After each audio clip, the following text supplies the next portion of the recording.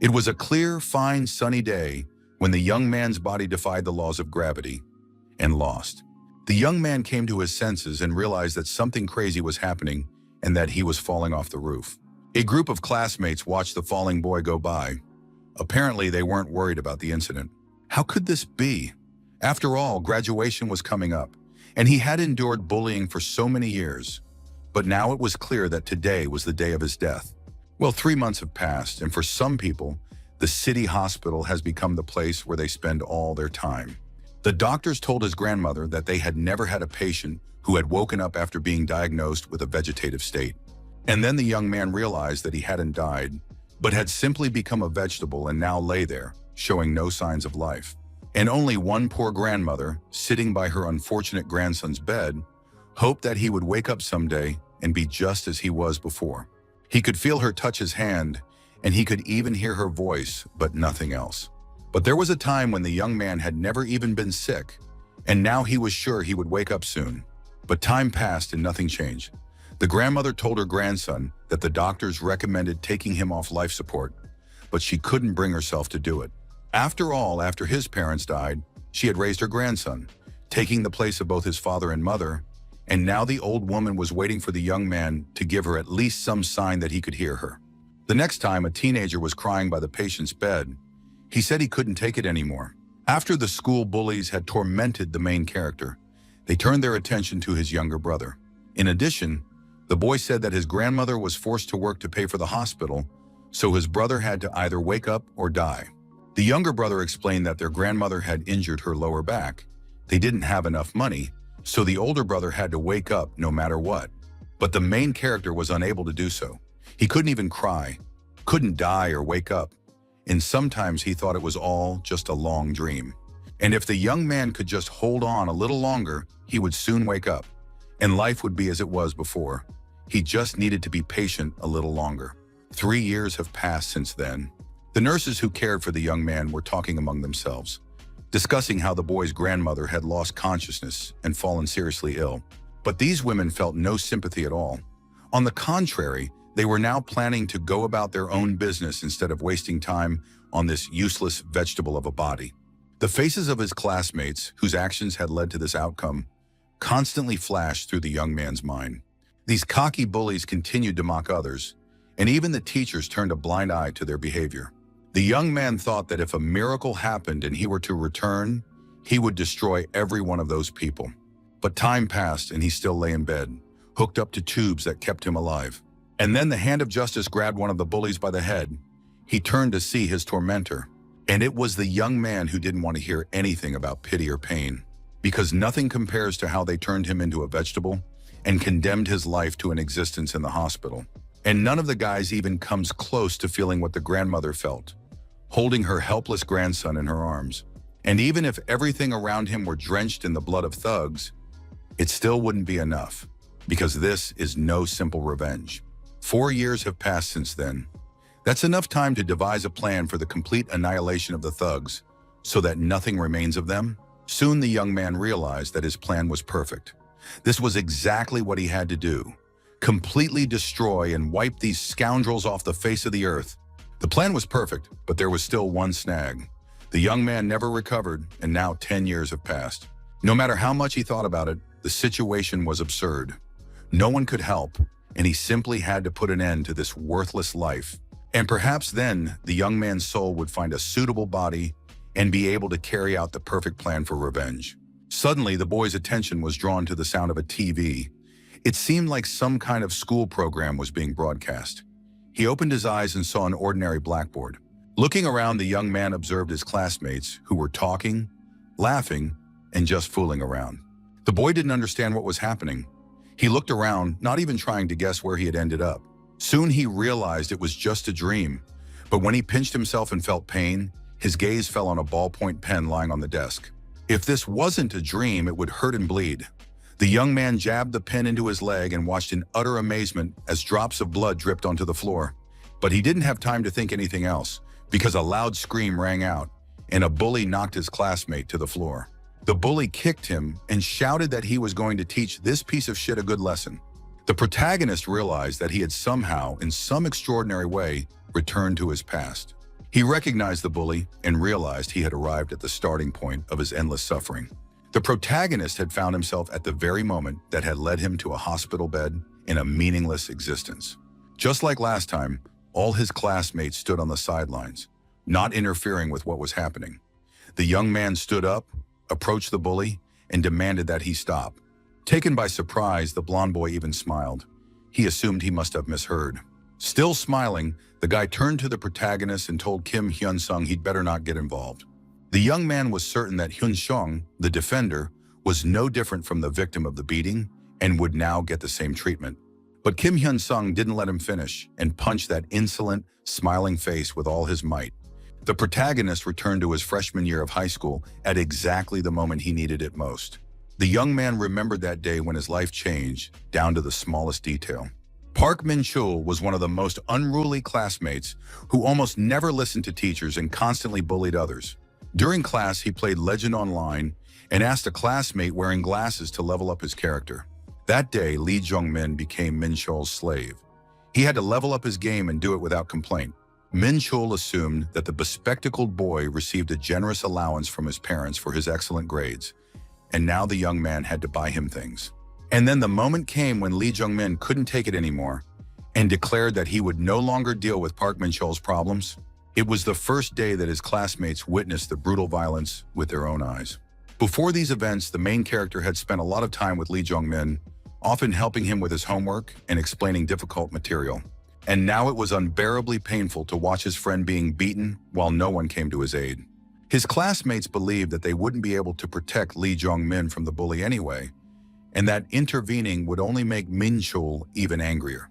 The protagonist understood what his friends were worried about, but Hyun-sung had always been at the top of the class in PE, outperforming many in grades, and now he demanded that the beating stop.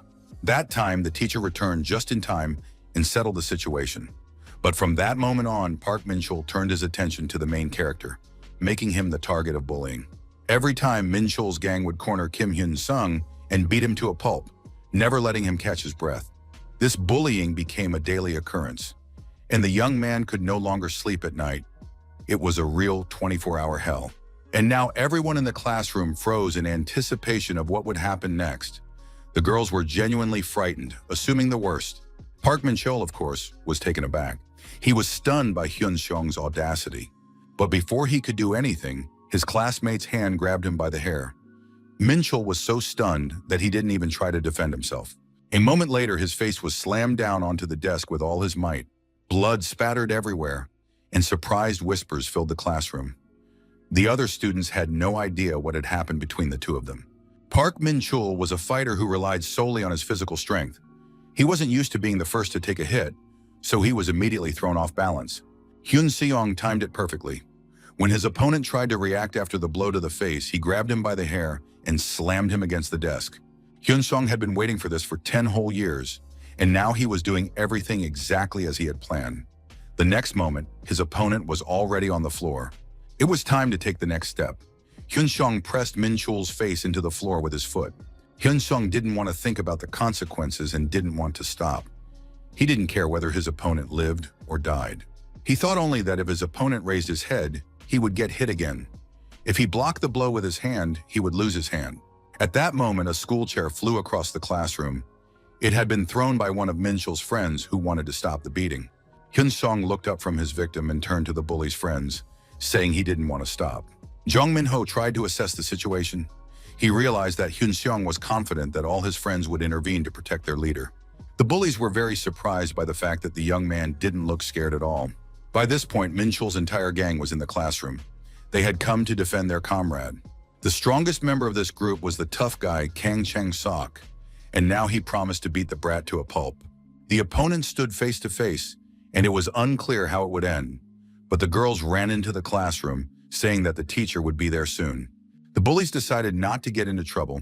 They'd settle things later. Chang-sok leaned closer to his opponent and said they would definitely meet after class, because the guy knew he was finished either way. Hyun-sung replied that he couldn't wait for that meeting and hoped the bullies wouldn't run away. Soon the class began. Jung Min-chul couldn't figure out what had happened. His head was splitting and he was furious. The young man remembered only the first blow, and then he woke up on the floor. It was a real humiliation, which of course he couldn't just let slide. Minchul thought about how he and his friends would get together after school and definitely settle the score with this wimp. Minchul realized that his classmate wouldn't have beaten him up if he hadn't let his guard down so much. And now this brat was acting all tough. Minchul hadn't picked on this classmate before. He was the class president and in charge of many things. They'd avoided each other. But now everything was completely different. Kim Hyun-sung had crossed the line first, and now he was going to be beaten half to death. The teacher continued the lesson, explaining that today's topic would be on the exam, while the boys could think of nothing but how to get out of class early. All of his classmates' minds were preoccupied with thoughts of Kim Hyun-sung. Today he was acting very out of character, perhaps under the influence of drugs or some other substances. Many thought Hyun-seon had simply lost his mind. Of course, they hoped no trouble would arise. The group of boys was just planning to take revenge for their leader and be the first to trample Hyun-sung. No one wanted to get to the bottom of it and figure out why their class president had acted that way and lost his temper. Jung Min-ho thought he just decided to act tough in front of the crowd. If he wasn't punished, the rest of his classmates would start looking down on them too. So now the bullies simply had to beat him to a pulp so he'd never be able to look at them that way again. Their anger didn't subside. The guys were itching to kill and tear their insolent classmate to pieces. As soon as the bell rang and the teacher left the classroom, Park Min-chul jumped up from his desk and declared that Hyun-sun was finished. But the next moment, a powerful blow to the head knocked the boy off his feet. No one understood what was happening. Hyun-sung was holding his opponent by the hair again and was about to continue where they'd left off. Min-chul realized that his classmate had no intention of running away. On the contrary, he had been waiting for the whole group and was now continuing the beating. The ringleader's friends hoped that Hyun-sung wouldn't get away, since the school was a closed-off area and he had nowhere to run. They had barely managed to sit through the class, and now they couldn't wait to take revenge for their friend and beat up Kim Hyun-sung. However, when the boys stepped out into the hallway, they saw that other students were watching something with concern on their faces. The boys rushed forward, pushing the crowd aside. Screams were coming from the classroom where Park Min-chul studied. When they burst into the classroom, their friend was already lifeless, and Hyun-sung, who had lost his mind, was once again raising his bloodied fist to strike. For some reason, he had no intention of running away. Instead, glancing at Min-chul's friends, he said they were running late.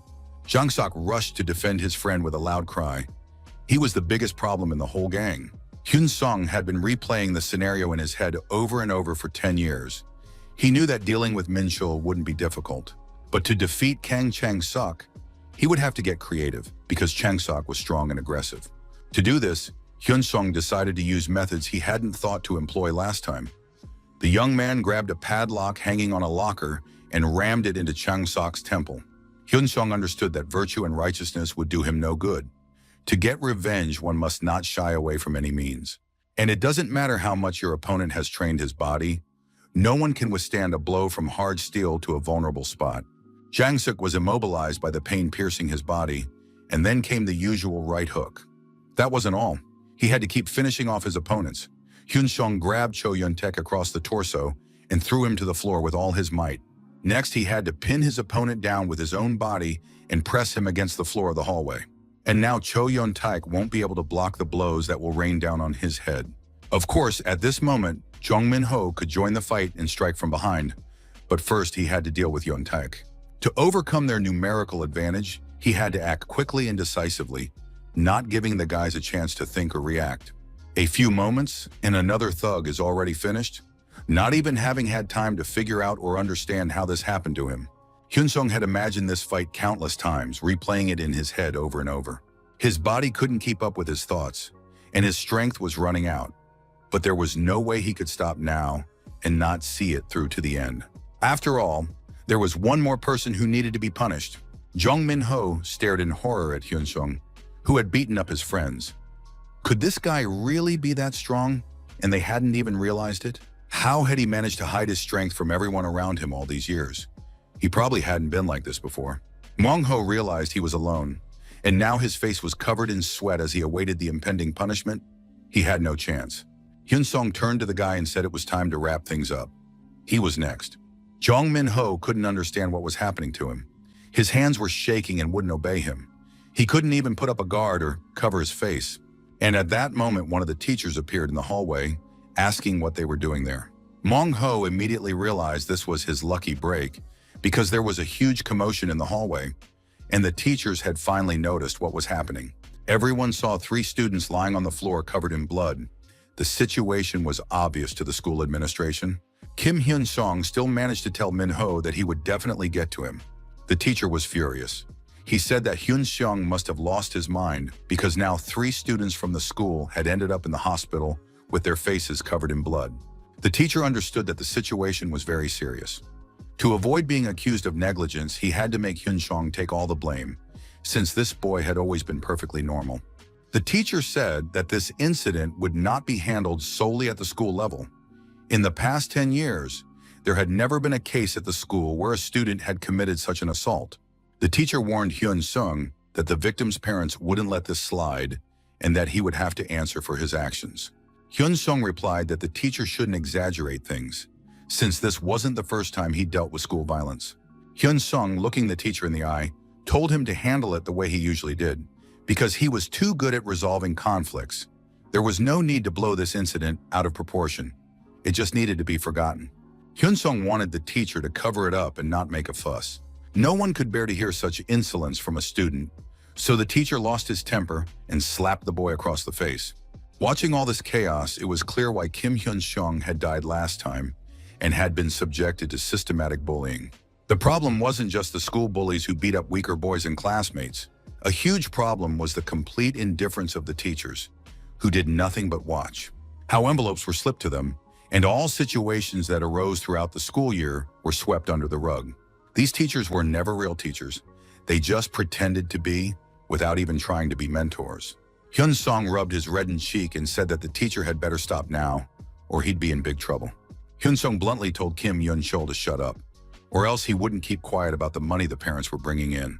Besides, it turned out that Hyun-sung knew about the close friendship with Jeon Minho's family, but that was small potatoes because the boy knew many other interesting facts.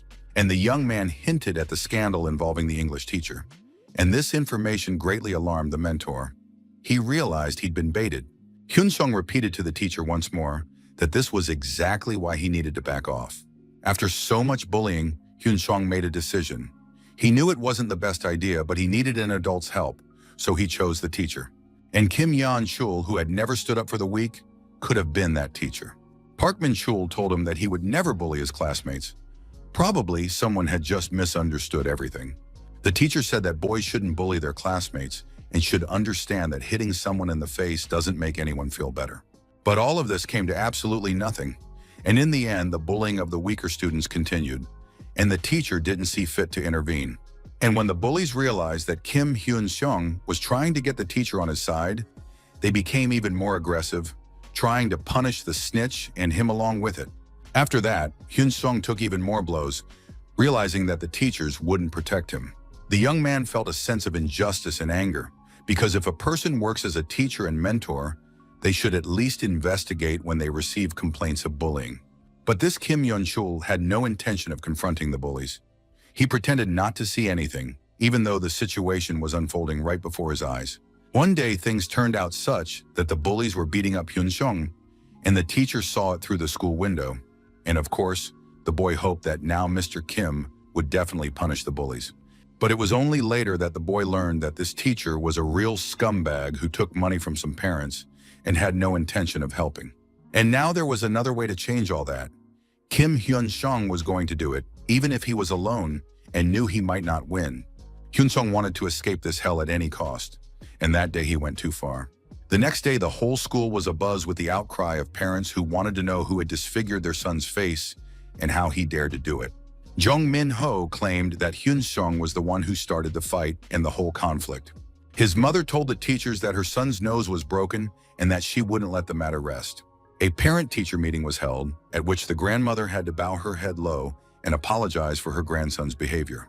Even at the meeting about school violence, only Hyun-sung was punished, while Min-chul's entire gang got off scot-free. Much of this became clear only after Hyun-sung fell into a coma. For example, that he wouldn't be able to exact revenge on his own. He had to sort all this out by punishing the teachers and everyone responsible. Only then would his revenge be complete. Teacher Kim tried to tell the boy that he was talking nonsense about money and all sorts of scandals. But Hyun-sung had no intention of backing down. He was determined to reach his goal and had been preparing for this for 10 whole years.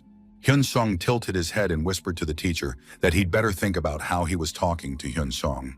The boy said that the teacher had met Minho's parents through an alumnus, and that Mr. Kim had been helping the boy even before he enrolled at the school, which is why he now receives a monthly payment. In addition, Mr. Kim is having an affair with the English teacher, a married woman with 3 children. They often go to motels. Hyun-sung claimed that if everything came to light, Mr. Kim's career would be in jeopardy, and he wouldn't be able to wriggle out of it, so he shouldn't behave the same way, or his life would be ruined. Hyun-sung warned that he would stop at nothing and would not leave Mr. Kim alone, even if he left the school. Hyun-sung knew that the teacher's wife had once come to the school, hit him, and thrown the divorce papers in his face. The family was quite wealthy, but everything was in the wife's name. And ever since then, the disclosure of this information had become Teacher Kim's greatest fear, so this kind of intimidation was bound to work. A few more minutes passed before Kim Yeon-chul asked the boy what he wanted from him. The young man replied that it was much simpler than it seemed. If the teacher wanted Hyun-sung to keep quiet, he had to keep living just as he had before. In other words, he had to remain the same scumbag, ignore the students' problems, cover up certain things even if it was wrong. There was just one caveat. This had to apply to Kim Hyun-sung. No information about the incidents could be allowed to surface, no matter what means or methods were used. And if everything goes exactly that way, Hyun-sung promised that no one would find out about Mr. Kim's secrets until he graduated from school. The teacher listened silently to the young man, then bowed his head and said he would do his best. Hyun-sung was satisfied with the outcome. Teacher Kim was merely the first card he intended to play, but he needed to prepare the next one quickly. First, however, there was one more unfinished matter. Hyun-sung returned to the office because he needed to finish what he had started, and now he was standing by the door. At that very moment, Jong Min-ho was furiously smashing furniture. He was throwing chairs because anger was boiling inside him. But he still believed that Teacher Kim wouldn't let this slide. He would definitely expel Hyun-sung from school. Min-ho decided he would simply avoid him for a while and never see him again.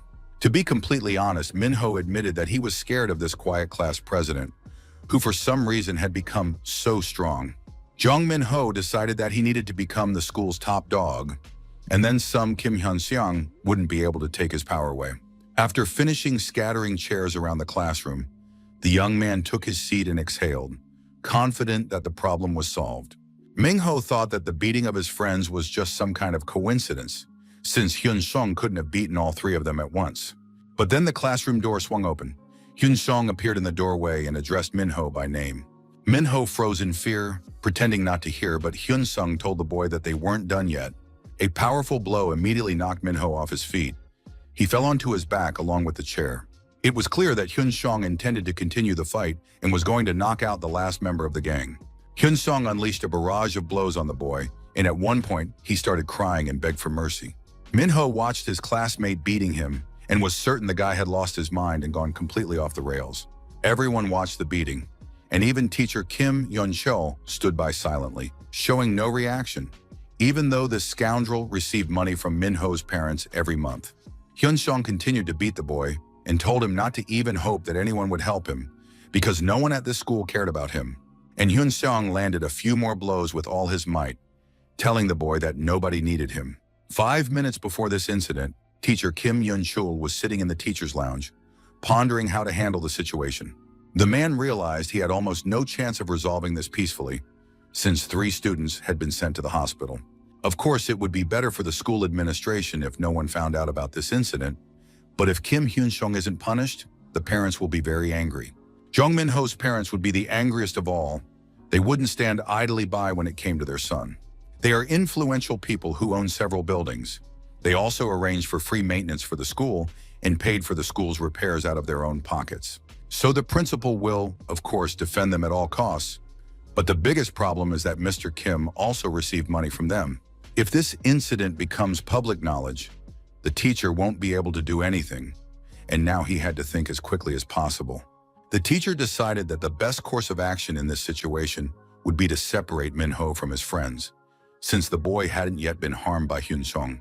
And if Jung Min-ho wasn't hurt, his parents wouldn't make a scene, and they could be persuaded.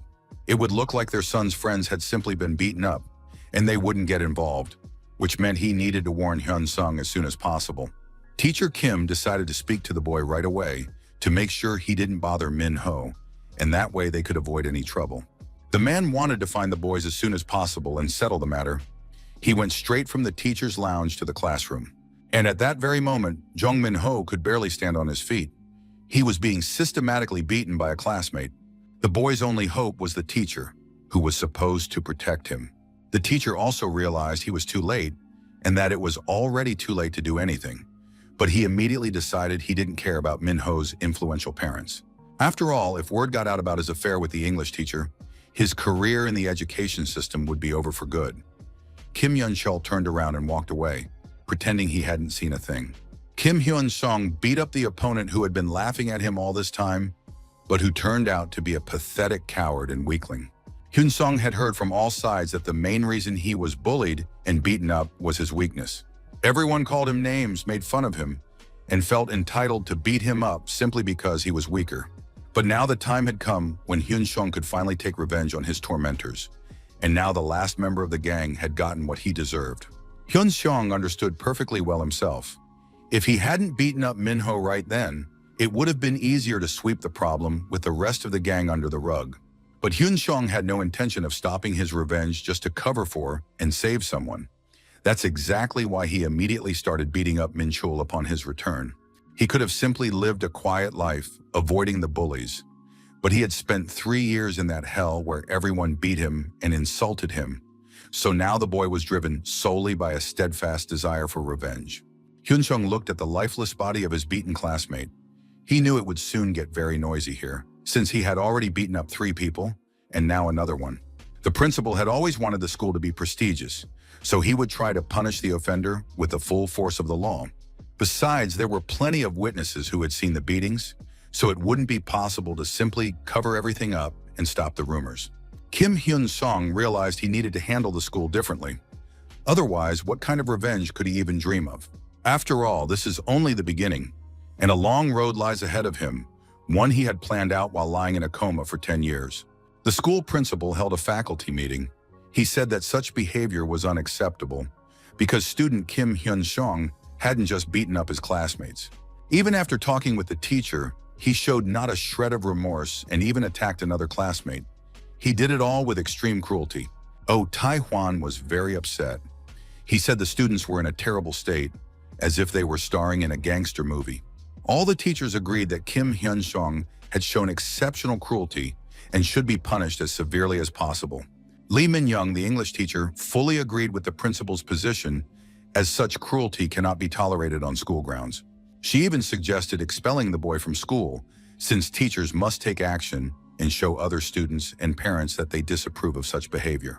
Teacher Kim tried to distract the English teacher, who didn't realize that her suggestions could cause them huge problems. If Lee Min-young doesn't want everyone to find out about her relationship with Mr. Kim, she needs to protect the boy.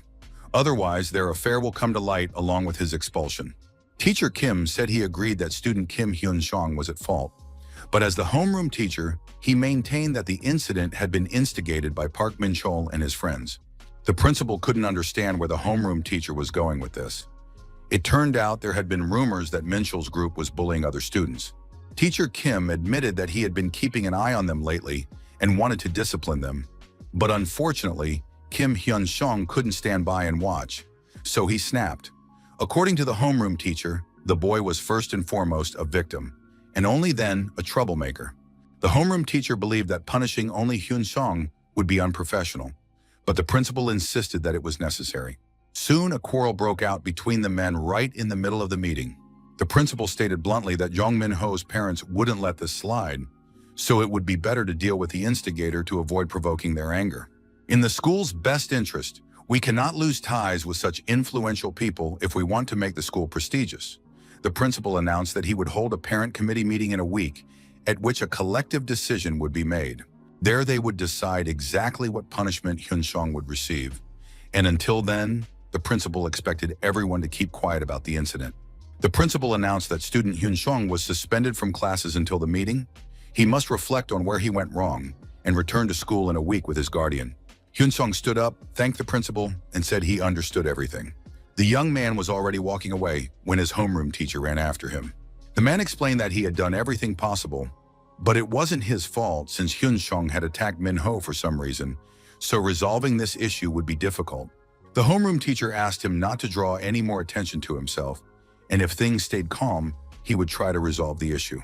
Hyun-sung looked at the homeroom teacher and marveled at what an interesting person he was. After all, just a couple of days ago, he had hit a student and yelled at him. Of course, this man had lost his conscience as a teacher long ago, and as a person he was nothing but trash. But now he was needed simply to make it possible to take revenge on his schoolmates. Hyun-sung turned to the man and said he knew how hard Kim Yun-chul had tried at today's faculty meeting. But despite that, the homeroom teacher had known the truth about Min-chul's gang and their antics from the very beginning. So now the homeroom teacher must remember the one and only way that can help him keep his job in his profession. And that is to keep Hyun-sung quiet until graduation, regardless of the odds, doing everything for the student's sake. Because if this isn't done, Hyun-sung promises the homeroom teacher that not only his life, but also the English teacher's life will be ruined. Hyun-sung looked at this pathetic creature who called himself a teacher and said he would keep his promise because he always keeps his word. Kim Yun-chul understood that arguing with this student was pointless. Something had happened to him that made words alone enough, and no proof was even needed. In fact, Hyun-sung would very much like to get rid of the homeroom teacher right now, but unfortunately, the main goal was still a long way off. The young man understood that he couldn't throw away valuable cards that might come in handy just out of sheer rage.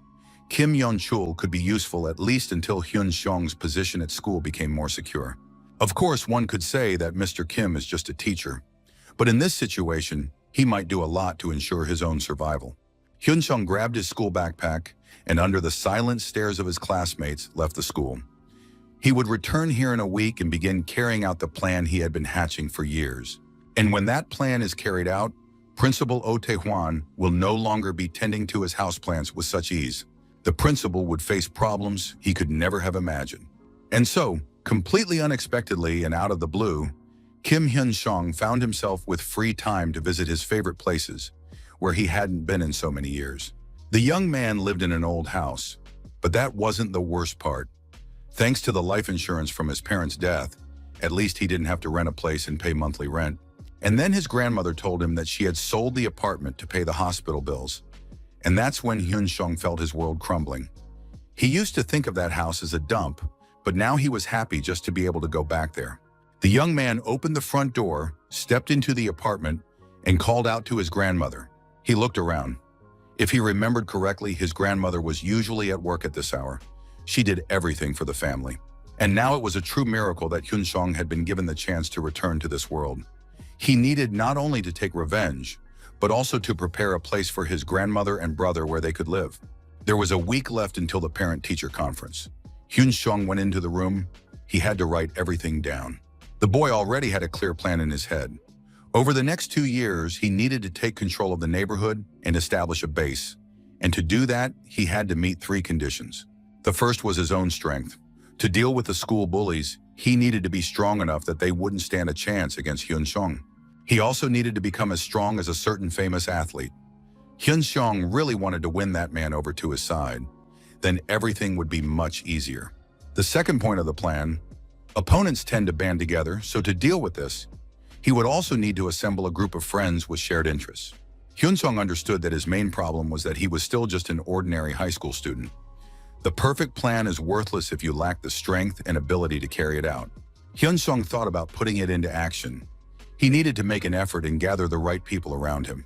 And the third point of the plan is a problem that can be solved through memories. Hyun-sung called this point influence. He needed influence to bring everything to life so that nothing would stand in his way. And this influence would also come in handy to resolve the situation with the parent committee. There was loud shouting at the city police station, as was usual there.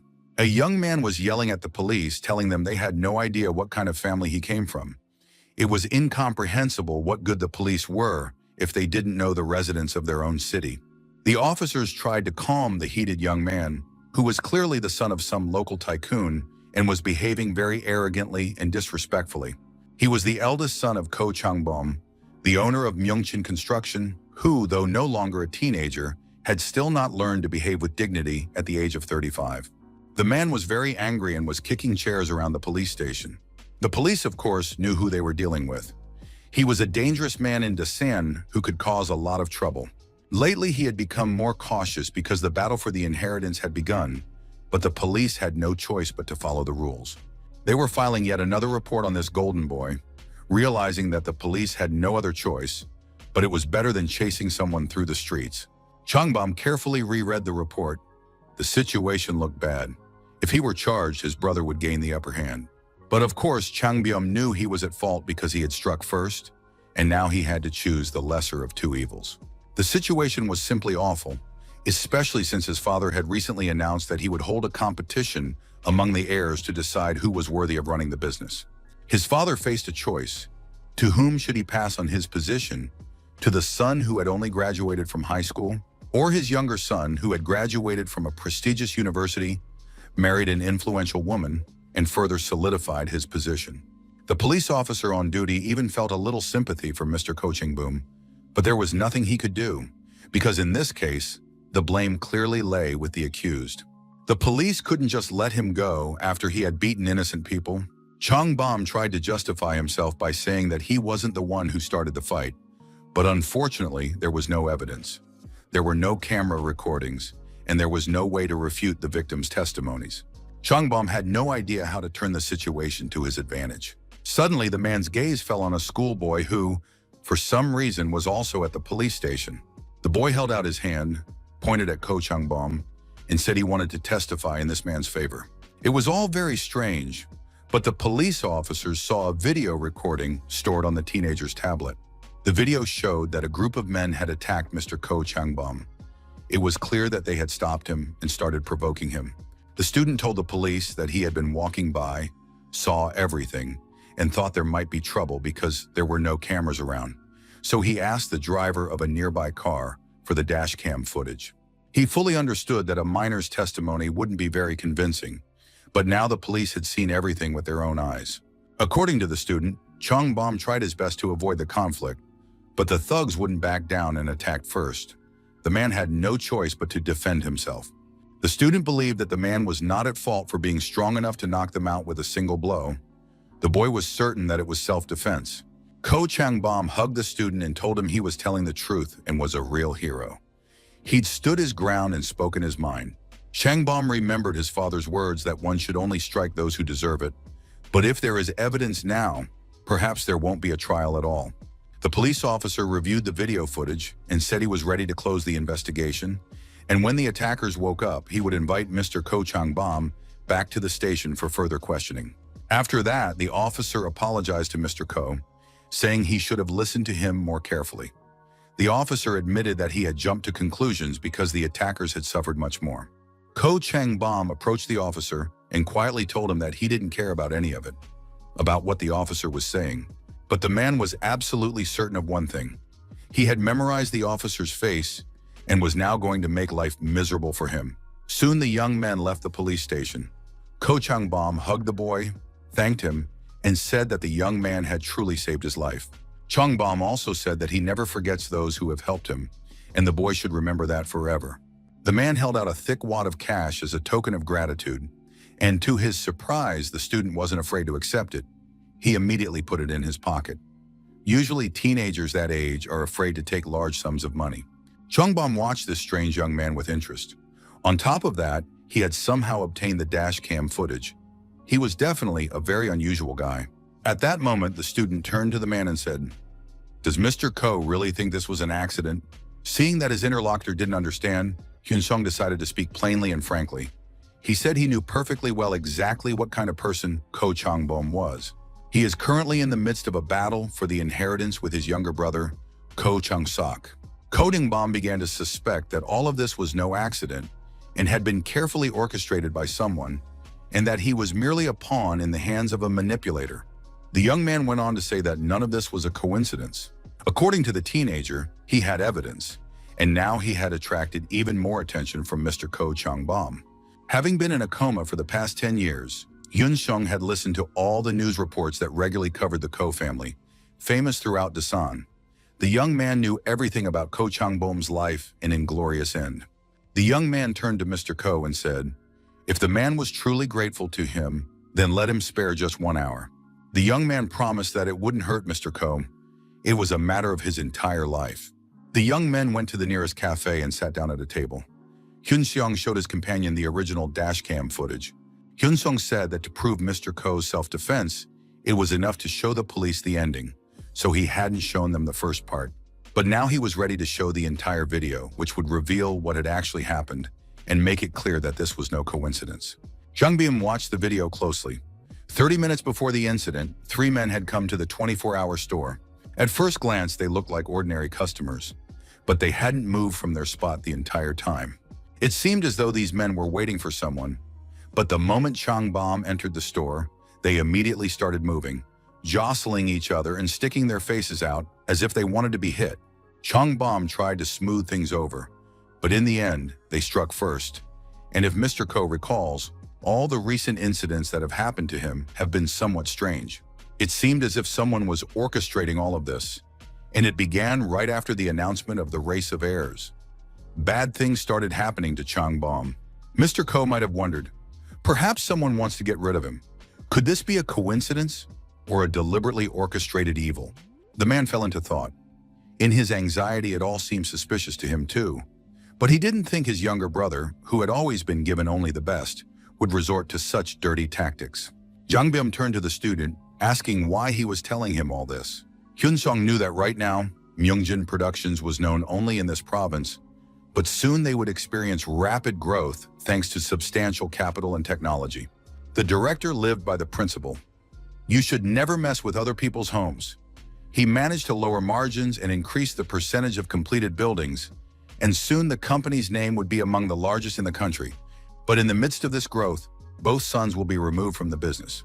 The trouble began with Ko Changbom, who was accused of assaulting people, and it was big news that the whole city knew about. The younger son used underhanded methods and wanted to become the heir at any cost. But his older brother found out about it. He got so angry that he hit Chang-sok. That was enough to leave the younger brother disabled. And then the father, in a rage, declared that both of his sons were incompetent and would not inherit the company. The news caused quite a stir. It got to the point where people were deliberately following the brothers and posting every move they made online for the sake of memes. As a result, the position of company director will be filled by a professional manager hired by their father, and this will elevate the company to the level of the largest corporations.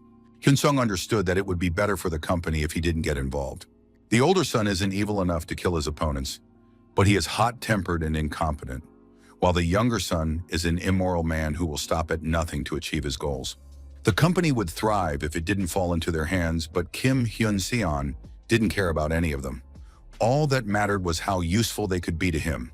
In truth, the young man didn't know if he was doing the right thing, since the butterfly effect could change the future. But then again, that wasn't Hyun-seon's problem.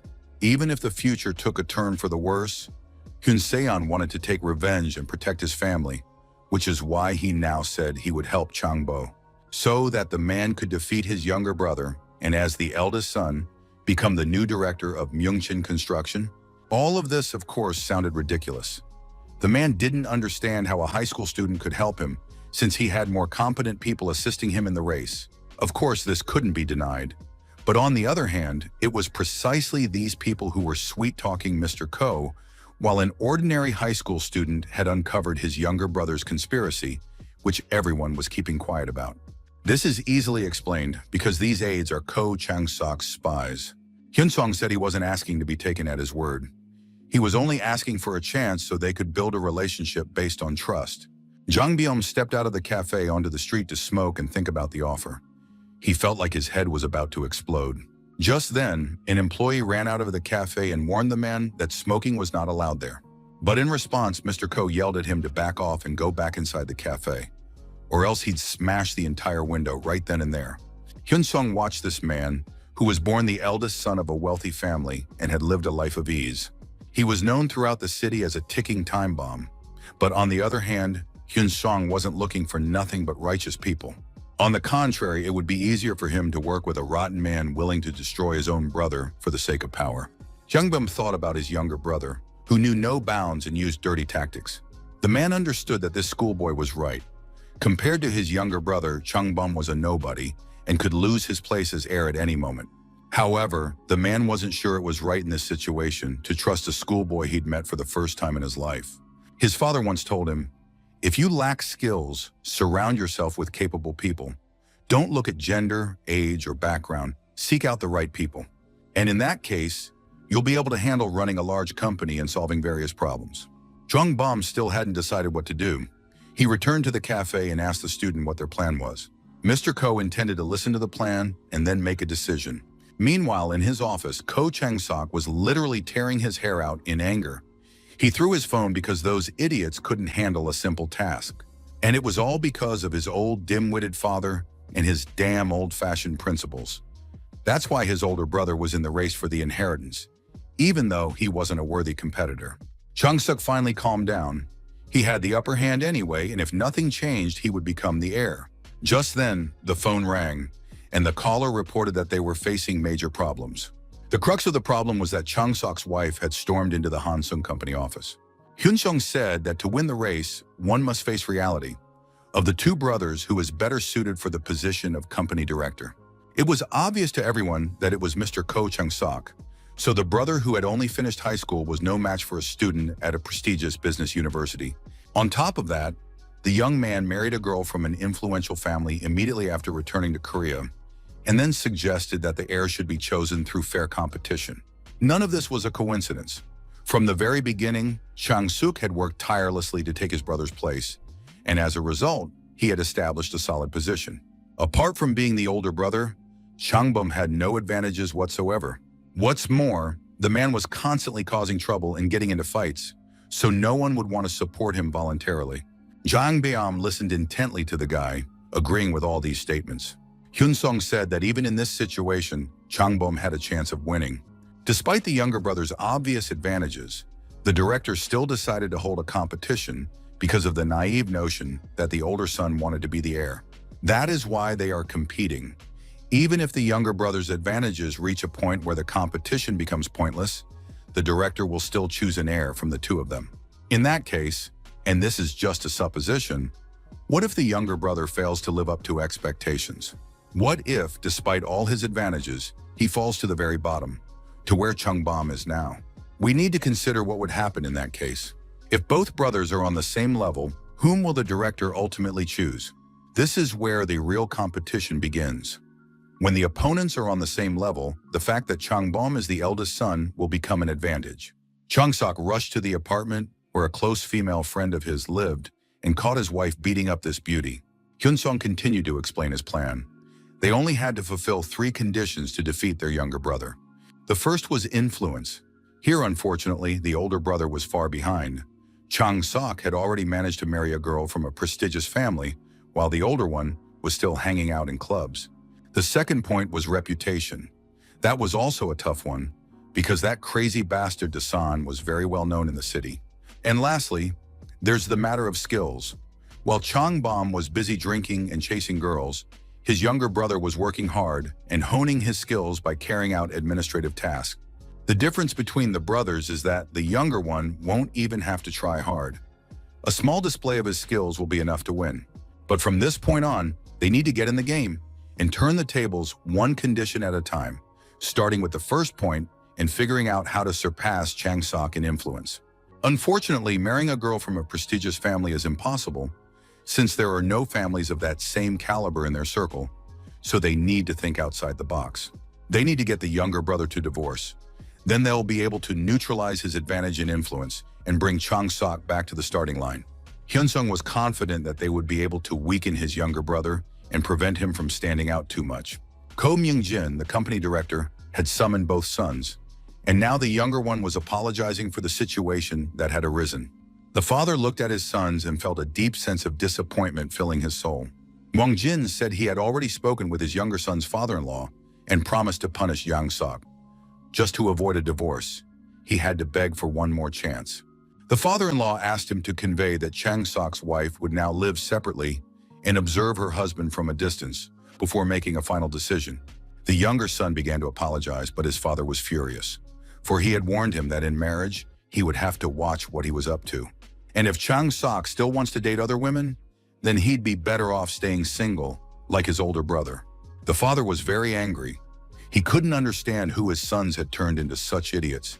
After finishing scolding his younger son, the father asked what exactly Chang Bom had been doing at the police station recently. The man assumed his son would now start yelling and try to prove he wasn't guilty of anything. Chang Bom was thrilled with his high schooler's plan. He had to dig up some dirty secrets about his younger brother and tell them to their father. He had to say that Chang Sok was bringing shame on their family and that the company shouldn't be entrusted to such a person. Then their father would definitely get rid of him. But Hyun Sung said that was wrong and a bad idea. The thing was, while the young man was in a coma, he had been listening to a documentary about the company's CEO, Ko Myung-jin. The program stated that the man knew everything his sons were doing, including the schemes of his younger son, who was trying to get rid of his brother. However, the father didn't react to this at all because he didn't see a problem with his heir having a slightly tarnished reputation. The main thing was whether his son could lead the company to success. In that case, it would be simply impossible to change his mind with a bunch of dirty rumors about his younger son. And if that happens, Ko Myung-jin will simply hand the company over to a professional manager, just as he did in his past life. Getting rid of Jang Sok isn't enough for them. For the father to hand the company over to the eldest son, he needs to behave in a manner befitting a future CEO. He needs to show a different side of Yang Bom. Hyun Sung told his companion that they need to show the man in a way no one has ever seen him before. That is exactly what their plan will be. And now, standing before his father and brother, Chang Bom bowed his head and asked for forgiveness, saying he would do his best to ensure it never happened again. The young man bowed deeply and said that regardless of the reason, he had caused trouble for his father and would take responsibility as the eldest son. Chang Bom added that he remembered he had to behave with dignity and speak to his younger brother on his father's behalf. Complete silence fell over the office. The men present had not expected such a turn of events. The father said he was already aware of what had happened at the police station. He knew his son had been provoked. After that, the man placed his hand on his son's shoulder. His son had behaved with dignity and tried to resolve the situation without a fight. The father looked his eldest son in the eyes and did something he hadn't done in many years. He said he was proud of Chang Bom. At that moment, Chang Sok could barely contain himself, thinking it was all utter nonsense and a circus. He looked at his brother, who had managed to wriggle out of his trap this time. But in any case, Chang Sok was confident that he was smarter and would lure his older brother into the next trap.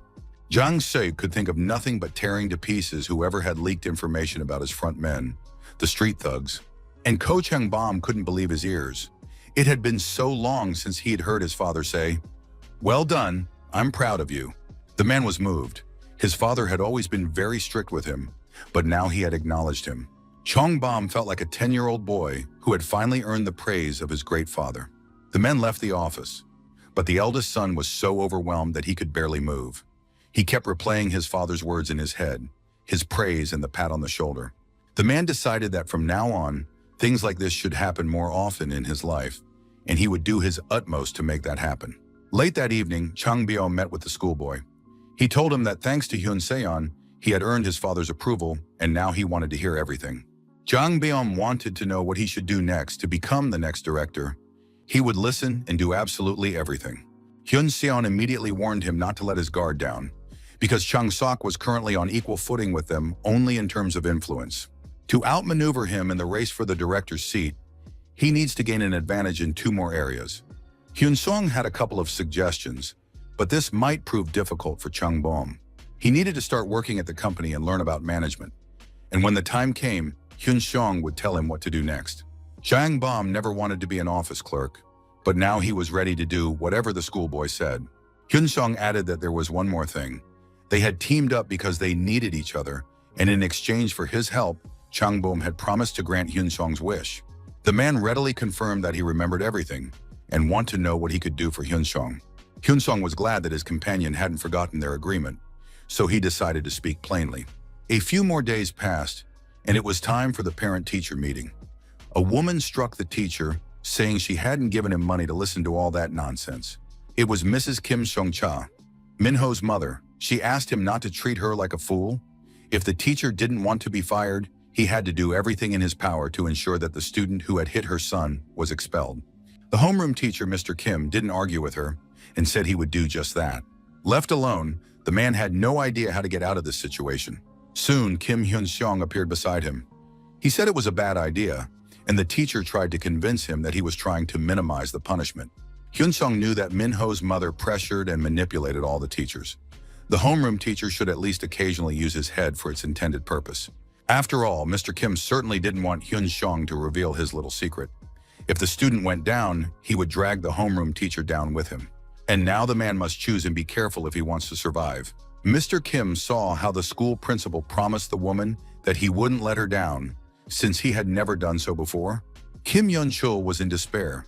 He realized he would lose his job either way, and the only choice was what they would call him afterward. To everyone, the man would be either a traitor or a bribe taker.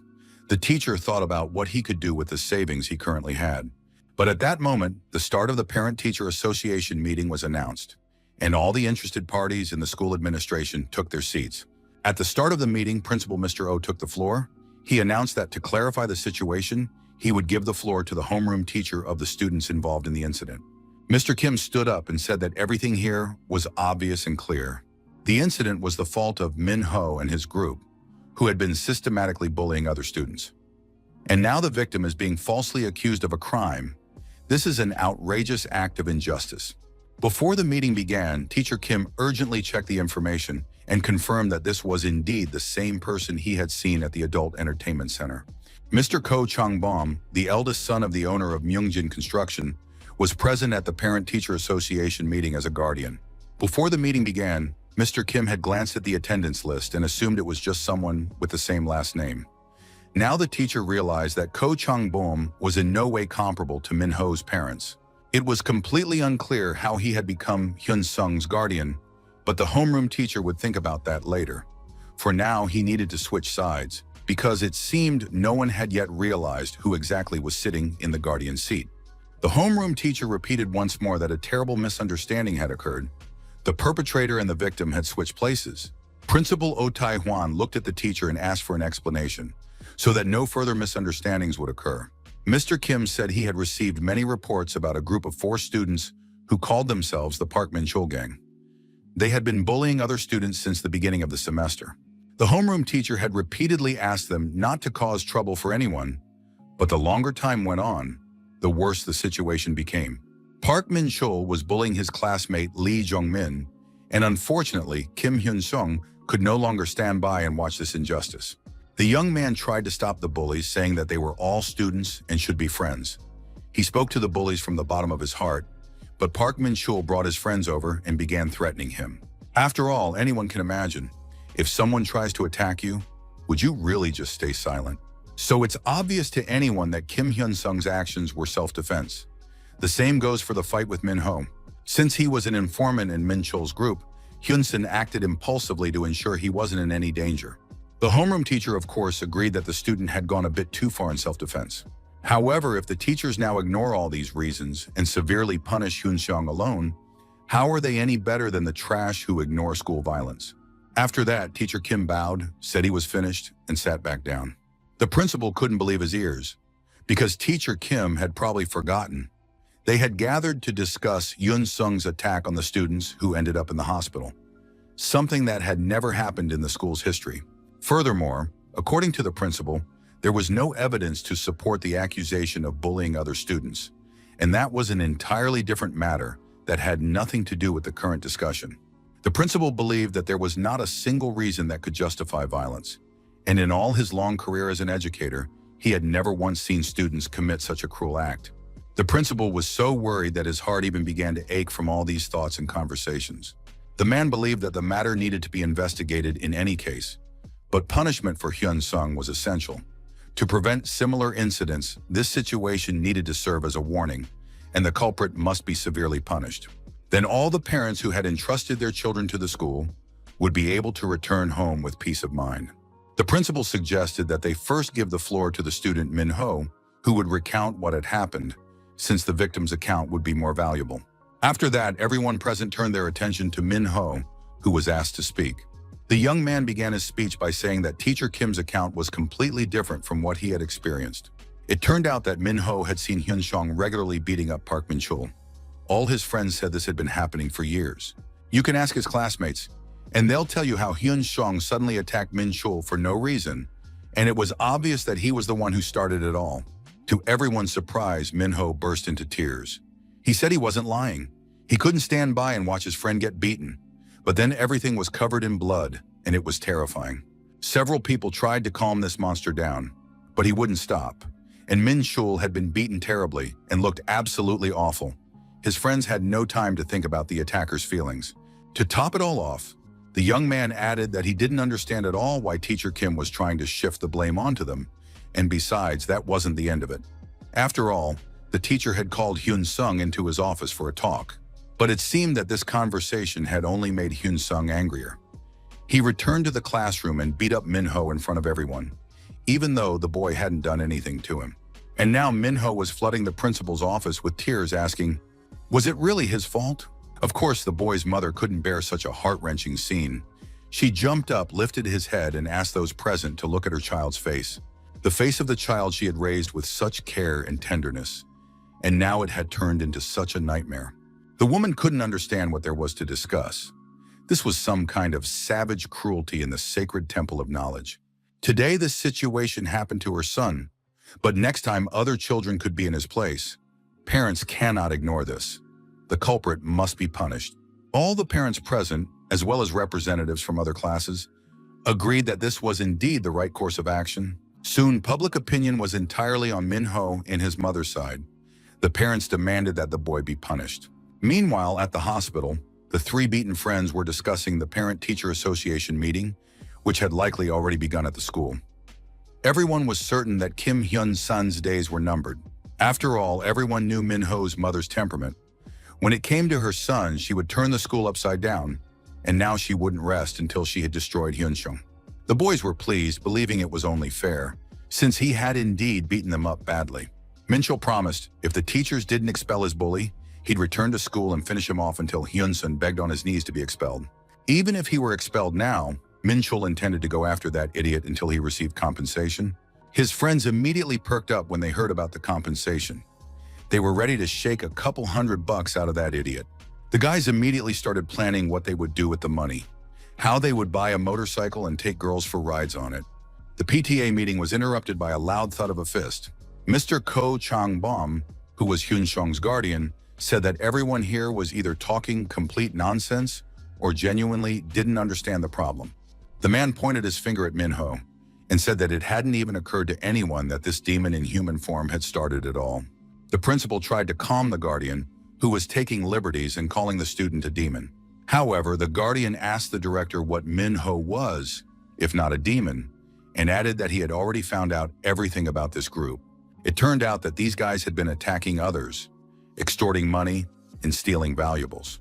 They were pretty notorious bastards, and everyone in the neighborhood knew them. And now Mr. Ko wanted to know why such people were being persistently covered up.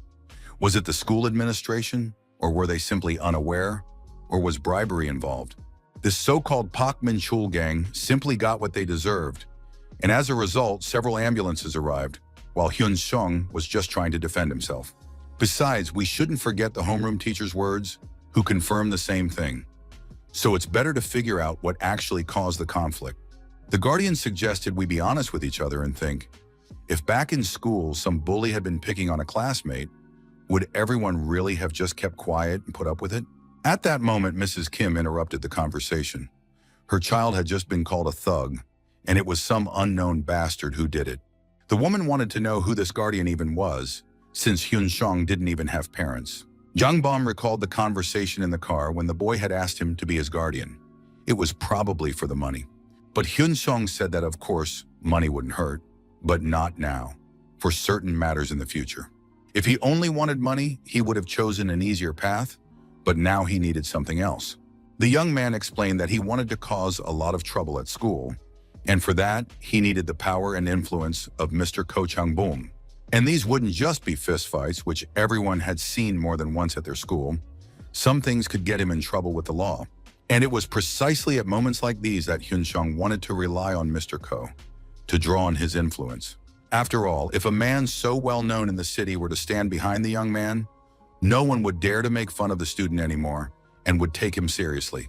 Hyun-sung wanted Changbom to act as his protector and deliver the result he needed. Hyun-sung promised that he, in turn, would do everything in his power to ensure that Ko Changbom became the next director of Myungjin Construction. Changbom listened to all this with interest and said he didn't see a problem with it.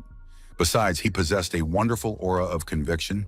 The man told the young man to just trust him, and whether he beat someone up or not didn't matter. Changbom would take care of everything. And now this woman wanted to know who Hyun-sung's guardian was. The man stood up and, looking down on everyone present, said that he was Kim Hyun-sung's guardian, and that his name was Ko Changbom, and he was the eldest son of Myungjin Construction. And none of those present even realize who they're talking to, because Hyun-sung is his precious little brother. And the guardian is certain that Hyun-sung isn't the type to cause trouble for others. But now it turns out that a parents' committee had even been formed on his behalf, so he quit his job and rushed over here. This school was supposed to become prestigious in the near future, and Mr. Ko really hoped that Hyun-sung would graduate without any problems, and he was planning to sponsor the school on behalf of the company. But it seems he needs to change his plans. Who would have thought the school was so rotten to the core? Jong Byum was simply stating the facts and now wanted to know what the teacher's duty was. Shouldn't teachers instill fair and righteous values in their students? And if so, why should Hyun-sung, who stood up to the bullies and saved his classmates, be punished? Are the teachers really going to ignore years of bullying and punish the one who, for the first time, found the strength to stand up for himself and his classmates? Where were the teachers when other children were being beaten up? It doesn't matter what kind of family a child comes from. Teachers take money from rich parents and turn a blind eye to their actions. If that's the main reason, then Mr. Ko said he won't let this slide. He will not only raise this school to the ground, but also punish everyone who sided with the bullies and make sure they don't even come near the city. And this can be considered a threat, because according to Ko Changbom, this was true justice. The auditorium was completely silent. The principal couldn't understand how the eldest son of Myungjin Construction had become Hyun-sung's guardian, since the boy was an orphan who lived with his grandmother and younger brother. The director realized that if he continued to help Minho, he would not only lose the opportunity to establish connections with Myungjin Construction, but he might also be expelled from the city for ignoring their warning. The principal realized it would be best to sever all ties with Minho's parents. This was a great opportunity to show himself in the best light. And if Myungjin Construction became a sponsor of the school, turning it into a prestigious institution would be only a matter of time. The principal knew he might be called a traitor and even have a few stones thrown at him. But when thinking about the school's future, the choice was obvious. Finally, the principal cleared his throat and said that, in fact, he had also heard about a group of students who were bullying the other kids. Mrs. Kim turned to the principal, who seemed to be about to say that her beloved son was the ringleader. But the principal cut her off, saying that now was not her time to speak. The principal didn't want to place the blame on anyone. He was simply stating the facts. The parent committee had gathered to act fairly based on all the available information. Throughout the years, student Kim Hyun-sung had been one of the top performers in terms of academic achievement, and he likely had a compelling reason for acting this way. That is why Principal Oh Tai-hwan suggested hearing Hyun-sung's perspective on the matter. Hyun-sung was satisfied. Finally, these people had asked for his opinion, since they wouldn't have listened to him if it weren't for the influential person standing beside him. In his past life, he hadn't had such a person. The young man stood up and explained that he had repeatedly spoken with many teachers about how Park Min-cheol's gang was systematically bullying someone, but all the teachers kept saying the same thing. They said that Park Min-cheol wasn't the kind of person who would do such a thing. It was probably just a joke. The teachers also asked him not to cause trouble for anyone and to just be a man and handle it himself. Sometimes the teachers said they would help, but in reality, they didn't even look into the matter. Teacher Kim listened to these words, realizing they were directed at him as well. Meanwhile, Hyun-sung continued, saying that some teachers had simply scolded the bullies. But this, on the contrary, gave the bullies confidence in their impunity. Hyun-sung admitted that he had hit Minho and sent the other bullies to the hospital. He was sitting in the hot seat solely because he had hit someone once. The guy believed that the problem wasn't that he had gone too far, but that everyone else considered him completely defenseless and harmless.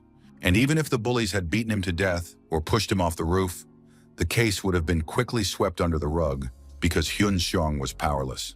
The laws are different for the poor and the rich. That gang still exists and will continue to ruin everyone's lives.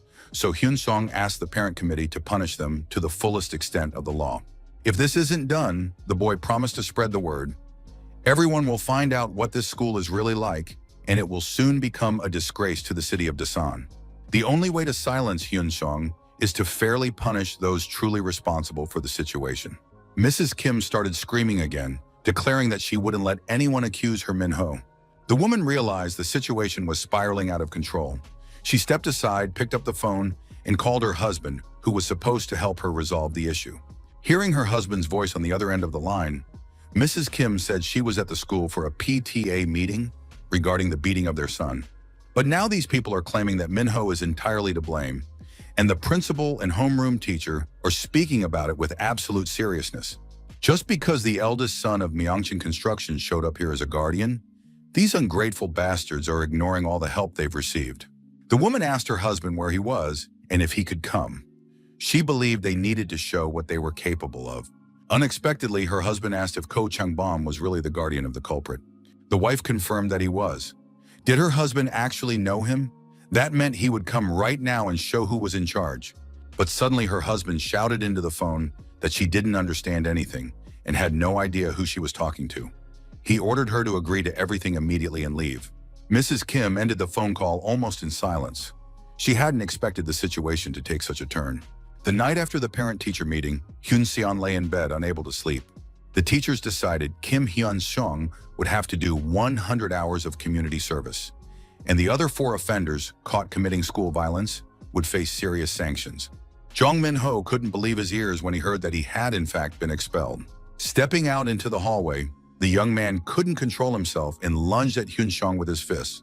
But at the last moment, Mrs. Kim intervened, stopping her son by grabbing his arm. Hyun Seong turned to the boy and told him to get down on his knees and beg for forgiveness. Min-ho couldn't believe his ears, but Hyun Seong repeated that he demanded he get down on his knees and beg for mercy. Min-ho didn't understand why he should do that, since he had already been expelled. So why should he get down on his knees? But Hyun Seong just smirked and told the boy to ask his mother whether he should get down on his knees or not.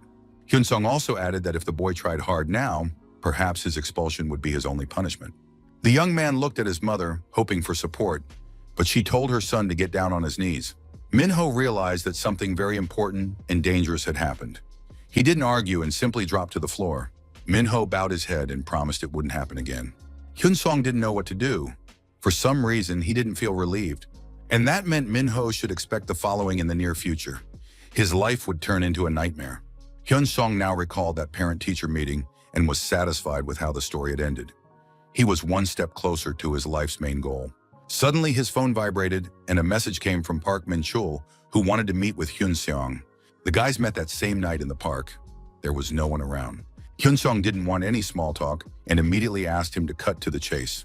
Park Min-chul lowered his head, trying to say something, and even broke out in a sweat from the tension. Finally, he managed to say that picking on Hyun Seong and the other classmates had been wrong. It had all happened because of his immaturity, and he hadn't even realized how hard it had been for them all. But now that he'd spent a week in the hospital, he fully agreed with the committee's decision and promised not to bother anyone in the future. So Park Min-chul hoped that Hyun Seong might let the matter slide.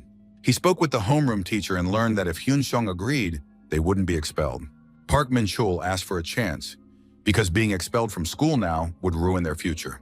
Min-chul broke down in tears and begged Hyun Seong to let the matter drop. They would do anything and carry out any tasks or help with schoolwork. Hyun Seong was even a little surprised. Although these guys act like alpha males at school, they're essentially still just kids whose futures could be ruined with a snap of a finger. After being expelled in a scandal, no other school in the city would accept them. Furthermore, their records would be marked with a note about violence, and that would effectively be the end of their entire future life and career. Park Min-chul admitted, although he wasn't supposed to say this, someone had ordered them to bully other students. Well, as surprising as it may sound, Hyun Seong said he knew who was behind it all. After a couple of years in a coma, Hyun Seong heard a news report about a student who had jumped off a roof and left a suicide note containing the truth. It told of the Golden Circle, an organization founded in prestigious schools in Gangnam. Even in the future, the circle's members were never identified. The founder of this organization saw how children suffered from school violence and realized he could make money off of it. This man hired bullies or children with the right physical build and also identified which students had wealthy parents, offering to protect their children while they were in school. In addition, an entire system was established in which the students under their protection received excellent grades. If a student under their protection made it onto the honor roll, the hired bullies would eliminate the students who had outperformed them. In the future, only the lowest-ranking members of the Golden Circle hierarchy were identified, and information about the leadership remained undisclosed. In order to fully take revenge on those who turned Hyun-sung's life into a living hell, he must expose the Golden Circle organization and destroy everyone involved. Hyun-sung said he knew about the Golden Circle, but there was one inconsistency. It was based in Seoul, and they had no influence in Dasan. Now the young man wanted to know who had hired Park Min-chul. The young man replied that it was his senior, Shin Young-min. Shin Young-min was a third-year high school student, a bully who had the entire school under his thumb. Hyun-sung had no idea that he was a member of the Golden Circle because the organization made requests to its soldiers in remote regions. It was clear that Shin Young-min probably didn't know much, but he was definitely a member of the Golden Circle. Hyun-sung didn't think he'd be able to get much information out of him. At least he wouldn't do it voluntarily.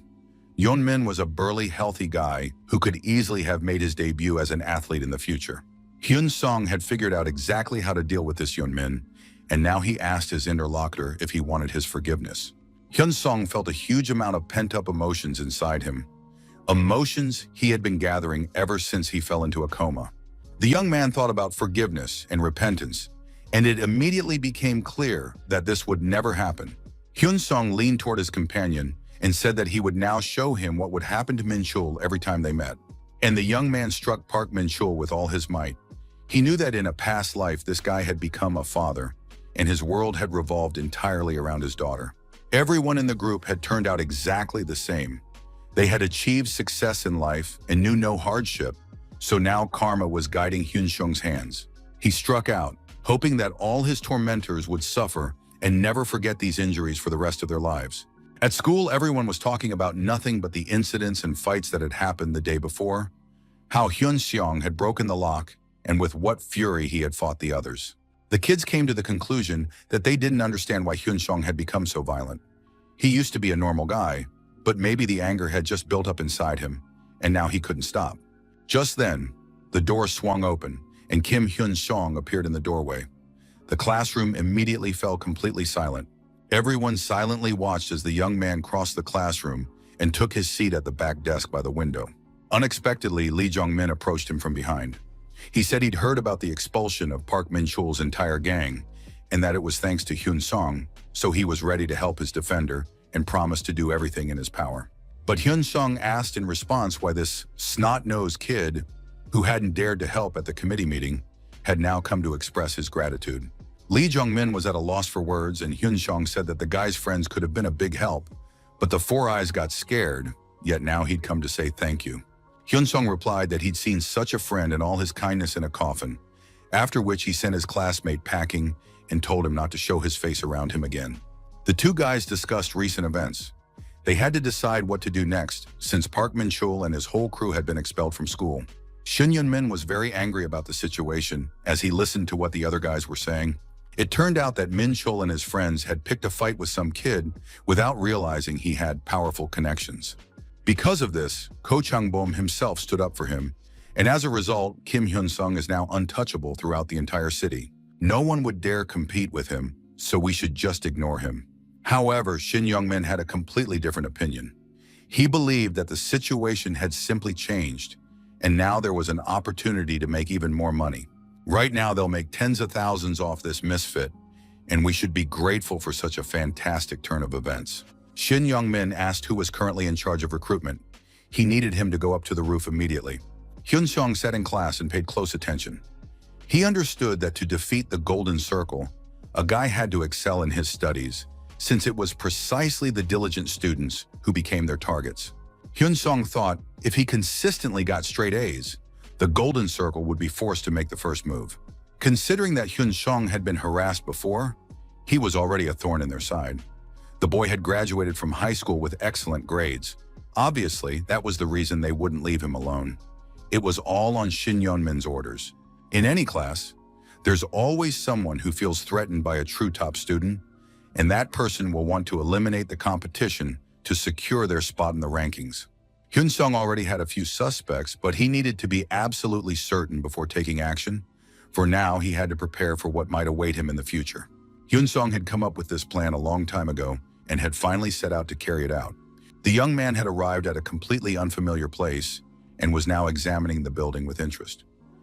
He was thinking about Jung-ju Chol, the first Korean fighter to win the MMA World Championship title. But unfortunately, now it was just an echo of the past that everyone had forgotten. Upon entering the completely empty reception area, the young man heard a voice asking if he wanted to sign up for the club. Hyun-sung was absolutely certain that he wanted to join this very club because he wanted to become a good fighter. Soon, the person currently in charge of the tryouts was summoned to the school rooftop. Park Jin-woo greeted Yeon-min. It was clear that the boy was nervous upon meeting the representative of the Golden Circle. Yeon-min was impressed by his companion's size and immense strength. After that, Shin Yeon-min patted the big guy on the cheek and said there was one important task. He needed to take first-year student Kim Hyun-min and make him mentally retarded so that he couldn't string two words together. The man in the sports section praised Hyun-sung for coming to the right place and said he would now get excellent results. First, the man was going to tell him about his gym. It offered physical training, relaxation, and a diet program. Yoon Kyung-chul was the owner of this facility and was very proud of it. The man said that his classes weren't cheap, but the young man would learn through sparring. The man asked what had motivated the young man to start training. Hyun-sung replied that he simply wanted to learn how to fight well so he could beat up all the jerks who pick on others. The coach paused for a moment and said that they didn't teach fighting here. If the guy had come to his gym because he wanted to beat someone up, this wasn't the place for him. For that, he could just get a little stronger, and the bad guys would back off. Why not just work out and build up his strength? Hyun-sung looked at this man, the Korean champion, and realized that there was a reason why such a famous and great athlete had ended up as just a gym owner in the middle of nowhere. And the main reason was banned substances. After his third title defense, Yoon Kyung-chul took a doping test, and anabolic steroids were found in his blood. The man admitted his guilt and made no excuses, but his career came to an immediate end. But that wasn't the main point. Hyun-sung had come to see him for another reason. The news was reporting on Korean athlete Kim Moo-yeol, who had reached unprecedented heights in just a few years, and recently revealed the shocking secret behind his success. It turned out that he wasn't a natural talent or a self-made man. He achieved everything thanks to the methods of his coach, Yoon Kyung-chul, who turned a third-rate wrestler into Korea's best athlete. Hyun-sung decided to get closer to this man and lay a solid foundation for his physique. The young man said that during his athletic career, Mr. Yoon would stop at nothing to achieve his goals, and Hyun-sung had the same approach. The coach grew somber and said that this had been his biggest mistake, and he would have to pay for it for the rest of his life. The man said that if he could go back in time, he would never make the same mistake. The consequences of those years still haunt him. And using his own example, he told the guy straight up, he wouldn't get off scot-free, so he needed to leave. Yoon Kyung-chul wouldn't train him. Going to the gym just to beat up some idiots is a surefire way to end up in jail. The man had practically stepped out of the reception area when he heard two words from the young man. 100 million. Hyun-sung continued, saying he knew the man was in desperate need of money right now. If he agreed to train the boy, 100 million won would be transferred to his account the very next day. And even if they didn't get along and Hyun-sung left the gym, the money would stay with the coach. There was no risk for him. The main side effect of using banned substances is social condemnation and disqualification from the mixed martial arts scene. Hyun-sung didn't understand. If the coach knew the consequences, why did he choose to use performance-enhancing drugs? Did he really think the end justified the means? Now, Hyun-sung admitted that he felt much the same way. Perhaps after training, he would get into fights left and right, and the consequences of his actions would turn out to be worse than he imagined. Hyun-sung assumed he would likely end up crippled or in a juvenile detention center, followed by a transfer to prison for the rest of his life. But the boy was ready for that, which is why he came to Yoon Kyung-chul. Just like his coach back in the day, Hyun-sung sincerely said he was at his wit's end. He also added that he needed Yoon Kyung-chul.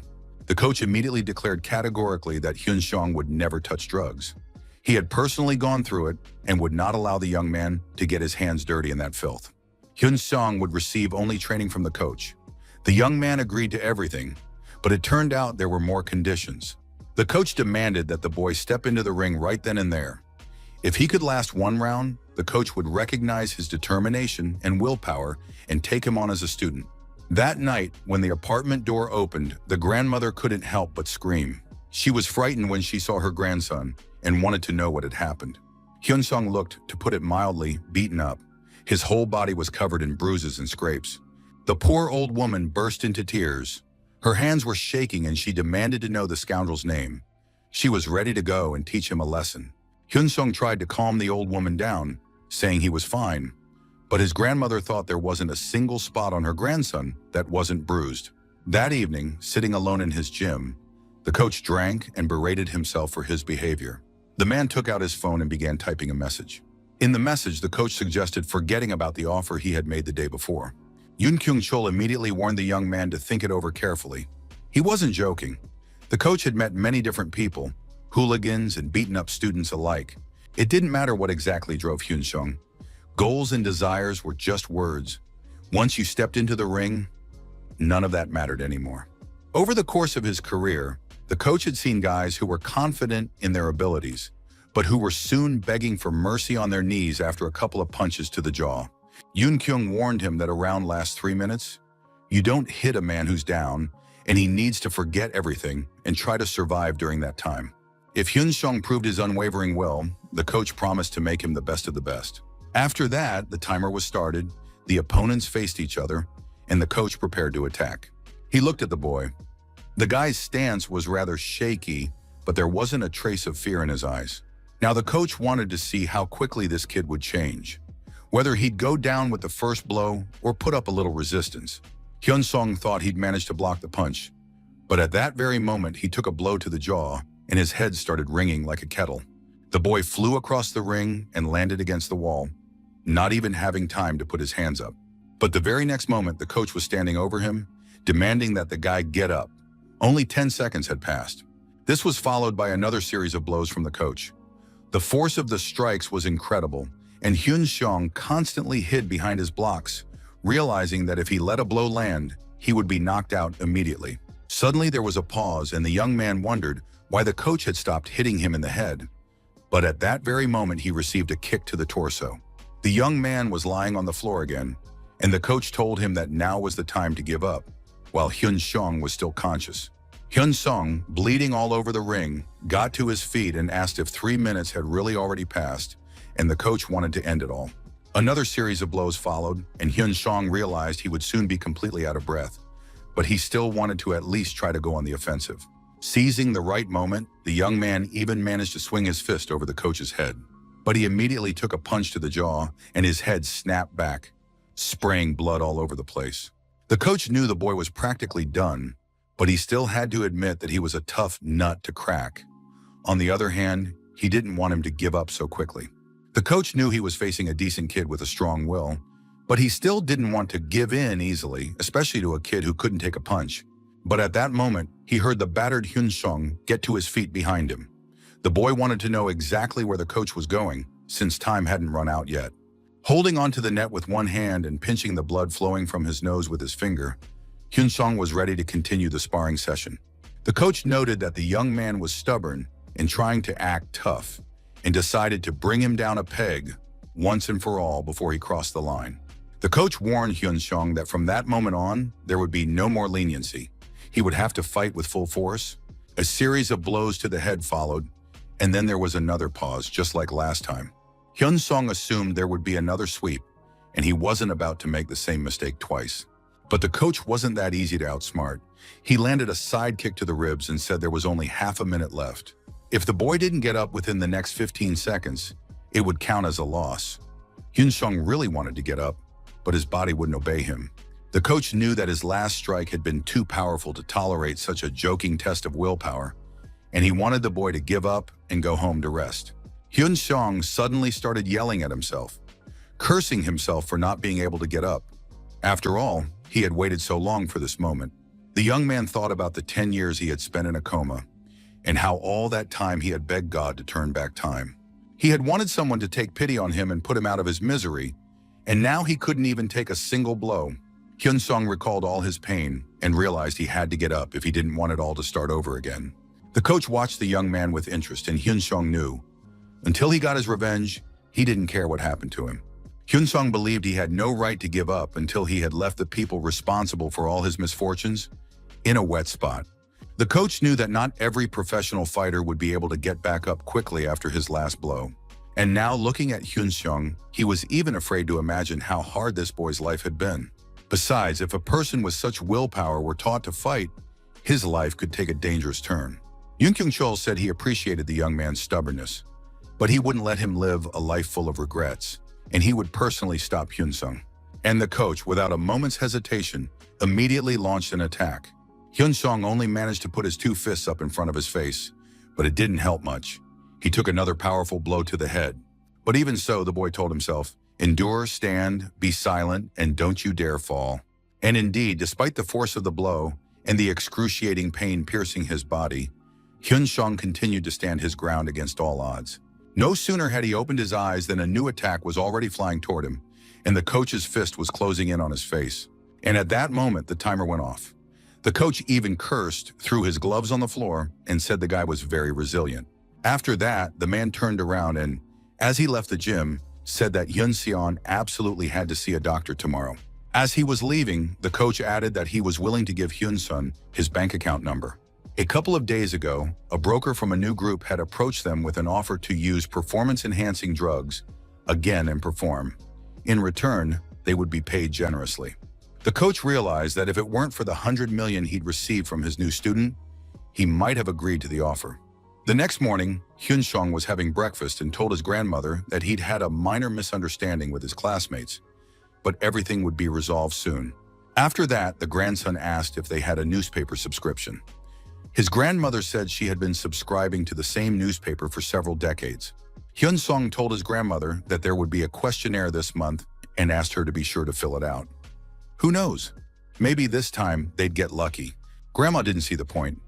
Even if they were selected, they wouldn't be able to move anyway, since they didn't have the money. However, her grandson didn't see it that way. Hyun-sung explained that it's easy to get a loan these days, and they could cover the costs later. As a last resort, they could sell the property. Grandma didn't understand when her grandson had become an expert in construction, and Hyun-sung just laughed in response. Hyun-sung knew that Ko Chang-bom would personally add his grandmother to the list of winners. Of course, he would have liked to give her 100 million right away, just like he did the coach. But he was afraid the old woman would start asking questions, so it was better for her to just consider it a stroke of luck. The main thing was not to forget to submit the application. The next day, when they met on the roof, Shin Yeon-min was pleased with how Park Jin-woo had handled the situation, because it was impossible to look at the guy's tearless face. Park Jin-woo didn't understand what Yeon-min meant. The school's main troublemaker was convinced that Jin-woo had beaten up the boy, which was why it was now painful to even look at him. Seeing that this dimwit didn't get it, Yeon-min explained that he was talking about the guy who'd ended up in front of the Parent-Teacher Association. He'd been beaten up pretty badly and was even limping. Yeon-min was very pleased and said that from now on, Jin-woo could consider him a brother, and after school they would walk around the neighborhood together. Jin-woo still didn't understand what they were talking about, but decided not to rock the boat and instead to take advantage of this excellent opportunity to get closer to his senior. So he told Yeon-min that if he ever needed anything else, he could just ask. His request would be handled to the best of his ability. That's how a friendship developed between the two. Shin Yeon-min rarely praised anyone, but this guy had handled the task perfectly. After that meeting, Park Jin-woo decided to find out what had really happened to the boy. The guy saw for himself that the boy's face was indeed beaten up. Someone must have beaten him up for telling his parents everything. Park Jin-woo realized that his senior had decided he was responsible for this. And looking at the mess that was the boy's face, it became clear. This Hyun-sung was no fighter at all. Jin-woo decided to pretend it was his doing so that nobody would dare speak out against him. Jin-woo told one of his buddies to warn the others. If anyone started hanging out with Kim Hyun-sung, Park and his men would break their bones. During the very first session, the coach explained that successful training requires conditioning the body, especially in their line of work. If an athlete runs out of breath after a couple of strikes, training is pointless. So if Hyun-sung is sure he has nothing to lose, He just needs to grit his teeth and work hard. He needs to do this just enough for the coach to see that Hyun-sung has enough stamina for a fight. Only then will full-fledged training begin. For now, Hyun-sung has to grind it out for 2 hours every day. Hyun-sung was confident he could handle it, and that he wanted to defeat the veteran athlete Shin Young-min. And to do that, he needed to make training feel like a walk in the park. Besides, one mustn't forget that this is only the beginning. To expose the golden circle, he'll have to face enemies stronger than Young-min. Coach Yoon watched his student and marveled at the young man's endurance, who was still standing after 2 hours of training. After all, it wasn't just 2 hours of training. It was a hellish ordeal that wrung every last drop of energy from a person, and Yoon Kyung felt that the young man had great potential. The coach explained that when he was kicked out of the league, he looked for ways to reach the top without doping. His own career was beyond saving, but now he wanted his students to shine in the ring. So the coach decided to incorporate something special into their training, and if Hyun-sung kept up this pace, he would develop unprecedented abilities and surpass everyone. Hyun-sung realized he had passed the first test, and now he and the coach would finally begin turning him into a fighter. School days flew by, one after another. Hyun-sung was constantly alone. None of his classmates talked to him. A week later, a boy unexpectedly sat down next to him and said it was unfair, since Hyun-sung hadn't done anything wrong. Kim Si-woo was a classmate, and they had never spoken to each other before. Hyun-sung looked at the boy with surprise and wariness.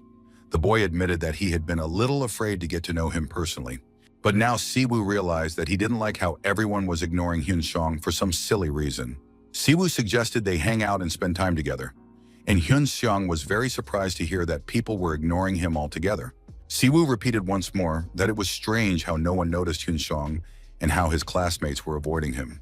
Then the young man confessed that Park Jin-woo had threatened everyone about hanging out with Kim Hyun-sung. Jin-woo announced at school that he would personally kill anyone who dared to hang out with Hyun-sung. Si-woo said that they had been friends since elementary school, and even if he were beaten to death, he wouldn't stand for his friend being bullied. Hyun-sung was forced to admit that he had almost forgotten who Kim Si-woo was. In a past life, Si-woo had defended Hyun-sung when he was having trouble with his classmates. And this continued until Park Min-chul's gang turned their attention to Si-woo himself. They beat him so brutally that they broke his leg. Since then, nothing had been heard from him, and it wasn't until Hyun-sung ended up in the hospital that Si-woo visited him and said he should have stood by his friend until the end.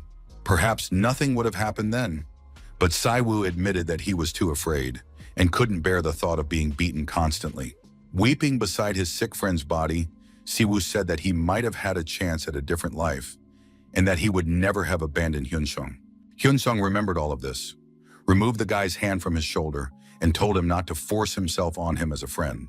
Hyun-sung advised him not to pretend to be strong and said he could handle everything on his own. Si-woo was very surprised. Apparently, his friend didn't even realize the scale of the problem. Just then, the doorbell rang. Si-woo stood up and said he would do what he wanted and wouldn't abandon his friend in trouble.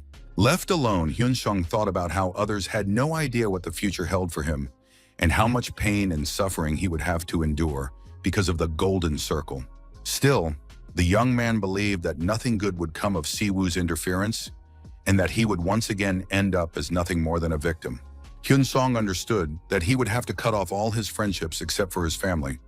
He didn't want to drag other people into this hell. And listening to his teacher's explanations, Hyun-sung tried to figure out how to get Si-woo to back off from him. After class, Hyun-sung waited for his friend to continue their conversation.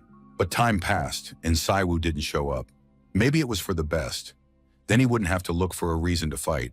But just then, their classmates started talking about how they'd seen Park Jin-woo drag Si-woo off somewhere just a moment ago, and now their classmate was done for. Of course, they could have told the teacher, but the boys decided not to get involved. Hyun-sung understood everything, and in the next moment ran as fast as he could to come to Si-woo's rescue. Meanwhile, in one of the school hallways, Jin-woo and his friends caught up with Si-woo and asked why he wasn't following his orders. Park Jin-woo was furious that this guy was either the only one in the dark or had completely lost his nerve. Si-woo, for his part, didn't look scared. He asked who Jin-woo thought he was to tell everyone what to do and who to hang out with. Si-woo declared that Hyun-sung was his friend, and he couldn't care less about any prohibitions or threats. And before Jin-woo could even react, he took a powerful kick to the jaw from Si-woo. Taken by surprise, everyone froze in their tracks. Jinwoo was furious and ordered his friends to beat up this insolent guy. The guys looked at Siwoo with surprise and caution. He had just humiliated their boss. They charged at him all at once, but were met with unexpected blocks and counterattacks. Siwoo had no intention of running away or giving up. Siwoo thought that his friend would probably be very angry. Hyun-sung had tried to prevent this situation, but Siwoo had still gotten into a fight.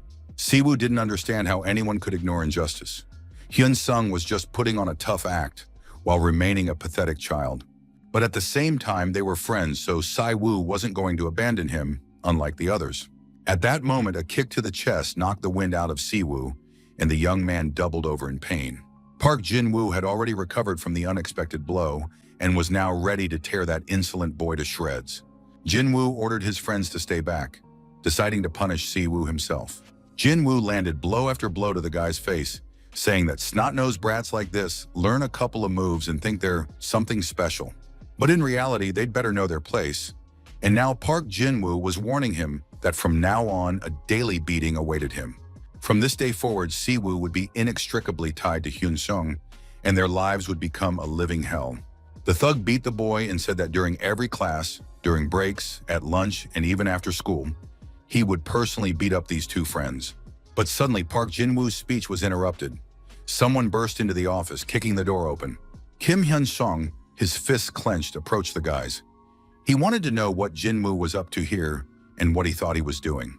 Jin-woo, of course, recognized Hyun-sung, realizing that no one else could have barged in here. Hyun-sung was going to deal with this thug, but later, now it was clear that later had already arrived. Hyun-sung knew he was outmatched in strength and fighting skill, so he decided to provoke Jin-woo and started goading him, saying that this huge fatso only beats up little kids. Hyun-sung declared that his classmate had lost only because there was a whole gang here, since Jin-woo was afraid to fight one-on-one. Jin-woo's friends were stunned by such audacity and realized that this guy was asking for trouble and a wheelchair. Jin-woo ordered his friends to stay back, saying he would beat up this insolent guy himself, and immediately lunged at Hyun-sung with his fists. Hyun-sung knew that this thug had become the leader solely because of his size. Though he was big, he was predictable, and the young man punched him in the face with all his might. Hyun-sung was surprised when he realized that a single blow was enough to knock his opponent off his feet. It was a real disgrace. Hyun-sung knew his opponent would get angry and try to take him down, confident he could easily withstand all the blows. But no one knew that the coach had already prepared Hyun-sung for such a scenario. Without giving him time to recover, Hyun-sung landed blow after blow to Jin-woo's head. It hadn't yet dawned on the dimwit that he was losing and looked like a real punching bag. Hyun-sung knocked his opponent to the floor and knew he had to finish him off so that he'd be too scared to even cough, let alone get up. Park Jin-woo's friends watched in horror as their leader was beaten, convinced that this kid had lost his mind. Before Hyun-sung could land a kick, Jin-woo began begging him to stop and pleading for mercy, saying he was wrong. Hyun-sung approached the gangster and explained that if Jin-woo said another word about him, he wouldn't get off so easily. After that, Hyun-sung, intending to teach everyone present a lesson, ordered Jin-woo to apologize loudly and clearly.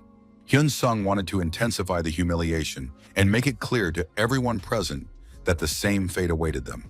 Park Jin-woo, trembling all over and bleeding profusely, said loudly and clearly that he was asking Hyun-sung for forgiveness, that he was wrong and didn't want to do it at all, but had been forced to. A high school senior named Shin Yeon-min had forced him to do it, and the boy simply had no choice, but now he realized that all the rumors about Hyun-sung were lies. Park Jin-woo wouldn't let up. He kept apologizing, saying he was just following orders. And if it weren't for Yeon-min, he would never have laid a hand on the boy, and now he promises that nothing will happen to him. Hyun-sung was satisfied with this outcome to the fight.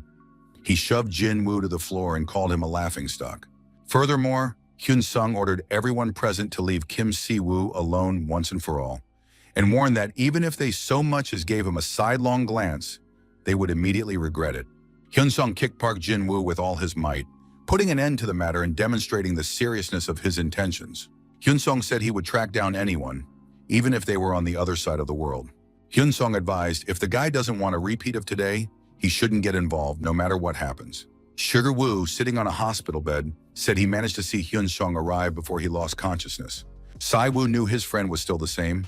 He had rushed over immediately upon learning he was in trouble, And how could they turn their backs on each other? Siwoo didn't want his friend to act as if they were strangers. He said that even if he had to go through it all again, he still wouldn't abandon Hyun-sung. But Hyun-sung didn't want to continue this friendship. He knew he had to end it right now, and said he hadn't beaten up Park Jin-woo for his friend's sake. He did it simply because he wanted to fight, and he wouldn't have minded sending Park Jin-woo to the other world. Hyun-sung knew that everything that had happened up to that point was just the beginning. Hyun-sung confessed to his friend that he wanted to destroy every one of those thugs, even if it meant sacrificing everything. Hyun-sung told his friend that he had gone through certain problems he couldn't talk about, and advised Siwoo not to mess around and not to come at him with friendship. Hyun-sung wants nothing but revenge. If Siwoo stays around, he'll get punched in the face again, and the guy already looks pretty rough. As he was leaving the hospital room, Hyun-sung admitted that he considered Siwoo a friend, but wanted to tell him the kind and friendly Kim Hyun-sung no longer exists. So he advised that the next time Siwoo heard anything about him, he shouldn't get involved, because the path Hyun-sung had chosen was too much for him to handle. Kim Siwoo was very upset to hear such words from his friend, but he understood that Hyun-sung simply wanted to protect his well-being. Hyun-sung left his friend's room feeling very upset. In reality, he was grateful to Siwoo for his friendship and support. Shin Yeon-min checked his bank account. He'd heard that the reward had been doubled and the money was supposed to be transferred soon. He needed to figure out how to spend it. Yeon-min was very pleased because he'd received 10 million for beating up a teenager. If only they always paid that kind of money. Yeon-min had heard that he could make some extra cash at the neighboring school too, and decided to put in the effort and take on another job. Beating up kids was turning into a real gold mine. After graduation, maybe Yeon-min could become the Golden Circle's local representative. Just then, the cafeteria door slammed loudly, interrupting Yeon-min's pleasant thoughts. He wanted to know who was doing that. Shin Yeon-min put down his phone and looked at the newcomer in surprise. Hyun-sung stood in the doorway and asked who the bastard named Shin Young-min was. Of course, Yeon-min couldn't and wouldn't tolerate such an insult. He started to get up to tear the insolent man apart. But before he could get up, he noticed Hyun-sung charging toward him. Yeon-min put up a block, covering his face with his hand, and the guy's foot struck his arm. Yeon-min wanted to know who this insolent man was and where he had come from. Hyun-sung had no intention of answering questions. He landed blow after blow, striking his opponent. Yeon-min was a good fighter and knew it, but he still lacked strength, and his opponent's movements were predictable. Finally, Hyun-sung gave his name. Shin Young-min had been looking for him. Yeon-min was genuinely surprised and realized that this guy was truly one of a kind. Now it was clear why they paid such a high price for him. Hyun-sung had no intention of talking and continued to strike. At one point, he grabbed a chair, and his opponent demanded that he stop making a fool of himself and put it back in its place. But Hyun-sung knew, if he lost his advantage now, he was finished. Yeon-min intercepted his fist and blocked the blow. After that, Yeon-min went on the offensive and, holding the guy with one hand, began pounding him with his fists. Yeon-min said he wasn't all that smart, even if he'd learned some feints. Hyun-sung felt excruciating pain from the blows, but it was nothing compared to what he had already endured with the coach. From the very start of the fight, Hyun-sung knew he had little chance against such an opponent, but he wanted to prove something to himself. Hyun-sung didn't even expect to come out of it without a bruise and was ready to go all the way. Intercepting his opponent's leg during a strike, he grabbed him and flew toward the window with him. Hyun-sung smashed the glass with Yeon-min's back, and Yeon-min no longer understood what this madman wanted from him. Hyun-sung held the guy upside down outside the window and said he didn't care whether he lived or died. At that moment, several of Yeon-min's friends came to their senses and realized they had to save their boss immediately. They grabbed Hyun-sung and pulled him away from Yeon-min, who was staring in shock at what was happening. Hyun-sung kept yelling that Shin Young-min shouldn't think this was the end, because he had hurt his friend. This meant that on that day, Shin Yeon-min had signed his own death warrant and must always remember it. Hyun-sung looked like a madman. He was hurling threats and promising to smash Yeon-min's head with a chair at the first opportunity. The guys dragged him out of the office, but he kept hurling insults and threats, warning that he wouldn't hesitate to kill them all. When silence finally fell in the office, Shin Yeon-min stood there as if struck by lightning. He said nothing and didn't move. Finally, he snapped out of it, as if coming to after fainting, and asked his friend if he'd seen him beat that wimp up. His friend confirmed that he had seen everything, but Shin Young-min's expression suggested a completely different outcome to the fight. Half an hour had passed since the incident, and an announcement came over the intercom that certain students were to report to the principal's office. Teacher Kim entered the office and couldn't figure out what had happened there. He knew this was another one of Kim Hyun-sung's stunts. He'd have to cover his tracks again. Dealing with Park Jin-woo wouldn't be difficult, but the principal would be a different story. Principal Oh had always strived to turn the school into a prestigious institution, but lately the situation had almost robbed him of that opportunity. Teacher Kim couldn't believe his ears when he heard that they had to let the whole thing slide. Oh Tai-hwan ordered the incident to be ignored because, according to his information, the Ko family's eldest son would soon take the helm of the corporation. At the parent-teacher meeting, he had promised to donate a large sum to the school once he became the company's CEO. Teacher Kim couldn't believe his ears. He even broke out in a sweat from the tension. The principal explained that sponsorship is different from charity. Sponsors always expect something in return for their contribution. The principal wanted to know exactly what Ko Changbom was hoping to achieve by sponsoring their school. Of course, in this situation, it wasn't about image or reputation in the city. This man needed a favor, and as long as Kim Hyun-sung was attending the school, all his actions had to be kept quiet. In other words, the school administration must pretend that nothing has happened. After all, they're no strangers to supporting important students. In addition, the principal warned Teacher Kim that he wasn't asking him to do this dirty work for free. The principal promised that from now on, all possible benefits available to teachers under their employment contracts would be given to Kim Yeon-chul first. As their new sponsor said, there are a couple of vacant apartments in the new buildings for the right people. People say that real estate prices are rising every day. The principal knows that Teacher Kim and his wife are in need of new living space, and perhaps even separate housing for each of them. The principal promised that nothing in the teacher's life would change. It's just that, from now on, they would be looking after one more student, Kim Hyun-sung. The teacher couldn't believe his ears and assured the principal that he would be more than happy to do his best. The principal noted that his subordinate was taking this matter very seriously, which meant there was no misunderstanding between them. Teacher Kim grabbed the principal's hand and enthusiastically confirmed that their school would reach unprecedented heights thanks to his leadership, and that Principal Oh would become a legend in the city. The principal smiled kindly and asked him not to flatter him. The main thing was to keep a close eye on that boy, Hyun-sung. If he graduated without any fuss, the school would receive unimaginable privileges from Myeongchun. And of course, the principal wouldn't forget Teacher Kim's contribution. At that moment, the door suddenly flew open and an alarmed teacher rushed in. He shouted that a student named Kim Hyun-sung had been beaten, and the faces of the two men twisted in horror. They couldn't believe their ears and wanted to know exactly which scoundrel had laid a hand on him. Shin Yun-min was sitting in the principal's office, shouting that it was unfair. After all, Hyun-sung had burst into his classroom, attacked him, and still hadn't been expelled. The principal was very surprised. A high school student, who also practiced martial arts, was complaining about a younger student. This was a huge blow to the school's reputation. Teacher Kim said he knew all about Shin Yun-min, who had been beating up younger students at every opportunity for years. Of course, the principal was outraged upon hearing this, but Teacher Kim continued to insist that this student was behind most of the fights at the school. Yunmin couldn't believe his ears. Because of this villain, he had nearly been thrown out the window, and there were plenty of witnesses. The principal leaned toward the boy and said that every accusation has witnesses. The question is who to believe. And right now they could go out into the street and ask any passerby who they trusted more. A straight-A student or a troublemaker like Shin Young-min. And there's no doubt who people would choose. Yun-min realized his arguments weren't working and told the teacher to get lost. Teacher Kim grabbed the boy by his clothes and shook the insolent student. After that, he said that if Yun-min kept playing the victim, the school administration would bring up all his past mistakes. Yun-min had to think carefully and answer. Would he admit that he had done wrong? Shin Young-min had mixed feelings. These people were just as corrupt as he was. In the end, choosing himself, he bowed his head and said he was wrong. Young-min was returning from the principal's office, furious that Teacher Kim had sided with Hyun-sung. He no longer knew what to do. Graduation was coming up and he couldn't afford to stand out too much. But at the same time, he couldn't let the situation go unanswered and decided to seek outside help. After which he took out his phone and made a call. The man was drinking coffee in his car and reviewing papers. Considering the situation routine, they usually followed a similar pattern.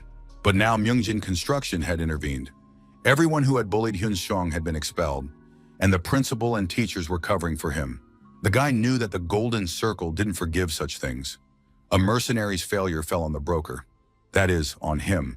Gan Tae-gu realized that now he would have to take matters into his own hands, since he was the Golden Circle broker in charge of the suburbs. Upon entering the principal's office, the man said he was Yeonmin's uncle and that his nephew had complained of unfair treatment. The principal immediately and categorically stated that there could be no injustice at their school. Kang Tae-gu understood that people like the principal never take risks for no reason and began to explain that a few days earlier, 4 students had been hospitalized and expelled. But surprisingly, the other side of the conflict, who had participated in the fight, went unpunished. The man believed the matter should be referred to the police. Although perhaps there was another reason, and the school administration treats student Kim Hyun-seon differently, in which case they shouldn't expect any leniency. The principal laughed and said that the story was amusing, but there are laws in the city that must be followed. Out of consideration for the future student, the school administration decided not to involve the police and resolve the matter themselves. And now Mr. Kang can do whatever he sees fit. This information made the man very angry. He told the principal that, unlike most people, he stands by his words and understands what the principal is getting at. Oh Tai-hwan, without changing his expression, said that such threats wouldn't work in the slightest and ended the conversation. The police officer listened to the account and said that it was clearly a case of self-defense in response to violence from other students. The officer also added that this was clear to them even without a thorough investigation. Surely the man didn't want to ruin the student's life. The officer explained, if Kim Hyun-seong were to be held accountable, Shin Yeon-min would have to be put behind bars first. Kang Tae-gu was simply furious. He believed that it was precisely because of police officers like this that people everywhere had lost faith in law enforcement. If the police couldn't resolve the situation according to the law, then Kang Tae-gu would take the matter public. Everyone knows how influential the internet can be, but the police officer just laughed at these words, saying that they lived in the town of Dasan, and that shouldn't be forgotten. This isn't a huge metropolis like Seoul, but a small town where different values take precedence. So even if he flooded the entire internet with tears, in a couple of weeks everything would be forgotten. Tae-gu was furious. This was some damn small town that he brought nothing but trouble to. Apparently the police chief was on friendly terms with the school principal. In a small town like this, everyone is a neighbor. So it was no surprise that the case was swept under the rug. Besides, the reason why the principal was so calm and confident had become clear. That reason was that the local mobsters were on his side.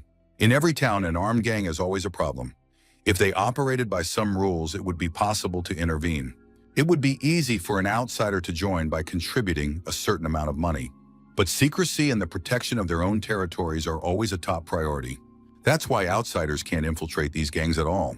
The local police are in close cahoots with all the local thugs, which is why second-rate cops don't want to work in the backwoods at all. Cases in such towns are quite simple, but no one wants to deal with them. Gan Tae-gu understood that he couldn't screw up in such a straightforward situation. But so far, nothing was working out for him, and he felt completely helpless. The Golden Circle organization has never once tarnished its reputation. And if that reputation were to be tarnished because of one broker's actions, the Circle would send a new broker who would surely sort everything out. The only problem was that all of Han Tae-gu's successes and hard work would go down the drain, because members of the organization who messed up didn't live long. The man realized that he needed to calm down and think everything through carefully. Then he would surely be able to get himself out of this mess. Yeonmin was walking through the city streets talking on the phone. He was upset because he had been promised help. Gan Tae-gu, on the other hand, said that the Golden Circle didn't mess around, since it was Yeonmin himself who had misled his broker when he took the kickback. Upon hearing that Mr. Kang was ready to report to higher-ups that Yeonmin had failed, the young man said it wasn't worth doing so and was ready to fix the situation. Kang Tae-gu was very annoyed. He had even lost sleep over these stupid problems. He advised Yeonmin to learn how to analyze the situation correctly and draw the right conclusions, since no one had demanded that the student be destroyed. Hyun-sun had simply been ordered to lower his grades. Yongmin was supposed to send his assistants to handle it or take care of it himself, but make sure Hyun-seon barely even got a C. No one would believe that all the teachers were on this guy's side, since they wouldn't be able to control every subject. Yeonmin listened to these instructions and was furious, because just the day before, his broker had promised help, and now he was backing out. Kang Tae-gu repeated once again that the Golden Circle doesn't forgive mistakes, and if they screw this up, they'll both be destroyed because of some schoolboy. Shin Yeon-min didn't know what to do or where to start. A lot of time had passed and nothing had come of it. Suddenly, Hyun-sung appeared behind him and said he'd warned him not to get in his way or look back. The next day at school, his classmates whispered among themselves and were horrified when they found out that their toughest and strongest classmate, Yeon-min, had been beaten up by Hyun-sung, who had beaten him so badly that there was hardly a spot left on him that wasn't bruised. They also talked about Park Jin-woo. He was barely left standing either, and now school had become a truly scary place to attend. Yeon-min recalled again how Hyun-sung had told him to watch his back. He hadn't warned him for nothing. Hyun-sung couldn't believe it. Could it really be that Yeon-min cared more about his test scores than his own life? Yeong-min froze in surprise, clenching his fist, while Hyun-sung continued, saying that after the broker's conversation with the principal, the boy's situation had gotten even worse, but everything was much more complicated. Hyun-sung was certain that Yeon-min knew that the eldest son of Myungchin Construction was his sponsor, and now he would do everything in his power to make sure he didn't get off the hook. Shin Yeon-min won't get off with just expulsion from school. Hyun-sung declared that he would take the case to court and secure the longest prison sentence the law allows. And when Yeon-min gets out of prison, people from Myungchin will be waiting for him with one single mission. They must ensure that he cannot settle anywhere and that he is not treated like a human being.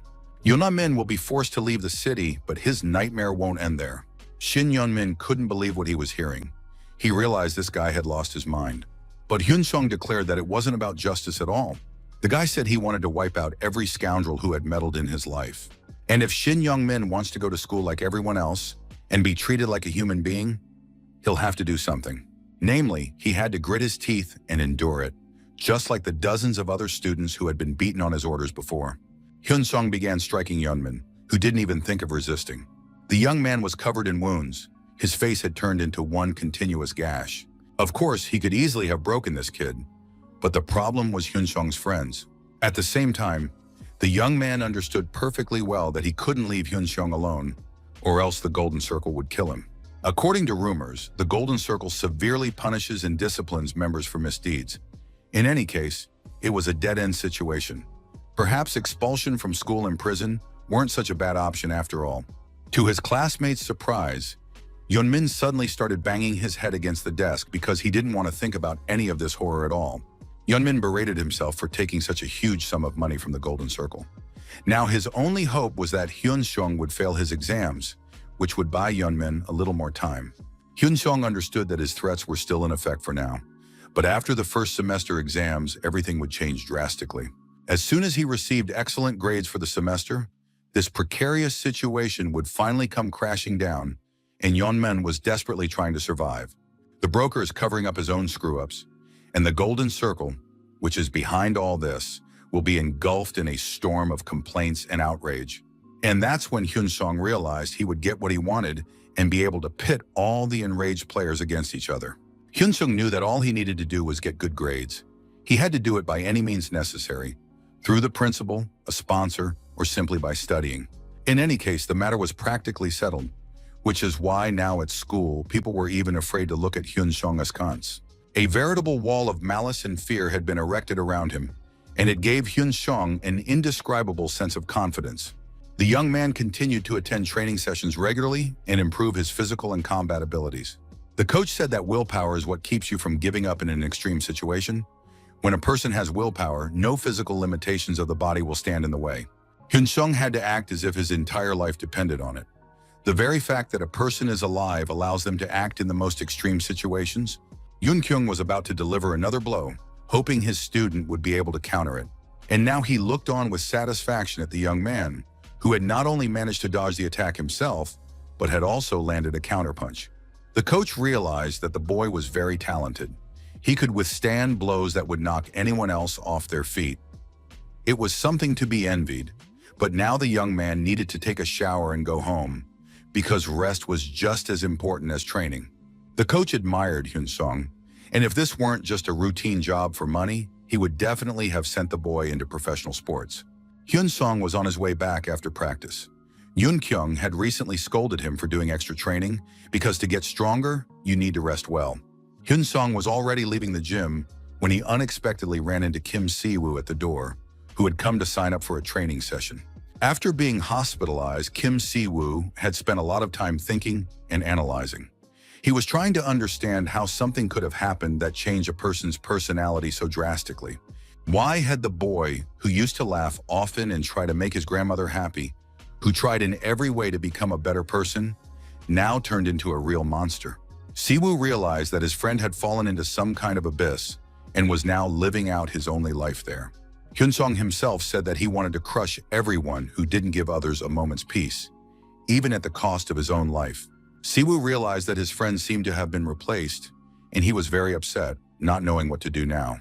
The young man was lost in these thoughts when the door suddenly burst open, and a classmate told him that trouble had broken out between Hyun Sung and Shin Yeon-min. It felt as if the world had turned upside down, but the older student confirmed that it was all true. Hyun Sung had beaten up Yeon-min, and yet back in their childhood, they had been friends.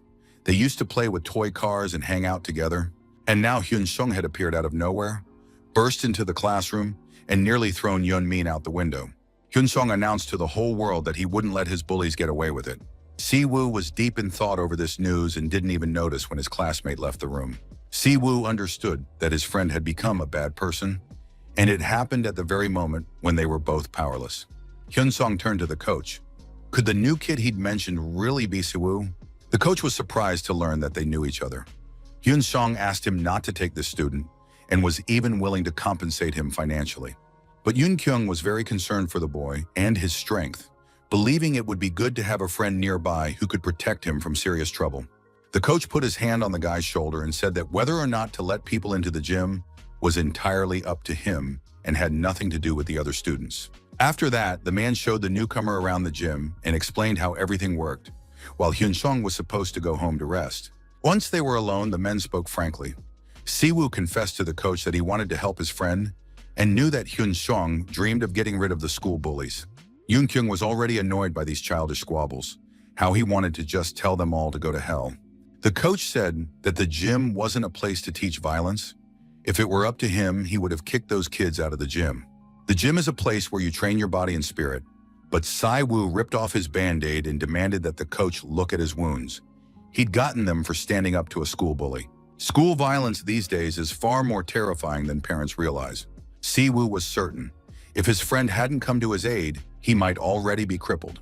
And even now, Hyun Sung is risking his life for Si-woo and refuses to turn his back on his friend. The young man asked not to be turned away and to be admitted to the gym to see another coach. He was certain that he needed Yoon Kyung specifically. The man clutched his head, realizing that these teenagers were driving him crazy. Si-woo pulled out his wallet and said that, unfortunately, this was all the money he had. But if that wasn't enough, he was ready to take on a part-time job. At that moment, the coach couldn't take it anymore and slammed his fist down on the table with all his might. He couldn't understand what was going on in this world if young people and teenagers were so desperate.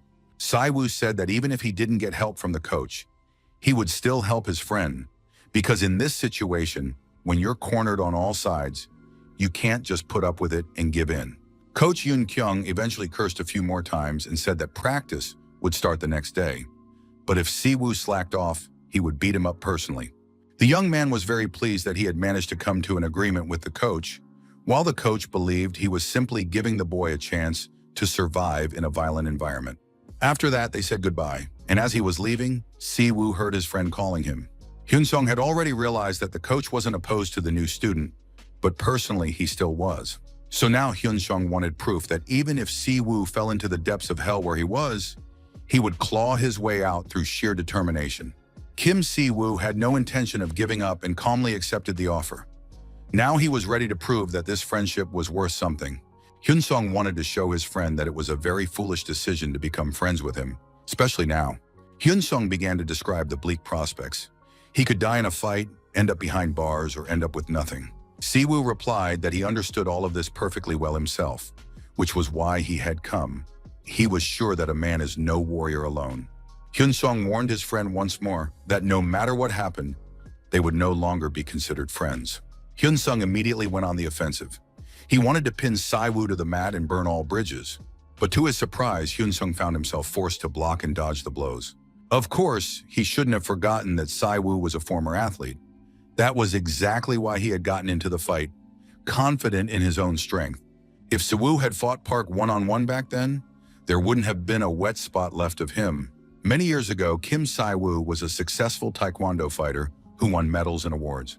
However, at one of the tournaments, he was scheduled to fight the son of the association's president, and Siwoo lost that fight for a completely ridiculous reason. He later told a friend that he wasn't even given a chance, and that completely killed the athlete in Siwoo. However, his endless tenacity hadn't gone anywhere, and now he lay defeated on the floor of the ring. Hyun-sung told his friend about a mixed martial arts technique called the fake sweep. It's an easy way to take down an unsuspecting opponent. Hyun-sung was beating up his friend and demanding that he give up. Siwoo, shielding his head from the blows, recalled how they used to play together as children, and shouted that he wouldn't give up and would never abandon Hyun-sung. Hyun-sung landed a few more blows, unable to understand who would ask this stubborn man to be his friend.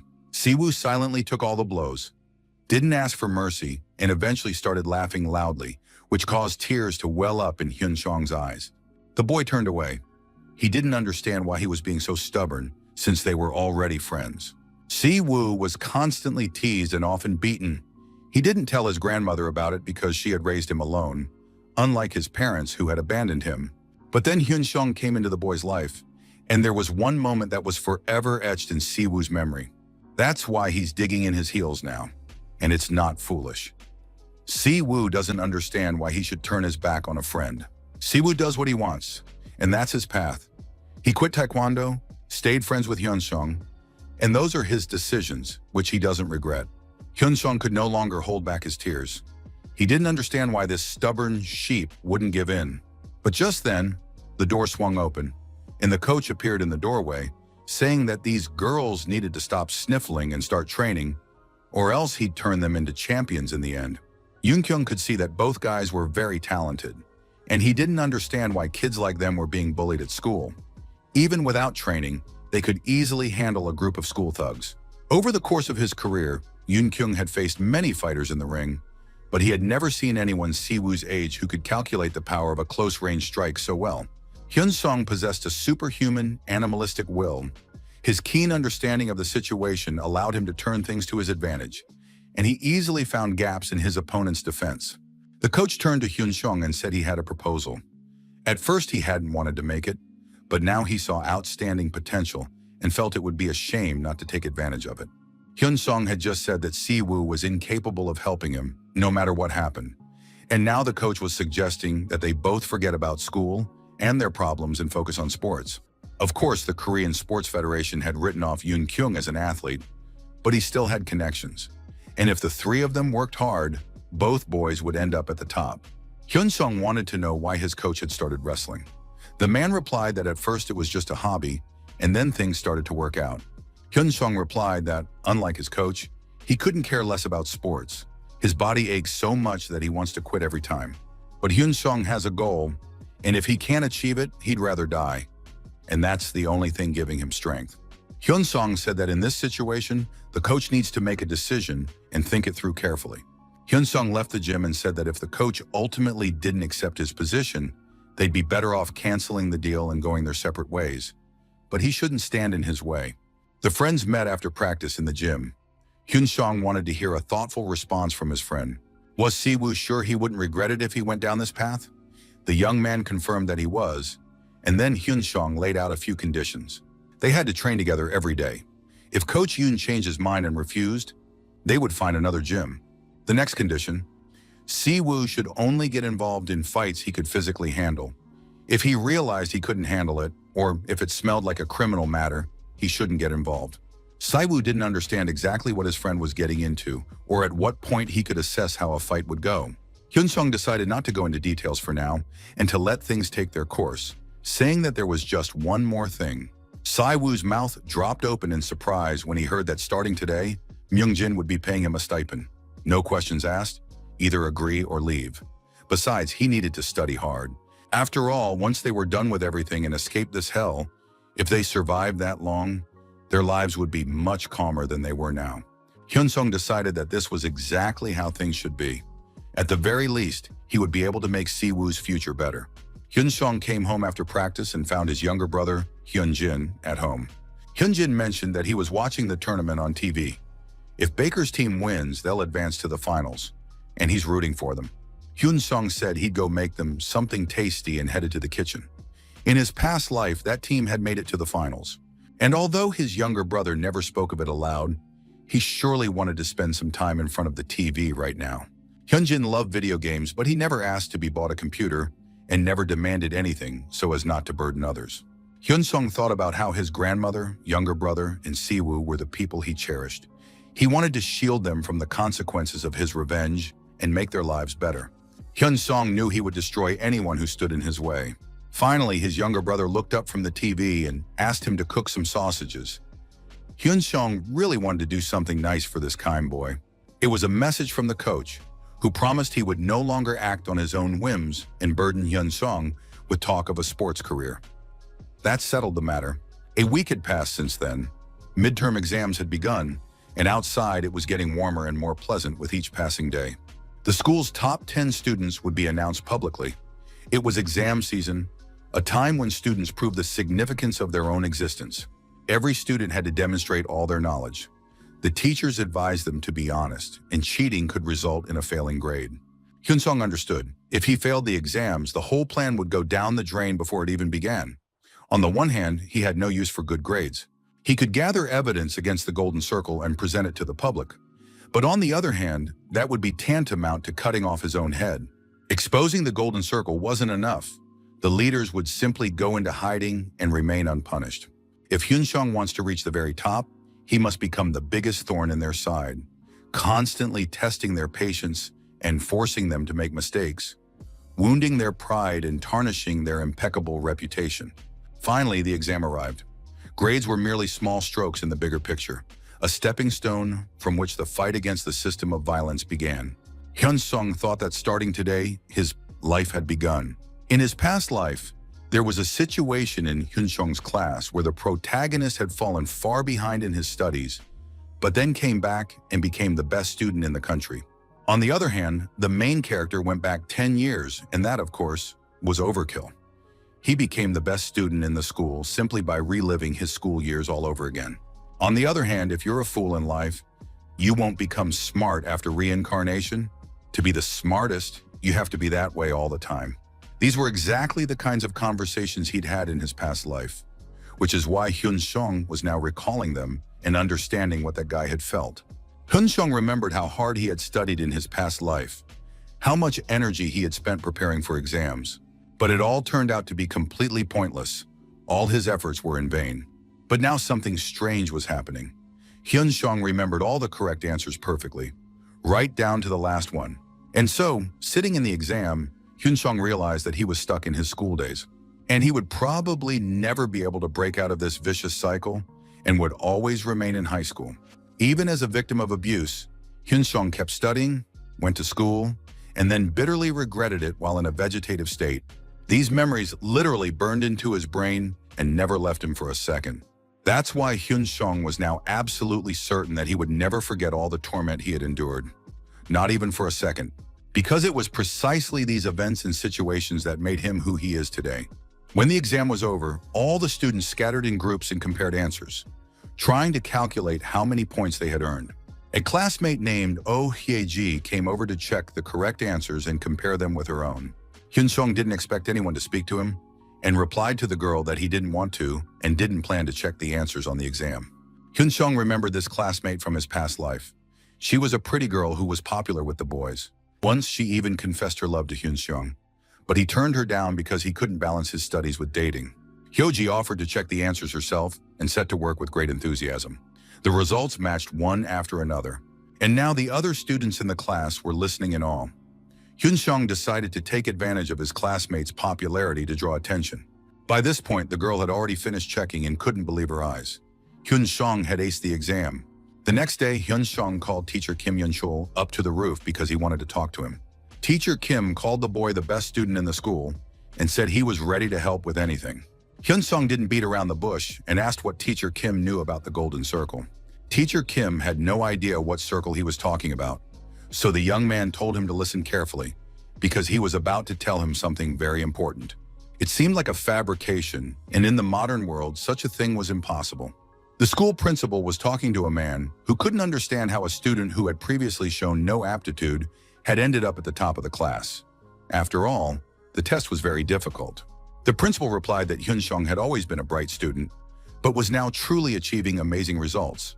However, he was absolutely certain that none of the students received any special treatment on exams. The principal's conversation partner warned that he would report this situation to the academy. The principal didn't understand why people preferred to spend money on extra classes, since his school had its own preparatory program and the students were achieving excellent results. Teacher Kim asked if this was another call from the academy, since the exam had been very difficult. The principal had deliberately designed the exam so that none of the students could score a perfect score. But now a situation had arisen that no one could have even imagined. The top student was no mere fluke. Looking at Kim Hyun-sung's exam paper, the principal admitted that the mere realization of this took his breath away. He could already see the student earning the highest score in the country and then entering Hanok University as the top student.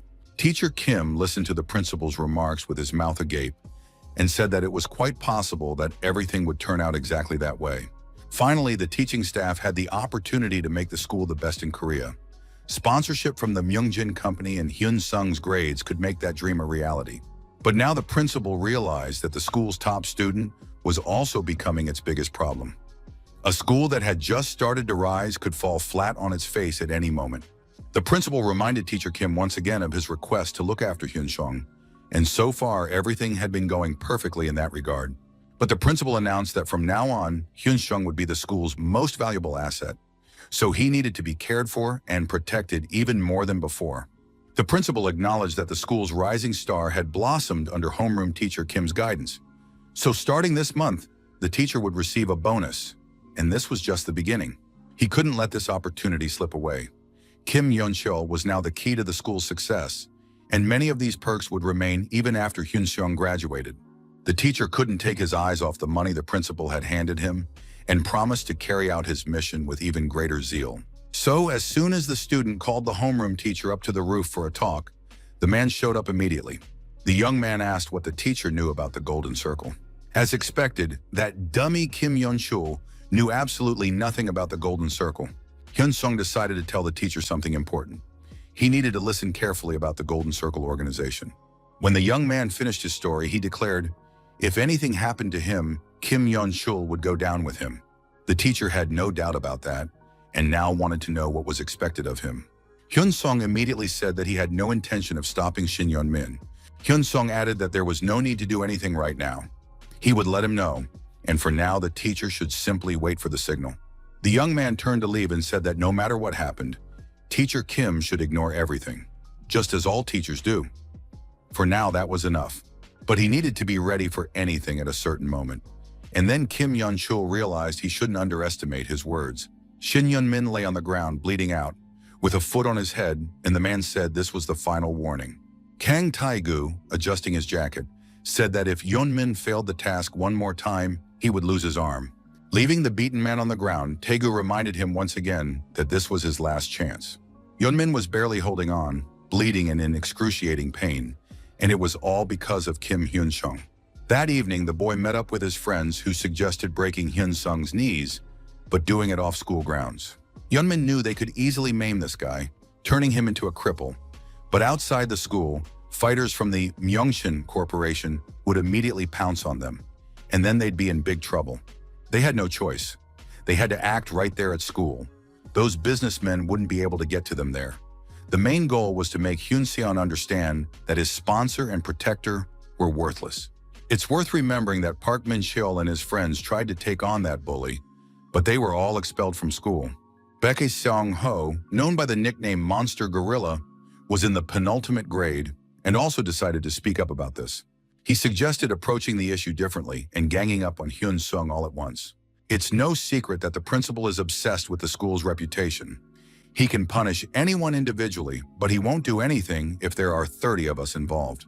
Of course, Yeon-min agreed that the school's reputation was the most important thing to the principal, so he wouldn't cross the line. and it seemed like the perfect plan.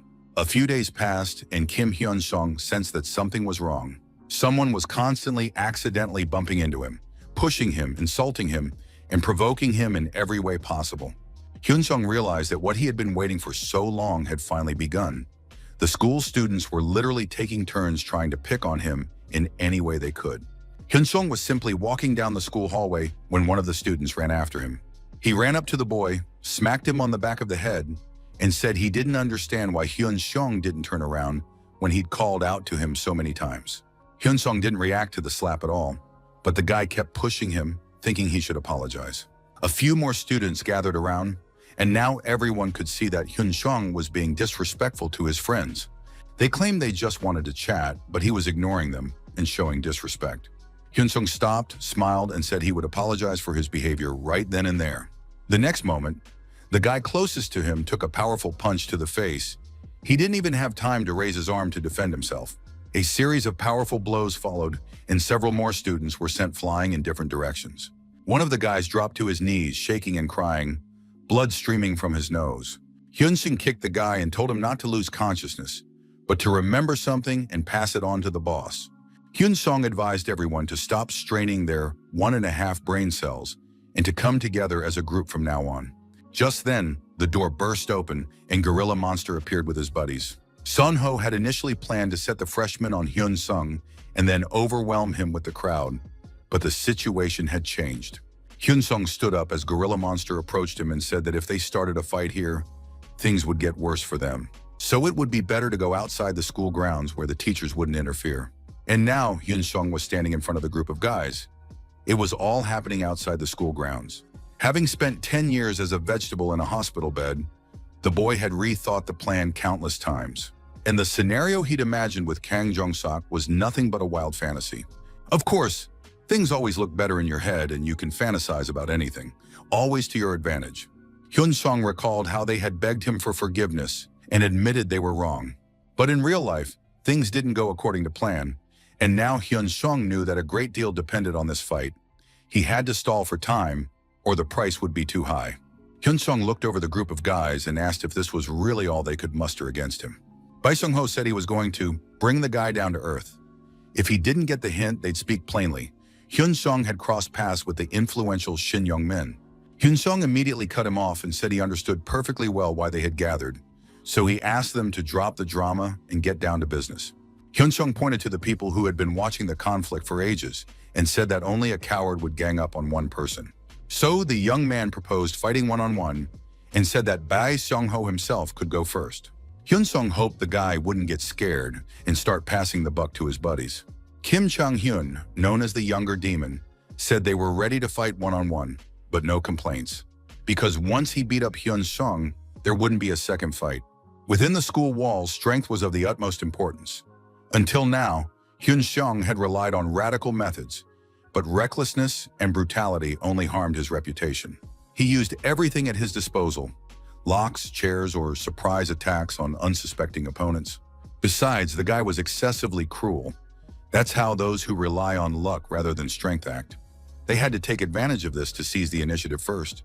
And Kim Hyun-seon needed to urgently correct this misunderstanding. For his plan to work, he needed a solid foundation at the school. This had to be done to turn the school into a fortress bearing his name.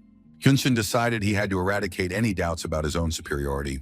Kim Chang-hyun, nicknamed the Young Demon, said he wouldn't mind a one-on-one fight, but he immediately warned there would be no follow-up after the fight with him. Chang-hyun quickly lunged at Hyun-seon and landed a punch to his face, confident that he wouldn't get back up. But the punch missed its mark. Hyun-sung managed to block it with his hand. Chang-hyun started to get angry. Apparently, this kid thinks he's tough, but he's going to set him straight right now. But dodging the attack, Hyun-sung counterattacked, and his right hook landed squarely on the young demon's face. Everyone watching was in shock when they realized that Hyun-sung had knocked out the young demon with a single blow. Park Jin-woo watched the fight from the window and realized he wouldn't get involved with Hyun-sung anymore. He should have walked away from this whole mess from the very beginning. Just then, someone tapped him on the shoulder. Jin-woo turned around, ready to tell the person to get lost, but the next moment, a fist was already flying toward his head. Jin-woo barely managed to stay on his feet, trying not to fall after the powerful blow to his jaw. Si-woo, and it was indeed him, said it was time for them to settle one matter. A few minutes earlier, Hyun-song had seen his friends helping the beaten-up high school senior. Si-woo approached his friend and asked what exactly Hyun-song had in mind, because he was ready to do whatever it took. Hyun-song made it clear with his whole demeanor that he didn't want to talk, and reminded his friend that he had promised not to get involved in reckless fights. Si-woo hoped that Hyun-song would come to his senses and not fight all the school bullies on his own. Hyun-song said he understood his friend's concerns, but nothing good would come of Si-woo getting involved. They would simply be overwhelmed by sheer numbers. Hyun-sung didn't want to listen to his arguments and planned to handle it himself, believing that would be better and easier. Hyun-sung didn't want to accept help, but he had an idea where Si-woo might come in handy. Si-woo agreed immediately and listened to everything his friend had to say. The point was to get revenge on the bald thug Park Jin-woo for the beating, and now Si-woo was happy to do just that. Jin-woo was furious. He was swinging his fists and yelling that they should have broken this blonde kid's knees even earlier, so he'd be too scared to go to school. As soon as he finished his brilliant idea, he took a powerful kick right to the jaw. The bully couldn't believe what had just happened. Was he really going to be knocked out by a single blow? The students in the hallway froze, watching with interest as the first grader beat up the school bully. It looked like a real disgrace. Jin-woo kept swinging his fists, shouting that Si-woo wouldn't get out of there alive, but none of his punches landed. Si-woo waited for the right moment, and when his opponent left himself open, he delivered a powerful kick straight to the jaw. After that, another blow was landed, putting an end to the fight. At that moment, Hyun-sung was also finishing off his latest opponent. Bai Sung-ho, watching this kid take down the guys, realized that Hyun-sung had been smarter and outmaneuvered them. As a mob, they could have torn him to pieces. But Hyun-sung had turned it into one-on-one fights and had already defeated his fifth second-year student in a row, while the entire school watched the brawl from the windows. Sung-ho knew that jumping into the fight at the end, when his opponent was already exhausted, was out of the question. It would be a disgrace. He had to step in right now if he wanted to earn respect. Sun-ho shouted that it was time to stop the fight and called Hyun-sung over to him. Sun-ho immediately warned him that it was nothing personal, but he couldn't let all his guys get beaten up. Hyun-sung suggested that perhaps they shouldn't have recruited such weaklings into their ranks. Sun-ho was furious. He lashed out at Hyun-sung, demanding that he watch his mouth and think before he speaks. Hyun-sung tried to counterattack but still got hit by a powerful punch. However, he withstood the blow and even smiled at the end. Sun-ho noted that this kid wasn't even trying to dodge. He must be completely out of his mind and doesn't want to trade blows head-on. Sun-ho landed another blow to the guy's jaw, realizing there was a huge difference in strength and power between them. The guys exchanged precise blows, even though they were unequal in strength. Sun-ho wanted to see how long his opponent would last. But at that moment, a precise blow knocked out several teeth and made Sun-ho gasp in pain. He covered his mouth to keep from screaming. Hyun-sung was already in a frenzy. He grabbed his opponent by the hair and pulled his arm back, preparing to deliver a decisive blow. Hyun-sung's fist found its mark, and after that, his opponent didn't get back up, lying in a pool of his own blood. Hyun-sung turned to the remaining thugs who hadn't yet fallen to his fists and demanded that they stop standing there like statues and drag Shin Young-min over here. Shin Young-min, meanwhile, sat alone in the office, feeling quite smug. He didn't want to watch this spectacle and thought Hyun-sung was an idiot for picking on second-year students without realizing the consequences.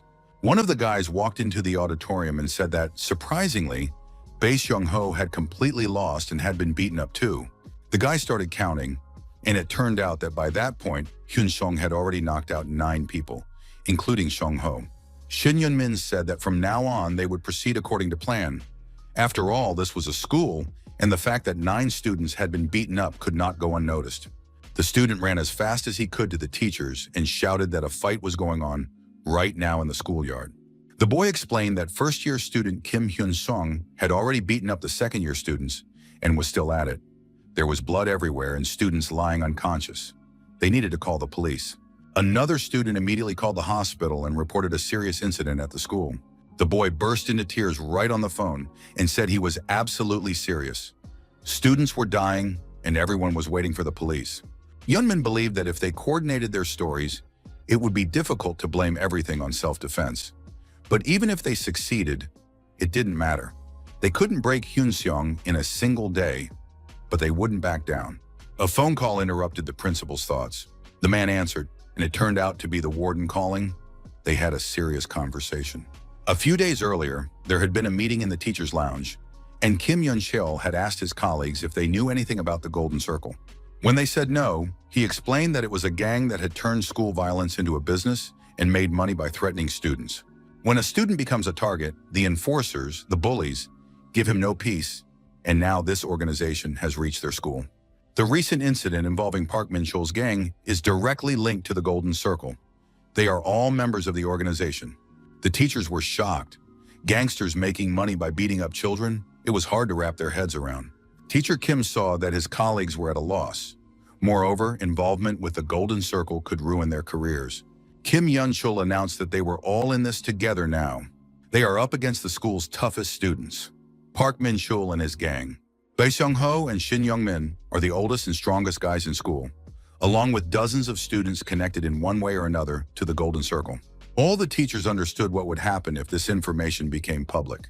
In that case, it wouldn't just be the school administration that suffers. The school could be shut down entirely. Then the teachers would be left without jobs and with ruined reputations. So Kim Yun-chul gathered his colleagues and asked them not to interact with students connected to the circle. Yun-chul urged them to continue working as usual and not to get involved in any conflicts. Those higher up would handle it, and there was no need to play the hero. Mr. Kim advised against crossing the Golden Circle when one of the teachers reminded him of the teacher's moral duty. If someone gets caught in the crossfire, they'll become the Golden Circle's next target. Are the teachers willing to risk that if nothing comes of it legally? And now when a student ran up and reported a fight, the teacher demanded that they stop making things up and stop panicking. The police officer who was called reported that a false alarm is punishable by law and advised them to stop messing around, or else they would be fined. Shin Yeon-min was furious. The teachers did nothing and acted as if it had nothing to do with them. Young-min felt powerless and couldn't understand when the country had become such a mess. He grew angrier and angrier, realizing that the adults were completely ignoring the students. Shin Yeon-min realized that he would have to deal with Kim Hyun-sung himself. Suddenly, the young man's phone vibrated. After reading the message, he was surprised. The man was smoking a cigarette and asked the person on the other end if he knew who was standing in front of him. The man behind the counter stammered that, of course, he recognized Mr. Ko Chang-bom and wanted to know why such a person had come to see him. Ko Chang-bom replied that he wanted to add the loan shark's name to the contract and also launch several small but important projects. The loan shark realized this was his chance. If he became a partner with Myongchun, he would be able to conduct his business in this city without any trouble. Ko Chang-bom said that all the loan shark had to do was a trivial thing: write out a loan in the name of someone named Shin Min-sok. Yeon-min answered the phone and heard shouting. They were calling from home and didn't understand what he was up to at school.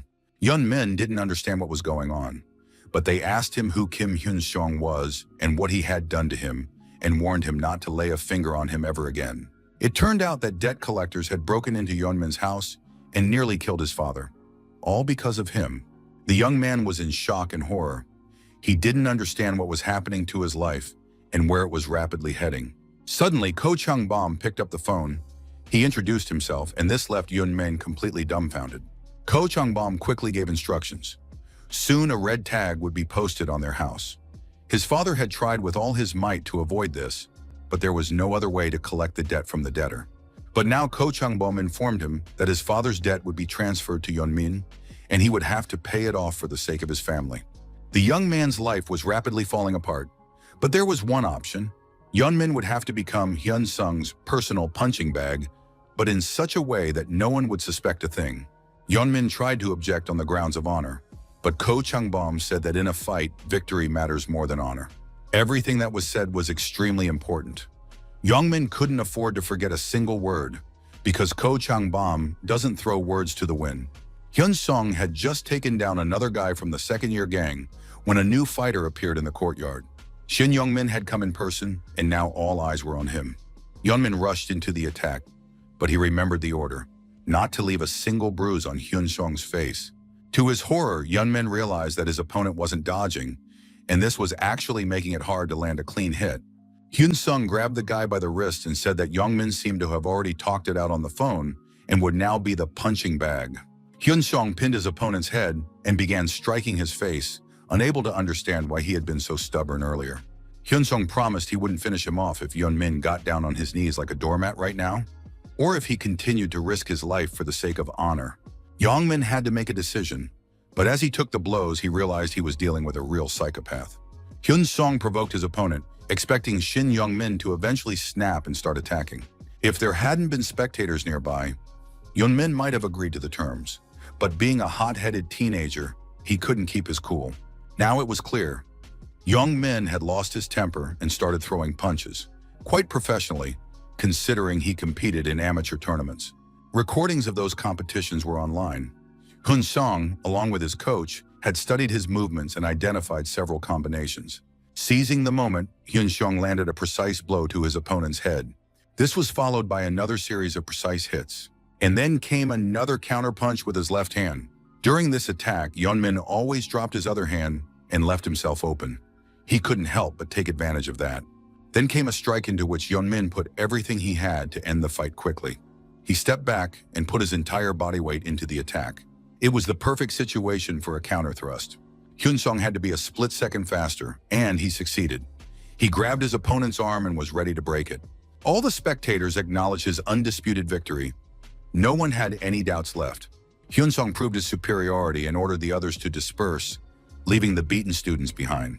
The principal, having finished his phone call, thanked the manager and promised to come in person soon. He also confirmed that they could count on it. Everything would go as agreed. Hyun-sung entered the office and was relieved to see his friend alive and unharmed. The boys greeted each other and exchanged words of support, glad that everything had ended well. Si-woo admitted that they had attracted too much attention, and although Hyun-sung had dealt with the bullies, it still wasn't worth breaking Yeon-min's arm. Hyun-sung advised his friend not to worry. They'd only start fretting if it became a problem. Hyun-sung explained that while he was fighting petty thugs like Park Min-chul, he'd come to realize something. Now he had no doubts. This world always favors the strongest. Teacher Kim would be horrified. He realized that Hyun-sung had finally snapped, and it wouldn't be easy to sweep the situation under the rug. Shin Yeon-min turned to the teacher and asked him to call an ambulance, holding his broken arm. The teacher, however, tried to wriggle out of it, explaining that Yeon-min hadn't broken his arm in a fight, but accidentally after falling down the stairs. The teacher also warned that if any of the participants in the fight said a single word about Hyun-sung, their dirty deeds would come to light instantly. Any mention of Hyun-sung's name was now deadly dangerous for them. They had to remember that. Shin Yeon-min couldn't believe his ears and asked if the teacher could really speak that way, since he was supposed to put his students above all else. But the teacher was adamant. Yeon-min shouldn't forget that it was he who had covered for him and his friends. And back then, no one had remembered the teacher's duties. And that's why Yeon-min shouldn't forget this the next time he decided to open his mouth. Others might not have known, but Yeon-min understood everything perfectly well because teacher Kim Yeon-chul always got what he wanted. Golden Circle broker Kang Tae-gu knelt with his hands tied behind his back before the man, who was waiting for him to finally come to his senses so they could continue. Tae-gu begged for one last chance, promising to fix everything, even if he had to personally take care of this guy. However, he was told that he seemed to have forgotten the specifics of their work. They satisfy their clients' desires through a natural level of schoolyard violence, and no one is going to go to prison for premeditated murder. The Golden Circle gang had different methods and standards of operation. They operated quietly, and that was the foundation of their system. But now Tae-gu was talking complete nonsense, suggesting they simply kill the guy. It was already clear to everyone that Kim Hyun-sung was no easy opponent. He wriggled out of situations like a cornered animal. But he shouldn't be underestimated either. Every beast has its tamer. The soul broker was absolutely certain of that. A week passed and Yeon-min received a message. He had to reveal who had hired him, and then Hyun-sung promised to leave him alone. Yeon-min didn't understand how Hyun-sung had found out about the current situation, and of course, didn't believe he could simply say, "I don't know." But what alarmed him most was the phrase, "Then I'll finish you off." Was it really not over yet, and wasn't a broken arm enough? Yeon-min realized that Hyun-sung was a real psychopath, but he decided to go home first anyway. Yeon-min was furious about the routine message regarding the broker withholding funds. It was clear that all of this was Hyun-sung's doing. He decided not to think about it and just go home, get some sleep, and then figure out what to do next. Finally, Yeon-min made it to his apartment, hoping his father wasn't home and that there wouldn't be another shouting match. But upon entering, he was unpleasantly surprised. The apartment was trashed, the furniture overturned and broken. Youngmin hadn't even had time to look around before he was struck by his enraged father. The boy wanted to understand what had happened and why everything was in such a state. But suddenly his father burst into tears and said that if he had asked his son not to get involved with Hyun-sung, things would have turned out differently.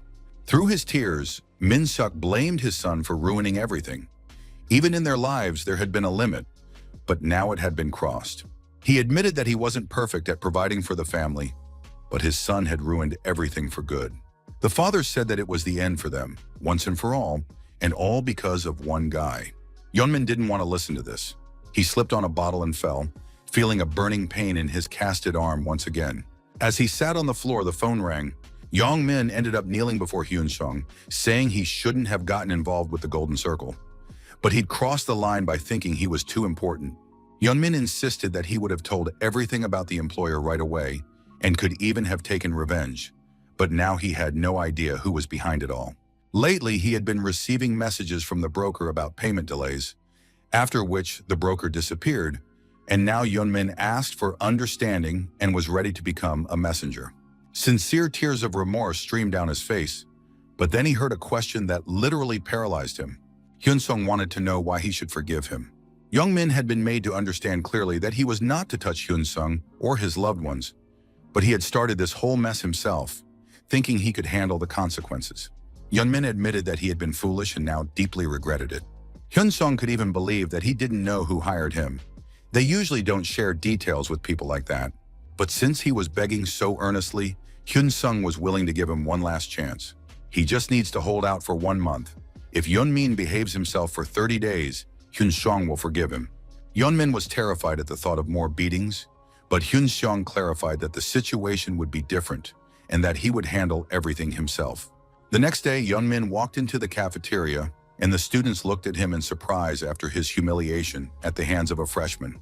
Some thought that if they were in his shoes, they wouldn't even be able to show up at school, but he kept going, pretending nothing had happened. Yeonmin heard the whispers behind his back but held his tongue, realizing that those around him were hypocrites. He decided that if he could hold out for a month, everything would change, and he would regain control of the situation. After that, he had no doubt he would regain his power. The looks from those around him surprised and annoyed him. He remained alone, but kept telling himself he just had to endure it for a month. Then he would graduate and forget all these people. Unexpectedly, one of the weakest students approached him, holding a carton of milk. And then the unbelievable happened. The bespectacled boy poured the milk over Yeonmin's head in front of everyone.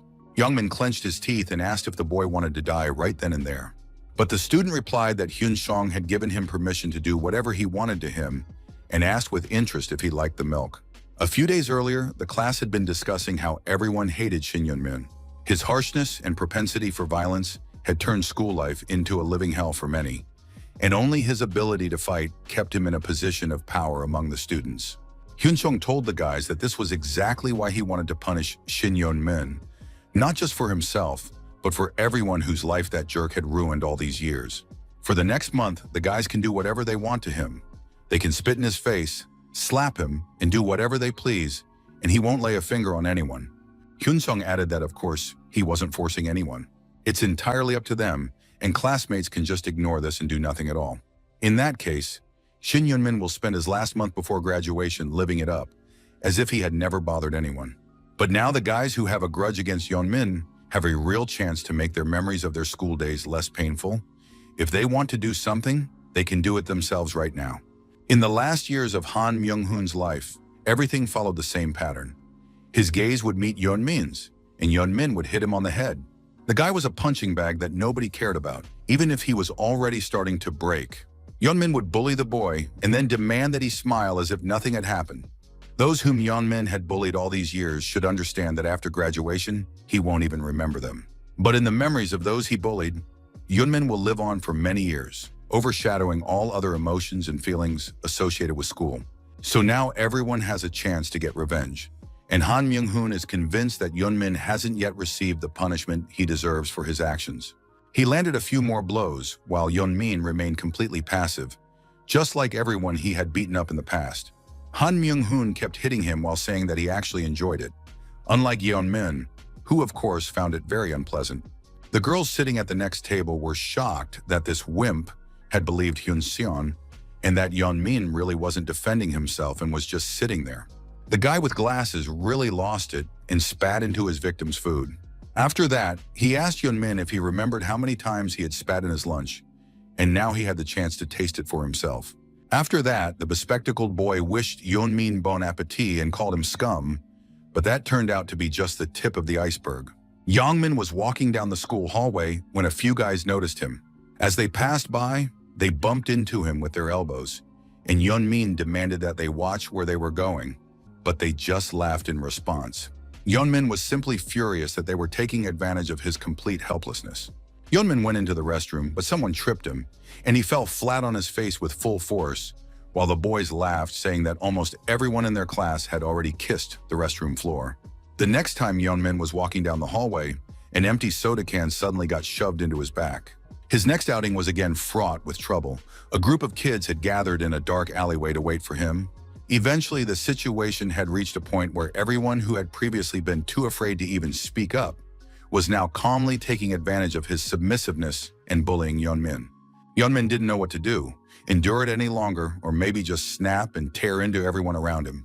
But after calming down a bit, Shin Yeon Min decided he would endure it and get through this month, because for now, Hyun Sung had him firmly by the throat. Hyun Sung sat alone at his desk, deep in thought.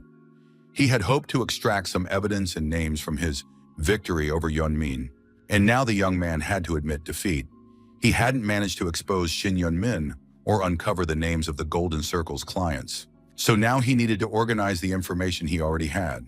The client's grades had to be on par with the best, and he had to be a well-off kid since his parents were paying for the Golden Circle's services. Of course, these were decent criteria for narrowing down the possible suspects, but it still wasn't enough to say anything for certain. Hyun Sung decided not to rush things for now, since sooner or later the client would reveal themselves anyway, and for the time being, he needed to deal with the pressing issues at hand. At that moment, another group of bullied students was beating the helpless Shin Yeon Min practically in front of the entire teaching staff. Hyun Sung watched the situation unfold and realized that the boys beating up the helpless boy and the teachers, turning a blind eye to it, were all cut from the same cloth. But at least thanks to such showdowns, things aren't standing still. Yeon Min was recovering in the bathroom after one of the beatings when he unexpectedly received a message saying that if he agreed, they would stop bullying him for the rest of his school career. Yeon Min was already in such a state that he was ready to agree to practically anything, and immediately wrote back that he would do whatever it took. Hyun Sung was pleased to receive such a message. He hadn't even doubted the response to his proposal. Shin Yeon Min stood near the supermarket, wondering if he was ready to go through with it. Maybe it would be better to just tough it out for this month. But the very next moment, the guy decided not to think, but to act. He put a mask on his face and pulled up his hood, trying to hide himself. Without saying a word, Yeon Min walked into the store and headed straight for the cashier, who asked how he could help. Yeon Min grabbed the guy by the head and slammed his face against the counter several times with all his might. The clerk couldn't figure out what was happening. If this was a robber, why wasn't he demanding money, but simply beating him up? The clerk looked closely at his attacker and recognized him as Shin Yeon Min. That evening after work, Park Min Chul met up with his friends and told them that Shin Yeon Min had beaten him up right in the store. The guys couldn't believe their ears. Min Chul had already heard rumors that Hyun Sung had broken Yeon Min's arm, and sure enough, his right arm was in a cast. The guys didn't understand why Yeon Min would do all this. They thought about maybe filing a police report, but decided against it, realizing who was behind it all. Min Chul suggested they treat it as a one-time incident and keep a low profile if they ran into Yeon Min on the street. No sooner had the guys started to disperse than they heard a voice greeting them and saying it had been a long time since they'd seen each other. The guys didn't understand why their former comrade and mentor, Shin Yeon Min, was acting this way toward them or what he wanted at all, since he was the one who had attacked their store yesterday. Yeon Min told the guys straight out that it wasn't his idea, and he explained that Hyun Sung had a special grudge against them. So over the next month, Yeon Min would have to turn their lives into a nightmare. That is, make every one of them regret every day they'd lived. The guys from Min Chul's gang were so surprised they couldn't even find the words and just stood there with their mouths open. But the very next moment, Yeon Min lunged at them and started throwing punches.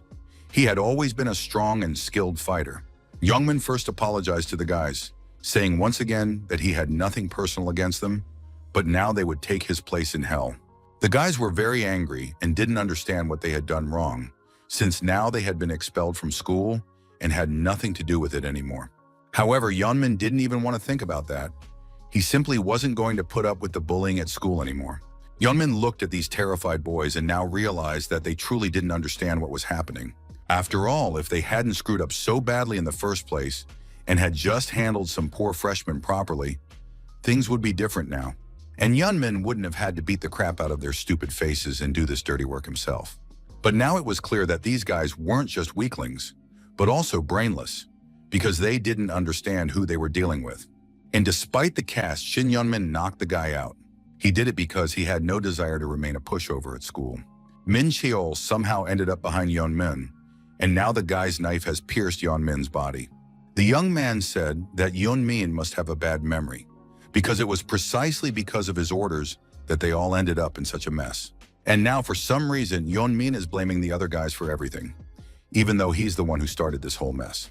Yeonmin couldn't fight anyone anymore. He fell to his knees, holding his hand over the bleeding wound from the knife. And now with two of them beaten up and one stabbed, the truth began to sink in. Hyun Sung actually wanted them to just kill each other, and now there was no way out. That cunning Hyun Sung had pitted them against each other like starving dogs. The next day, the whole school was buzzing with the latest news that some thugs had stabbed Yeonmina. One guy said his uncle worked for the police, and it turned out that Park Min-chol had been involved in the fight. All day long, the students discussed what would happen next. Would someone be sent to a juvenile detention center, or would they just get a criminal record? In reality, no one knew the details of why these guys had gotten into a fight with each other. But the police officer said the situation was strange overall. The boys didn't deny what they'd done. All the participants in the fight asked to be sent to the juvenile detention center as soon as possible, as if they wanted to get out of town on the first flight. Hyun Sung was on the school roof talking on the phone when he was told that Jong Min-ho's family had given up, packed their things, and left town.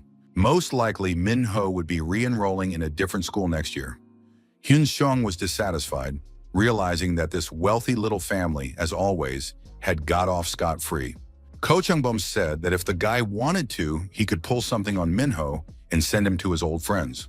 Hyun Sung said it wasn't worth doing, and his friend immediately realized that the guy had something more interesting in mind.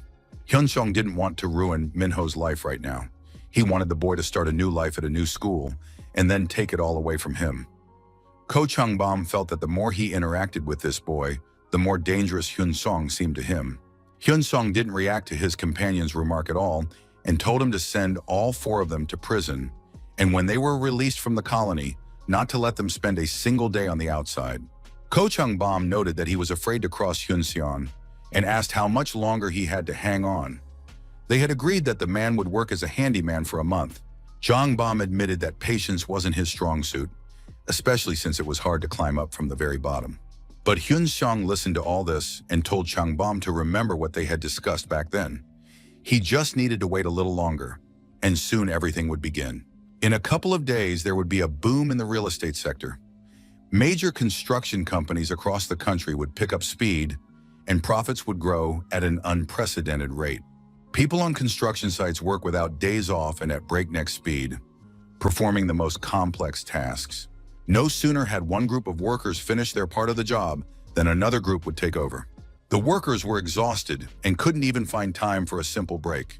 It was at that very moment that the load being lifted by the crane suddenly slipped, and huge metal beams began to fall. The construction worker was too exhausted to react quickly to the situation. The metal structures fell, crushing the builder's lower body and pinning him down. The construction workers were in shock when they saw what had happened to their colleague. They needed to call an ambulance immediately.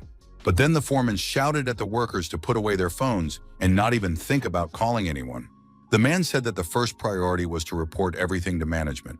He didn't want to hear about providing immediate assistance to the man, since the incident could slow down construction.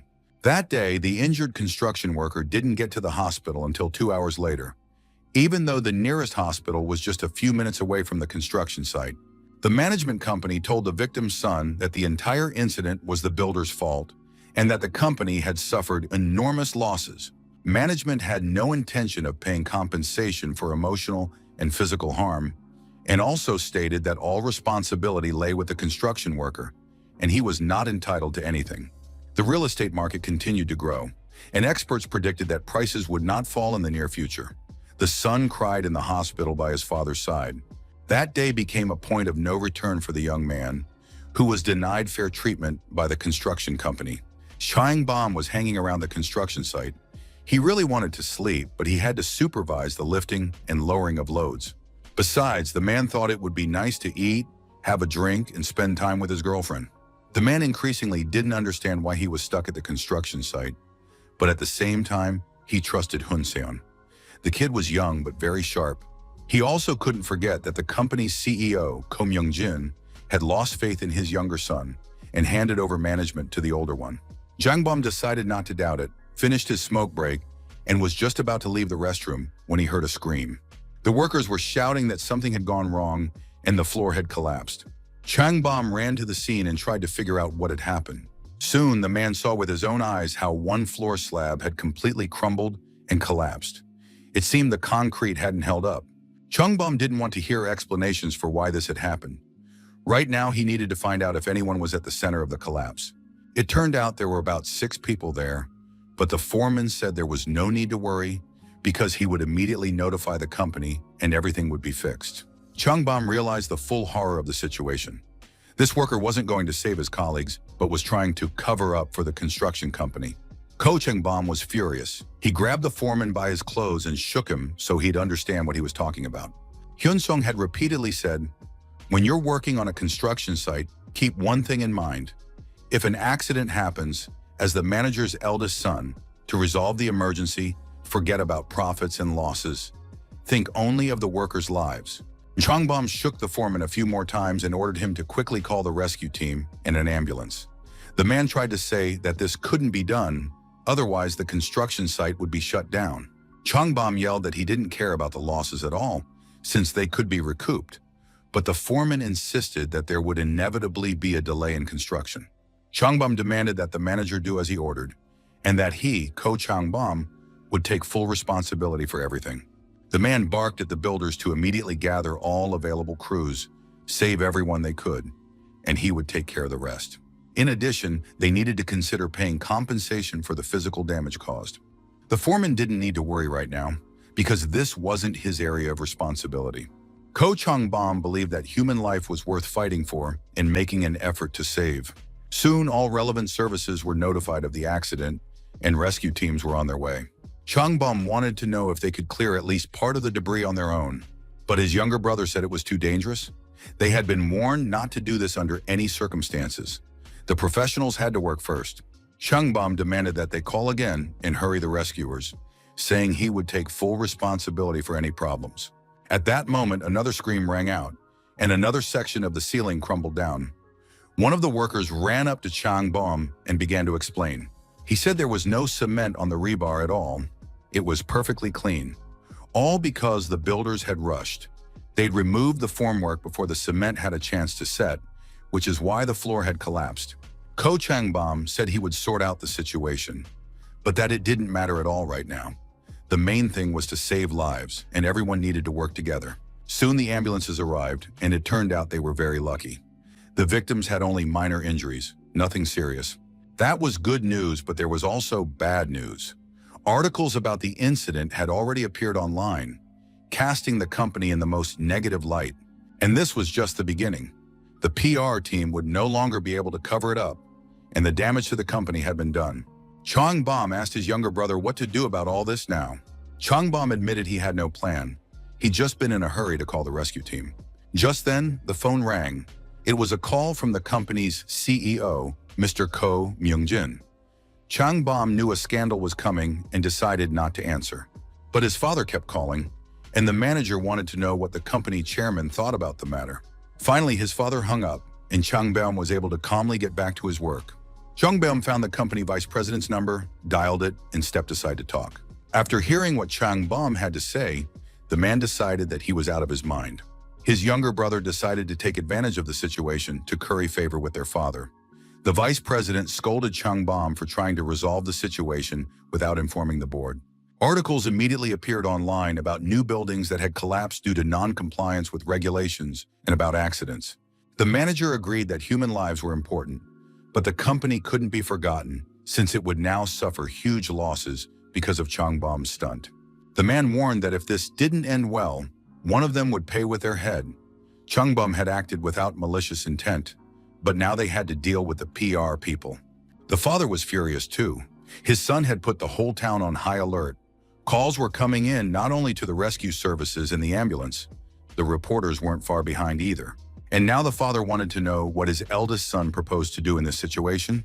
Hyun-sung believed that the chairman had an acute sense of pride in his work. He considered himself the creator of the business, so they needed to think about what they would do in his place in such a situation. First and foremost, they needed to find out the cause, so there was no point in backing down. It was better to explain to his father just how serious the situation was. Changbom spoke up, and his words left many speechless. He suggested tearing down the building and starting construction from scratch. Ko Myung-jin loosened his tie and said that, of course, his son was still a novice in business. But he already understood the construction process and knew that most of the funds came from banks. Interest rates are rising every day, and on top of that, there are demolition costs, compensation payments, and everything else. No unfinished building is worth all this fuss. However, to his surprise, Changbom wouldn't back down. He said that this was just one building. Of course, there would be losses, and it was hard to say right now how big they would be. But in return, their company will gain trust. Right now, the media is saying the same thing about all construction firms: high profits, but no trust. And here, despite the incident, they will finish the building. And what will happen next? The younger brother believed that if certain people hadn't tried to play the hero, there wouldn't have been any publicity, and starting from scratch would be far more expensive than finishing what was already there. But the older brother asked the younger one not to focus solely on profit, but to think ahead.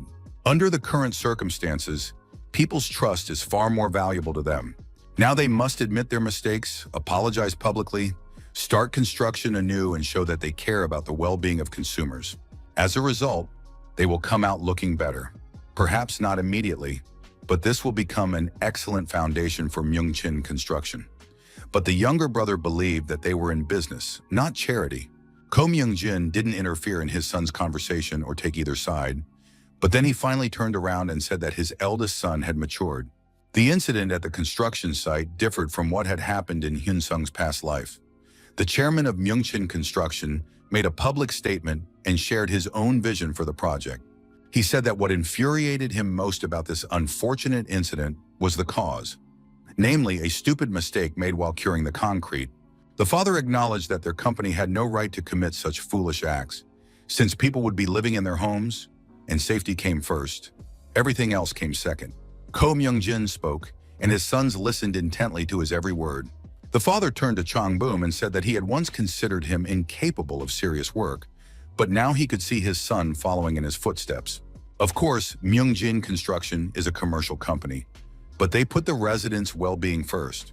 The father advised Changbom to keep up the good work, and he would become a worthy heir. It was clear that the younger son didn't like these words at all.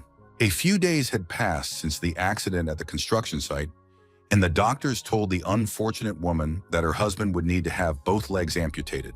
Most of the accident victims got off with minor injuries. Only one required surgery. The woman didn't know how to tell her children what had happened. Representatives from Myung-jin Construction were scheduled to visit the family. Everyone knew that construction companies had a short conversation with the families of the victims. Take the compensation and leave. The woman had to handle this conversation with dignity because she wanted to receive compensation for her husband's loss of his legs. And she never expected that the company representatives would offer a sincere apology for the incident. Ko Changbom soon called his young friend and told him that his father had suggested continuing in the same vein. But Changbom didn't know what to do now. Hyun-sung didn't want to disappoint the man.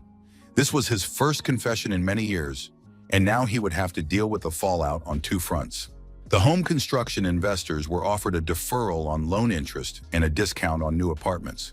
If the information was presented skillfully, they would only stand to gain. The deferrals and discontent would come to nothing. Besides that, there was another issue involving the victims. Everything had to be resolved with them as fairly as possible, so that everyone would feel proud to work at Myung-chin. Company representatives acknowledged that the incident was the company's fault. They understood that money could not restore everything or compensate for all the pain, and misfortune the family had suffered. The victim's wife could hardly believe her ears, and company representatives announced that they would cover all the costs of the surgery and pay 500 million won in compensation.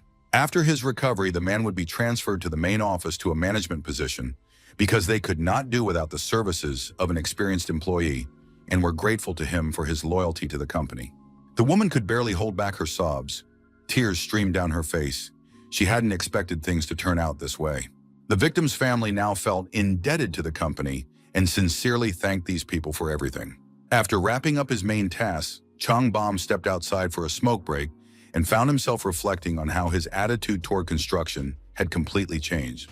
He used to think that construction was simply about putting up buildings and making a profit. Builders would construct a house and sell it, but recently Chang Bom had started to think more deeply, and his perspective had shifted. He realized that behind construction were people, workers who needed to feed their families, and future residents who paid for the homes. Chang Bom admitted that he had been too frivolous about his job.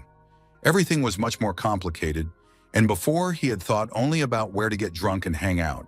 Chang Bom admitted that ever since he started hanging out with the little guy and took on the job he thought was lost, his life had completely changed. Chang Bom was very proud that he was like his father. They thought alike, and the manager understood that. But suddenly a security guard appeared in the courtyard and announced that smoking was not allowed here, and that the cigarettes had to be put out immediately. Chang Bom jumped up and started yelling. Did he really have to ruin his mood? He demanded that the security guard leave, or else he would flatten him. It became clear that Yang Bom hadn't changed completely yet. A week passed, and Kim Hyun-sung never expected that the butterfly effect would lead to the start of a new game. There was a program on TV in which a man was asked to introduce himself, and he said his name was Oh Yeon-hyuk. He was a construction worker who had become disabled as a result of an accident in Incheon. The situation with the Myeongjin company was soon forgotten because no one was seriously injured and the commotion died down. However, almost simultaneously, accidents began to occur at construction sites in various cities. People realized that rushing leads to accidents, and now several people had died because company managers had demanded faster completion times. Articles about labor safety violations appeared constantly in newspapers and on social media. What had been hidden became public, and a wave of outrage swept across the country. The journalist asked the young man to tell him what had happened to his father. Yeon-hyuk explained that on that day, construction materials were being transported by a crane at the site, and if they had been monitored more carefully, the tragedy could have been avoided. But the most outrageous aspect turned out to be the scandal surrounding the company's actions following the accident. The young man said that instead of calling an ambulance and emergency responders, the foreman strictly forbade anyone from calling until he had reported to management, and the victim was taken to the hospital several hours later. Journalists also discovered that he was taken to a distant hospital, allegedly for better care. The son confirmed that his father had indeed been taken to a hospital affiliated with the company, supposedly for better treatment and the family's convenience. However, in the end, the man did not receive proper care, and the son did not understand why the company had treated them this way. The builders didn't want to publicize the incident. They wanted to sweep everything under the rug as quickly as possible and not slow down construction, because money was what mattered to them. The company didn't care about the workers' lives. The main thing was to make as much profit as possible at the expense of ordinary construction workers' health. The young man admitted that he had to muster all his strength to come to the interview, hoping that no one else would suffer in the same way. The journalist thanked the young man for his courage, and they then discussed a situation where the construction company, Myeongchin, had acted in the opposite way. Ko Chang-bom was appointed foreman at the construction site where the accident occurred, and he had been at work since early morning. The man was still unaccustomed to the sudden fame and respect from the workers, who now made a point of greeting their respected boss. Some even went so far as to bring Chang Bom homemade meals and baked goods to show their respect. Chang Bom wasn't very happy with the situation. He didn't understand why he had been appointed foreman at this construction site, and on top of that, why he had to write a daily report. The young man had just sat down to eat, realizing that some difficult twist of fate had brought him to this construction site. And just as he was enjoying his ramen, a worker came in and said there was a visitor for the foreman. It was a TV reporter who wanted to film at the construction site. Management had approved everything. On top of that, the journalist wanted to interview Chang Bom personally, which was truly surprising. So surprising, in fact, that the man immediately began to wonder where he might have screwed up. But the worker couldn't give him a clear answer. That same day, after filming wrapped up, a report aired on TV that Ko Myung-jin watched. The journalist reported that the Myung-jin company had announced the demolition of the building and the start of construction on a new one. This was due to an accident, but the decision itself had not been an easy one for the company. Most of the expenses were covered by bank loans, and in the event of reconstruction, the repayment terms would be significantly delayed. This was a rather unusual decision for a large company. In this case, Myung-jin took serious risks, and now the journalists were introducing the man who had initiated this situation. Later in the report, they showed the wife of the accident victim. She recounted how the company director's eldest son approached her and offered help. Everyone saw that the company cared about the fate of its employees. Ko Myung-jin watched the program with interest. He was satisfied with everything so far, and he understood that the right decision had been made. The TV station's reporters had interviewed the heir and were now ready to declare that a bright future lay ahead for the company. And then a smiling Chang Bom appeared on the screen, and the reporter said that the man was literally shouting to everyone that human lives were more important than any financial losses. In addition, the young man personally took responsibility for what had happened and insisted on the complete demolition of the building. Chang Bom replied that he was simply following his father's guidance. At the corporation, they emphasized that they not only make money, but also create favorable conditions for people. The report wasn't even over yet, but the head of Myung-jin was already receiving a call from Chairman Park. The chairman greeted the man and said that Myung-jin had raised its eldest son well. Of course, at first, everyone thought this young man was a real troublemaker, but now it's clear he takes after his father. Chairman Park went on to say that he has a daughter. Why not set up a blind date for them, or perhaps arrange a meeting with someone from the judge's or prosecutor's family? Invitations were coming in from different cities across the country. If the young man didn't want to deal with a prosecutor, they could arrange meetings with other families. The girl was summoned and drove purposefully to the chairman's office. Standing before her father as an ordinary employee, she heard that she should no longer answer calls from all sorts of mysterious matchmakers. Ko Myung-jin couldn't imagine it, but the atmosphere was such that the company was receiving numerous construction contracts. The largest ones at the moment were the group's headquarters and an order for high-rise buildings in the Gangnam district. There were also plans to build a building in Neaton and a dormitory for J-Chemical employees. The secretary reported that a call had come in from the mayor. They wanted to quickly sign the previously approved contract for the construction of 5,000 homes. In addition, the partners wanted to announce the start of construction in the coming months. This was a true once-in-a-million opportunity that Chang Bom had managed to seize. The man at the center of all this commotion, Ko Chang Bom, didn't even know yet whether he liked it or not. His life had changed too drastically. The young man had been appointed executive director of Myung-jin, and all department heads were required to provide him with the necessary assistance. Chang Bom sometimes thought he was dreaming as he accepted congratulations from people who, not long ago, had looked down on him. The heads of departments and divisions were ready to help the new director as soon as he asked, and some even socialized closely with his younger brother, hoping to see him in the director's chair.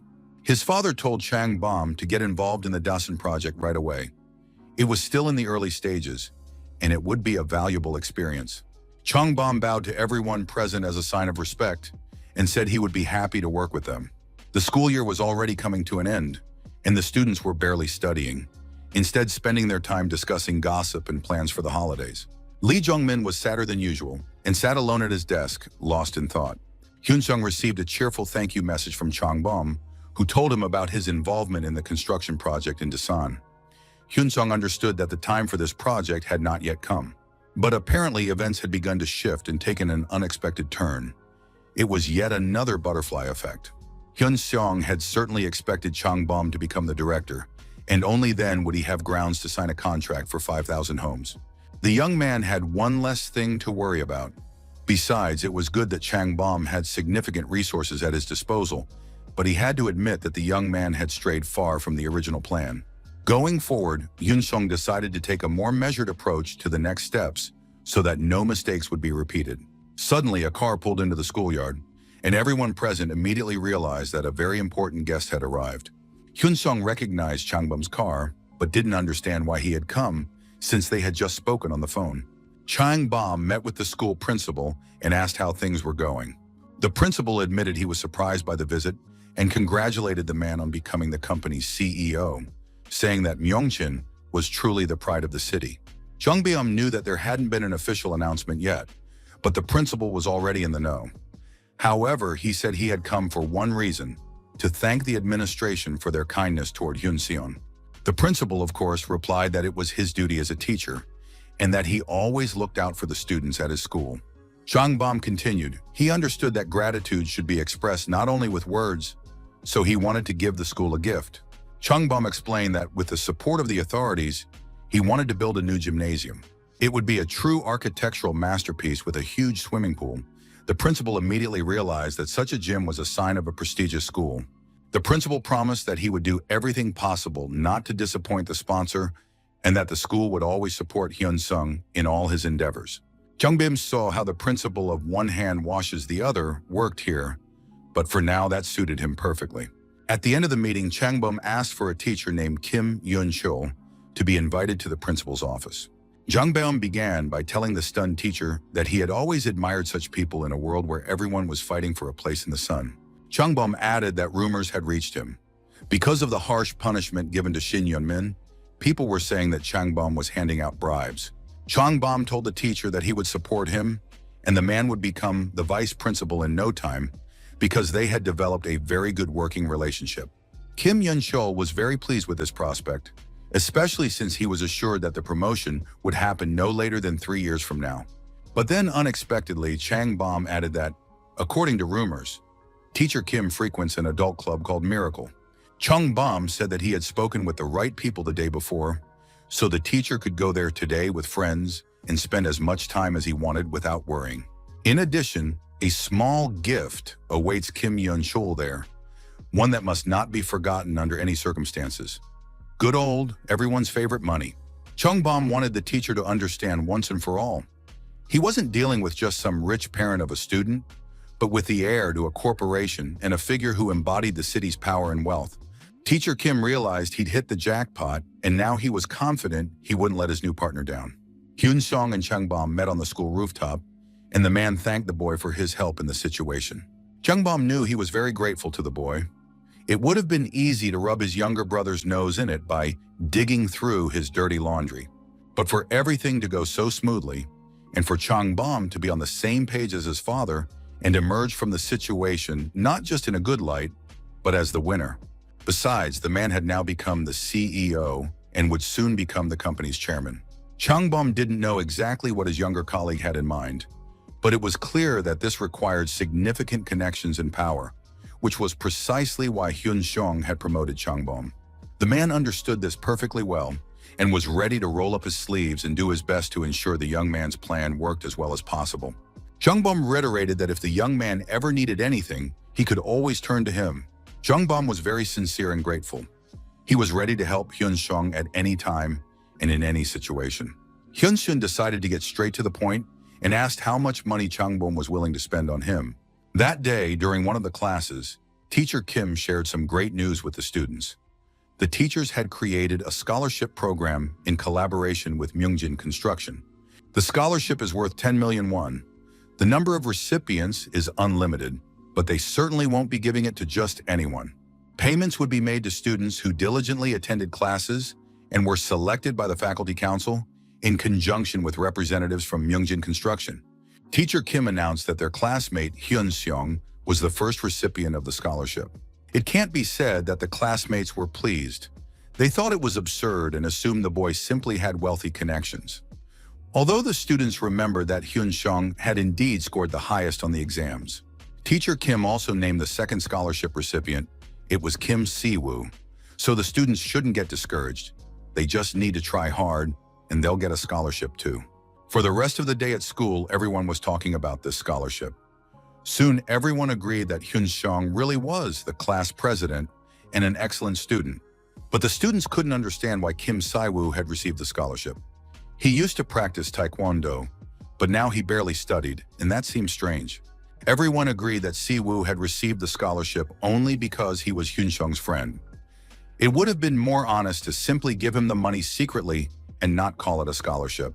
The guys had no idea what kind of relationship Hyun Sung had with the Myungjin Corporation. Some speculated that he might be an illegitimate son, although most likely that wasn't the case. Otherwise, they would have been helping him since childhood. In the end, unable to come up with a reasonable explanation, the guys decided not to think about it anymore. Suddenly, someone appeared in the path of the trio of friends, and they stopped immediately, unsure whether they wanted to go any further. In the distance, near one of the houses, stood none other than Kim Hyun Sung, the very person they had just been discussing so animatedly. The guy motioned for the students to come closer, clearly showing that he had been waiting specifically for them. The young man was already regretting that he had recently discussed the gossip surrounding Hyun Sung. It was clear that Hyun Sung was not quite right in the head, and it was best not to cross paths with him anywhere. The young man realized that nothing would probably save him now, and that he would soon end up in the hospital with broken arms and legs. Hyun Sung was already getting nervous and repeated the question once more. Was this really Cho Jae-jin, nicknamed Chatterbox, from school, standing before him? Hyun Sung saw the frightened boy and told him not to tremble. He didn't care what people said behind his back, but right now he could use his ability to talk non-stop. Hyun Sung knew that Cho Jae-jin was a treasure trove of school gossip and was on friendly terms with most of the students. Hyun Sung said he needed a favor, and the unfortunate Chatterbox realized he wouldn't be beaten up this time and was ready to listen to any request. Hyun Sung bluntly stated that school scholarship recipients aren't selected through the most honest means. This is evident even from the fact that he and Siwoo became scholarship recipients. But it's also known that the number of scholarship recipients isn't limited, so Cho Jae-jin could get a scholarship too. Hyun Sung wanted Chatterbox to spread rumors around the school, just as he always did, so that everyone would know that the scholarships were being awarded unfairly. Cho Jae-jin couldn't figure out what was going on, so Hyun Sung explained the plan to him in more detail. The next day, the school hallways were buzzing with rumors that the Myungjin Corporation had established a scholarship to pay off those who were on good terms with Hyun Sung. That's why Kim Siwoo, who was Hyun Sung's only friend, was getting the money. Many couldn't believe these rumors, but on the other hand, it was now clear exactly why Kim Siwoo had been chosen. It was also said that the number of scholarship recipients was unlimited, which meant that anyone could receive one. And so it turned out that they just needed to treat Hyun Sung with respect, befriend him, and then every student would get their share. During lunch, the students discussed how Hyun Sung had changed. He had become much kinder and no longer beat up others. He had simply rid the school of all the bullies, and now they could study in peace. Chatterbox shared some inside information with a few more friends and said that if they supported Hyun Sung, they would also get a scholarship. The school gossips claimed that being friends with Hyun Sung was very profitable, and that things had become much calmer at school now that the main troublemakers were gone. Soon, everyone realized that Hyun Sung was gathering people around him and that they were being paid real money for it. Now, no one shied away or tried to suck up for the scholarship. Even former enemies realized they could become useful and suitable candidates. Of course, to find out the details, you had to talk to Chatterbox, and he confirmed everything as a big secret. To those he trusted most, Chatterbox revealed that Hyun Sung wanted to turn the school into his personal palace, and with the support of Myungjin Construction, crush the neighboring schools. Right now, Hyun Sung needs strong and loyal people, and of course he won't skimp on them. Everyone already knows roughly how much the scholarship pays. But Sung-ho heard the amount and realized it wasn't the pittance Yeon-min had paid him, but he wasn't sure if Hyun Sung would take him on after their conflict. However, the guy decided not to waste time and to sort everything out right away. He waited for Hyun Sung on his way home from school. Sun-ho approached the guy and asked if he could spare him a few minutes. Hyun Sung seemed surprised, but without turning around, he suggested that Sung-ho follow him to a secluded spot to talk. Sun-ho started by apologizing for what had happened between them. He personally had no hard feelings toward the freshman. But to his surprise, Hyun Sung didn't even bring it up and immediately suggested they get down to business. Sun-ho had heard that the guy wanted to push back against the neighboring schools. And although that sounded strange given their history, he wanted to be a part of it. Sung-ho honestly admitted that he needed money, so if Hyun Sung was looking for people who knew how to listen and carry out orders, he was ready. Hearing this, Seon-ho decided to ask a question that had long intrigued him. They said it was Hyun Sung who started the fight that landed so many people in jail. Hyun Sung immediately confirmed that he had indeed organized that conflict, but now, as strange as it might sound, he wanted to take Bae Sung-ho into his circle. But first, Sung-ho had to pass a test. A short while later, Shong-ho arrived at the place Hyun-sung had told him to go, and didn't understand what was happening. For some reason, there were high school students there. The boys stood facing each other, unsure of what to do next. At one point, the tension grew so much that it became clear a fight was about to break out. They were waiting for the rest of the participants to arrive. Soon footsteps were heard. It must have been Bae Seon-ho coming, and it really was him. But the guy's face was covered in bruises and scrapes. He said that from now on he would stand up for Hyun-sung, and everyone, even the juniors, had to remember that. The guys immediately thought that Shong-ho was a weakling who had been bullied by the arrogant Hyun-sung. This turn of events angered them, and they were now ready to beat him up too. But Song-ho paid no attention to this barking and said that anyone who was against Hyun-sung could raise their hand. That way it would be easier for him to figure out whose face to smash.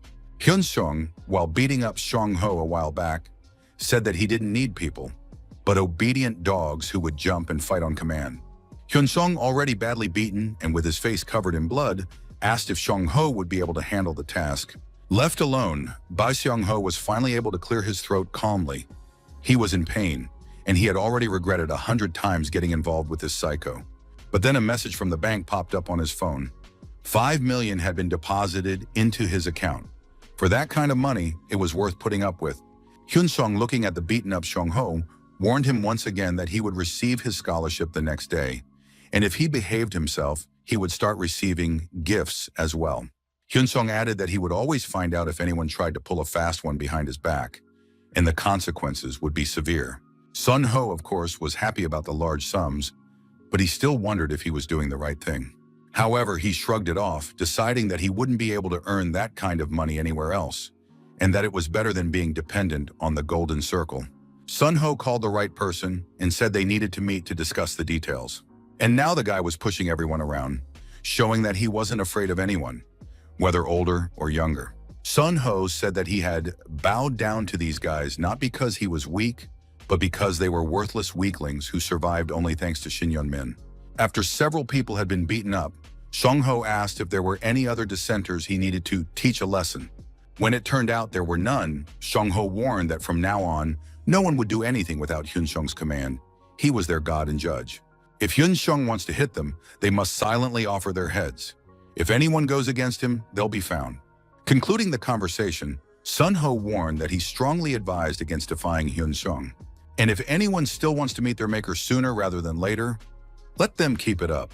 But Song-ho warned the guys that Hyun-sung would pay a stipend to his most loyal assistants, so they needed to follow all instructions very well and obediently. And if they did so, Hyun-sung would certainly not forget anyone and would also give them money. Of course, all this sounded very strange, and the guys thought Bae Seong-ho had completely lost his mind since he was suggesting they pray to Hyun-sung. On the one hand, it seemed crazy, but on the other, he was paying real money, which everyone needed. A group of students gathered around the bulletin board and studied it closely. Everyone was excited and wanted to understand what was going on. It turned out that the list of scholarship recipients had been updated on the bulletin board, and now Seong-ho and Shoei the chatterbox were receiving scholarships.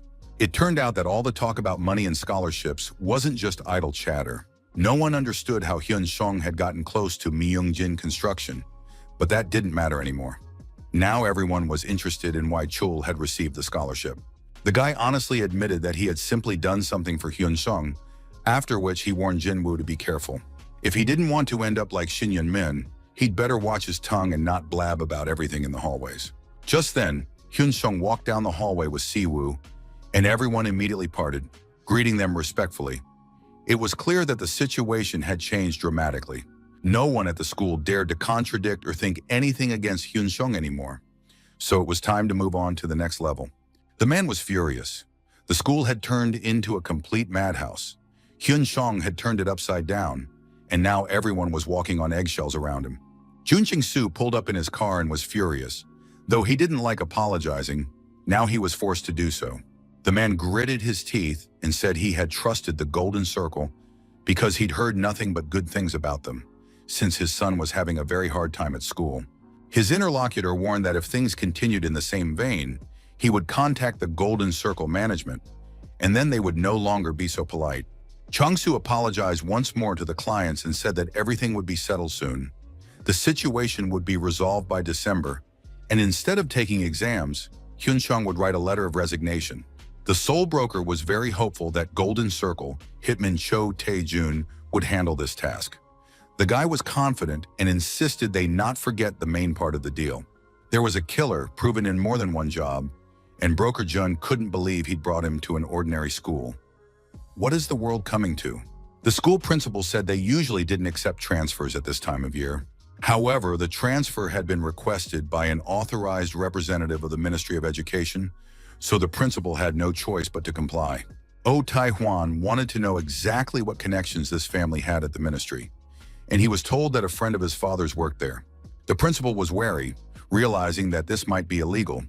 An official was getting a student into school in the middle of the semester. If this came to light, there would be trouble.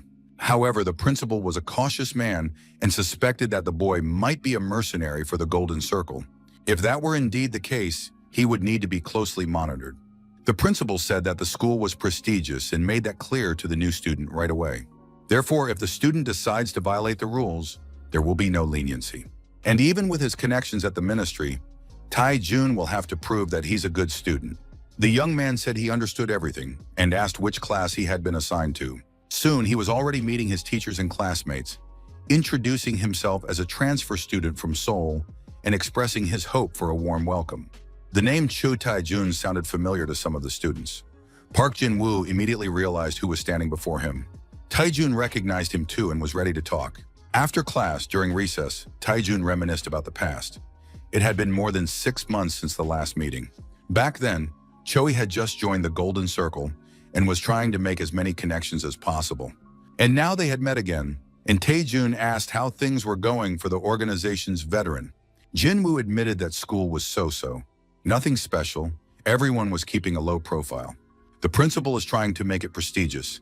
Conflicts are quickly swept under the rug, but there's one person you should steer clear of.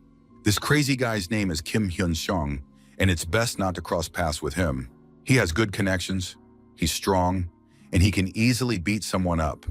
He's kind of like the local tough guy at school. Tae-jun listened to Jin-woo, who was clearly exaggerating out of fear of some student.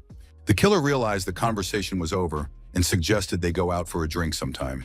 In class, he didn't listen to the teachers, thinking about where to start. Just beating up Hyun-sung wouldn't be enough, so he decided to check out the city for 6 months. During that time, he planned to grind Kim Hyun-sung into dust. He'd been promised a hefty fee for the job, so he had no intention of turning it down. This hitman was extremely confident. Rank members of the Golden Circle were considered untouchable.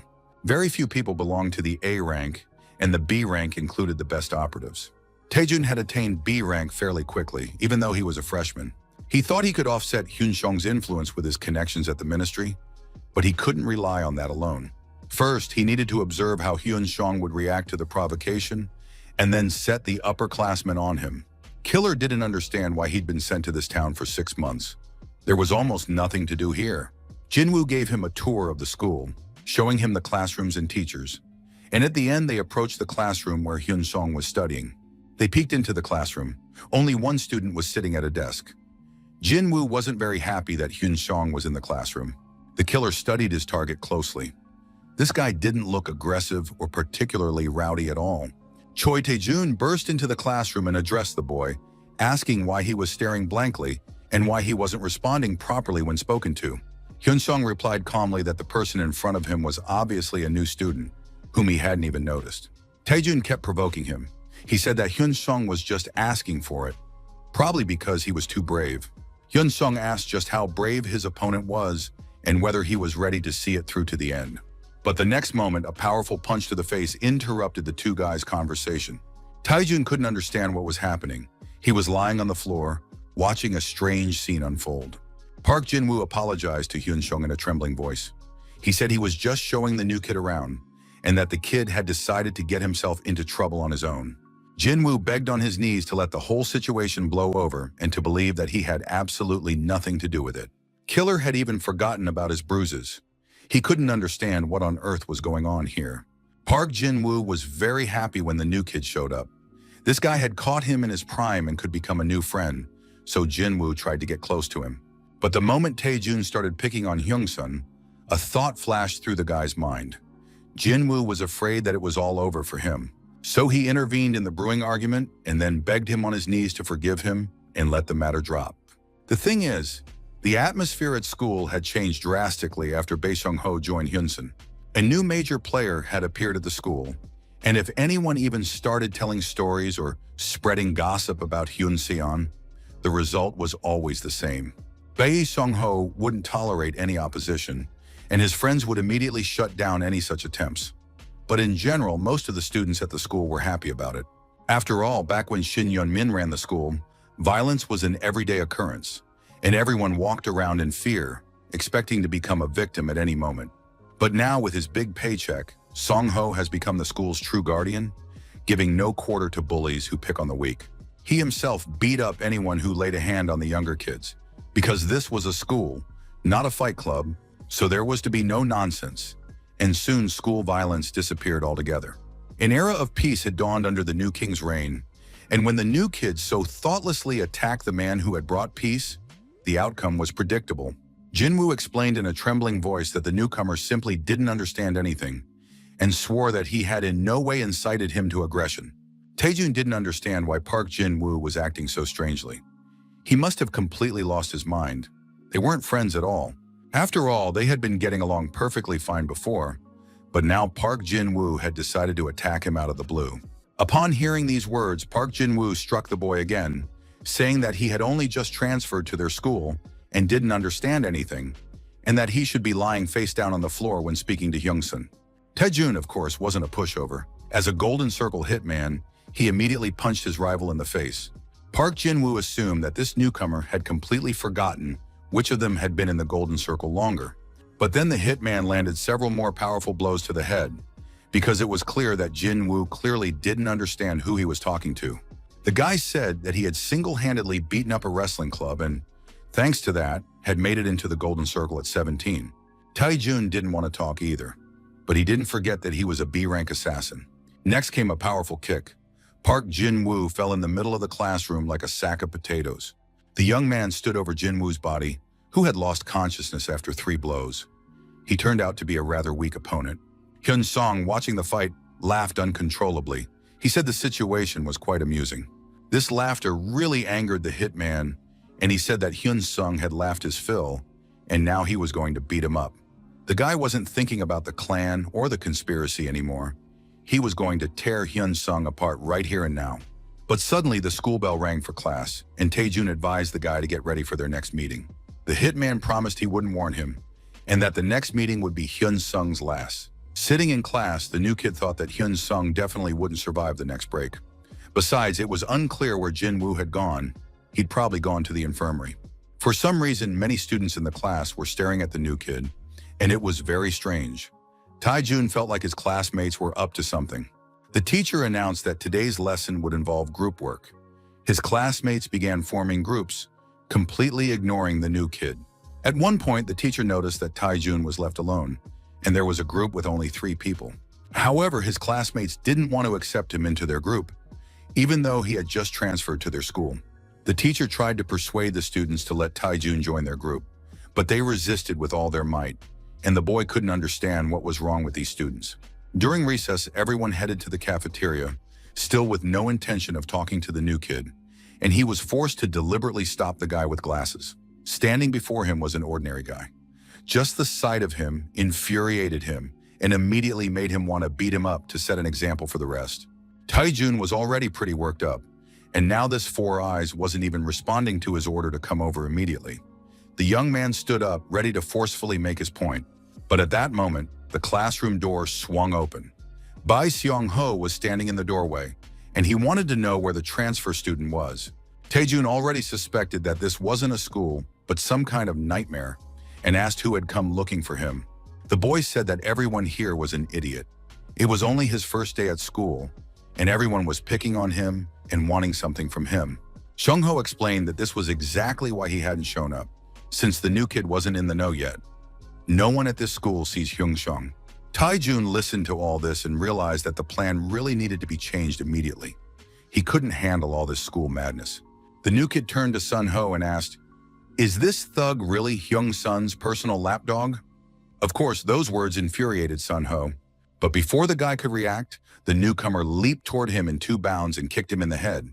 After exchanging a few blows, Taejun thought to himself that he hadn't even been at this school a day yet, and he was already in his second fight with yet another thug. At that moment, Sun Ho approached the guy and took a powerful uppercut to the jaw. Although Bae Sung Ho didn't fall, it was clear that his head was spinning. Taejun realized he needed to finish him off and landed a few more blows. Then he grabbed his opponent by the hair and slammed his face against the desk with all his might. Finally, Taejun threw the boy to the floor and ordered him not to even dare to get up. The students were horrified when they saw their leader get beaten up. They decided to jump into the fight to protect their friend. But Cho Taejun was really on a roll. It didn't matter how many more students showed up. He beat up everyone who came near him. Taejun was very good against these guys and managed to fend off all their attacks without pausing or expending much energy. The boy took a kick to the face and was now falling, completely exhausted. A new group of students ran into the classroom. They watched the guy who had beaten up Seong Ho and were about to pounce on him as a mob. Taejun told the students not to leave and to wait until he sent each of them to the other world. At that moment, Sun Ho came to from the blows. He said they weren't done yet, but Taejun advised him not to get up and to lie there quietly. The new kid didn't understand why such a healthy, strong guy liked being a lapdog to a freshman. A week before these events, after Bae Sun Ho had turned the school's power dynamics upside down, he received a private message from Ko Cheng-bom, who praised the guy and gave him a bonus for his hard work. Sung Ho was surprised. He'd thought Chang-bom was just a school sponsor, but now it seemed he was very interested in all of this. Sung Ho was already calculating exactly how much he would get if he beat up someone from the Golden Circle. In any case, he was sure he wouldn't come out short. Sun Ho turned to his friends and told them that this newcomer would be tougher than Shin Young-min, and that they might not be able to handle him right now. But if they didn't get scared and stuck together, he could be sure that Jung Seon would definitely take note of that and not forget it. Sung Ho approached the newcomer, his mind working like a calculator. He was running through the sums he'd received over the past week, and they made him very happy. Sun Ho knew that no sane person would turn down that kind of money, so he shouted to his comrades, "Attack together and take down Taejun." Sun Ho ordered the guys not to let up. As long as the enemy was still standing, they were not to stop under any circumstances and were to keep hitting him. Taejun watched these pathetic attempts and was amazed by the circus unfolding before his eyes. In the end, even though Bae Sung Ho and a dozen classmates had attacked the new kid, they hadn't succeeded. And now Taejun, standing in front of the mirror, was dabbing the blood from his face with a napkin. Not even a day had passed at this school before he was sick of it all. It was a bunch of crazy fanatics. Taejun understood that it wasn't in the spirit of high school seniors to get involved in a fight they were bound to lose. But Sung Ho and his friends had thrown themselves into the brawl with crazy self-sacrifice. If there had been just a few more of them, the new kid clearly wouldn't have stood a chance. And now Taejun realized, even if he brought in a broker, it would be unlikely to isolate Hyungsun. This guy had turned the school into some kind of unimaginable stronghold, and now there was probably only one way to sort everything out here. Taejun knew he had to take the bull by the horns, and if he could at least break Hyungsun's arm, that would be something he could report back to the circle later. The young man, deep in thought, was walking down the hallway when he bumped into a man with his shoulder and shouted at him to be more careful. Teacher Kim Yeon-chol couldn't remember the last time someone had spoken to him so disrespectfully, let alone some strange schoolboy. 10 minutes before this incident, Park Jin-woo had come to him and told him that the new transfer student had deliberately decided to provoke Hyungsun. The teacher realized that Choi Taejun had deliberately transferred to their school to get to Hyun-sung. The man understood that the Golden Circle would stop at nothing. It's unclear who's behind this, but it's clearly someone with a twisted mind. The teacher wanted to know what Hyun-sung thought about the matter. Jin-woo admitted that Hyun-sung had advised him to act at Mr. Kim's discretion. It all sounded rather vague. On the one hand, Hyun-sung wasn't urging the teacher to take action, but on the other, it was as if he were saying, "Don't you dare let this slide." Kim Yeon-chol realized that the time had come to prove his worth and thereby strengthen his relationship with Hyun-sung. Teacher Kim looked very determined. He stood up and was about to find out who this transferred newcomer was. And now, having accidentally run into the insolent boy in the hallway, the teacher grabbed Taejun by the ear and dragged him into the teacher's lounge. After that, Kim Yeon-chol hit the boy and didn't even try to justify himself. On the contrary, he continued to pressure this insolent student. Taijun said that the teacher certainly wouldn't have behaved that way in front of the other students in class. The boy wanted to put the teacher in his place right then and there. But teacher Kim said that the new kid clearly didn't get the situation. It was only his first day at school, and he'd already beaten up a friend who had to be sent to the hospital because Jinwoo had lost consciousness from blood loss. Besides, let's not forget the fight the new kid started in class. According to witnesses, Taijun knocked over some upperclassmen and threatened the rest. Teacher Kim grabbed the boy by the ear again and said that this little brat had decided to disrupt the school from day one and was even threatening the teachers. The teacher said the boy could go complain to his dad's buddies, and Taijun realized that despite his protection, the teacher was acting way too bold. Kim Yun-chul had no intention of stopping. After all, this brat thought he could just walk into a new school and have everyone fall at his feet. But things didn't work that way here. And then came a right hook from teacher Kim. The new kid was genuinely stunned, while the teacher kept saying that he could complain to anyone he wanted, but no one would believe that he'd been beaten up by an ordinary school teacher. No teacher or student at the school would testify or confirm that Mr. Kim had beaten a student. And so if you think about it, the new kid had absolutely no proof that Kim Yun-chul had even laid a finger on him. The teacher landed a few more blows to his face and said that everyone knew Park Jin-woo had hit the boy. After that, the subsequent blows were attributed to a student named Baya Seong-ho, a sophomore who was very strong and sturdy, but certainly not the teacher. Taijun yelled into the phone that everyone at this school had gone crazy. A school teacher had just beaten him to a pulp. It seemed as though absolutely every student and teacher at this school had lost their minds. Broker Jun clutched his head. It really did sound like nonsense, but if he couldn't handle this assignment in the middle of nowhere, his career would be over.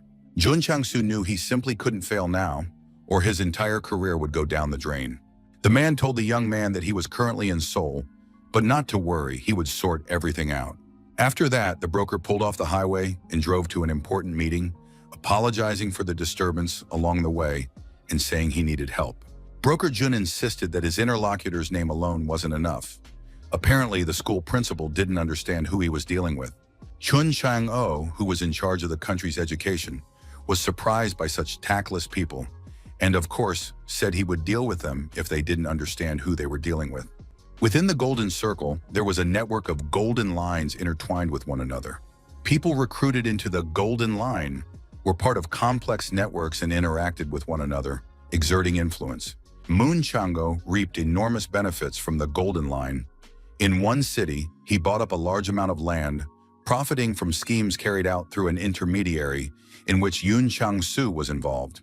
And now the representative called Mr. Dongjin and asked him for help with a matter. They say that something is amiss at one of the schools in Dasan. Teachers are taking bribes and playing favorites. Such behavior could negatively impact education in the district, and now the commissioner would like this issue to be resolved. His interlocutor didn't understand why the commissioner was interfering in Dasan's affairs, even though he himself was in charge of Seoul, but Moon Chang-oh had no intention of justifying his actions. The man stated that they were all working in the interests of the country's education, and therefore he had the right to point out shortcomings in other districts. His interlocutor agreed that Moon Chang-oh had the right to speak out, but still, this constituted an abuse of power. It became clear that the situation could escalate into a scandal that no one needed. Moon Chang-oh threatened his interlocutor, saying he knew about his connections and corruption schemes. He then added that he would be forced to turn to the Golden Circle to resolve this issue. But it turned out that his interlocutor was in the know, and now he too wanted to ask the commissioner an interesting question. If the commissioner continues to dig deeper into this scandal, will he be able to withstand this dirty fight? Because no one goes down alone. All the officials in the capital think that the provinces are full of nothing but dimwits who couldn't make it to the top. But some people are simply happy living there, so they shouldn't be underestimated. My source wanted to say just one thing. You have to know your limits, and there's no point in biting back, because everyone will go down with you. The man met with the school principal and relayed this conversation to him. At any rate, the representative won't act openly, at least. The man wanted to know if the principal could handle it, because the Golden Circle is a dangerous opponent. If anyone tries to dig into corruption in Dasan, everyone will go down. The school principal understood everything, but he also knew that it is human nature to feel a sense of duty toward those who seek to help him. For the principal, unlike the representative from Seoul, Myungjin Construction, which invests substantial funds in his school, is of paramount importance, especially since Ko Chang-bom, who is the most likely heir to the company, is also one of the school's patrons. Of course, if corruption at the school comes to light, that won't save the principal. The principal replied that he would do everything in his power to make his school a prestigious institution. He is guided solely by his dream to turn his alma mater into a true gem, and therefore no longer fears for his own future. Oh Tai-hwan advised his interlocutor not to worry at all, because there is a very serious guy behind this. This young man is exceptionally smart, and based on that, none of them are in any danger. Broker Jun called the hitman and unfortunately said there was a slight hiccup, so now they need to forget about everything. If they try to beat him up again, it's better to just walk away. In the event that Tai-jun gets expelled from school, the broker will simply take him back to Seoul. The main thing is not to make a fuss. Tai-jun clearly didn't want to hear this from his immediate boss, who had promised to sort everything out. And now the young man found himself between a rock and a hard place. If he leaves this job early, he can say goodbye to the broker and his usual way of life. But the situation at school had escalated to such a point that continuing was simply dangerous. Originally, Tai-jun was supposed to prevent Hyun-seon's student from getting good grades and turn him into an average student, but now the guy doubted he'd even be able to get close to him. However, if this situation does work out, broker Chang-soo will be indebted to him for the rest of his life. After the day Cho Tai-jun disrupted the established order at school, he felt like an outcast for the first time in his life. The kids hung out and played games, but even during their free time, no one wanted to talk to him. The girls also avoided and ignored the new kid, who spent his time in proud solitude. The more this happened, the angrier Tai-jun became, and the more determined he was to succeed at this job. Now the boy was angry not only at Hyung-seon, but at everyone else in school who would regret treating him that way. Tai-jun decided to start by calling his friends from Seoul. It was already clear that he wouldn't be able to defeat everyone by force, nor turn Hyung-seon into an outcast, but he could still come up with some kind of plan. A few more days passed, and there was Tai-jun sitting in the cafeteria. His lunch tasted awful. The guy couldn't figure out why, whether it was because he was eating alone or because the food was actually bad. Tai-jun was texting his friends on his phone when a guy walked up to him and asked if he liked the food. It was Hyung-seon, and he thought the food on Tai-jun's plate matched his personality. Tai-jun didn't say anything. He just stared at the guy, wishing he could punch him right there and then. But he decided not to rush into anything and to keep his cool. After all, the guys from Seoul would be arriving soon.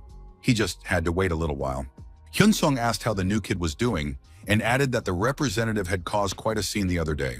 Tai-jun realized that this guy knew absolutely everything, and there was no point in putting on a show. He said that if he'd met Hyun-seong outside of school, one-on-one, he wouldn't have left a dry spot on him. Tai-jun didn't understand why his conversation partner was so cocky, probably because he thought of himself as the king of the school. And at that moment, two strong hands shoved Tai-jun's face right into his plate of food, leaving him unable to move.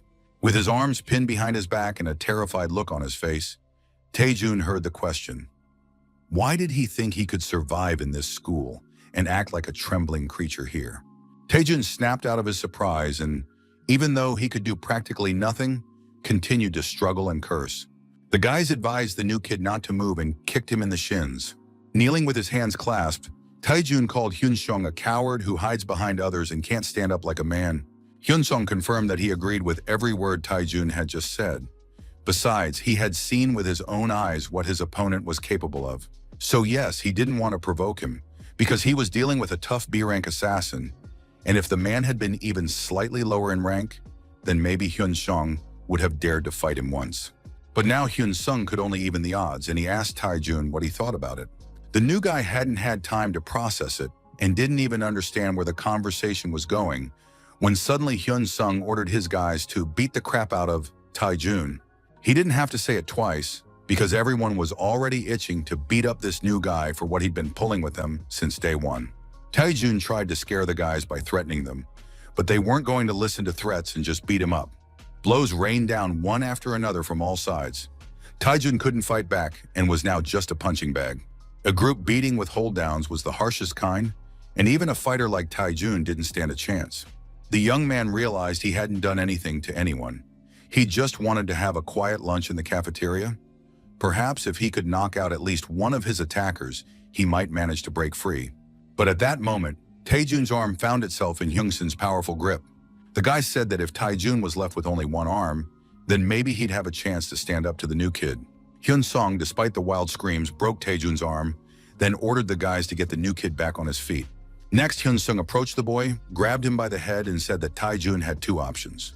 The first was to continue working for the Golden Circle. In that case, both his arms would be broken, and without them, his life at school would turn into hell. The second option was to obey Hyung-sun, report to the Golden Circle that the mission was complete, and become his spy. While Taejun is making his decision, Hyun-seon wants to know who hired him. Taejun replied that he has no intention of betraying them, since they aren't just some amateurs, but very serious people far beyond Hyun-seon's reach. After hearing this answer, Hyun-seon pulls out a knife, hands it to Seong-ho, and asks if he'll stab the new guy for 100 million. Seong-ho understood that if he refused, someone else would agree. Besides, there was no need to kill Taejun. The guys would call an ambulance right away, so he just needed to stab him hard enough to hurt him, but not kill him. Hyun-sung's words went beyond all reason, and a deafening silence fell over the school. Hyun-sung began to speculate on how long it would take the average person to save up such a sum. Now everyone understood that this had been their original mistake. They had considered their relationship with Hyun-sung to be normal. This devil had been soaking up malice for 10 years while in a coma, and he did it for the sake of revenge. And now everyone saw what he was really like. Hyun-sung hadn't asked anyone to kill anyone.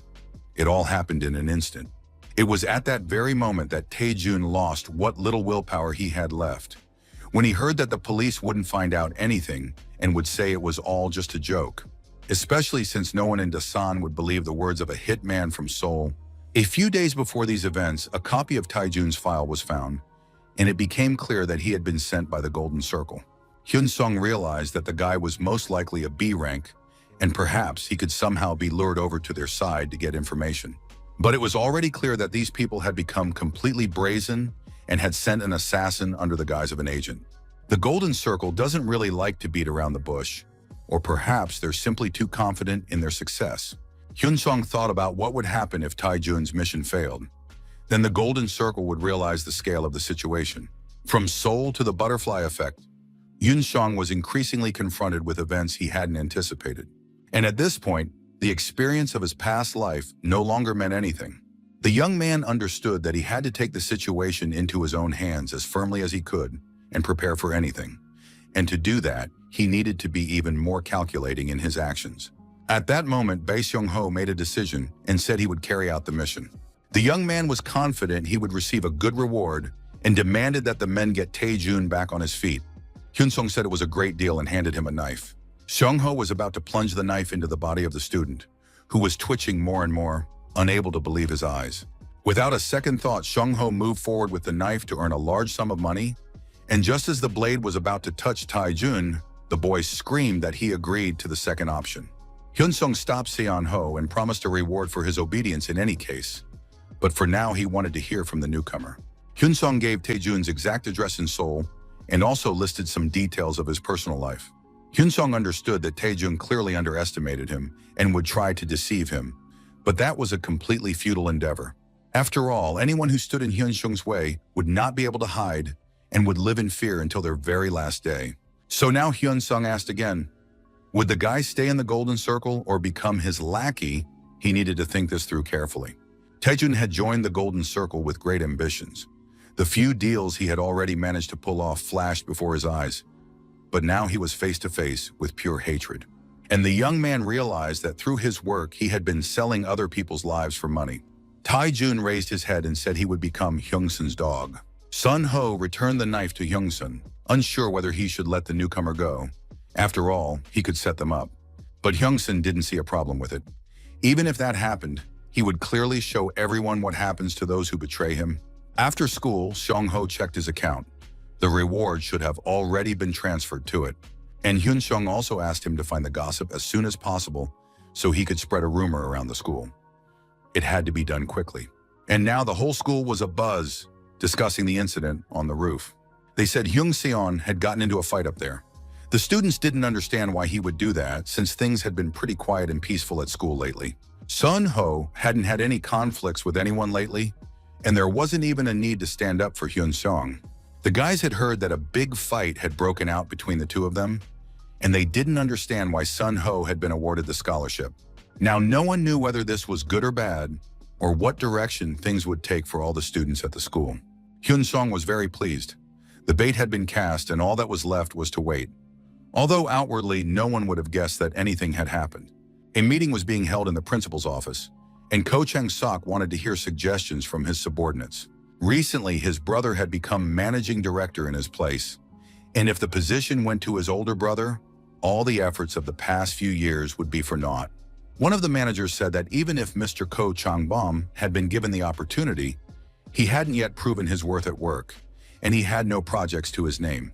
The PR specialist asked if it might be possible to establish contact with his wife. That would greatly help improve his image. But everyone understood that his wife's family definitely didn't want any public scandals.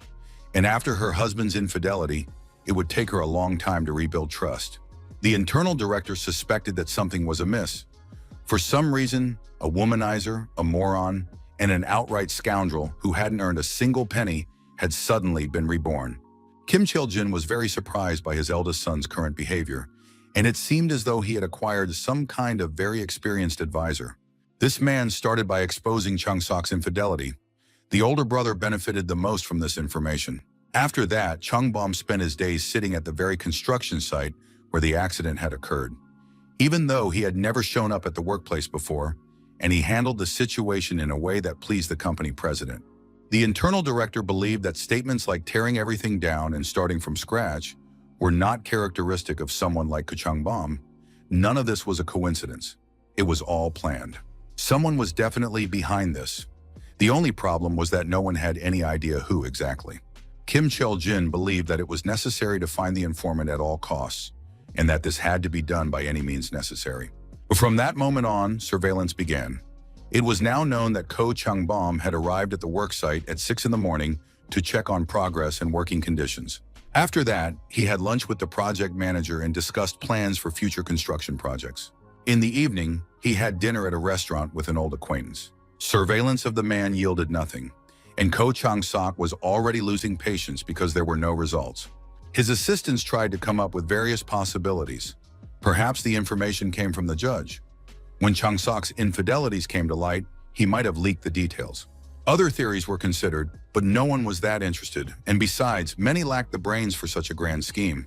The manager suggested that the help might be coming from the Sunsin company, but Chang-sok was certain that his friendship with the company's CEO was genuine and that they had nothing to do with it. Unexpectedly, one of the assistants noticed that something strange was happening with Chang-bom's personal accounts. Judging by the transactions, huge sums of money were being funneled into the high school. They were going towards scholarships, the gym, and even the swimming pool. Chang-sok thought it was nonsense because it was just like his brother to waste money on trifles. A few years ago, Jong Bak had even embarrassed himself so badly that his father had to pay the bar tab. Chang-sok ordered his aides not to look toward ordinary, uninfluential people. These had to be very serious figures capable of pulling off such a multi-step scheme. Suddenly, a call came in from an unknown number. Chang-sok was too nervous and busy to waste time on idle chatter. However, the stranger didn't give up. He sent a message saying that he was Ko Chang-bom's informant and was ready to meet and talk face-to-face. Hyun-sung answered the call from the unknown number, and it turned out to be Ko Chang-bom. The man told him that he was being followed. Chang-bom noted that someone had been following him with a camera for a whole week. Nothing had happened yet, but he simply decided to warn his schoolmate. Chang-bom suspected that he might not be the only one in danger and asked if his younger brother could get in touch. Chang-bom wasn't worried that his younger brother would offer better terms, but he still wanted to play it safe and make sure everything was still on between them. Hyun-sung advised his friend to trust him and asked him to get the phone with the fake number. Jang-suk asked what he should do once he discovered the informant's identity. He was told there were two options in that case. Considering how he turned Chang-bom from a slacker into a director, this man is smart, so he needs to be won over to his side. But if this man refuses to help take down Yang-bom, then they'll have to get rid of him. The informant called Chang-suk and asked why the man was looking for him. Chang-suk didn't beat around the bush. He immediately stated that he wanted to recruit the informant. His older brother, Ko Chang-bom, had barely finished school and was a complete dimwit and slob. Chung Sok himself had graduated from a prestigious university, and while his younger brother was having fun, he was gaining experience on the company's construction sites. And you don't have to think long to figure out which of the brothers is better suited for the role of company chairman. Sooner or later, their father will name an heir, because that's just how all companies work. Of course, their father could hand over his brainchild to some outside manager. But Chung Sok doesn't think his older brother will become chairman. He wouldn't be able to handle the job anyway. So in any case, it's better to bet on the younger brother.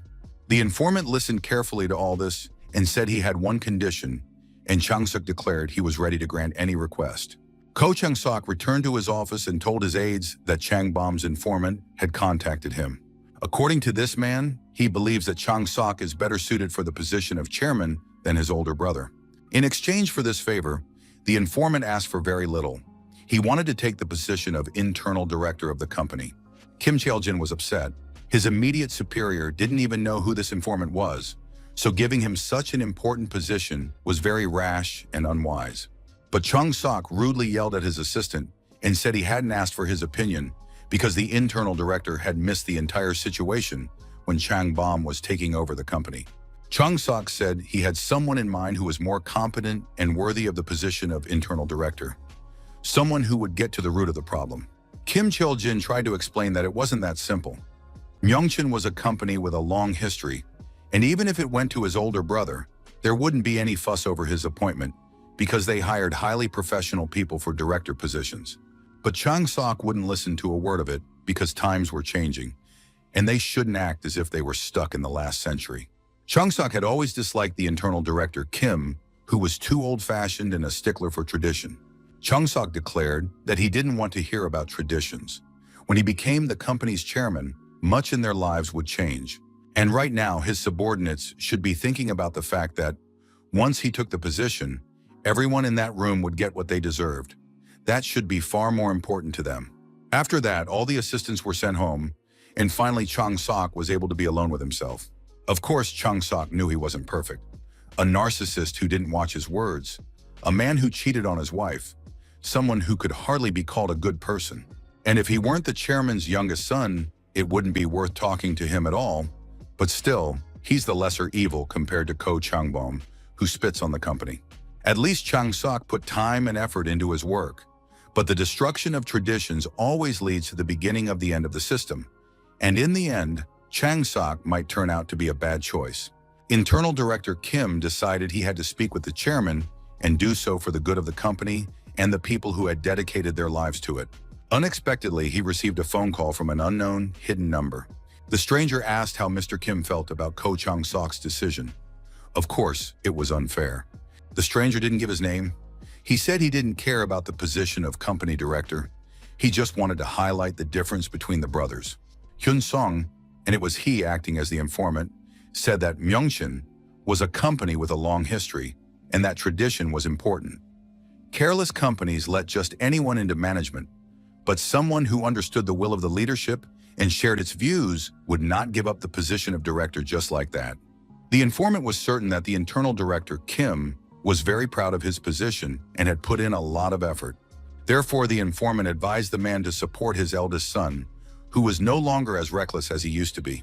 And in this case, it wasn't about betrayal, but simply that Chang Bom wanted to work with someone who had a clear vision for the company's future. A few days passed before the two men met. They began by greeting each other, as they didn't interact very often at work. Kim Chae-jin asked directly. He wanted to know who managing director Ko Chung Bom's informant was. Chung Bom really didn't want to deceive a man he had valued and respected since early childhood. But Mr. Kim began by mentioning that Chung Bom had visited construction sites with his father since childhood. Back then, no one really thought much of it, since it was in their blood. Young Mr. Kim remembered Chung Bom from when he was 3 or 4 years old, carrying bricks with his little hands. And back then, Mr. Kim's heart would bleed with fear that the boy might get hurt. Later, he grew into a strong man, and Kim Chae-jin had high hopes for him. But as he grew older, he became increasingly disappointed.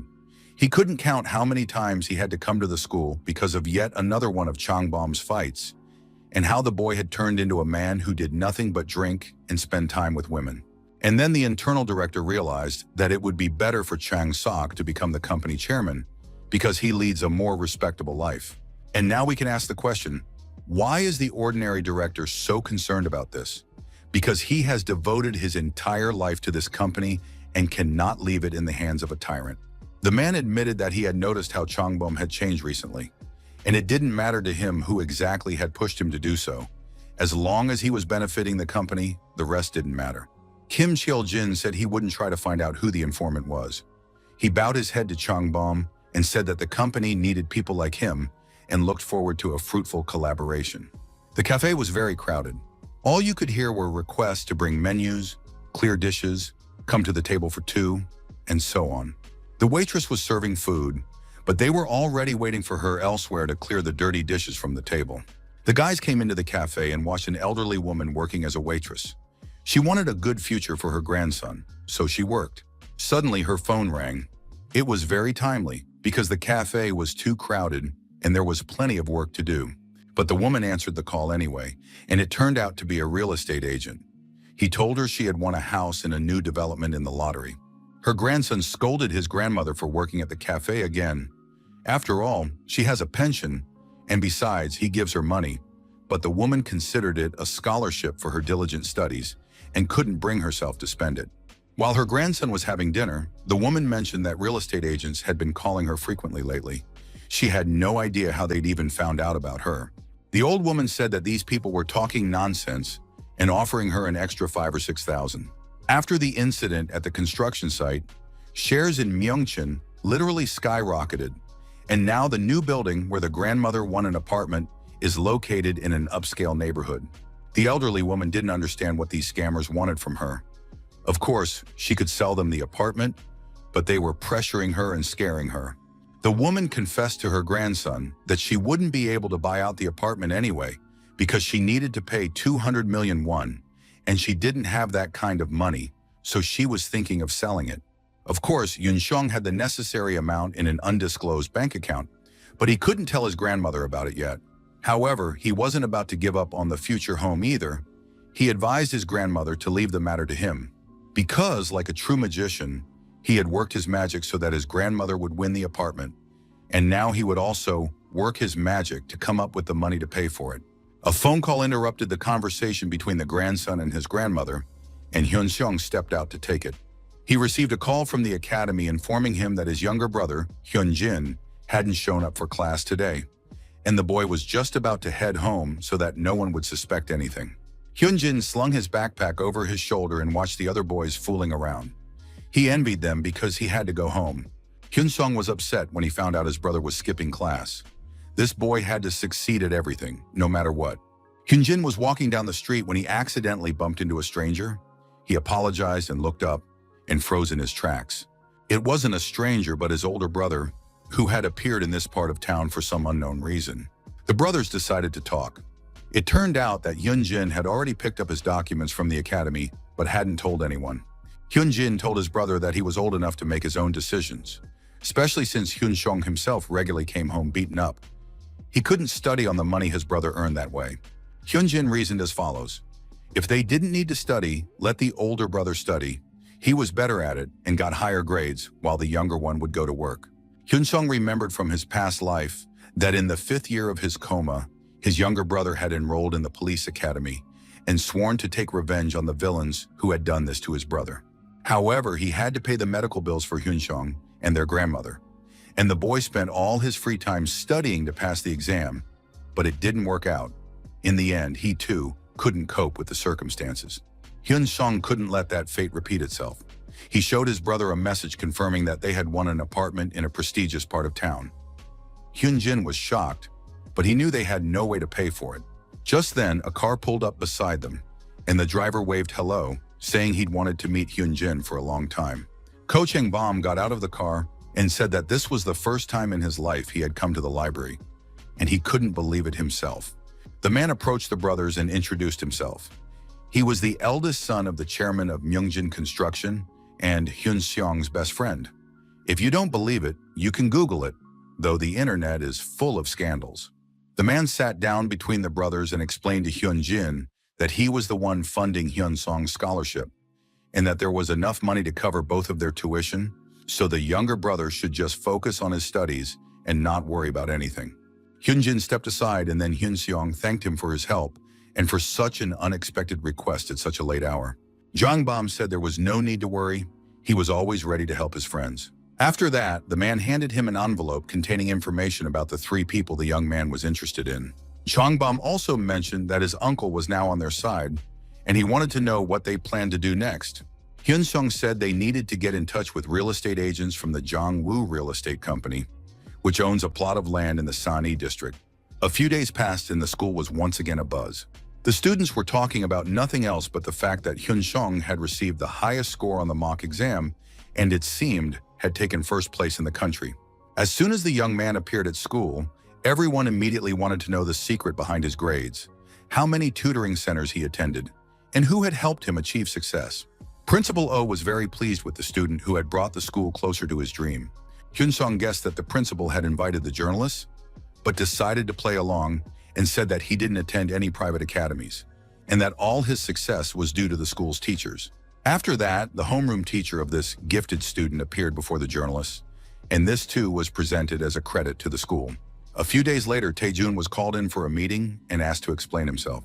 Taejun was supposed to give the broker a false report and said that he had managed to drive a wedge between Hyunsung and Songho, and that soon they would be able to corner Hyunsung. The guy said that only a month had passed and he needed more time to complete the mission. Broker Jun realized that the result was too vague and demanded something more concrete. Chang-soo admitted that his phone was ringing off the hook with complaints from the higher-ups, so a story about a meaningless quarrel wouldn't be enough. Chang-soo gripped the guy's shoulder tightly and said this was his last chance. Before the holidays, he had to at least break Hyunsun's arm or drag him into a scandal. Taejun was still in a cast and now walked cautiously, constantly looking over his shoulder, not knowing which way trouble might come from. Finally, the guy heard the voice of the person he was supposed to meet. Taejun apologized for being late and said he'd been walking in circles to make sure he wasn't being followed, because he'd just met with a broker. Hyunsung drew a circle on the ground with a stick and asked if the young man knew what it was. Hyunsung explained that when he realized he had become a target of the Golden Circle, he had a lot of questions. The boy looked at his bruises and contusions and couldn't understand why these people were going so far. What had he done to deserve this? And why weren't the adults standing up for him, since he wasn't at fault for anything? The question that tormented him most was, who exactly had hired the hitman? Hyunsung ran through various possibilities. The first was the parents of Jinyo, a girl from a wealthy family, an introvert who had suddenly excelled in her studies and was now suffering because of Hyunsung. The second candidate was Jin Hyun's family. They had gotten into a fight at the beginning of the semester and hadn't spoken since. He was a guy with a Napoleon complex and a very wealthy father. And the last candidate is Se-na's family. She is the daughter of a high-ranking official. At the beginning of the semester, she was in first place, but Hyun-sung significantly outperformed her on the exams. This trio best fits the criteria of the Golden Circle clients. With Taejun's help, Hyun-sung wanted to lure one of them out, but after what he heard from the guy, only one candidate remained. Hyun-sung advised Taejun to get ready, because tomorrow his path would part ways with the Golden Circle forever. The next day, Teacher Kim announced that the game was about to begin, and the winning team would receive a treat on the teacher's tab. After all, these kids who regularly fought and clashed were just ordinary people. Hyun-sung stood out here too. He broke through the defense and scored a goal. This guy was really cool after all. The girls didn't play soccer, but they watched the match with interest and discussed the best players. Choi Se-na watched the handsome guy with interest. She liked him, and maybe she was ready to ask him out. Her friend was convinced that in the past, Hyun-sung had been a good guy and a model student, but now he had gone down the wrong path. However, Se-na said that the guy never starts a fight first. As soon as the soccer match ended, the girl got up and headed toward the guys. She walked up to Hyun-sung without hesitation and asked if he wanted some juice or something cold to drink. Hyun-sung turned to the girl and asked to talk somewhere else. He wanted to tell her something private. Enough time had passed since then. A new class was about to start, but the couple had disappeared somewhere. It was unclear what they could possibly be talking about for so long. Suddenly, Se-na received a strange message from her friend, asking for help and telling her to meet her in the restroom. Hyun-sung met Se-na in the sports equipment storage room. She didn't understand why they were there. Se-na had, of course, heard about this guy's hot temper, but she still tried not to be afraid of him. Hyun-sung suddenly told her in a harsh, firm tone to close the door behind her. Hyun-sung asked her why she thought he'd been having so many problems lately. The girl suggested that the older guys were just picking on him. Hyun-sung confirmed that this was true, but there was something people didn't know. Someone had specifically hired these guys, meaning there was an organizer behind the attacks. Hyun-sung had suspected this for a long time, so he had set a trap. The gossip had spread the information to 3 people he suspected. To one, he said that Hyun-sung was going through a rough patch and was planning to transfer to another school. If the guy was interested, he'd be happy to hear that. To another, he said that Hyun-sung and Seong-ho hadn't actually fallen out. In that case, the person was bound to get angry and react harshly. Sena didn't understand where he was going with this. The guy continued. The chatterbox told the girl that, despite the difficulties, Hyun-sung would stay at this school, and now the troublemaker would try to find a new approach. After that, Hyun-sung analyzed all the information and discovered something interesting. The spy planted among the students had reacted strongly to one of the messages. Hyun-sung turned to the girl and asked if she wanted to tell him something. Hyuji ran to the restroom and flung the door open, not knowing what she would see there. The girl rushed to her friend, trying to figure out what had happened and where Hyun-sung had gone. At that moment, Hyun-sung's voice rang out. He thanked Se-nu for her help and asked her to leave. When the 2 young people were left alone, Hyun-sung announced that he had a serious conversation to have with Hyuji. All the evidence pointed to Sena being the client, but for one reason, that was impossible. Hyuji looked frightened and said she didn't understand what was going on, but she was sure that Hyun-sung was scaring her. Hyun-sung explained that the reason Sena had moved from Seoul to their town was because her brother had been severely bullied at school, and he couldn't take it anymore and took a desperate step. So her parents, to protect their daughter's mental health, moved her here, and a family like that would never order the bullying of another child. Sena, remembering her brother's tragic fate, always supported Hyun-sung and hated whoever had hired the bullies to target him. There was only one option left. Sena shared the news she'd heard from the gossip with someone close to her, and that close friend was none other than Hyuji, whose parents were behind all this chaos. The girl pulled away from the guy and said she didn't understand what he was talking about, and that she definitely had nothing to do with it. She made sure the front door was locked and told Hyun-sung to use his head. They were good friends, so why would she do something like that? Hyuji was now practically certain that this was Sena's doing. She was always complaining about her grades. But Hyun-sung was certain that the girl's parents hadn't worried about her grades in a long time and were active members of the anti-school violence committee. People like that wouldn't get involved in bullying a student. Hyuji tried to blame her friend's parents, saying that her father was a high-ranking police officer and that many people in such circles were connected to the Golden Circle, even though Hyun-sung had never once mentioned the Golden Circle. That was exactly where Hyuji slipped up. There was no need to continue. Now her classmates stopped pretending and said that Hyun-sung was entirely to blame. If he hadn't been so heartless, none of this would have happened. A few months before the events, Hyun-sung came to school as usual. Pensive, handsome, lonely, sad, and smart. He was very handsome, had a good personality, studied diligently, and played sports, which is why Hyuji liked him right away. But the problem was that she wasn't the only one. Many girls liked him, but Hyun-sung turned them down one after another, not giving any of them a chance. Despite her popularity, the girl was very afraid of rejection, so she decided to get closer and try to befriend Hyun-sung. A friendship developed between them. Hyun-sung explained some difficult math problems to her. Hyun-sung was very friendly, so the girl decided she could take the next step. She asked Hyun-sung's friend to ask him about his ideal girlfriend, what she should be like. At the time, Hyun-sung wasn't interested in romantic relationships at all, but he told his friend that she should be like Hyuji, cheerful and easygoing. By now, Hyuji was almost certain of success. She prepared a gift and wrote a love letter. After that, the girl met with Hyun-sung after school, gave him the gift, and asked if he wanted to start a romantic relationship with her. And this was the first time in her life that Hyuji had experienced a bad ending. The girl came from a wealthy family and had never heard the word no from her parents, so this first rejection introduced her to despair, and anger began to grow inside her. Hyuji hired the Golden Circle to take revenge for her broken heart. The girl claimed that Hyun-sung had been very kind and cheerful with her, giving her hints and raising her hopes, and after that, her life turned into a living hell. Hyun-sung became more popular, got better grades, and eventually everything went so wrong that she came to hate him. She felt the same despair as if she were an ant that absolutely no one cared about. But now the girl realized she had been wrong. She apologized to Hyun Seong and promised it wouldn't happen again. Hyun Song listened to the story, which seemed like a manifestation of pure evil, and couldn't say a word in response. Hyun Song spoke up. He explained that he had turned her down not because she wasn't his type, but simply because he couldn't afford to go on a date with her. Hyuji constantly ate lunch at cafes and changed phones like gloves, while he couldn't even afford a movie ticket. That's why he turned her down, but he should have just been honest. If Hyun Seong had told the truth back then, Hyuji wouldn't have gone this far. Hyuji was happy to hear this. She immediately threw her arms around him and suggested they start over. But instead of consent, a slap awaited her, and Hyun Seong said that now he would destroy Hyuji, as well as her family and every little reason for joy. Everything, everything. Hyun Seong slapped her, knowing that she would never understand why he had gone so far.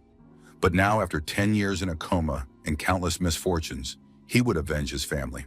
Hyun Seong couldn't understand how she could consider herself human after sending a guy into the abyss of despair and calmly watching it happen. Hyun Seong was certain that people like Hyeji would never change. And now she'd better find a good plastic surgeon because she'll have to spend money on facial reconstruction. Had he really sunk so low as to beat up girls? It seemed Hyun Seong was losing his humanity. Hyun Seong explained that she was the one to blame for everything. Hyeji had hired the Golden Circle. Kim Yeon-chul was shocked. This beauty turned out to be a client of the Golden Circle, but Hyun Seong still went too far by beating her up, even though you can understand why he did it. Of course, this can't go unpunished. Teacher Kim said he'd try to sort it out somehow. However, it's already clear that her parents won't let this slide. The girl's father is very influential in the city. This is a whole new level. Hyun Seong reassured the teacher, saying he wouldn't have to clean up the mess all by himself. The guy advised simply sending her home and doing nothing. Looking at his beloved daughter's disfigured face, the father couldn't understand what kind of bastard had done this to her. The man was furious. That scoundrel must have been tired of living. The mother was hysterical. She believed her husband shouldn't let the person who did this get away with it. The man himself knew he wouldn't let that happen. He threatened to put absolutely everyone involved in jail. The school students, the administration, and the sponsors. But first, he needed to find out how those idiots from the Golden Circle had leaked his daughter's identity. He decided to start his revenge with them. The man answered the phone. It turned out to be Kim Hyun Seong calling. It was very unexpected and intriguing. The guy knew for sure that he was calling the Golden Circle broker in Seoul, Young Chang-soo. Chang-soo finally answered the call and heard the client shouting, unable to understand why the broker hadn't picked up right away. Oh Chun-sam was furious and wanted to know what the broker would do in this situation, how he would resolve everything, and what he would offer as compensation for his daughter's bruised face. The man accused the broker of failing to do his job, even though everything had been guaranteed from the start, since the Golden Circle organization had a flawless reputation. Mr. O continued to yell into the phone and said he would tell the management everything, and that now everyone would find out that the Golden Circle organization doesn't keep its word. Finally, the broker spoke up and said he couldn't care less how the man would handle it. Golden Circle never loses, but now a precedent has been set, and Chang-soo is certain that this is the end for him. The broker also warned that he had passed on all the details of the deal to Kim Hyun Seon because he still wanted to live and now trusted this guy more. Of course, the broker understood that the man was surprised. There really were some papers in their business, but life is unpredictable, so he kept a couple of documents just in case. The man could no longer hold back. He screamed that he would take the broker and the entire Golden Circle down with him, and they would all go up in flames together. But Chang-soo advised him to use his head, because the man's future now depended entirely on him, after which the broker hung up. Oh Chun-sam was furious. Just then, the intercom rang. The man had no idea who could be showing up at this hour. It was a call from the front door, but no one was visible on the camera. Some mysterious visitors. Jun Chang-soo knew that there couldn't be two deaths, but one was inevitable. He finished his cigarette, ready to take the risk. Recently, he had received a call from a person he clearly had no intention of and never expected to hear on his phone. Kim Hyun Seong was the last client to cause him a great deal of trouble, and now he had called personally. The young man explained that he had sent Oh Hyeji home earlier than scheduled, and that she looked a bit disheveled. Hyun Seong continued, saying that he could forgive the broker for the failure of the Golden Circle and give him a second chance. But revealing the client's identity was a completely different story. The broker began to think quickly, trying to figure out how this guy had found him, and soon realized that Choi Tae-jun had betrayed him. Hyun-sung continued his reasoning. It turned out that Chang-soo had now become a threat to the Golden Circle's existence, and the Golden Circle had no choice but to cover all their tracks.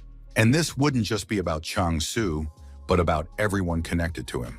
So, right now was the moment when the broker had to decide for himself whether he wanted to live or not. If the man chooses to live, he must report to his superiors in the Golden Circle that he has handled all matters, successfully dealt with Hyun-sung, and that the client is satisfied. The hitman Choi Tae-jun has finished his job and is ready to return to Seoul, but the broker believed the client wouldn't keep quiet. However, the young man suggested leaving it to him. The entire Oh family couldn't believe their eyes when he appeared at the doorstep of their apartment. Hyun-sung turned to the man and said that he could have already put two and two together and figured out what was going on, and that now they'd better sit down and talk. Jung-soo tried to say something, but in response he only heard an order to sit down and shut up. Hyun-sung finally spoke up. He said the man had two options. The first involved taking revenge on Hyun-sung. He could file a police report and try to involve the Golden Circle. In that case, Hyun-sung promised to make public all the information he had received from the broker. It's clear that after that, the Golden Circle won't disappear. However, the same cannot be said with certainty about the Oh family and broker Jun. The man, of course, will go to prison, and his daughter will end up in a juvenile detention center. No one doubts that. However, the father of the family won't be released for at least a few years, while his daughter will be out of the facility in a couple of months, and one can only guess what will happen to her next. What will become of this little girl without her influential daddy? Who will protect her from Hyun-sung and his revenge? The man was furious. This brat dared to threaten him in his own home. He certainly wouldn't let it go. Hyun-sung once again urged the man to choose his words carefully, because Ko Chang-bom was his good partner, and it would be easy to find people who would break the girl's legs and gouge out her eyes. By this point, Hye-ji, who was also there, was already screaming hysterically and couldn't pull herself together from the horror. Hyun-sung continued speaking and decided it was time to talk about the second option. Hyun-sung threw a knife at Mr. Oh's feet and stated his condition. He demanded that the man cut his daughter's Achilles tendons, and then that monster would never see the light of day again. Having stated this condition, the young man turned and left the apartment in complete silence. The girl's mother couldn't believe her ears. She demanded that her husband call the police. The man didn't move, and Hyun-sung calmly left the apartment, while his wife still didn't understand why her husband wasn't calling the police. Chung-soo could see nothing but the knife. Everything else around him had vanished from his view. At last he realized that Hyun-sung was absolutely right about everything. And if he didn't meet his conditions, everything would turn out exactly as he said. And the man's hand reached for the knife, while his wife screamed desperately throughout the apartment. Chung-soo knew he could end up behind bars at any moment. He couldn't handle Ko Chang-bom, and this house, his business, and his women, everything would be left unattended. The scariest thing was what would happen to his beloved daughter while her father was in prison. The man now recalled what he had always said. You shouldn't spoil your children so much. The knife was already in the hands of the frenzied father. The woman watched in horror as events unfolded, and the father, ignoring his daughter's screams and still clutching the knife, finally approached his beloved little girl, Hye-ji. Broker Jun understood that even if Mr. Oh chose the second option, Hyun-sung wouldn't stop there. The young man confirmed that he would indeed continue to push him to the brink, expose all the fraudulent schemes in which Oh Chang-sam had participated, and then reveal everything he had learned from the broker. Hyun-sung promised if the man had the nerve to maim his daughter, the young man would have him arrested for domestic violence. And Hye-ji would be left disabled and alone in this cruel world. The broker was horrified by just how vicious this boy turned out to be. It was clear that he would buy himself a little time, but sooner or later the Golden Circle would find out everything. Hyun-sung knew that this is exactly how it would play out, so he had a plan, and he wanted to offer the broker a deal called the Trojan Horse. Chung-soo shared his materials not because he was stupid, but because he had bet on Hyun-sung to survive, since the man understood perfectly well that he was nothing more than a pawn. Hyun-sung assumed that the broker was working with the Golden Circle solely for the money, so he suggested to Chung-soo that they make money together. The broker realized that this young man was acting so boldly because he was connected to Myungjin Construction.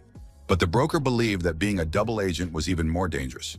He had indeed joined the circle for the money, but he leaked all the information to Hyun-seon because he was too afraid of them. But now the guy wants Chang Su to risk his life for Hyun-san's word and money from the Myung-chin Corporation. Unexpectedly, Hyun-seon said the word celestials, and the broker broke out in a cold sweat from the tension. He had no idea how the boy knew about that. Hyun-song suggested that in a couple of years, the broker would become a broker for the best of the best. The Golden Circle's hierarchy, the Golden Line, like any structure, it has classes. The top tier belongs to politicians and top-tier business people. In this circle, they're called the Top League, and every member of the Top League has their own brokers. And the higher the rank, the better the reward for these brokers. On top of that, the brokers themselves are accepted into the league. Chang Su himself certainly didn't know about the top tier of the Golden Circle. He didn't understand how this schoolboy knew all this. The man fell into thought, speculating that perhaps it would all work out. Of course, if the Golden Circle found out about his betrayal, he'd have to pay the price, but he could always flee the country for a couple of years. But perhaps Hyun-song would crush the Golden Circle, and then he'd be able to kill two birds with one stone. Chang Su said he wanted to become a member of the league. Hyun-song realized the man had made his choice. He asked him not to rush into membership within the next month, but then Chang Su would get everything he wanted. Young Chang Su didn't understand how the guy knew all this information about the Golden Circle, the line, and the league. But a few years later, everyone in the country knew about it. The existence of the Golden Circle would become a national scandal. It included politicians and businessmen. The news also reported on the highest league, which had access to the organization's special services. But the case known as the Golden Circle was closed without a single name of a league member being made public. Hyun-song realized that it was impossible to dismantle the Golden Circle legally. The wealthy and powerful would never allow it. Well, now it was time to move on to the next stage of the plan. The man held a note in his hand stating that an unknown person could clear the respected deputy of all suspicion. The Prosperity Party senator smiled and said he had called this number just to see the Joker and tell him not to make fun of him. Hyun-song sat down at the table and said that, of course, his note sounded a bit absurd, but he still hoped the senator would listen to him. During his time as a professor, Mr. Kim had cultivated many useful connections, which he used to promote the children of influential officials. And with the help of these children, the man became a senator.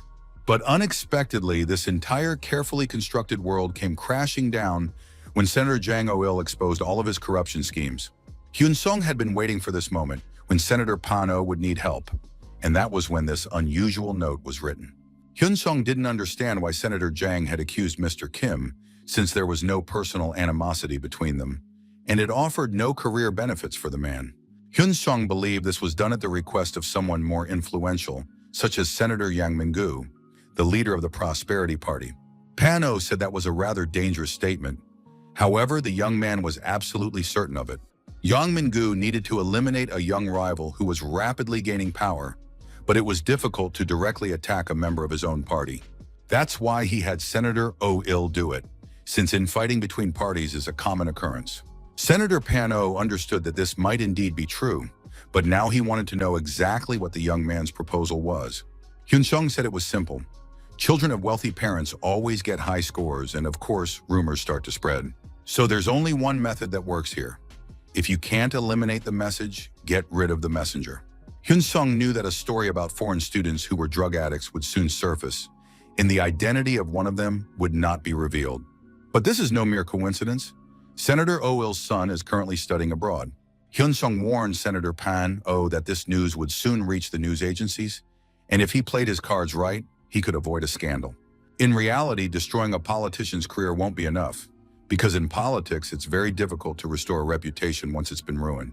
Hyun-song told the man, if he takes advantage of the situation, at least his future won't be ruined. And they'll continue talking, because the guy has a plan to smooth things over. As Hyun-song left the senator's office, he told the man to contact him once he was convinced of his importance. The man would have exactly 1 week to do so. A few days later, the news appeared in the papers, and it turned out that even Senator Yang Oh-il didn't know his eldest son was using drugs. Pan-oh wanted to know how an ordinary high school student had obtained this information. The senator had already looked into Hyun-song and knew what was going on. Hyun-seon replied that it was all thanks to his close friend and partner, Mr. Ko Chang-bo, who had many influential connections. The senator realized that this young man hadn't come empty-handed, but with a plan already in place, and now the man said he was ready to listen.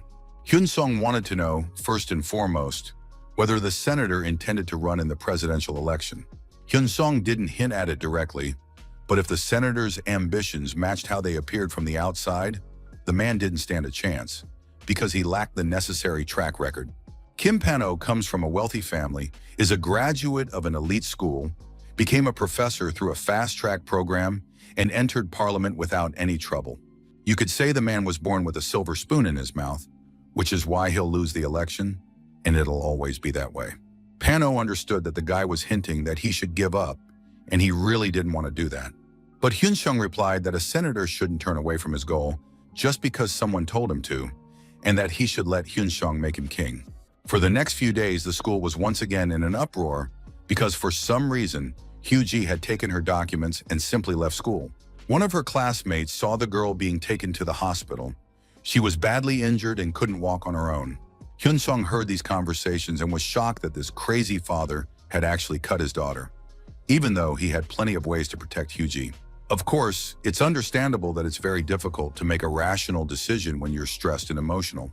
Just as the young man couldn't believe he'd be able to move while he was in a coma, Hyun-sung decided to send someone to keep an eye on Hye-ji. When he met with the senator again, Kim Hyun-sung said that Myung-jin would cover all the costs because laundering money through construction is a piece of cake. After that, they would come up with an interesting story together.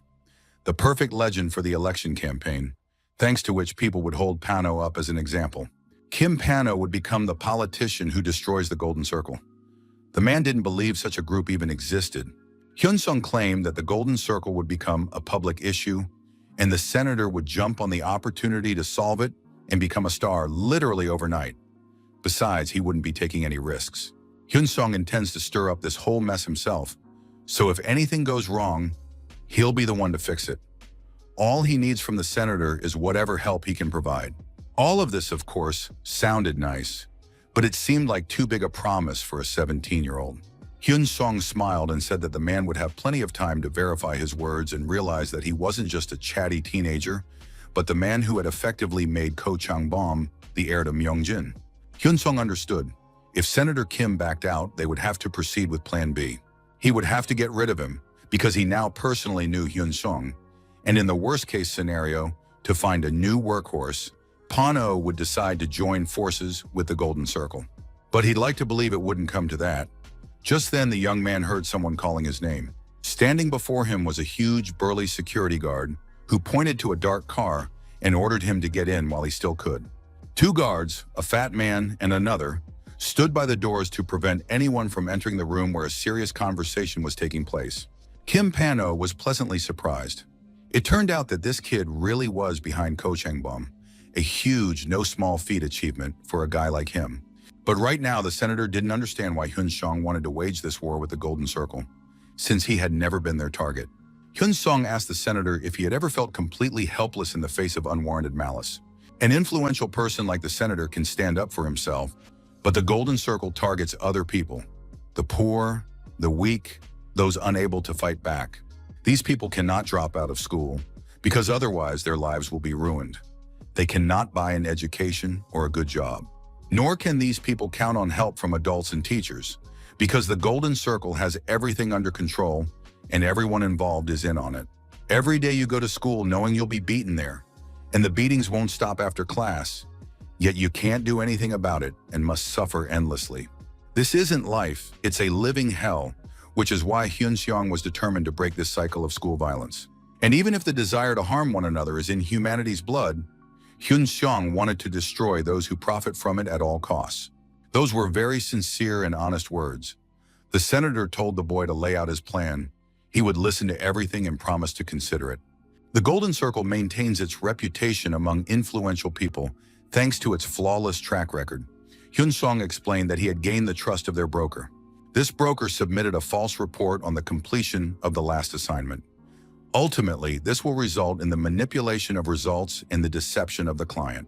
In a couple of years, Hyun-sung will be in his senior year, and it will be time to take the national exam. Then the boy will transfer to Seoul, to Gangnam, holding the top spot in the country. And just as the country's top student transfers to the capital, and to the Gangnam district no less, it turns out that the Golden Circle hasn't been able to get rid of him. Inside the school, the influence of the outside world is limited, and Hyun-sung will be able to fight the pressure there on his own. He needs the senator to provide enough support so that Hyun-sung isn't expelled from school. The longer the boy lasts there, the more trouble he'll cause for the Golden Circle. The senator realized that this boy was very much like him. He charges toward his goal like a bull. The man explained that there are many people who want to become president, and they have excellent chances, but Pan-oh still wants to give it a try. There had not been a single failure in the senator's life. He had been admitted to the best university, became a professor and a senator, and now believed he could become the best in the country. Pan-oh warned the young man, if there is even a single failure on his part, their relationship will end immediately. The senator won't offer a shred of help and will destroy all evidence. If Hyun-sung is confident he can handle it, then the offer's accepted. They can shake hands. Hyun-sung was in a great hurry, so when the girl called out to him, he didn't understand what she wanted from him. Sena asked him to sit down next to her for a moment, even though the young man said he had to go to practice. Sena recounted the already known information that Hee-ji had taken her documents from school and had been taken away by an ambulance. Sena suspected that Hyun-sung was behind it. The girl said she wouldn't tell anyone about it. In fact, she couldn't stand people like Hee-ji, sociopaths obsessed with their own feelings. She was convinced that it was because of people like that her brother had died. Hyun-sung didn't understand where Sena was going with this. The beautiful woman looked the young man in the face and said she wanted to help him. Hyun-sung remembered very little about Sena from his past life. Could it be that he was only now seeing her true face? The hidden, twisted side of Choi Sena? Her parents were high-ranking officials and chairpersons of the Committee Against School Violence. Sena was undoubtedly a very useful figure. Hyun-sung asked the girl what she was willing to do to work with him at the same company. The girl replied that she would do anything.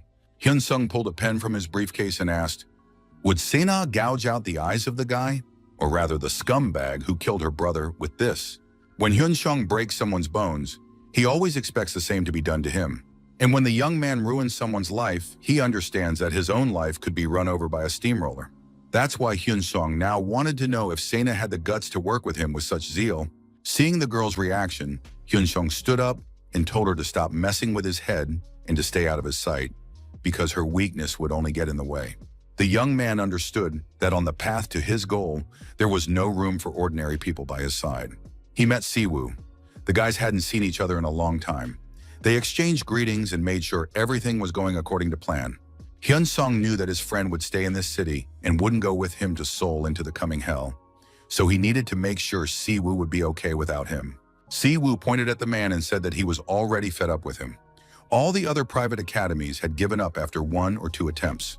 And the director of the Mira Intensive Academy met with Hyun-sung once again and asked for a moment of his time. In recent days, thanks to the young man, the director had made the school prestigious. So in pursuit of fame for the school, he had forced every newspaper to write about Hyun-sung's success on the exams. But in the end, the opposite happened. Now the most prestigious academies are vying to recruit Hyun-sung. They're offering him huge scholarships. And if he and his brother enroll in their academy, they're guaranteed support all the way through graduation. Siwoo said goodbye to his friend, while the young man stayed behind to talk with the academy representative. Hyun-sung didn't understand what the man wanted, since he had already turned down the offer last time. The academy director held out an envelope and said he was proposing a deal. He wanted to buy out Kim Hyun-sung's reputation. The academy director said that Miracle would be expanding from Dasan to Seoul. If word got out that Hyun-sung had enrolled in the academy, they would have a chance to compete with the best educational institutions in Seoul. The director said the young man didn't even have to attend classes. He just needed to publicly confirm that he had applied to Miracle. If the boy gets the highest score on the exams, the academy will pay him 100 million won as an incentive. Hyun-sung figured that was exactly how much he was worth right now. And if it weren't for revenge, life wouldn't be so bad. Hyun-sung once again refused to enroll in the academy and replied to the director's question that he simply didn't want to do it. Nothing personal. The next day, as the boy was approaching the school, a stranger came up to him. She said she was the manager of one of the institutions and asked if he could spare a minute. The woman explained that their organization was a community where parents shared information about educational institutions, and Hyun-sung's story had recently come up. Lee Miso didn't want to beat around the bush and said straight out that she had a proposal for the young man. Would he like to become a tutor for the children of her community's members? Of course, there are plenty of tutors in Seoul with impressive qualifications and results, but the woman was more interested in his approach to teaching. She proposed once a week, 4 times a month, and promised 2 million won per lesson. He could teach in Dasan, but perhaps the guy had some conditions. He could voice them. Hyun-sung had never heard of this organization, the Mother's Cafe. He asked the woman for a few days to think it over. Later, after getting online, the young man began searching for information about the Mother's Cafe. Women on the forum were exchanging thoughts about teachers and schools. At first glance, it was an ordinary forum, and Hyun-sung didn't see anything of interest to him there at first. He started looking through the moderators section and realized there must be some paid topics there. One of them was called Secrets of Sky. This thread contained all sorts of gossip and inside information. Hyun-sung realized he had found something he hadn't even been looking for. In his past life, when the Golden Circle was made public, it wasn't politicians or influential people who caused the biggest and most intense uproar. It was a group of people known as moms who were frantically worried about their children's future. Instead of expressing outrage at the Golden Circle, they began to stir up a fuss, claiming that because of these actions, their children were falling behind in their studies. Hyun-sung realized that having such influence on his side would be very useful, so the young man called and arranged a meeting for the next day. A group of tough teenagers got out of the car and looked around. They didn't understand why they'd been brought to some god-forsaken little town. The teens realized they'd come because of some bum named Kim Hyun-sung, who couldn't even manage to live in a normal city. It was known that this guy was very talented, even though he didn't even have parents. The teenagers didn't understand why they had to study with this unknown person, since they had access to the very best teachers. One teenager said he tried to protest to his mom, but she just got angry. Kang Min-woo suggested that the kids simply not go to class, just not show up. The girls said their mothers told them that if they didn't show up, they'd stop giving them money, and another girl's mom threatened to take away her phone. But the boy believed that their parents wouldn't do anything. At best, they'd just find them another tutor later. You don't need to see the country's smartest student in person to realize that he's a loser and won't do anything if they don't show up. The teenagers decided that their trip to this little town had been torture enough in itself, and now they needed to find somewhere to relax and unwind. A Golden Circle broker called and said he'd had dinner with Mr. Lim, who was the CEO of Future Investment. Hyun-sung explained that this man's son would be applying to school next year and would definitely need the Golden Circle's help. This was Chang-soo's chance to make it to the big leagues. Once that happened, Chang-soo would regularly leak information to Hyun-seon. The young man reminded the broker never to corner the client's target, follow through on the job, but give the target a chance to catch their breath. And most importantly, if there was even the slightest misstep, Chang-soo would have to deal with Hyun-sung. The young man wanted to get the names of all the victims of this organization. He was even willing to sacrifice his own revenge to help these guys. Hyun-sung understood these unfortunate teenagers' feelings all too well, because he still couldn't forget how he himself had felt. Hyun-sung knew he couldn't delve any deeper into the subject, because getting personally involved could lead to serious problems. Hyun-sung sat in the specially prepared classroom, waiting for his students for their first class, but for some reason they were late. The young students, who hadn't made it to class, were sitting in a karaoke bar having fun. Suddenly, the door swung open, and Hyun-sung appeared in the doorway. However, the teenagers simply told him to get lost, saying they were busy. Hyun-sung wanted to know which of the guys was Kang Min-woo, and one redhead said he didn't know any freaks in this town. Without asking any more questions, Hyun-sung punched Kang Min-woo in the face with all his might. After that, Hyun-sung turned to everyone present and said, "Kids, the teacher's in the classroom. It wouldn't hurt to say hello to him." Min-woo, clutching his bruised face, screamed that this insolent fool didn't know who his ancestors were, because one phone call would be the end of him. Hyun-sung told the boy to grab his phone right now and call his parents to tell them what had happened. The boy was supposed to tell his mom how they hadn't shown up for class on the very first day of school, and that's why the tutor had beaten him up. Min-woo was very surprised when he realized that this was the tutor, but he still dialed his mom and began explaining that he and his friends were tired from the trip and had decided to rest. Min-woo expected his mom to fire the tutor right away, since no one had given him the right to hit children. But Min-woo didn't get a chance to explain the details before he heard his mother scream. She was yelling that she wouldn't tolerate any more sloppiness. Min-woo had to go to his lesson right away. She couldn't understand how her son could even think of skipping his first lesson. She hoped he would come to his senses soon, Hyun-sung took the phone from the boy's hands, where his mother continued to yell, begging him not to be late for class. After that, the woman apologized to the tutor, saying she was very sorry and asking for a pass this once and only once, and promising that it wouldn't happen again. Hyun-sung asked the woman if he still had the right to punish him, and to the horror of everyone present, it turned out he did. The day before, Lee Miso had promised not to interfere if the tutor punished her disobedient son. The other parents also agreed to these terms. And now that everything was clear to everyone, Hyun-sung turned to the teenagers and asked what they chose, studying or punishment. Everyone was in shock. They didn't understand why there was such a fuss over just 1 hour of studying, and now they had to wait for a taxi on top of that. Min-woo asked his girlfriend if she knew any locals they could hang out with. The guy was furious as he stared at his battered face on his phone's camera. No one had ever laid a finger on him before. But now Min-woo was in a very serious mood and was sure that this wretched tutor would pay for everything, because he was none other than Kang Min-woo. Shin Yumi rummaged through her phone book and found a contact there for a man nicknamed Boss Dasan. The girl could call him, but she warned that Min-woo's mother would hardly be pleased about it. Min-woo said he wasn't used to disobeying his mother, so it wasn't a big deal, but he had to get revenge on that tutor for beating him up. The girl dialed the number. She greeted the guy she hadn't seen in a long time and asked if he had a minute to talk. After that, they agreed to meet in 2 days. Jin-woo was stunned. Some guy had beaten up a student just because they were late for their first class. Yumi agreed that it was truly outrageous. She said their next class was in a couple of hours, and in the meantime, their teacher was going to the gym. Yumi admitted that the teacher looked very intimidating, but Jin-woo reassured her, saying that he wasn't just some random guy, and that going to the gym didn't necessarily mean he knew how to fight. Soon, the young people arrived at the gym where the teacher was supposed to be. Jin-woo was ready and eager to play the hero for the pretty blonde. He flung open the door, ready to tear the bully to shreds. The coach was in the gym, and Jin-woo told him he wanted to spar with a freshman who worked out there. The coach didn't understand why this was necessary, but Jin-woo was in a fighting mood and said he wasn't going to train. He was just going to hit her.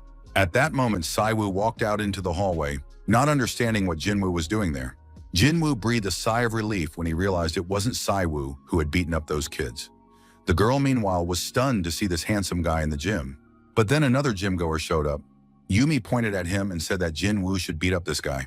Hyun-sung, drying himself with a towel, looked around at everyone present and asked Jin-woo what he wanted. Park Jin-woo hadn't had such a letdown in a long time. Without saying a word, the guy turned around and ran off as fast as he could. Jin-woo walked along, cursing everything under the sun. Because of some kids, he'd nearly gotten himself into huge trouble. Yumi caught up with the guy and tried to figure out what had happened, but he didn't want to talk to her, realizing that these teenagers were being taught by none other than Kim Hyun-sung, and he wouldn't just beat anyone up for no reason. Becoming completely serious, Jin-woo took the girl by the hands and advised her to stop this once and for all, never to call him again under any circumstances, and to focus seriously on her studies. As he was leaving, Boss Dasan said that if the students didn't want any trouble, they had to learn to listen to Hyun-sung and consider Park Jin-woo dead. The group's next class went perfectly. The students reviewed formulas, solved problems, and calculated roots. Min-woo tried very hard. He wrote down every word the teacher said, trying not to lose his train of thought. It had been a long time since the young man had thought so hard, and his body was even covered in sweat from the strain. Hyun-sung put down his pen and addressed the students, saying that while it was certainly hard for them to commute to Dasan, they needed to think about their parents. How heartbroken they would be if, despite the expensive lessons, their children's grades didn't improve. But according to Hyun-sung, that wouldn't even be the worst thing awaiting them. They shouldn't delude themselves because, up until now, they'd spent their whole lives doing nothing but nonsense. Hyun-sung looked at his students and said he was ready to make a deal with them. The students had to do very well on their exams. If that happens, they'll switch to a once-a-week schedule, and their parents will let go of all the other tutors. Hyun-sung turned to the kids and said, if they trust him and don't screw up, he'll guarantee them a spot at a 4-year university in Seoul. Now they have to decide whether they want to slave away all week or study calmly at home, coming to Hyun-sung's classes once a week. Just half a month had passed when Lee Miso boasted to the tutor that her son's grades had improved in all subjects. The same was true for the other children. The woman was very happy. She had read somewhere that Hyun-sung himself had passed his final exams with flying colors. And now she sincerely thanked the young man for helping her children with their studies and wanted to discuss the terms of his continued tutoring. The woman said she was willing to pay 10 million won per week for each student, and the tutor would receive a bonus for significant improvements in grades. Hyun-sung realized that the pay was very good and said that as long as their agreement remained in effect, he agreed to continue working. The woman confirmed that all terms would be honored and thanked the young man once again. Lee Miso was about to leave, assuming the young man probably had things to do. Hyun-seong decided the situation was right and asked the woman what exactly Minwoo's father, that is, her husband, did for a living. Upon receiving the answer, Hyun-seong wasn't surprised. He understood that their family held a lot of power, but they devoted all their energy and resources to their son's education and didn't want anything to do with the Golden Circle. The fact was that Kang Dong-chul was the chief prosecutor of Seoul. The school semester was coming to an end, and everyone was busy discussing their plans for the break. Teacher Kim congratulated everyone on the start of winter break and also reminded them that the first year is very different from the second and that the children's future depends on how they spend this break. At the end of his speech, Teacher Kim asked Hyun-seong to stay behind for a few minutes. Kim Yeon-chul began by beating around the bush. He said that the boy surely knew how much the teacher valued him. The man didn't mince words and said, if Hyun-seong suddenly ran into any problems during the break, he could call the teacher at any time. Mr. Kim's door was always open to him. For a long time, Hyun-seong couldn't figure out what kind of person this man was or what primarily motivated his actions. He didn't respond to requests, didn't give in to blackmail, and seemed like someone who could be the cause of Hyun-seong's downfall. But it turned out that this teacher was a true lucky charm who understood his main goal perfectly and never forgot it, no matter the circumstances. Hyun-seong said goodbye to his teacher and wished him a pleasant and happy vacation. For the time being, Hyun-seong had no intention of disturbing Kim Yeon-chul's peace. Just then, Kim Si-woo appeared in the doorway. He had been waiting for his friend and the boys got together to leave school. It's clear that things won't stay this perfect for long, and as Hyun-seong's plan unfolds, he'll face various obstacles. The guys came to practice and asked the coach, if he were to evaluate them as professional fighters, what ratings would he give them? Yoon-kyung said that Si-woo has an excellent punch, but his weak grappling is his main weakness. He'd be good enough for the amateur league, but for the pros, he still needs to work and work. As for Hyun-seong, according to the coach, he could step into the ring against the best fighters tomorrow. He reads the situation perfectly and is bold enough, and his strikes and grappling are already at a good level. But the coach added that he's only talking about the lowest professional league right now. Hyun-seong has a lot of potential, but at this stage he lacks physical conditioning. After all, in professional sports, fighters are often in their prime closer to the age of 30.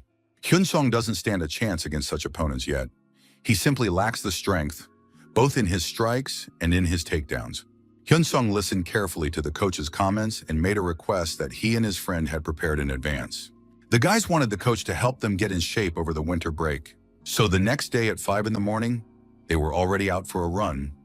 The training session began with a jog around the neighborhood. Then came a set of strength exercises, bench presses, pull-ups, lunges, all with weights. Exercise alone wasn't enough. What and when the guys ate also played an important role.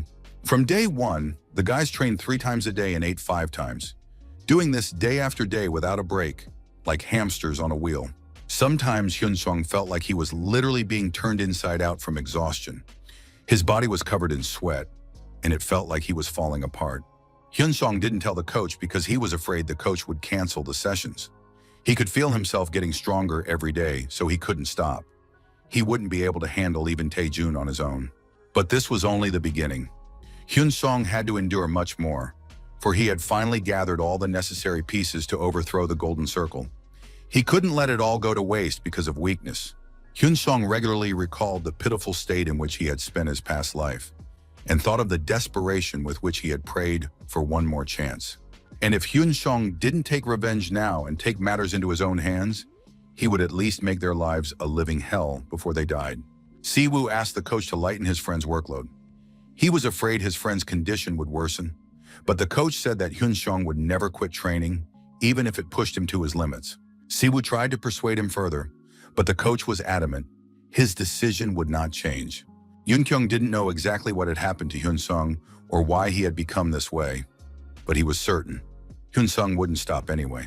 If he tried to stop him, Hyun-sung would simply find another way, perhaps an even more dangerous one. So Yoon-kyung decided to take responsibility for him himself. The coach allowed his student to make his own decisions, realizing that he was powerless to influence Hyun-sung. 5 weeks had already passed since the start of winter break and intensive training. Hyun-sung asked the coach the same question again. He wanted to know what level he was at now. Yoon-kyung noted that the young man had gained weight quickly, but his muscles weren't fully developed yet. However, the coach believed he was already capable of competing with the pros. Hyun-seon liked that answer, and he asked if the coach would mind sparring with him. Yoon-kyung agreed. It was the best way to test his readiness, and they headed to the ring. They decided not to hold back and to take it as seriously as possible. The coach immediately noted the young man's good reflexes. He defended himself confidently and didn't lose his focus. But it was still too early to step onto the professional stage. Hyun-seong's excessive self-confidence prevented him from assessing his opponent objectively. Yoon-kyung decided to bring him down to earth, but before he could finish the thought, he took a blow to the body. Hyun-seong believed that in any situation, one must notice and capitalize on an opponent's mistakes. No matter who he fights or where, he has to always come out on top. He didn't want to hear excuses like, there were too many of them, or he's too strong. That wouldn't happen again in his life. The coach's fist was closing in on the boy's face, and at that moment he thought the whole thing was too boring. The young man dodged the attack, tried to land a counterpunch, but the coach was stronger and knocked him out. Looking at the talented Hyun-seong, the coach couldn't help but admit that the result was truly impressive. But there were still heights that were out of Hyun-seong's reach. Hyun-seong came to his senses and, slowly opening his eyes, saw the face of his friend above him, trying to figure out if he was alive or not. Siwoo tried to cheer his friend up, saying that it wasn't Hyun-seong's weakness. It was just that their coach was a real monster and had been a champion for a reason. Yoon-kyung withstood all of his opponent's attacks and eventually knocked Hyun-seong out. But it turned out that Hyun-seong wasn't crying or getting upset. He was laughing, remembering his first fight with the coach, when he couldn't even raise a fist. And today everything was different. Of course, it's not perfect yet, but it's already a great result because this time the coach didn't hold back. Hyun-seong thought about the fact that he still had a whole year to get stronger.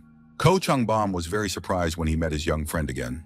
The boy replied that he had just been working out hard at the gym, but he looked as if he had been eating nothing but protein for a month. Chung-bom mentioned that the house they'd been talking about was finally up for sale. The man handed Hyun-seon an envelope and asked what the boy planned to do. Chung-bom noted that the area was deserted. No one needed private homes or shopping centers there. The factory remained, but there were better places for it. Hyun-seon didn't beat around the bush and told the man that he had received this information from Senator Kim Pano. The purchase agreement was concluded and signed to the full satisfaction of all parties.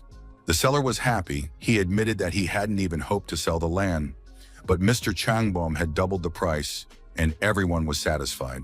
By this time, a huge industrial complex was being built between Dasan and the neighboring city, through which a road leading to the highway was to pass. Hyun-seong believed that Myungjin should build a residential area of private homes there. Even though the site seemed small and the corporation wouldn't make much profit on it, Hyun-seong knew that in his past life, this land had been sold at a markup of several thousand times its original value, thanks to a fortunate turn of events and one extremely important reason. In the future, part of these 3 hectares would be taken up by the highway, so there would be no room to maneuver there. Unlike the 20 hectares of unclaimed land next door, which could now be bought for next to nothing. What if he bought both plots? In a short while, the total potential revenue from this land will exceed 30 billion. Added to this will be the reputation of Myungchin, who will oversee construction at this site. The profit from this land is hard to even imagine, and Changbom will be able to take the initiative and prove himself as a promising future chairman of the company. Changbom liked all of this. He admired his young partner, but still asked if Hyun-seong knew who owned the neighboring land. Hyun-seong thought that grueling training would hone his fighting skills, and with Changbom's money and Pano's power, it made for a perfect combination, but he still lacked brute strength. In the future, he would face problems that couldn't be solved alone, and that's when an army of guys like Jang Soo and Song Ho would come in handy. Hyun-seong planned to bring this plan to fruition by the end of his sophomore year of high school. There was a lot of work ahead, and he needed to keep a cool head. Snow had melted, spring had arrived, and it was time to go back to school. During a break, the students were discussing a sophomore named Kim Hyun-seong. This guy had become a real monster, and just a year ago had beaten up Shin Yeon-min. It was hard to believe because everyone knew that Yeonmin was very strong, and only fools would believe such a story. Jung Hyuk-jin was new to the school, but he didn't believe these stories. Yeonmin was a real beast, and it was hard to imagine a better fighter. Just then a voice rang out, demanding that cigarettes be put out on school grounds.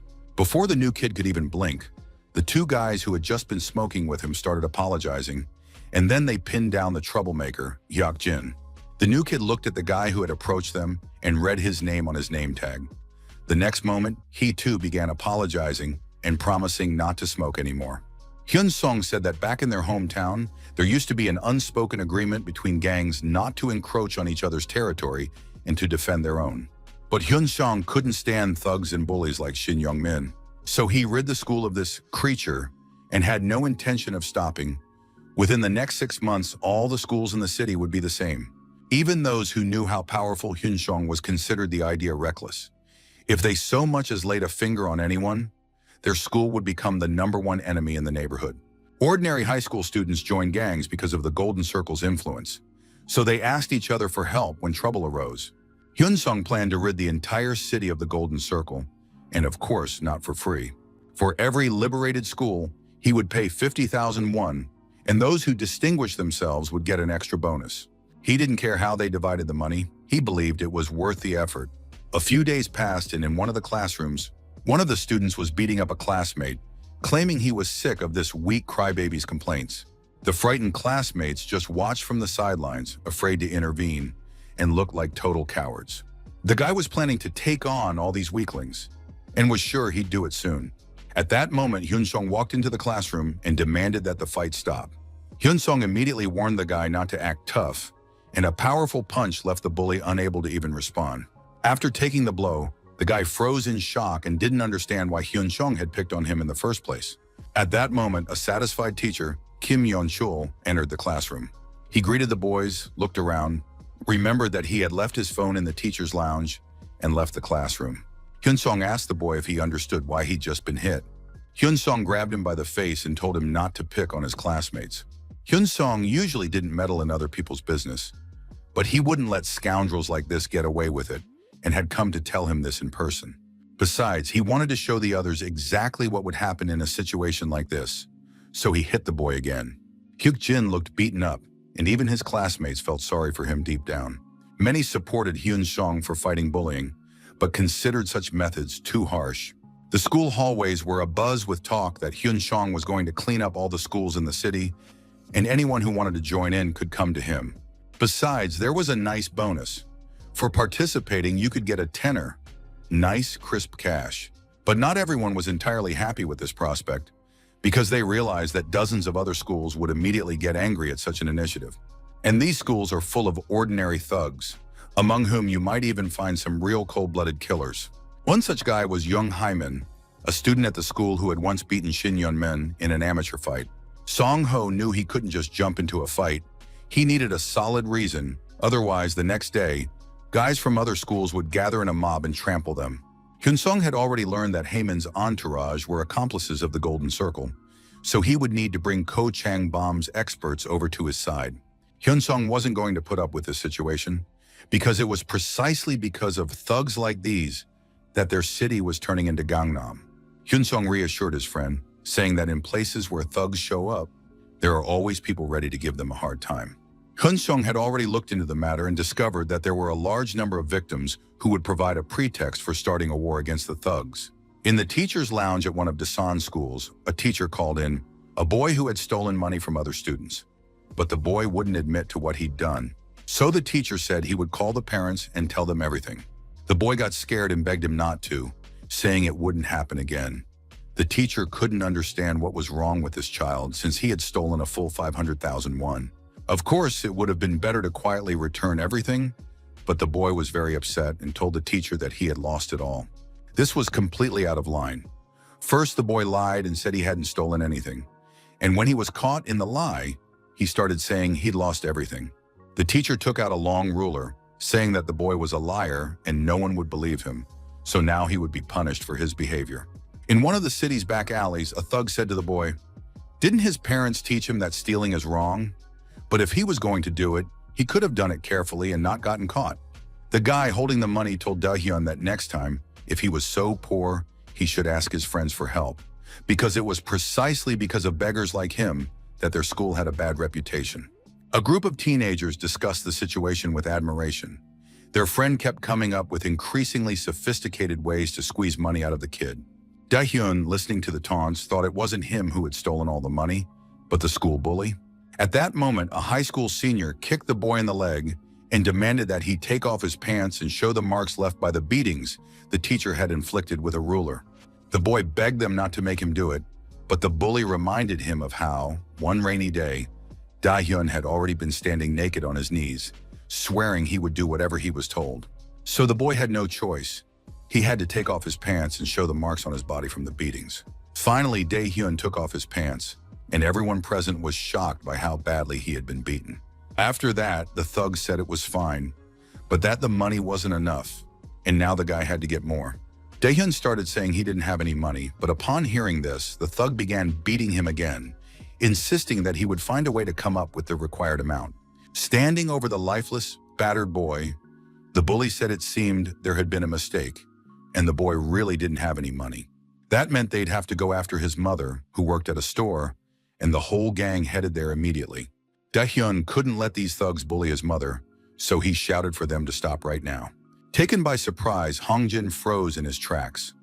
Upon hearing the insults directed at him, he decided he was going to tear that kid to pieces right then and there. But the next moment, the bully took a powerful punch to the jaw that sent him crashing to the ground. Hongjin's friends rushed to their friend's aid.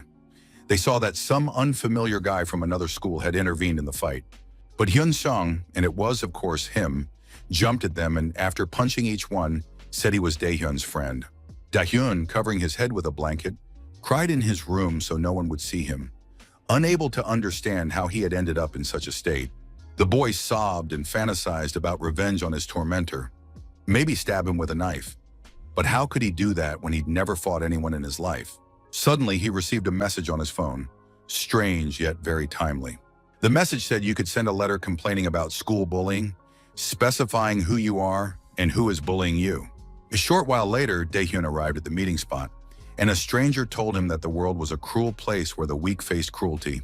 The worst part is that such problems are dismissed as childish pranks and aren't addressed properly. But in reality, that's not the case. Victims suffer lifelong trauma while the perpetrators go unpunished. It shouldn't be this way. Silence makes you weak, and fighting back often turns the victim into the perpetrator. And so it turns out that no matter what the victim does, they always lose. That's why Hyun-sung created the Overheard at Dasan page, where people can submit complaints. The next day, the office door flew open, and a huge junior asked who Dahyun was. Hongjin immediately pointed at the guy, declaring that his friend would be there soon and would definitely take revenge for him. Dahyun remained seated at his desk, unconcerned by the approaching threat.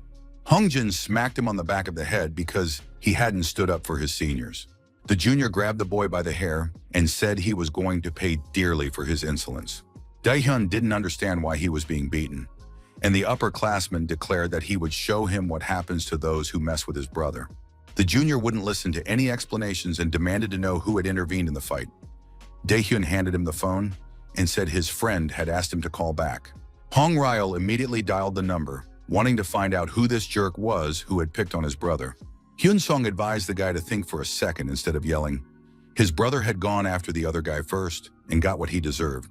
Hyun-sung explained that this thug had been giving the guy a hard time since middle school. He beat him up regularly, took his money, made him run errands for him, and do his homework. And just recently, he'd forced the guy to take off his pants in front of some girl, and any normal older brother in that situation would have made his younger brother apologize for everything he'd done, and that would have been the end of the conflict. The older brother was shocked. He didn't see a problem with his younger brother's behavior. After all, if he was picking on some weakling, there was nothing terrible about that. Hyun-sung gave his name in school. This was demanded by the offended younger brother, who wanted to teach all the weakling's defenders a lesson so they wouldn't do it again. And so, at the appointed time, Hyun-sung arrived along with his closest friends, schoolmates, and like-minded peers. A similar group of guys from the other school was waiting for him, and now the two groups stood facing each other. Everyone understood that if a fight broke out now, it wouldn't end well and would lead to a war between the schools, so they wanted to settle things peacefully. The guy suggested that both parties involved in the conflict apologize to each other, and then everyone go their separate ways. Hyun-sung realized that they had most likely already gathered information on him and were now acting so calmly. There could be no mutual apologies because Hongjin was the only one at fault here. He was the one who had to apologize, and then the conflict would be resolved. His older brother apparently did have some common sense, and even though he didn't like any of this, he demanded that Hongjin step forward and apologize. Hongjin hadn't expected it to end this way, but he couldn't argue with his older brother. The boys stood facing each other, and Hongjin, though very quietly, began to offer his apology. Daehyun looked at his offender and said that Hyun-sung had given him a choice he had to make. The choice was to sweep the whole situation under the rug if a promise was made that Hongjin would leave his victim alone. That was the safer option. Either he had the chance to get revenge for everything Hongjin had done to the weaker students at school, and if that happened, Daehyun would feel great, even though the relationship between the two guys wouldn't improve. Daehyun, of course, chose the second option, and Hyun-sung's powerful fist knocked the guy out with the first punch. It was clear that war had been declared, and now representatives from the schools were rushing at each other. Seon-ho hadn't fought in a long time and was now simply thrilled. Plus, Hyun-sung had promised to throw in 500 for each one, so there was good money to be made. One of the guys tried to attack Sun-ho from behind while the young man was busy with the others. But Siwoo noticed this and knocked the guy down with a kick, letting him know he shouldn't meddle where grown men were fighting. Siwoo was trying very hard this time because he wanted to prove to his friend Hyun-seon that he would be useful to him in the future. Besides, Horse wanted to test his fighting skills, since the training had also improved his physical abilities. Siwoo intended to stick with his friend until the end, and was now enthusiastically participating in the brawl. The guys from Hyun-sung's school had excellent motivation. They were calculating how much money they would make. Plus, there was a prize for whoever knocked out the most opponents. It looked just unreal. There were far fewer of them, but they seemed somehow crazy and didn't stop for a moment. In reality, the guys didn't understand why these kids had suddenly shown up, and now they were meddling in their school's affairs, and even winning. It had never happened before that someone would meddle so much in other people's business. So the guy decided that he was the boss here, and then this mess would be over. But as soon as the young man ran up to Hyun-sung, he took such a hard punch to the nose that, losing a couple of teeth, he fell like a log. Hyun-sung walked up to the guy and played the voice recording where he'd said he didn't see any problem with his brother picking on weaklings. Those were words from their previous phone conversation. Hyun-sung explained, if he sent this recording, they wouldn't get off with just a disciplinary penalty here, and the boys would definitely be sent to a juvenile detention center. Hyun-sung added that today's fight would have to be called a typical school brawl, and if anyone spoke up about it, the boys wouldn't get off with just a reprimand and expulsion from school. Hyun-sung grabbed the ringleader by the face and asked if he had understood and heard everything clearly. Hyun-sung figured the young man must be feeling pretty good, since he kept ignoring him. Hyun-sung grabbed the young man's tooth and pulled it out with his bare hands. After that, he flung the tooth aside, saying he hoped the situation was clear to absolutely everyone present. Everyone was in complete shock. Hyun-sung stood up, smiling and looking at everyone, and was surprised that his opponent hadn't responded for so long. A few days passed. Daehyun was walking thoughtfully down the school hallway when he bumped into one of the guys with his shoulder. The young man stopped and, in a trembling, apologetic voice, began to apologize for not paying attention. But instead of rudeness and insults, they apologized to him and immediately ran off. And they were Hongjin's friends. And at that moment, for the first time in his life, Sang Daehyun felt the world change before his eyes. And now school had become a more peaceful and calm place for him.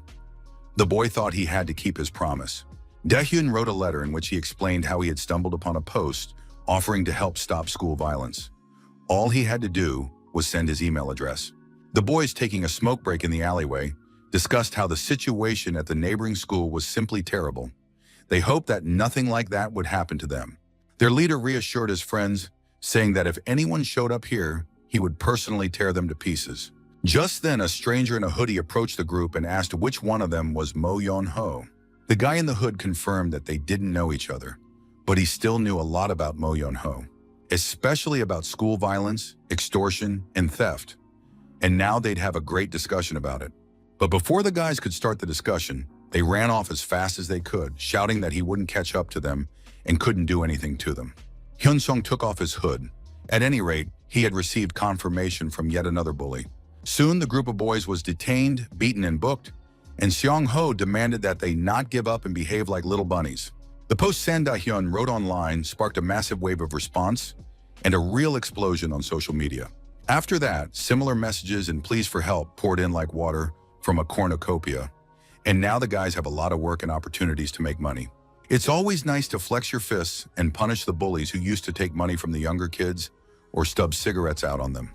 Saiwoo and the other guys were so inspired by this idea that they now fully shared Hyun Sung's goal to rid all the city's schools of bullying and cruelty.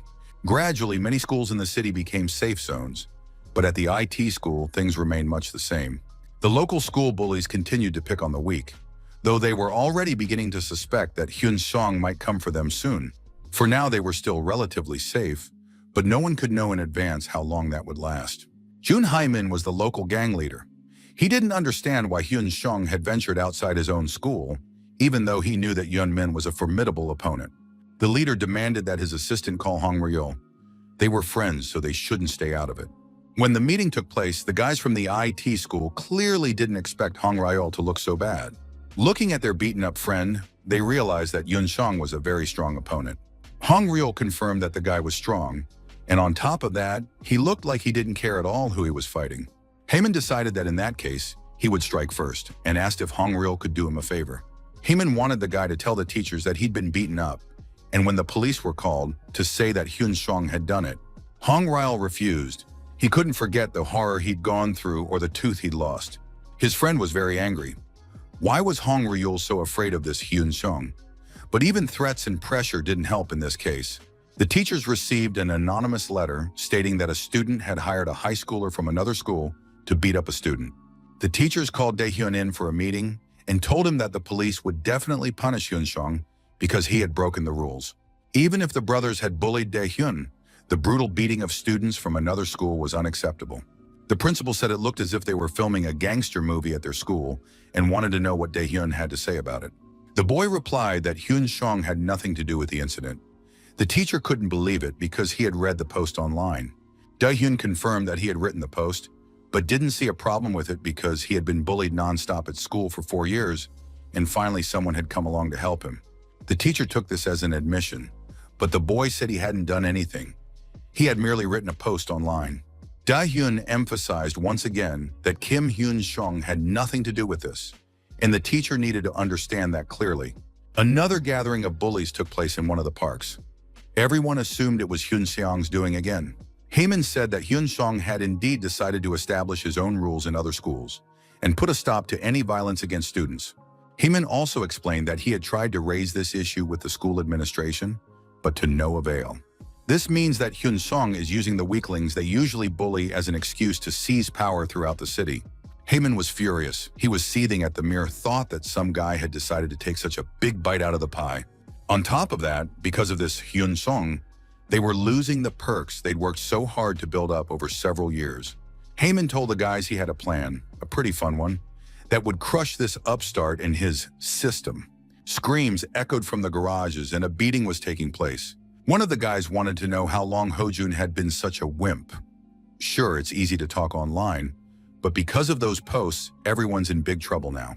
If he hadn't stood up for that wimp back then, they wouldn't have bothered him at all, but now they're in a huge mess. And now the guy is sitting there with a tear-stained face, and instead he has to answer for his words and for all the trouble he's brought down on them. Suddenly, a voice rang out, and the guy in the hoodie called out to Ho-jun. The stranger in the hood said that the scum in front of the guy was Yoo Jong-hyun. Ho-jun realized who was standing before him and asked Woo Hyun Sung for forgiveness. The young man added that he had no choice, because they had threatened to kill his brother if he didn't do as he was told. Heyman and his friends emerged from their hiding place, surprised that it had worked, and Hyun Seong, ever the defender of the weak, immediately showed up at the first call. Heyman figured that Hyun Sung probably thought the school kids would just sit idly by while he took over the city, but now they'd lured Hyun Sung into a trap. Hyun Seong looked around and took stock, then remarked that there were over 100 of them here. The gangsters sure had a lot of free time. Hyun Seong, showing no fear in the face of so many opponents, prepared to tell them an interesting story about the owner of the Overheard in Dasan page. This guy was none other than Ko Jae-jin, As the administrator, he could see everyone who had posted or commented. To get on Hyun-sung's good side, Jae-jin started working with him. And it turns out that Hyun-sung knows everyone who was hiding behind anonymity because he's close with the site admin. And those who wrote comments in support of Ho-jun are no different from the usual trash. At that moment, Hyun-sung's closest friends appeared behind him, along with guys from their school who were still dreaming of making money. But now there were also those who, just a short while ago, had been bullying the weak. Hyun-sung looked at the distraught boy who had tried to defend his friend and had become a plaything in the hands of the bullies himself. Hyun-sung reassured him, saying there was no need to apologize. He had known everything for a long time, and it wasn't Hyun-sung who had fallen into the trap, but these thugs. Late one evening, Hyun-sung met with Hong-ryul and told him that it was he who had sent Yeon-mina and Min-chul's entire gang to juvenile detention. Hyun-sung believed that the boy wasn't much different from them and wanted to know his opinion. What should they do with Hong-ryul now? Hong-ryul was genuinely terrified. He begged for forgiveness, but even if he wasn't forgiven, he pleaded to be allowed to leave school. Hyun-sung didn't say that this guy would pay no less than everyone else. But for now, he was useful. So Hyun-sung ordered him to gather as many people as he could from his school and wait for the signal so they could rush over at the first whistle. Haemin looked down on his opponents with contempt and said there were only a couple dozen of them, so they couldn't hope to accomplish anything with such a small number of people. Besides, of course, there were those among them who had already been bought off by Hyun-sung and had now become his lapdogs. These guys clearly had no honor. Haemin believed that they didn't understand the situation or the stakes, and what would happen once Hyun-sung seized all power in their city. Hong-ryul replied that he didn't care about any of that, but at the same time, Haemin himself was nobody to have designs on Dasan. Hong-ryul was furious. He said that Haemin didn't understand anything himself, and that it wasn't up to him to decide whose side anyone should be on. Besides, the guy was sure that Dasan would go to the strongest among them, but the reality was that it was impossible to believe that anyone present could defeat Hyun-sung. Hong-ryul suggested that Haemin fight Hyun-sung one-on-one if he was so worried about the district, and if he won, Hong-ryul would give him everything he had. Hong-ryul's provocation was premeditated. If the guy agreed, Hyun-sung would beat him to a pulp right in front of his entourage. But if he refused, they would have to resort to Plan B. Haemin understood that this guy had once defeated Shin Yeon-min, which meant he knew how to fight. The pause dragged on. Suddenly, Hyun-sung pushed Haemin away with his hand, telling him he could keep thinking. And while the leader was pondering, Hyun-sung would begin to do what he had come to do. Haemin was terrified. In a matter of moments, he saw several of his men taken out of the fight. It became clear that this madman really wanted to fight. But it was strange that the rest of his friends and henchmen were just standing there and not intervening. Haemin assumed that this crazy maniac wanted to fight all of them single-handedly. Haemin wasn't about to risk his own neck, so he signaled his friends to attack Hyun-sung. Hyun-sung, of course, had anticipated this possibility and realized he couldn't handle the whole crowd on his own. But on the other hand, Hyun-sung needed to make sure the message got through to all these thugs. Anyone who got into a fight would be beaten half to death instantly, and the situation would become much tougher and more dangerous than before. Hyun-sung knew that once he moved to Seoul, the organized gangs and thugs there would be much stronger, so he had to be prepared for the most desperate situations. Hyun-sung warned his friends not to dare get involved in a fight until he gave the signal. Because if anyone stopped Hyun-sung now, he would never be able to see this through to the end. Sun-ho, showing no emotion, asked Si-woo if it was really too early for them to intervene. Maybe they should call in the guys? But Si-woo suggested trusting Hyun-sun and waiting for his signal. The guy didn't understand why his buddies were attacking one person so slowly. They needed to swarm him with the whole crowd. Soon enough, it turned out that Hyun-sung was indeed at the center of the fray, with school bullies of all kinds closing in on him from all sides. However, within a couple of minutes, terror spread across the thugs' faces when they realized the guy was handling it perfectly. And even when he found himself in hopeless situations and someone's fists landed, Hyun-sung didn't give up and kept fighting back. Hyun-sung used everything in his arsenal, fists, feet, teeth, and fought off these school thugs with ease. Now it was clear to everyone that this guy wasn't just a good fighter, he was a madman who would stop at nothing to achieve his goal. Haemin wasn't a fool, so he immediately realized he could end up just like Shin Yeon-min, and he didn't want that, so he tried to run away. His buddies were shocked by their leader. After all, he was the one who called them, and now he was running away. Hyun-sung didn't understand what his opponents were staring at or why they had stopped attacking him. Since they had come and he had spent time on them instead of studying, he should at least get some satisfaction. The school bully realized that this madman was too much for his friends to handle, so he told everyone to step back while he gave them a masterclass. Taking a running start from the far wall, he charged headlong, intending to knock out this vaunted Hyun-seong, who was biting off more than he could chew. With a happy expression on his face as if he'd won a trip to Disneyland, Hyun-seong swung his fist to land a critical blow. He knocked his opponent to the ground and began beating him. Soon everyone present had no doubt that Hyun-seong was a complete madman, and he had to be dragged away from his unfortunate victim. Hyun-seong kept beating his opponent until Yoo Jung-hyun shouted to his friends that they had lost and would admit it. Sung-ho and Si-woo were very pleased watching their friend. Seeing that the thugs weren't dispersing, but stood rooted to the spot as if spellbound, the boys shouted at them to leave until they finally followed their leader. Hyun-seong announced that from that day on, all the schools in the city would follow the rules set by Cheonil School, where he had studied. If Hyun-seong says to jump, everyone will jump. If he says to fight, everyone will fight. This matter is no longer up for discussion. A couple of weeks passed, and Haemin finally showed up at school.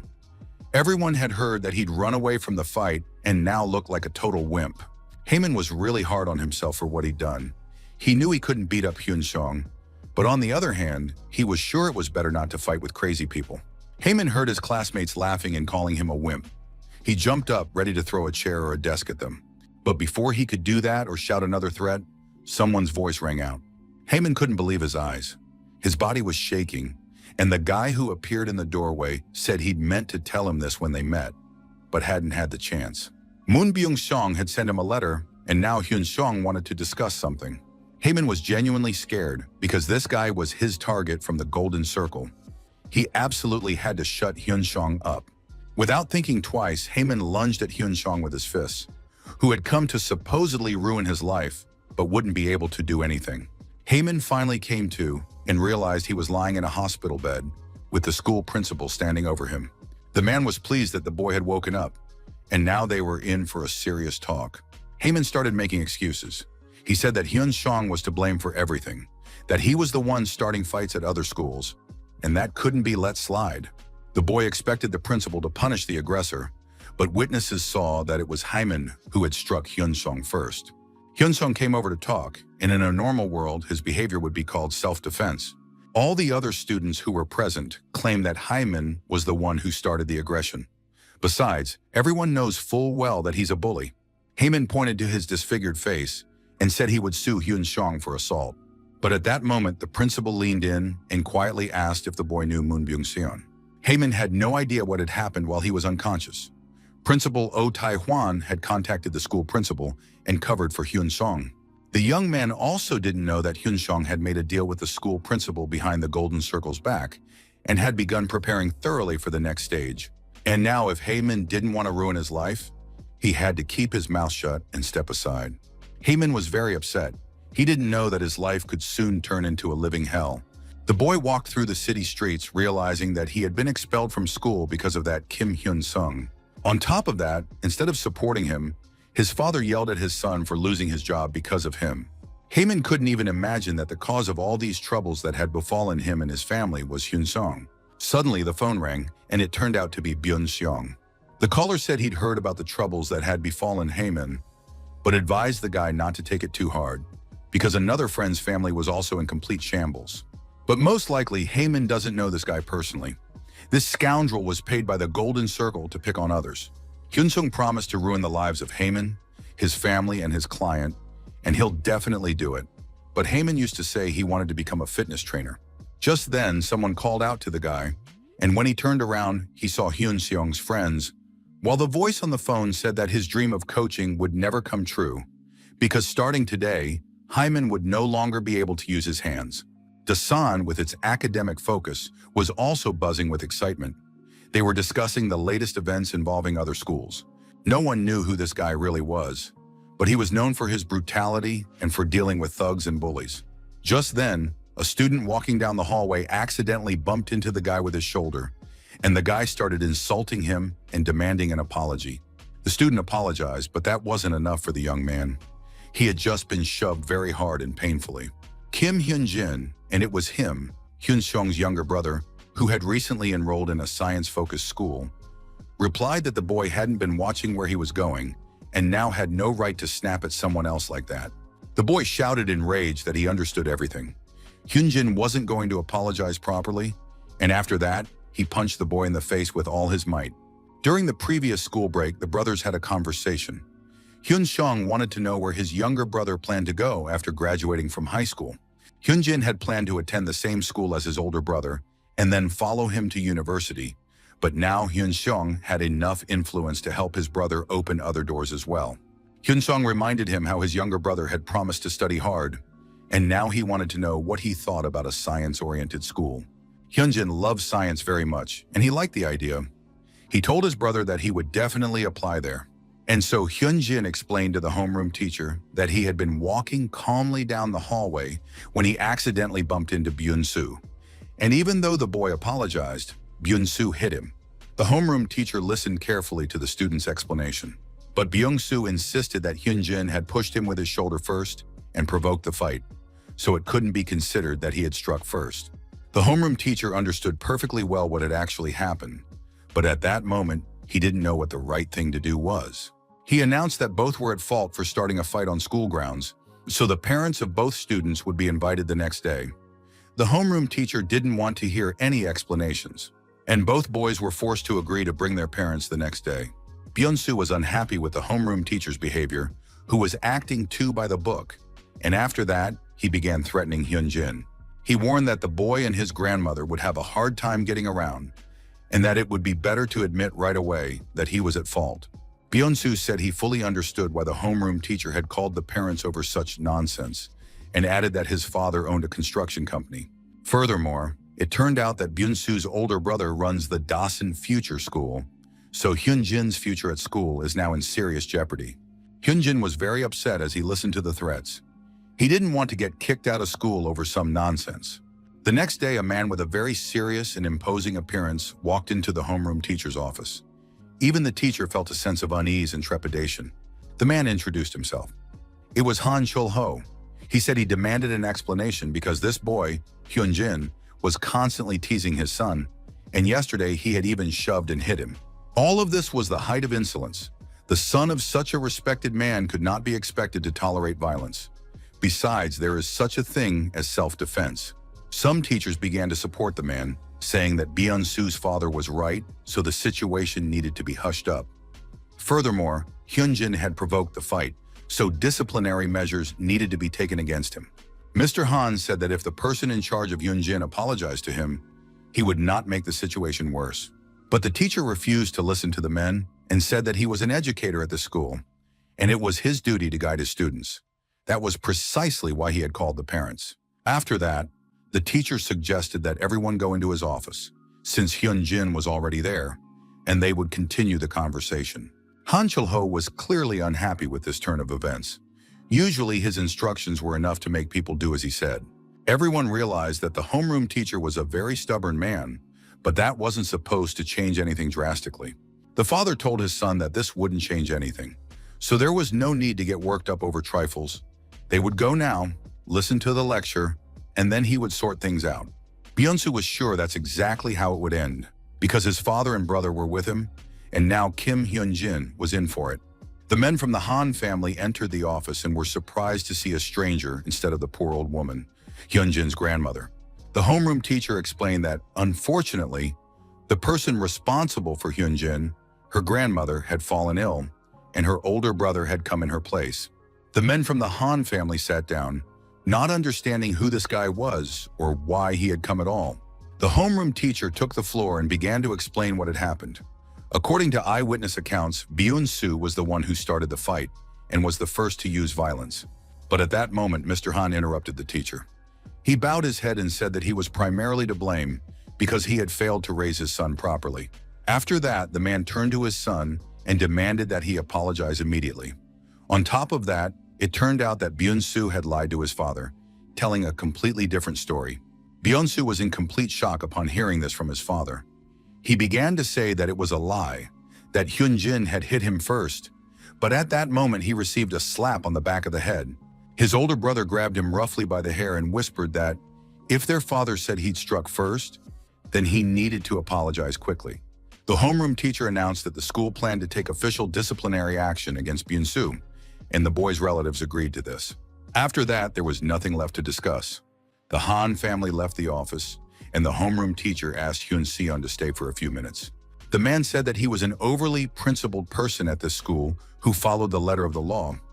The teacher added that he wanted all students to lead a normal school life. Rumors had reached him that Hyun-seong was being watched over by some bigwigs in town, and to be honest, the homeroom teacher didn't particularly like Hyun-seong at all. But if it meant that a good kid like Hyun-jin could attend school without trouble, the teacher was willing to call Hyun-seong in as a guardian as many times as necessary. Lee Han-bom was the main reason Hyun-seong sent his brother to this school. In his past life, he had been fired for defending a student who was being targeted by the Golden Circle. But back then, Teacher Lee didn't give up either. He was a true educator, and he cared deeply about his students. Hyun-seong believed that this man would be a loyal friend to all the students. Hyun-seong promised the teacher that he would do everything to ensure this never happened again. And if his younger brother ever committed the same offense, he asked that he be punished to the full extent of the law. After that, the boy bowed his head low, thanking the teacher.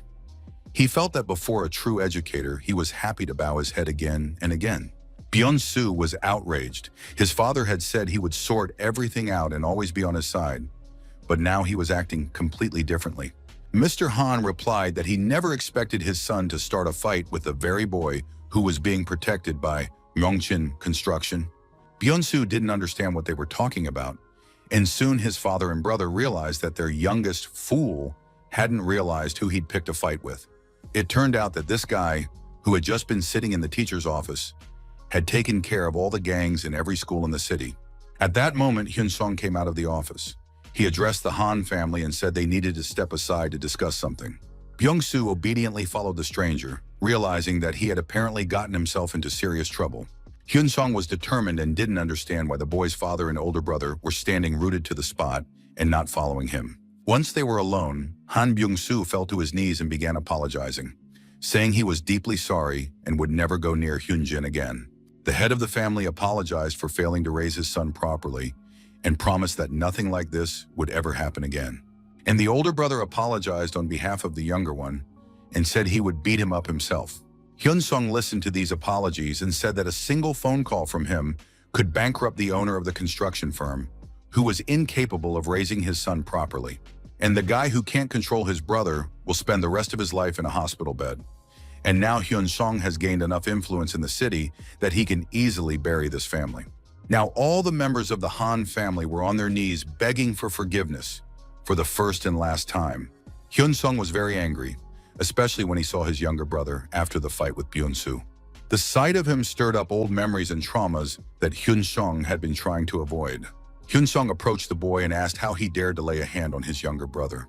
Hyun-seong was ready to tear him to pieces with his bare hands right then and there, but he held back for Hyun-jin's sake. And if Byung-soo wants things to calm down, he must go to Hyun-jin immediately and beg for forgiveness on his knees. Byung-soo did indeed get down on his knees in front of the boy and said he was very sorry. He had deliberately picked a fight with his classmate to get back at him, and it would never happen again. Byung-soo said that this would never happen again, neither to Hyun-jin nor to anyone else at school. Hyun-jin was very different from his brother. He walked up to the bully and said it was okay. Besides, he understood how hard it was to ask for forgiveness in front of everyone, so he accepted the apology. Hyun-jin displayed a childlike naivety, but that was exactly what his older brother wanted to protect in him. That's why Hyun-seong sent him to a science-focused school. From that day on, Hyun-jin's life at school changed dramatically. All the students learned that Hyun-jin's older brother had taken over the whole town, and now they considered this his superpower. During breaks, older students would come by, eager to catch a glimpse of Hyun-seong's younger brother. They promised the boy protection, asked him to come to them if anything happened, and even wanted to meet Hyun-seong. Hyun-jin was in shock. He knew he had an outstanding older brother, but he hadn't realized it was this serious. But at that moment, the city truly was in Kim Hyun-seong's hands. His name was on everyone's lips throughout the school. Endless rumors were spreading about how Hyun-seong would wield and exercise his power, but nothing happened, and a period of calm set in. The door to the executive director's office burst open, and the man who rushed in said that everything had worked out. The government had issued an official announcement regarding the Sejong City reconstruction project. This was exactly the jackpot Kim Hyun-sung had been talking about. Ko Chang-bom was also very pleased because the project had finally come together and gotten off the ground. A few months earlier, while reviewing the high-end development plan, the managers weren't sure it made sense. No one knew whether the industrial zone and the highway would be built, so they could have suffered huge losses, and the construction business doesn't run on dreams. Everyone acknowledged that managing director Ko Chang-bom had bought the land cheaply and in a very promising location. That was profitable in itself, and if the area were developed with luxury mansions, that would be a real bonus. Chang-bom claimed that the project to expand the city's transportation infrastructure had already been launched, and that was enough to understand. There was already demand for the land he had acquired. However, manager Chang Sok believed that his brother's actions were completely reckless. He argued that the market was currently booming, and in such times one should focus on profitable projects. People line up to buy buildings and apartments as soon as they hear that a project is associated with Myeongjin construction, so it's foolish to waste resources on some cottage complex. Jang Suk believed this was the least productive direction of development possible. Jang Bum held the position of CEO, but failed to grasp such simple truths. Chang Bum watched with a smile as his younger brother threw a tantrum. He believed the land wasn't going anywhere, and they just needed to wait for the right moment after the purchase. Chang Bum said that this was exactly why he had acquired the land, and everyone present understood this, except his younger brother. Chang Sok needs to stop crying and fixating on the trees while failing to see the forest if he ever wants to become an executive director like his brother. Their argument was interrupted by their father's voice. He said that Chang Byom could have easily made a profit, but instead he took a risk, and now success or failure would be entirely his responsibility. Chang Bom, placing his hand on his heart, assured the chairman that he could trust him. He wouldn't let him down and would handle the consequences of this purchase. And now it became clear that the profit from the purchase of this land alone was estimated at approximately 30 billion. And once the industrial complex was built and the road constructed, the value of the property would rise several times over. Ko Myung-jin listened very attentively to the reports from the company's managers. The man said that his eldest son had been a problem child all this time. But not only did he lead the company into a new market segment, he also succeeded in it before the eyes of the whole world. Myung-jin approached his son and reminded him of his words that Chang Bom was responsible for any failure or success. He said there was no need to worry about it anymore, and announced that executive director Ko Chang-bom would become the next chairman of Myeongchin Construction and the Air. Jang Suk couldn't hold back. He argued that his father couldn't do this since his brother had simply gotten lucky. After all, the process of creating a cadastral map was a lottery. But Ko Jong-min replied that it wasn't just about the result. He reminded him of how Chang Sok had behaved when his brother had proposed the idea a few months earlier. At the time, Chang Sok was categorically opposed because he was only concerned that his older brother might succeed, not the benefit to the company. A person who cares about the company's future is much better suited for the position of chairman. And now no one would say that the eldest son is unworthy of this position. Indeed, all the top managers present fully agreed with the chairman and his choice. Myeongchin Construction needs only one heir, so Chang Sok must leave the company the next day and start living his own life. His father acknowledged his younger son's contributions and his loyalty to the company and promised to reward him, but Chang Sok couldn't believe what had happened, how he had simply been kicked out of the company like a dog. Chang Sok didn't want to resort to extreme measures, but he wasn't about to just walk away from a company that rightfully belonged to him. The young man dialed the number and suggested they meet for lunch. Hyun Seong and Chang Bom met at a cafe, and the man asked if the young man remembered that little diner. It was there that they'd given each other a chance. Chang Bom admitted that he had thought the guy was crazy, and now he could explain why he had believed that crazy teenager. The thing is, Hyun Seong didn't try to hide his greed. He was honest and had no intention of straying from his chosen path. Chang Byum realized then that the guy would do anything to make him the company chairman. And now Chang Bom was ready to thank Hyun Seong. The position of the next chairman was already his, and he confirmed that he would stand by the young man until the end, just as he had promised. Hyun Seong congratulated the man and said that if Chang Bom kept his word, he would always be at the top of Hyun Seong's list of priorities. Suddenly, the phone rang. It was director Kim Cheol-jin. He said something, and Ko Chang-bom jumped up with a twisted expression. claiming he knew nothing about any news. It turned out that news was spreading across all media outlets that the heir to the construction firm was an illegitimate son, and that the chairman had added his mistress's son to the family registry. And recently, the chairman of the construction company announced that he would hand over the reins of the company to his illegitimate son. Chang Sok was very pleased. If his brother hadn't interfered and had kept quiet, he would have continued to call that bastard his older brother. Chang Sok considered himself lucky because one day he happened to see his father making strange transfers to an unfamiliar account. The young man told his mother everything, and she, bursting into tears, confessed that her husband had a mistress whom, as it turned out, he hadn't left. But his mother begged her son not to say anything about this to Changbom, because if he found out, it would only cause more problems. The mistress had given birth to a child many years ago. Changbom couldn't calm down. He didn't care what the internal director did with the journalists. He had to get rid of this news immediately. Changbom apologized to the guy and said he had an urgent matter to attend to. He knew his brother had done something, and there was no turning back. Changbom understood everything his brother had done for the sake of the chairmanship, but there were some things that simply couldn't be done. Hyunsung asked the man what exactly he was going to do. Was he really going to go to Yang Sok and just beat him up? He had to admit that this wouldn't change anything, and such actions would only lead to losing everything. Changbom couldn't calm down because it felt as if his mother had been stabbed in the heart, and so he couldn't just sit there and do nothing. Hyunsung ignored his friend's hysterics and said that in fact, the illegitimate son wasn't Ko Changbom, but Ko Chang Sok. In a past life, Changbom had broken his younger brother's jaw, and the chairman, disappointed in his sons, handed the company over to a professional manager. This sparked a scandal and intrigue surrounding the chairman. In this story, Hyun Seon was interested not so much in Chang Sok's malice as in Ko Myung-chin's actions. The race for the inheritance was going in Yang Sok's favor, but he still revealed this information. Based on their convictions, everyone understood that Jang Sok was better suited for the position of chairman, but the father supported Jang Bom until the very end. On top of everything else, his mother resolved all of her eldest son's problems for him, and Yang Sok went abroad to study. Jang Sok never saw the woman again who had accepted her unfaithful husband's illegitimate son as her own.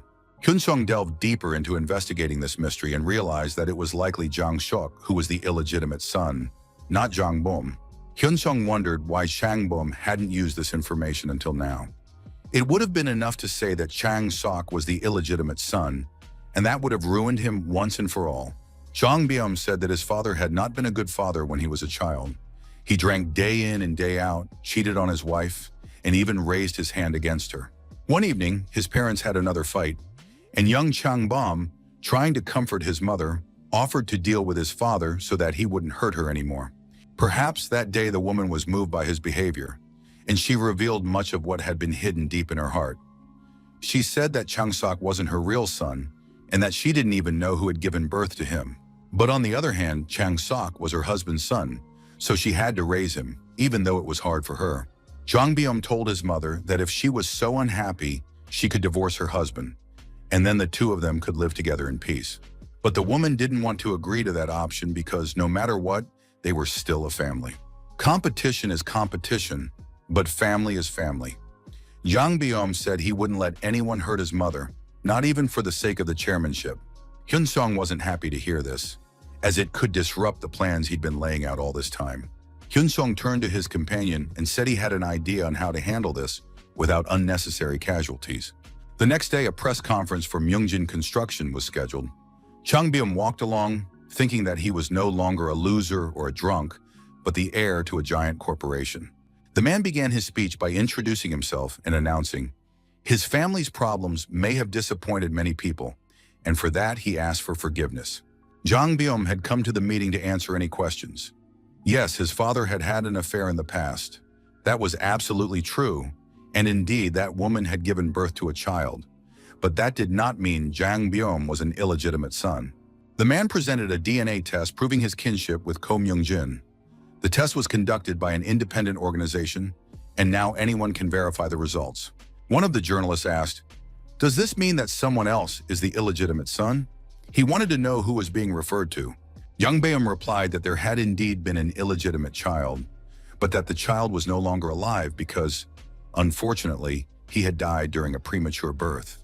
Jung Bom explained that his father blamed himself for everything, which is why he regularly sent money to that woman under the guise of child support. A barrage of questions came at the man, but he was prepared for this and confirmed that everything he had said was true. At the same time, however, he warned that anyone who tried to harm his family would face serious consequences. Ko Chang-bom spoke not as an ordinary person, but as the future chairman of Myungjin Construction and the eldest son of the family. Ko Chang-sok was furious. He couldn't believe his ears and knew that it was all a pack of lies. After the press conference, his father thanked his eldest son for putting an end to the rumors that had nothing to do with their family, because he thinks of the family, not the competition. The father also said that the documents for Changbom's appointment were already being prepared, and he hoped his son would live in a way that would bring him no shame. Ko Myung-jin admitted that he had failed to do so, and hoped that Changbom would live a better and more honest life. Jang Byom left, and then the man turned to his younger son, saying that he knew everything Jang Shok had done for the sake of the chairmanship. The father had no intention of blaming him for it. He himself had once thought it would be better if Chang Sok replaced him, and the whole family had tried to treat him fairly. Everyone pretended that the boy was part of the family. Even though he was illegitimate, Yang Sok fell to his knees and began begging his father for forgiveness. Ko Myung-jin was shocked by how cruel Chang Sok's mother had been. She had been bleeding him dry all these years and hadn't even tried to raise him. But Chang Sok was still his son, so his father would transfer several buildings to him, so he wouldn't have to worry about money. If he accepted this calmly and left, no sanctions would be imposed on him. Chang Sok began begging for forgiveness and asked for another chance. But his father was adamant. He understood perfectly well why Jang Bom had kept the secret and not used the information. The answer was simple. They were a family and everyone considered Chang Sok part of that family. And indeed, looking back, Ko Myung-jin could have easily passed the position onto his eldest son and legitimate heir. But he tried to give his illegitimate son a chance to compete for the inheritance. All of them together, Ko Myung-jin and his wife, and their son, Ko Chang-bom, they all sincerely considered Chang Sok part of the family. Ko Chang Sok realized this too late. He really was one of the chosen ones. But now it was too late. Trust could not be regained, and the choice had already been made against him. Back at the airport, Chang Sok told his brother that he had married for no reason, not out of love, and had been unfaithful to his wife. After that, the young man gave his brother a flash drive containing documents that would come in handy when Chang Byum took the helm of the company. Chang Sok said he had instructed the best managers to assist the future chairman. They were very capable people, and he could make use of them. Just before boarding the plane, Chang Sok asked who had actually helped his brother. It wasn't the internal director, because he had originally worked for Chang Sok. But there was another person on whom the older brother had spent a fortune, and that person was Kim Hyun-seong. Jung Bom didn't comment on his brother's words. Sometimes silence speaks louder than any words. Chang Sok couldn't believe it. Was this boy really just an ordinary schoolboy? Could this person really have helped? As he was leaving, Yang Byum said that if his little brother so much as laid a finger on Hyun-seong, he'd dig him up from 6 feet under and wouldn't even remember that they were brothers.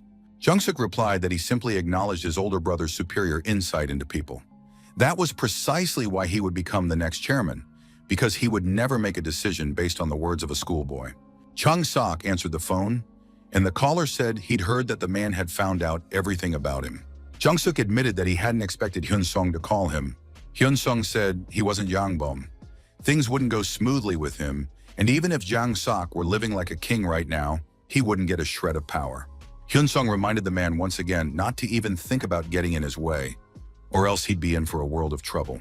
Jung Sok said his brother had already warned him. He'd break his legs for Hyun-seong, and now Hyun-seong was threatening him too. He was worried about his brother. Jung Sok had to admit that he envied their loyalty, but just a little more, and he would feel insulted and take offense. Jang Suk confirmed that he recognized his brother's abilities and was therefore leaving the country, with no intention of getting in the way. Ko Chang-sok could now leave without a thought for the company or his brother's fate. They were in good hands. That puzzle was solved. There were only a few months left before the plan to destroy the Golden Circle was launched. But there were still a few loose ends to tie up. An old acquaintance kept sending voice messages. This guy was now constantly covered in bruises and scrapes. He called and begged Hyun-seong. At one point, it turned out that Hyun-seong had 44 missed calls from Jung Min-ho. School principal Oh Tae-hwan was very pleased to welcome the future chairman to his office. He wanted to know what had prompted this pleasant visit. Ko Chang-bom warned the principal that Hyun Sung would be transferring to a school in Seoul next year. Hearing this was simply awful. Hyun Sung was an integral part of the school, essential to maintaining its prestigious status. Besides, funding from Myungjin Construction had always come in very handy. Ko Chang-bom continued. He said that Hyun Sung would graduate and leave the school in any case, so they needed to consider their relationship in the long term without Hyun Sung. Chang-bom said he would continue to support the school and wanted it to achieve prestigious status. The principal was very pleased, as he had been worried about the student's future. For some time now, Hyun Sung had been regularly receiving messages from Minho, who begged for another chance, was willing to accept any punishment, and was ready to pay any price. Hyun Sung considered him a complete fool, but when he realized the boy had matured, he agreed to meet with him. Minho looked absolutely terrible. He had been beaten, covered in bruises and scrapes, but he was grateful for the meeting and asked for a minute of his time. After the whole family moved from Dasan, Jung Minho hoped to start over with a clean slate at a new school. His parents had paid a huge sum of money to cover up their son's past, and now he was going to live a completely different life.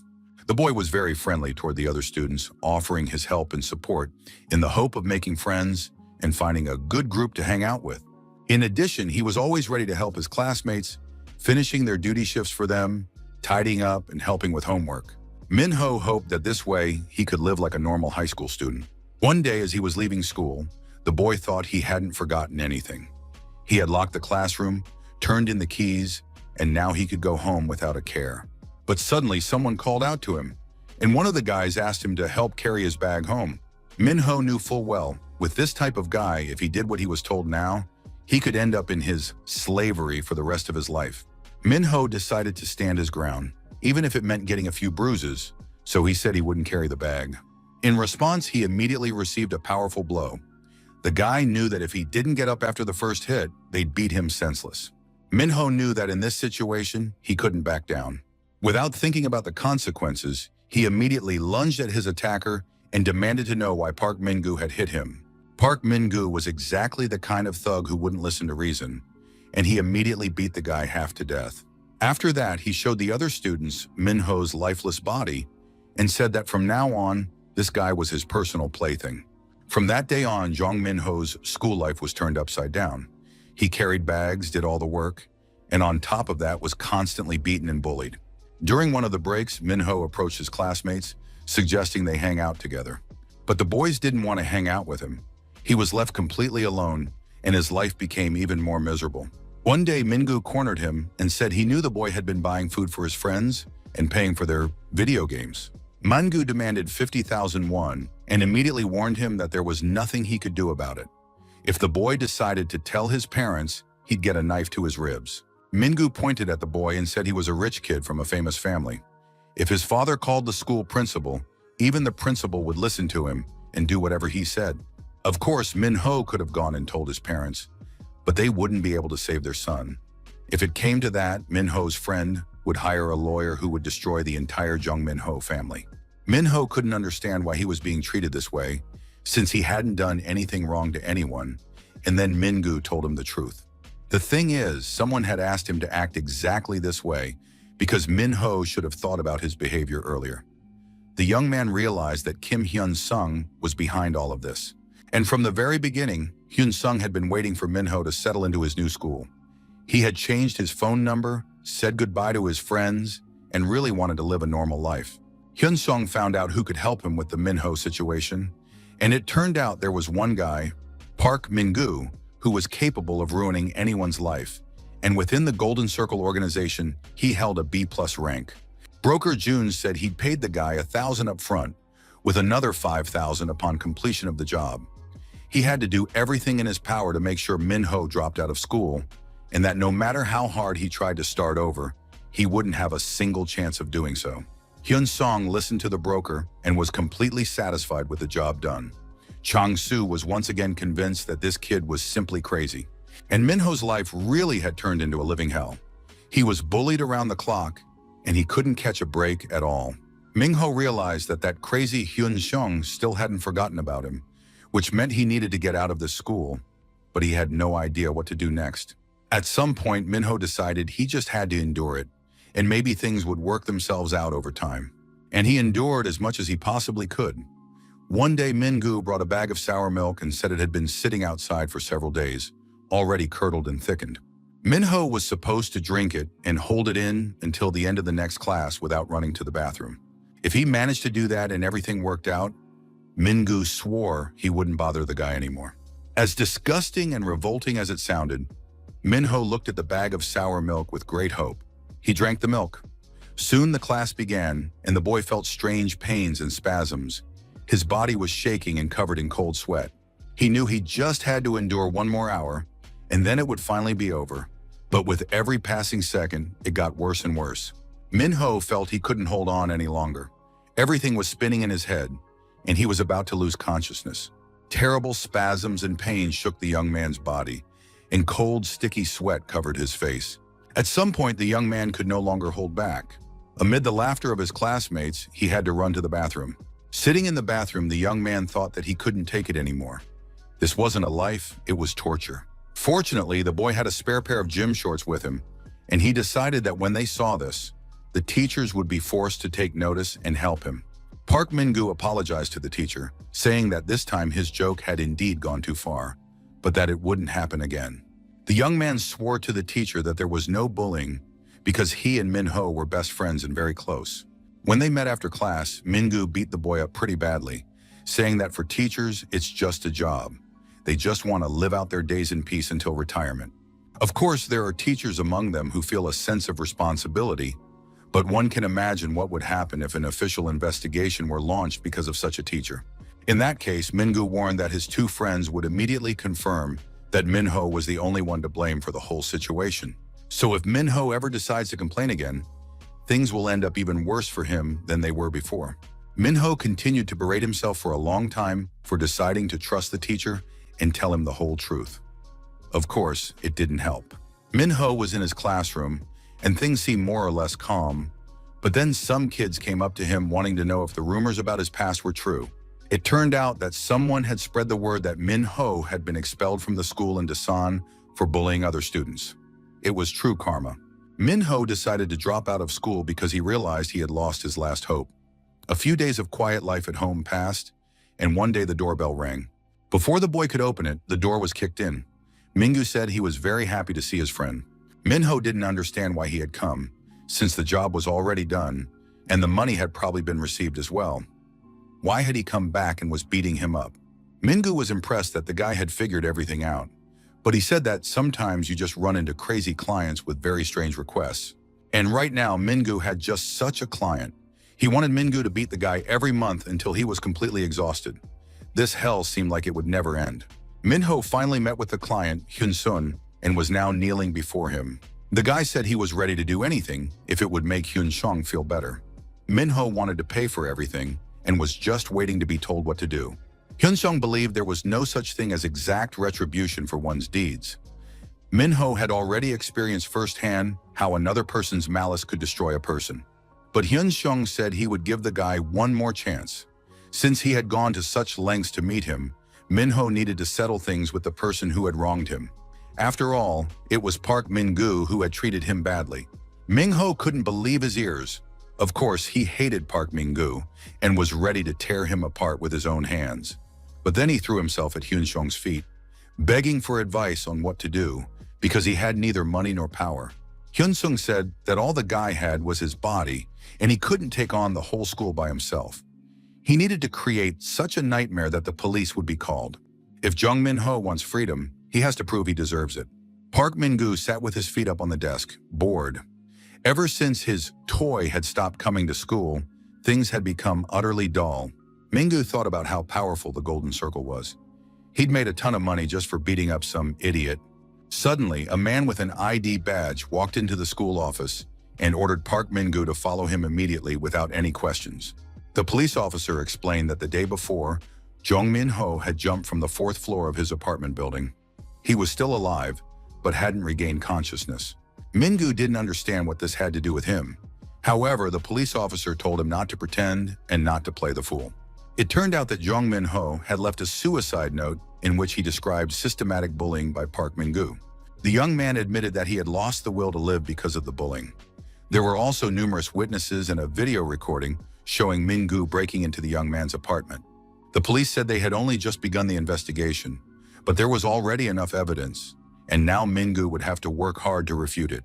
The boy understood that with all this evidence, he faced juvenile detention, but he considered it unfair because he didn't want things to turn out this way.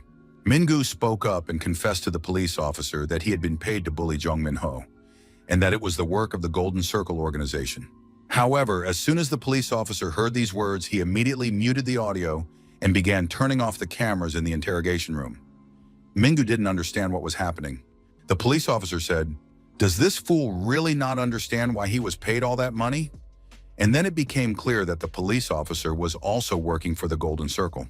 The investigator leaned toward the teenager and said that Mingu had been paid a lot of money so that, in case of an emergency, he would take all the blame.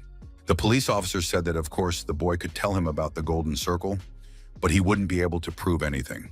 Besides, there are police officers here, and there are also several people in the prosecutor's office and even in court. So he could say whatever he wanted just to see what would happen to his life in the future. The police officer hoped that now Mingu fully understood what he needed to do, and that now they would be able to calmly sort all this out. Of course, if the boy wanted to live. All the news outlets reported on how a high school student who had been the victim of bullying attempted suicide by jumping out of a window at his home. Fortunately, he survived. The student who had instigated this behavior admitted his guilt, and a formal trial is now set to take place. People believe that guys like that belonged in jail, and that the authorities absolutely had to keep a close eye on the situation in the city's schools. Hyun-sung understood that he had a difficult road ahead of him. If he wanted to end things with the Golden Circle once and for all, he would have to seize every opportunity with redoubled effort. Of course, you have to take the time to enjoy life's little pleasures along the way. Hyun-sung arrived at the hospital and knocked on the ward door, intending to visit the patient. The woman's face twisted in horror when she saw who had come to visit her son. Kim Seong-cha demanded that the young man leave the room immediately. She wouldn't let him near her son. Did he really want to keep tormenting him? Hyun-sung told the woman that he wasn't going to hurt anyone. He just wanted to talk to Min-ho for a bit. This was a hospital. He wasn't crazy and wasn't planning to do anything bad.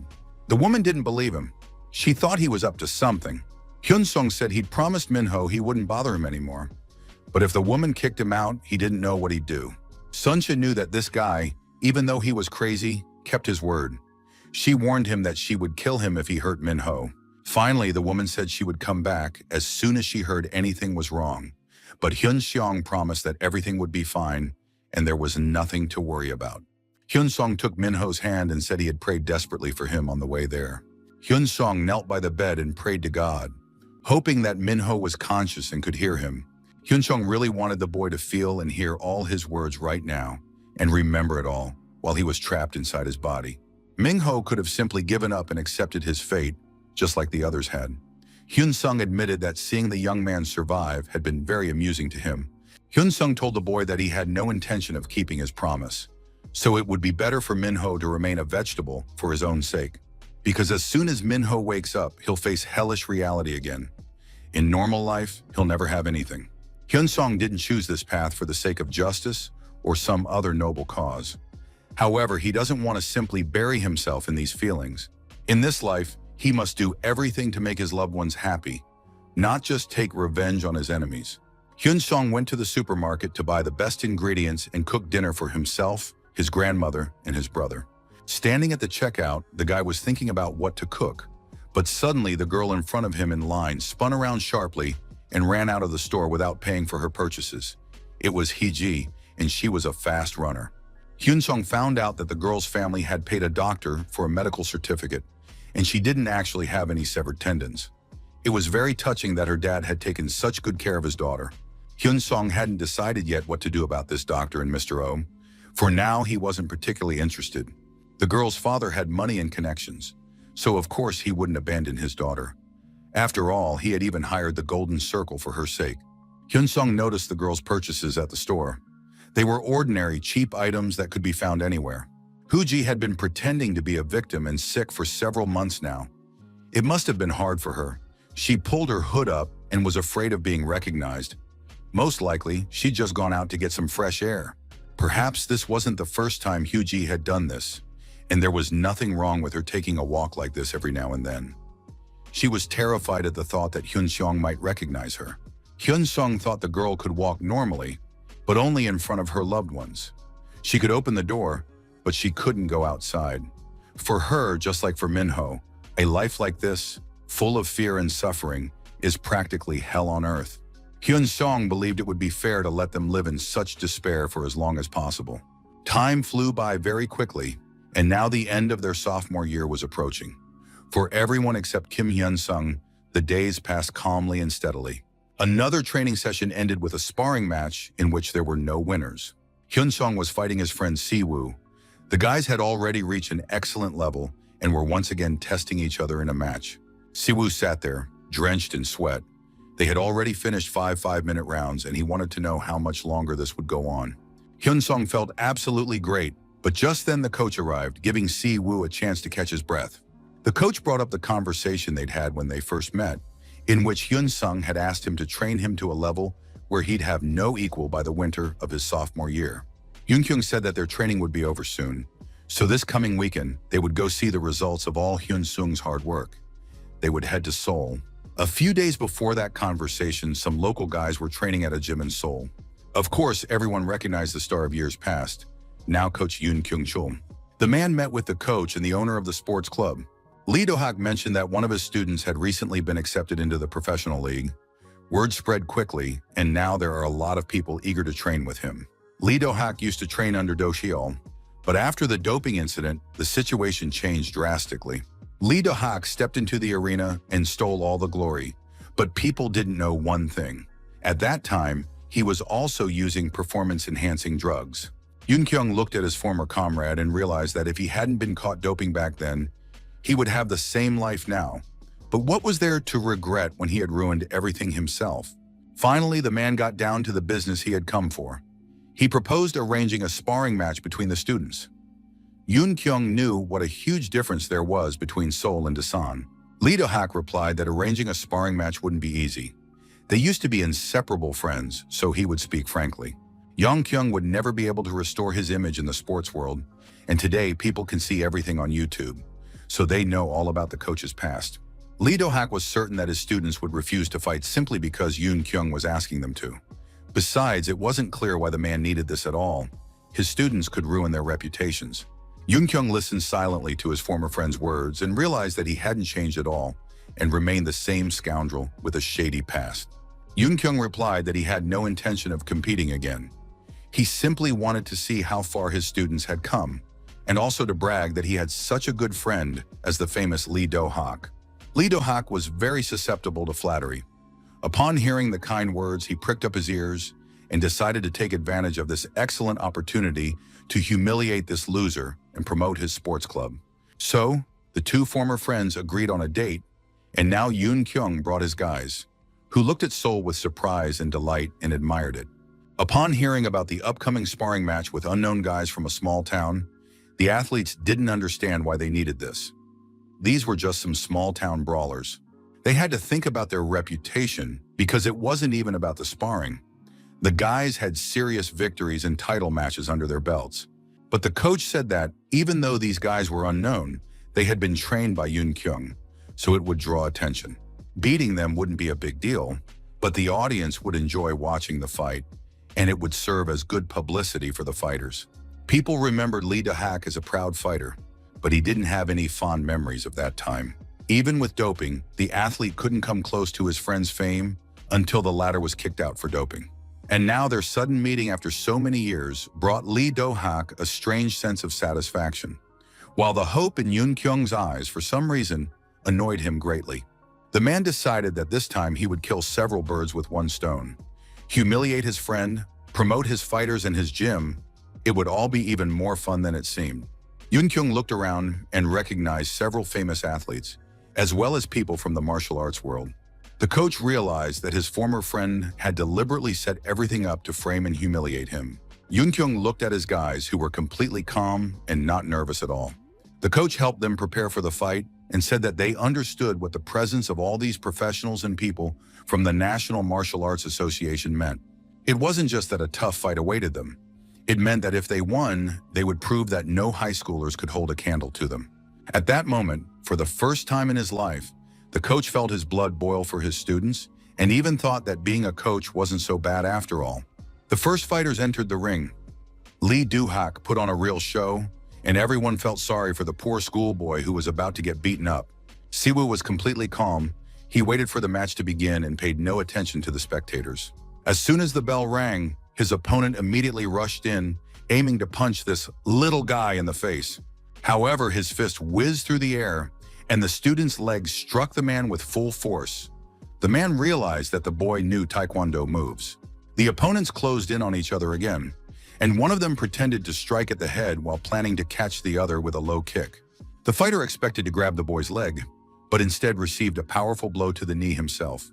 A leg strike is a technique aimed at the opponent's calves. It inflicts damage and limits the athlete's mobility. The fighter didn't expect the schoolboy to land several strikes so quickly. The boy was fighting very aggressively. The fighter decided that if the boy was going to kick, he just had to stop him from doing so. Siwoo, putting up a block, thought he'd landed a couple of hits to the legs and that his opponent was now busy controlling them.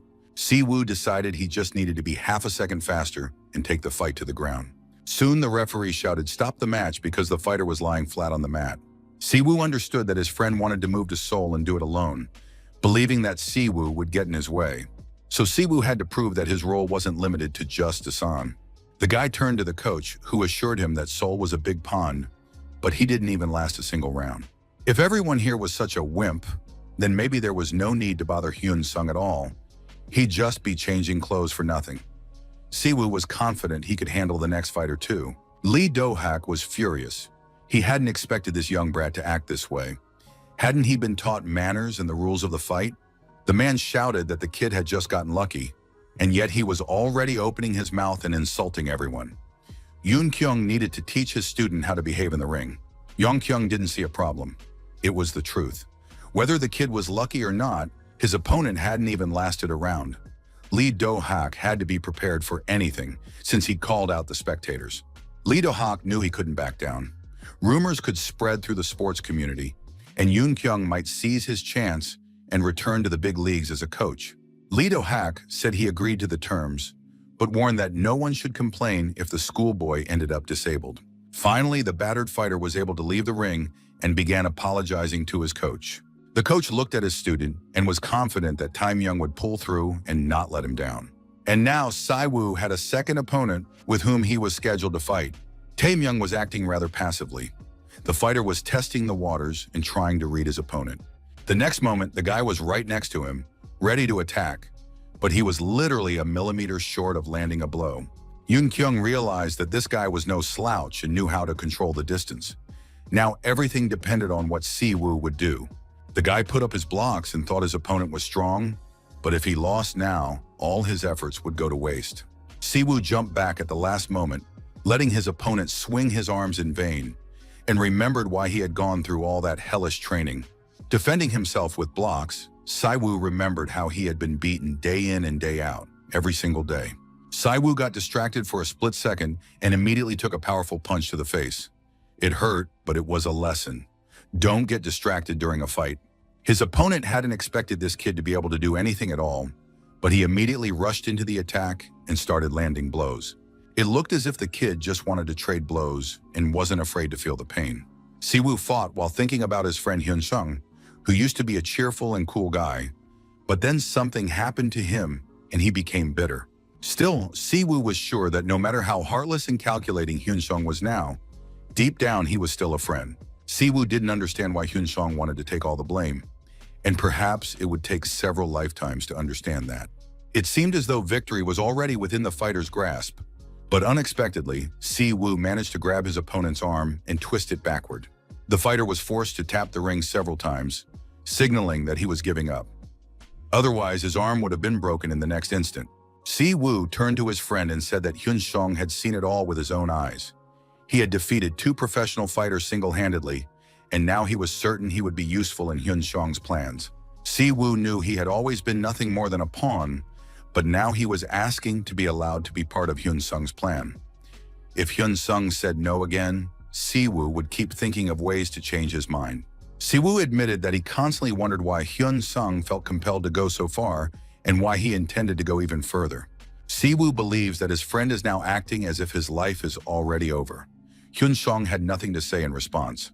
Coach Lee Do-hak said he didn't want to hear the nonsense of some schoolboys and demanded that they clear the ring immediately and get ready for the next match. The final match was ahead, and no one knew for sure what Shin Chang-hoon's ranking or skill level was. Spectators all around were whispering and discussing what was happening. It was already clear to everyone that the schoolboy from the village had torn through two professional athletes. Not to mention that everyone was talking about Coach Lee Do-hak and wondering how he would now salvage his reputation. Lee Do-hak himself was constantly thinking about this. If it all ended in defeat now, his reputation would hit rock bottom, and everyone would start saying that Yoon Kyung was not only the best fighter, but had also become the best coach. Shin Chang-hoon was the coach's secret weapon. He hadn't had his debut match yet, but he was considered the most talented student Lee Do-hak had ever had. The coach told the young man that this was just a sparring match where he could attract the attention of sponsors, as well as save the club's reputation and that of his beloved coach. This guy wanted to make an extravagant debut that would turn him into a martial arts star. Before entering the ring, he reminded the coach of his debt. Lee Do-hak said they wanted to see what the second student was capable of, so he was offered a fight against Chang-hoon. Hyun Sung remembered that in his past life, there were two fighters who had risen to prominence on the national martial arts scene, and one of them was Shin Chang-hoon. He burst onto the scene with a spectacular debut, earning the nickname Dynamite, which symbolized his explosive fighting style. Like a hurricane, the young man took the whole country by storm and was invited to the top league just 2 years after his debut. Hyun Sung had doubts about his decision. He told his coach he would fight and began preparing for the match. Shin Chang-hoon wasn't yet at the peak of his powers, and this was the perfect chance to prove himself. As he was about to enter the ring, Hyun Sung told his friend they would continue their conversation later. As soon as the bell rang to start the match, Chang-hoon rushed into the attack at tremendous speed. But Hyun Sung thought that made it even easier. He would finish the fight faster. Hyun Sung let his opponent take the initiative, landing numerous blows. He was fast, strong, and there was nothing to counter him with. The coach and Siwoo watched the fight with great interest, because this style was unusual for Hyun Sung. Cautious planning wouldn't help in this case, and calculated moves might backfire.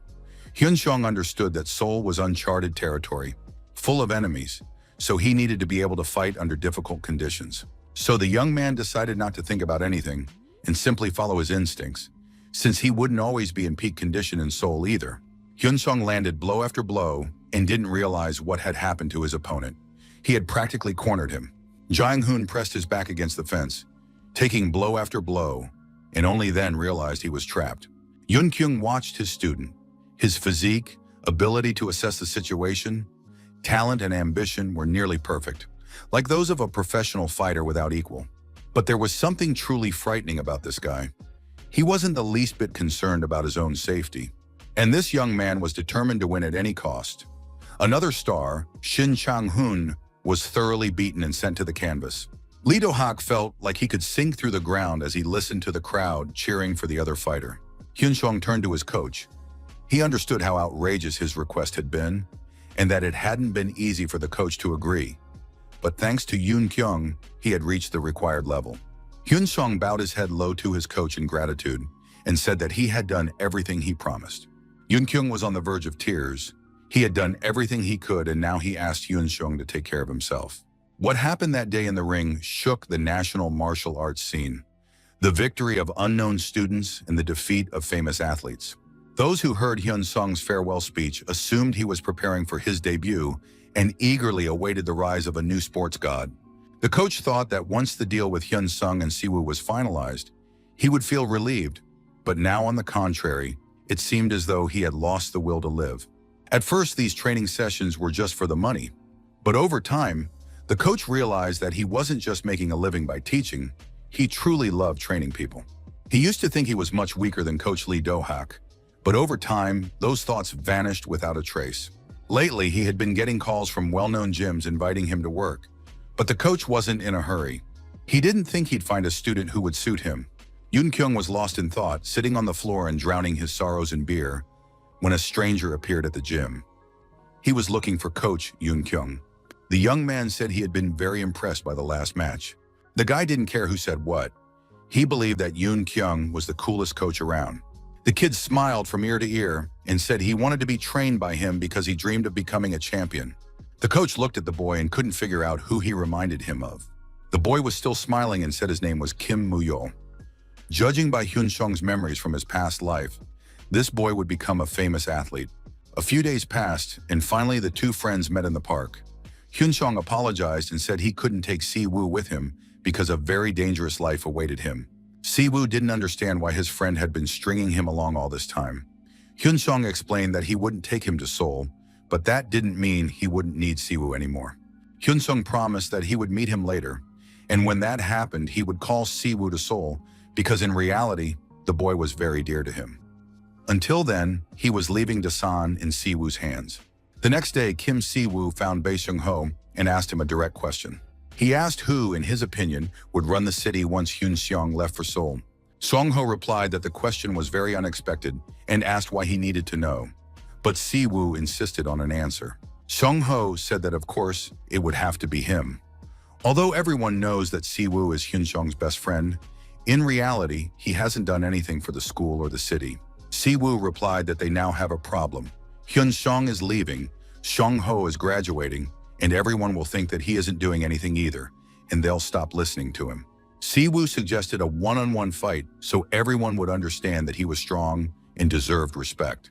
Seung-ho thought the guy definitely wouldn't win and was jumping into their hierarchy too soon. Si-woo said he had learned a lot from Hyun Seung and was now confident in his abilities. In the end, the guys faced off in a fight and started beating each other up. Rumors quickly spread around school that Si-woo had confronted a high school senior and even beat him up.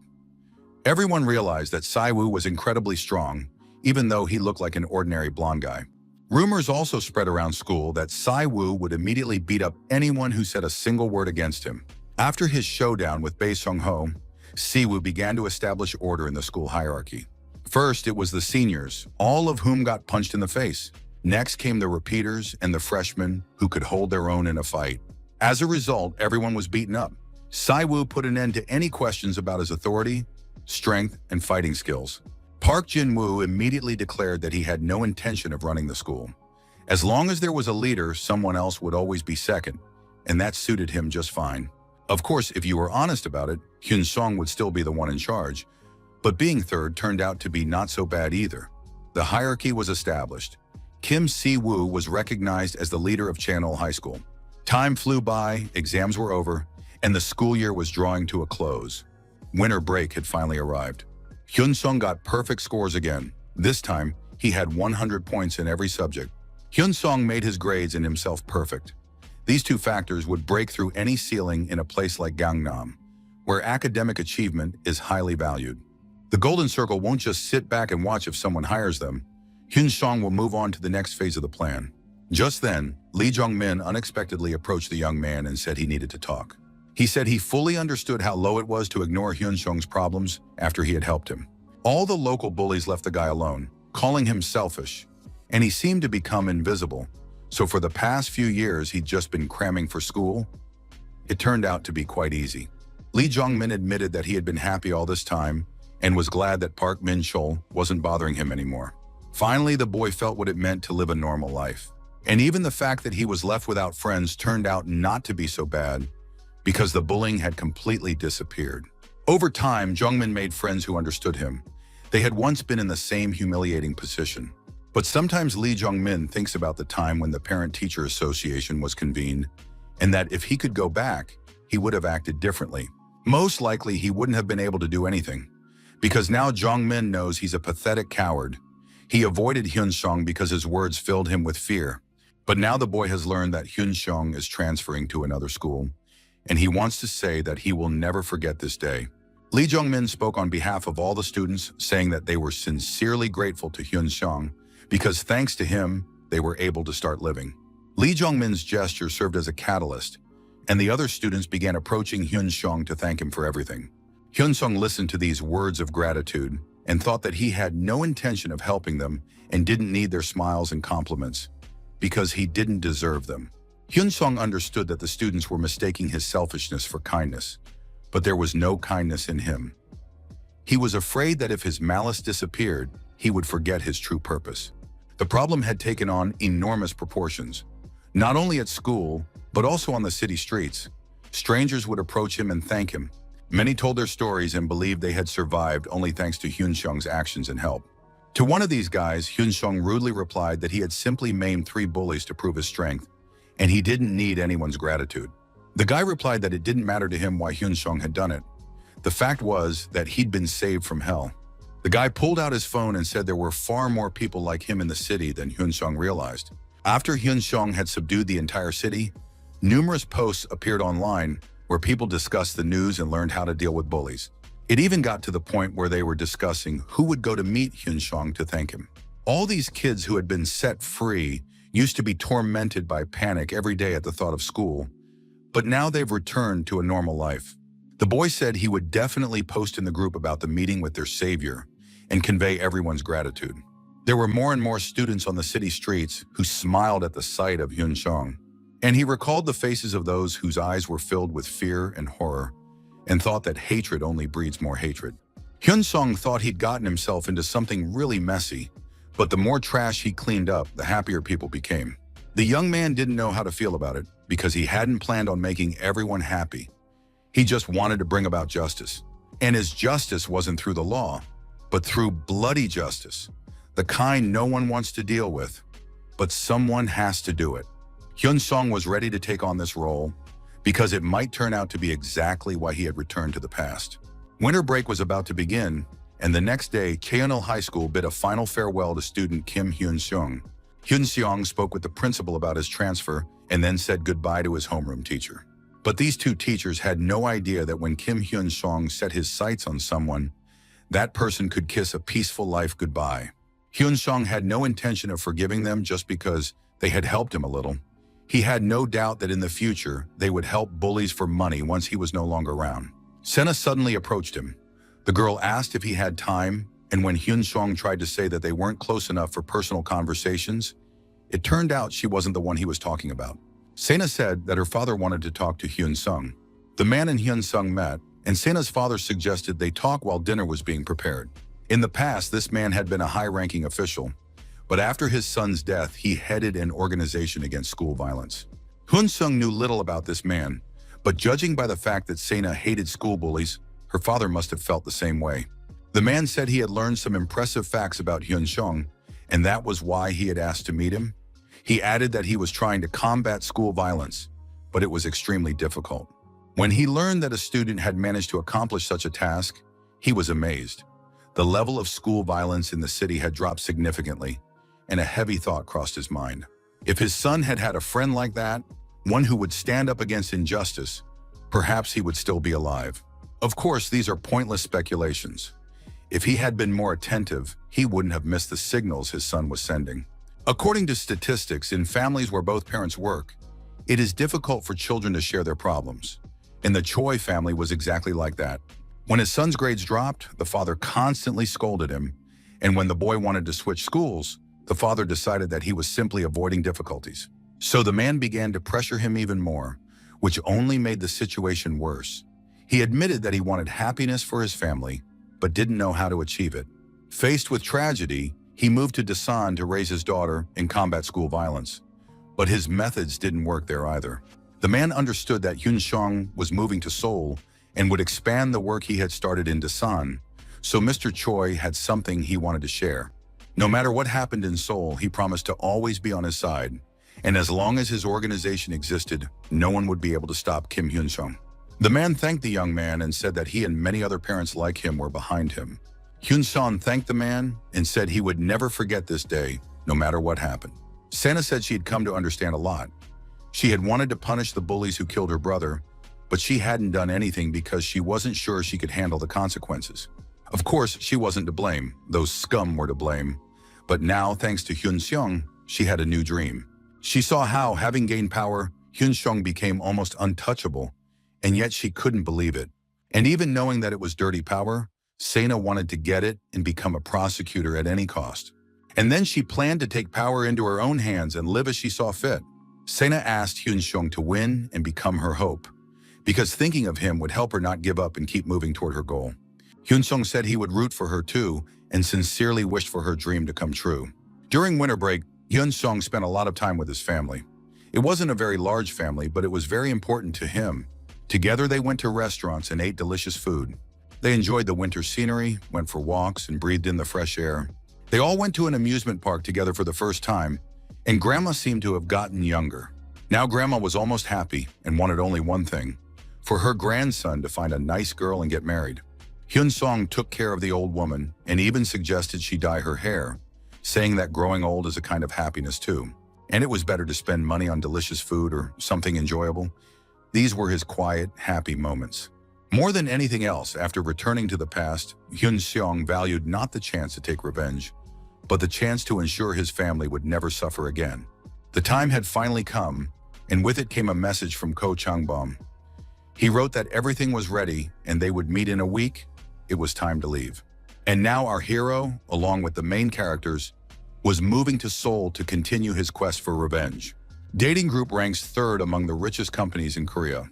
It has numerous subsidiaries and is among the top 3 companies people aspire to work for. The heir to Dating Group looked like a true representative of a wealthy family. People said Oh Yoon-hyun-min had a great personality. He would come to work and wish everyone a good morning. All the girls dreamed of nothing more than going on a date with him. However, he wasn't your typical rich kid. He'd worked his way up from nothing, and if he'd wanted to, could have become a partner in the company. But as soon as the young man walked into the office, he immediately loosened his tie and sharply demanded that the secretary repeat what she had said. The women couldn't believe their ears, and the principal tried to calm them down, but they kept screaming, not understanding what was happening. An Ik-soo had it rough too. As a high school principal, he had to deal with a multitude of problems. And now several particularly agitated parents had pounced on the principal with complaints because the country's top student, according to preliminary exam results, was transferring to their school. The principal explained that there was nothing he could do. Everything had already been decided, and he was forced to accept this student. Soon, the head of the parent council, Ms. Jo Hee-ju, arrived. She had repeatedly helped resolve school issues and personal matters, and now hoped that everything would go smoothly. The principal could barely stand. He knew that this woman had made a great contribution to the school, but he really had no choice.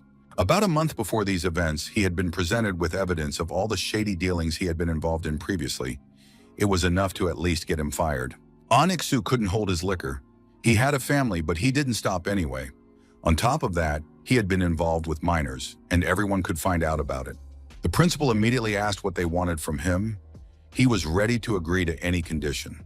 The stranger said that a student with excellent grades wanted to transfer to the school, but the parents of the other students would make a fuss.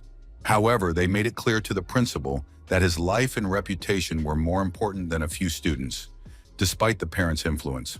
But he was reassured that everything would be fine and that he had nothing to worry about. The stranger added that he would send people to help the principal and there would be no problems.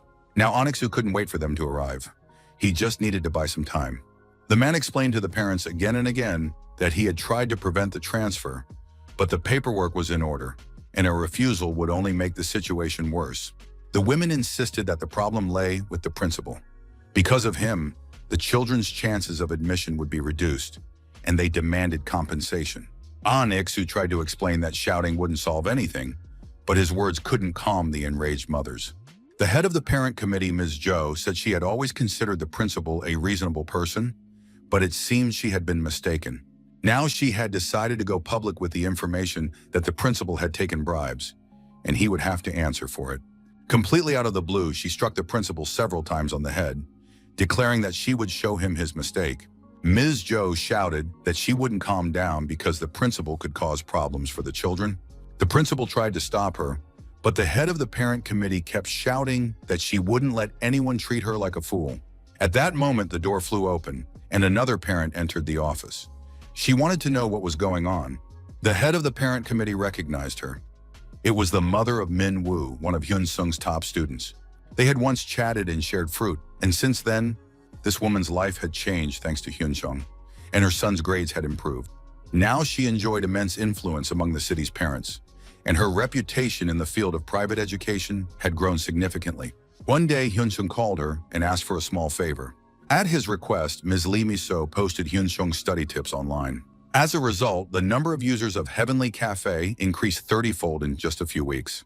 And Lee Miso effectively gained influence in the private education sector as the moderator of the largest forum on college entrance exam preparation. Now she calmly watched the other mothers who were acting aggressively toward the principal just because of the transfer of a top student. Lee Miso was a mother herself and believed that this was a matter for the school and that it wasn't worth interfering with the principal's decisions. She reminded Ms. Jo that they had recently been in contact and that perhaps they should stop such interactions. The head of the parent committee immediately backtracked. She didn't understand why Ms. Lee was getting involved, since her son attended a different school. The woman replied that a close friend of her son was transferring to this school, and she wouldn't allow anyone to interfere with Hyun Seon's education. Lee Miso added that parents have the right to do as they please, but their actions could be seen as hostile. The head of the parent committee smiled, realizing that the situation wasn't so simple. At that moment, the other mothers suddenly remembered they had things to do and quickly left the office. The head of the parent committee stated that if Ms. Lee had gone this far for the student, they would not stand in the way of his transfer. Lee Miso smiled politely and thanked them for their understanding. After that, she called Hyun Seon and told him that no one would stand in the way of his transfer anymore. He thanked her for her help. Lee Miso replied that she was always ready to help Hyun Seon and her son Min Woo if the need arose. Hyun Seon specifically chose this school because the Golden Circle was very active there. If the country's top student transfers there, those people will certainly not leave him alone. At a school where bribery runs rampant, Hyun Seon would easily become a target, and his influence from Dasan wouldn't help him here. Hyun Sung felt not fear, but curiosity. He had imagined this day many times and dreamed of the Gangnam district, and now everything was going according to plan. Soon the phone rang. They reported that an order had come into the Golden Circle to eliminate Kim Hyun-sung. It later turned out that Hyun-sung was already being targeted.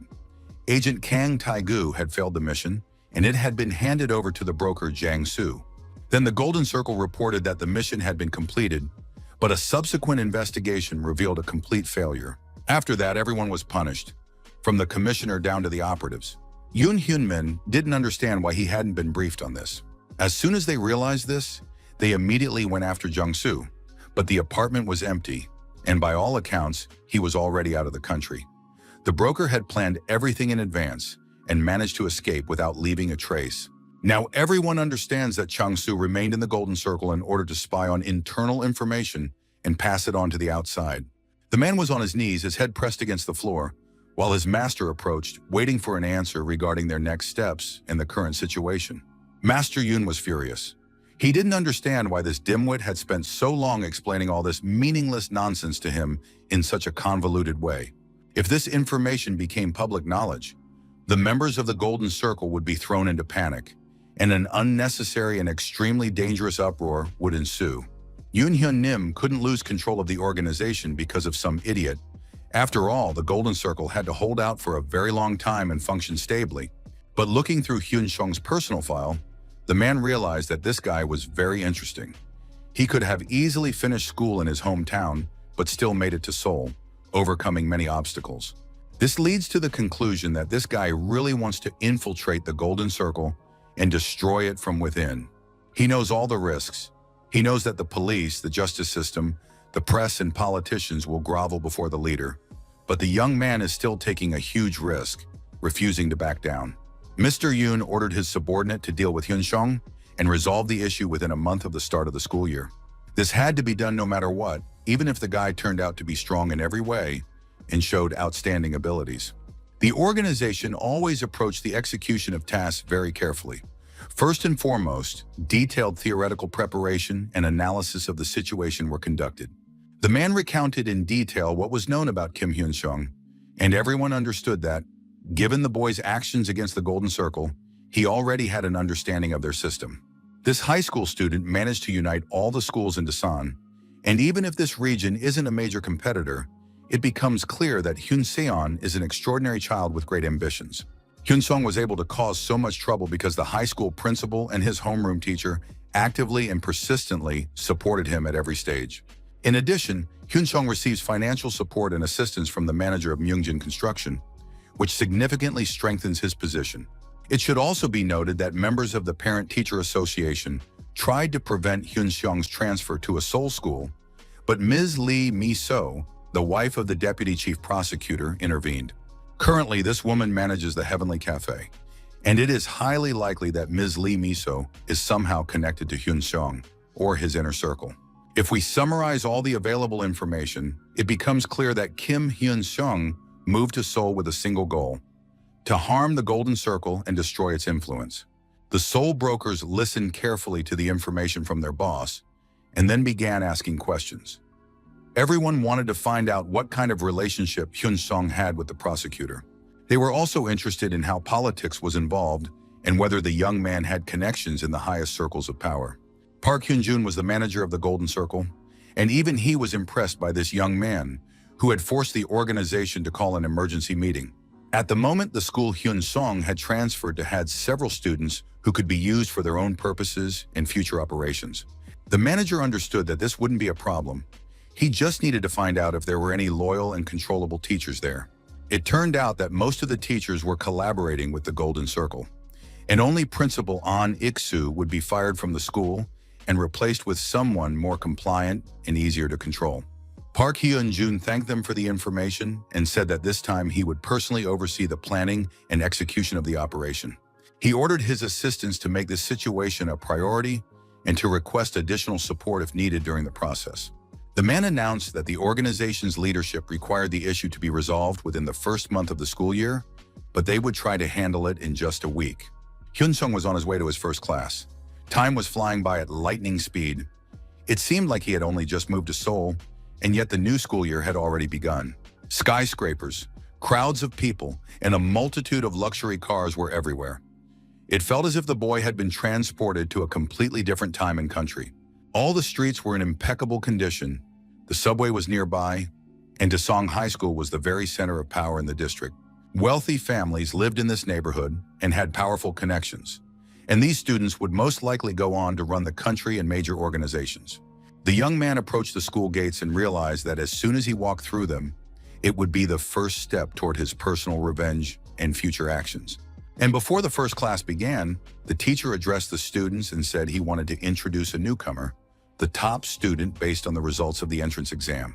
Mr. Chang Won-gi was the homeroom teacher with whom Hyun-seong would soon have to work and interact. The homeroom teacher immediately told the boy in a very harsh tone to introduce himself, and Hyun-seong instantly sensed that he would have serious problems with this man. His classmates were also very hostile, even though they were seeing Hyun-seong for the first time today and knew nothing about him. The boy didn't understand what this was due to: his good grades or the fact that someone had turned the students against him beforehand. The teacher announced that everyone would be taking exams in March, and today they would be reviewing and analyzing last year's exam questions. Hyun-seong noticed that all the students were working hard from the very beginning, and he didn't understand what this could be related to or why the pace was so fast. The teacher congratulated the top student from the mock exam, who, according to many students, was also quite handsome. The teacher announced that he wanted to test what the top student was capable of and asked him to explain exactly how to solve the following problem. Hyun-sonu couldn't care less about all this excessive attention because he didn't trust any of these teachers or their feigned concern. They could express admiration and support for him, tell him he was smart and had a bright future, and they might offer to help him learn something new. But at the same time, the teachers treated Hyun-seon with great wariness and distrust.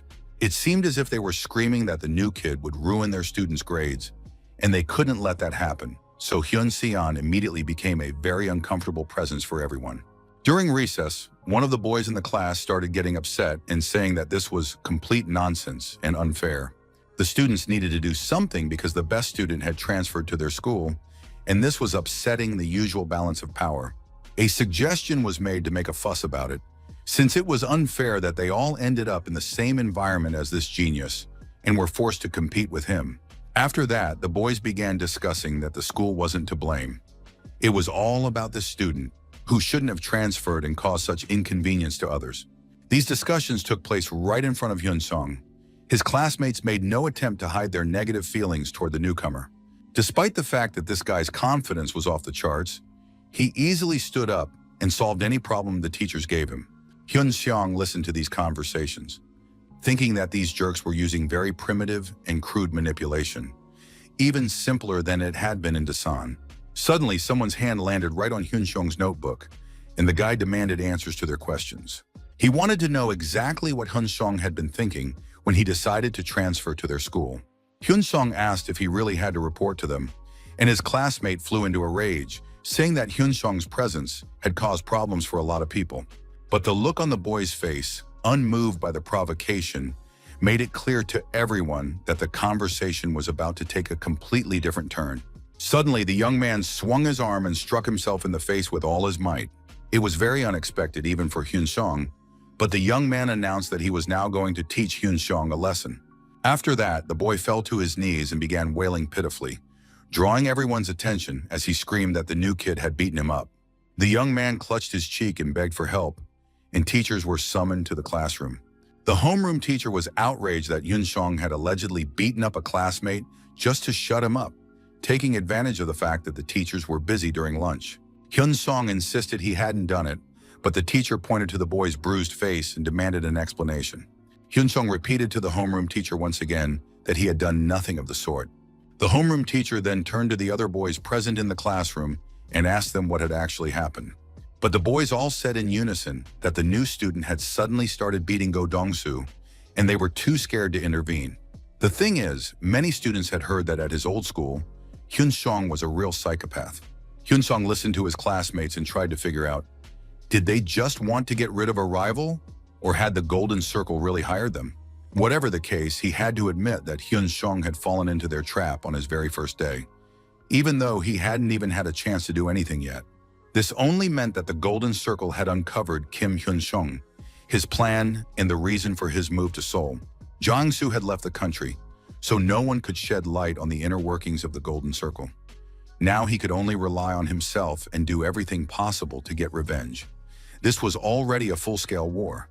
Hyunseong told the teacher that the boys were friends of the victim, so they couldn't be impartial witnesses.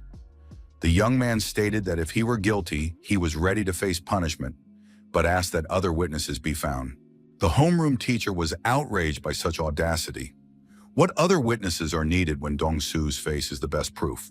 Listening to the teacher's shouting and baseless accusations, Hyunseong took out his phone and started calling the police. The boy introduced himself and reported that a serious act of violence had occurred at Daesung High School, so the police needed to arrive as soon as possible.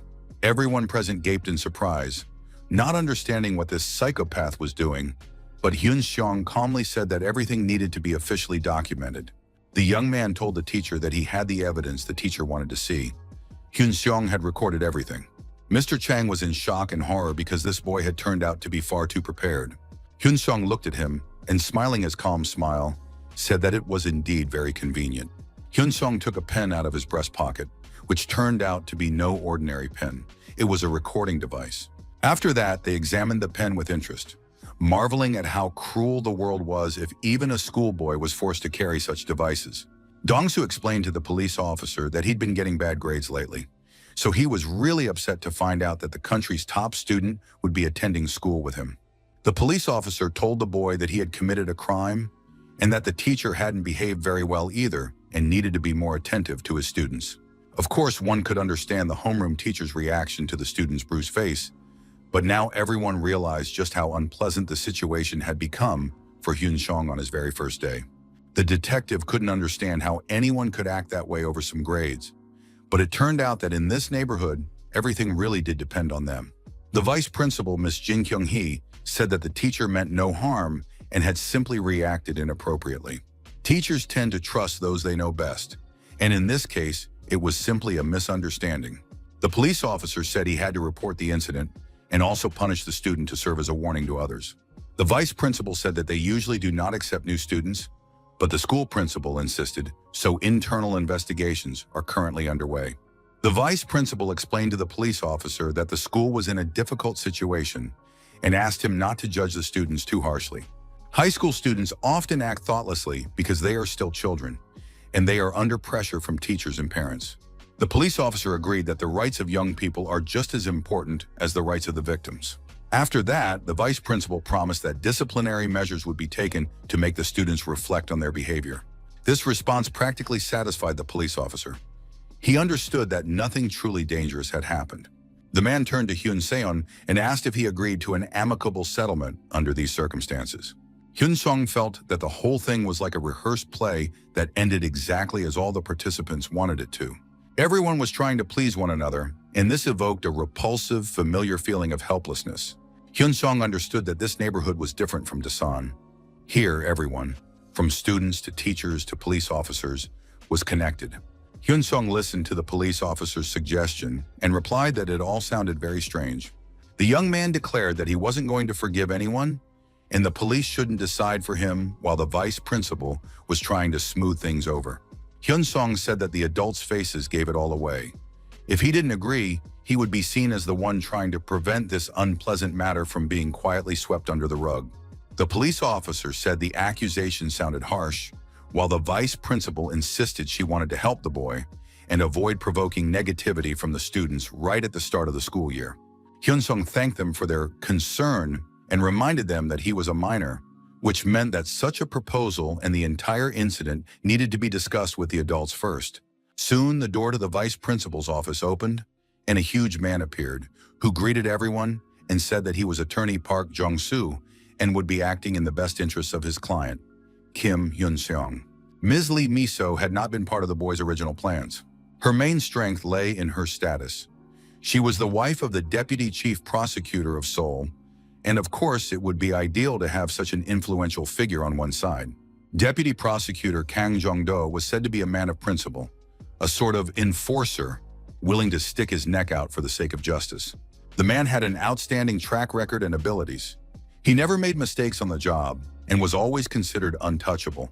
Hyun Song understood that if he approached such a man the wrong way, it would be the end for him, not for the Golden Circle. But Hyun Song wasn't worried. He needed someone in the legal field anyway, and finding someone competent and honest was very difficult. Hyun Song called Ms. Lee Miso and briefed her on the situation. The man handed her his business card and said he had already briefly reviewed the situation. In the lawyer's opinion, the case was serious enough to warrant pressing charges. The homeroom teacher and the vice principal were unpleasantly shocked. Starting with the threat of self-harm, followed by the cover-up of the crime, it all seemed senseless, and the lawyer couldn't even make sense of it. The teacher tried to explain that there had been a misunderstanding and that the teaching staff was concerned about Hyun Song's feelings. Park Jong-soo was seething with rage and explained to the homeroom teacher that he wasn't even talking to him right now. In his opinion, the school should have responded appropriately. But if they had simply decided to let the offender off the hook, justifying it as concern for the students, then the lawyer had no choice but to hold the entire school accountable. Ms. Jin thought that was too harsh since the conflict had occurred between children. However, the lawyer replied that it was not his place to decide. The court would handle that. Go Dong-soo was terrified. The boy fell to his knees and began promising that it would never happen again. He apologized and swore not to cause any trouble. But the lawyer said that a mistake is something that happens by accident, and actions committed with malicious intent are a crime that must be punished. After that, Mr. Park asked what the vice principal intended to do. Everyone present at that moment was horrified. They never expected to get caught up in such a major scandal on the very first day of school. As he left the school, the lawyer thought about how outrageous the case was. He would be working with this student for the entire coming year, and for each visit he would be able to receive $10,000. That amount was for 1 hour of work to resolve the situation without going to court. If it went to court, the fee would be negotiated separately.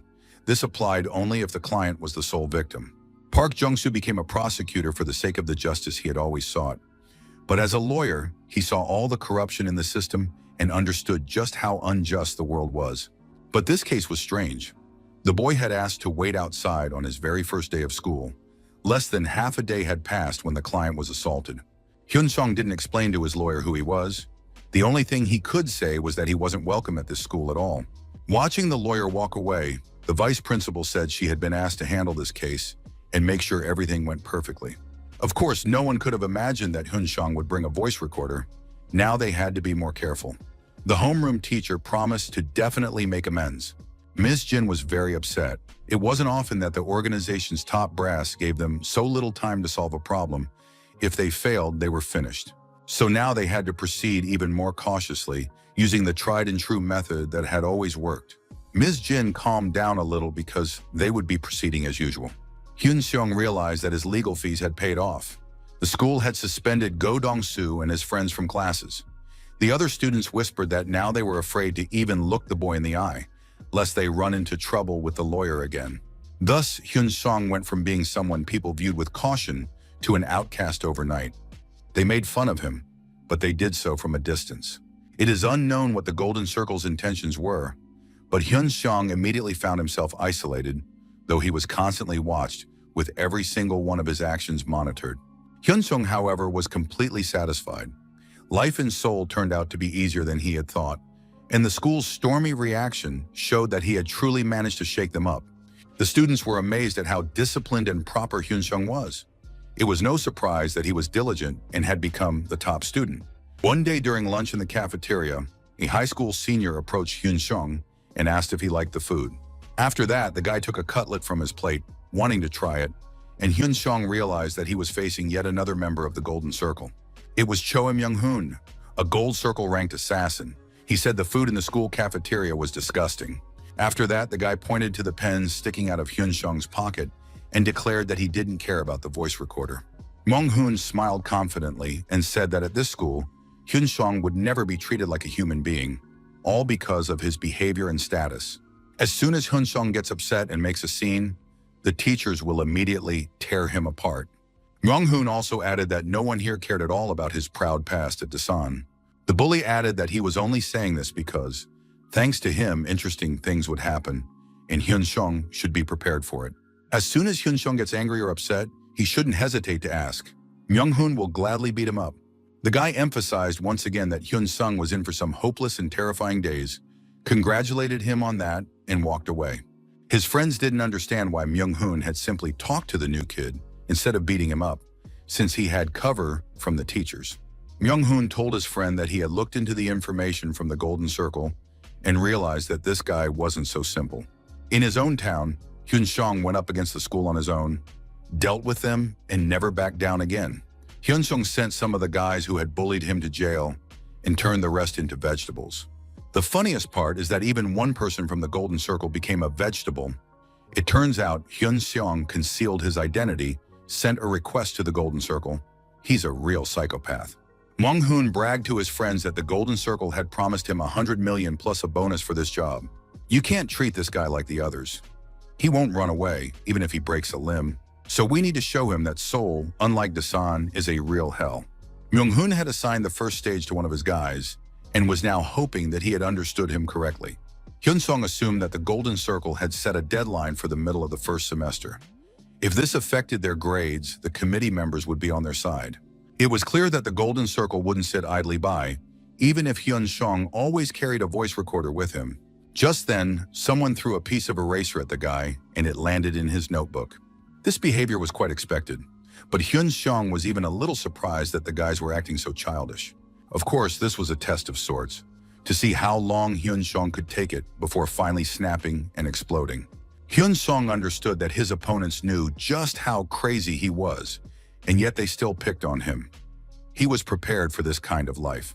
As soon as the class ended, the boy stood up. He knew that if he destroyed Myung-hoon, the Golden Circle would simply replace him with someone else. He had to make it clear that the school system couldn't do anything to him and become a thorn in their side. Hyun Seong approached the boy, who was throwing pieces of an eraser at him, and asked if he was really that bored. The next moment, Hyun Seong turned off the recorder and lunged at the student, landing a powerful punch to his nose. The boy was sprawled on the floor at the back of the classroom, not understanding why Hyun Seong had hit him. Hyun Seong didn't deny the accusations that were hurled at him, that he had started it, and that it was an act of violence. This situation was different from the incident with Go Dong-soo. Hyun Seong had succumbed to provocation because the circumstances were different. Hyun Seong held the boy by the hair so that nothing would interfere with his plan. He had to carry on with what he was doing. At that moment, various students rushed into the classroom and watched what was happening from the sidelines. Hyun Seong paid no attention to the screams and continued to strike, smashing his classmate's face.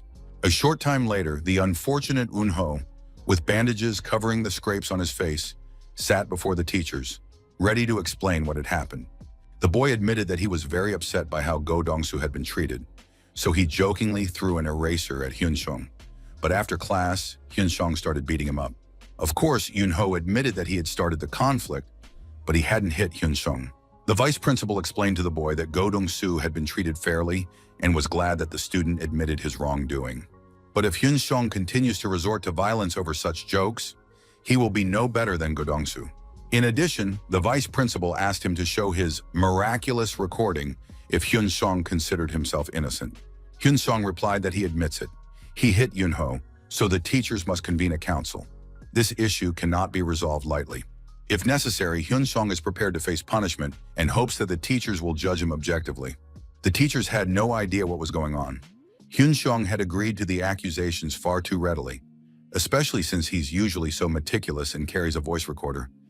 And now it seemed as if he were digging his own grave. The guy probably wants to somehow change the council's mind.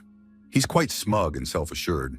Hyun-sung really did look like the king of the world, watching the teachers get nervous. Seoul was a place where only the Golden Circle held influence.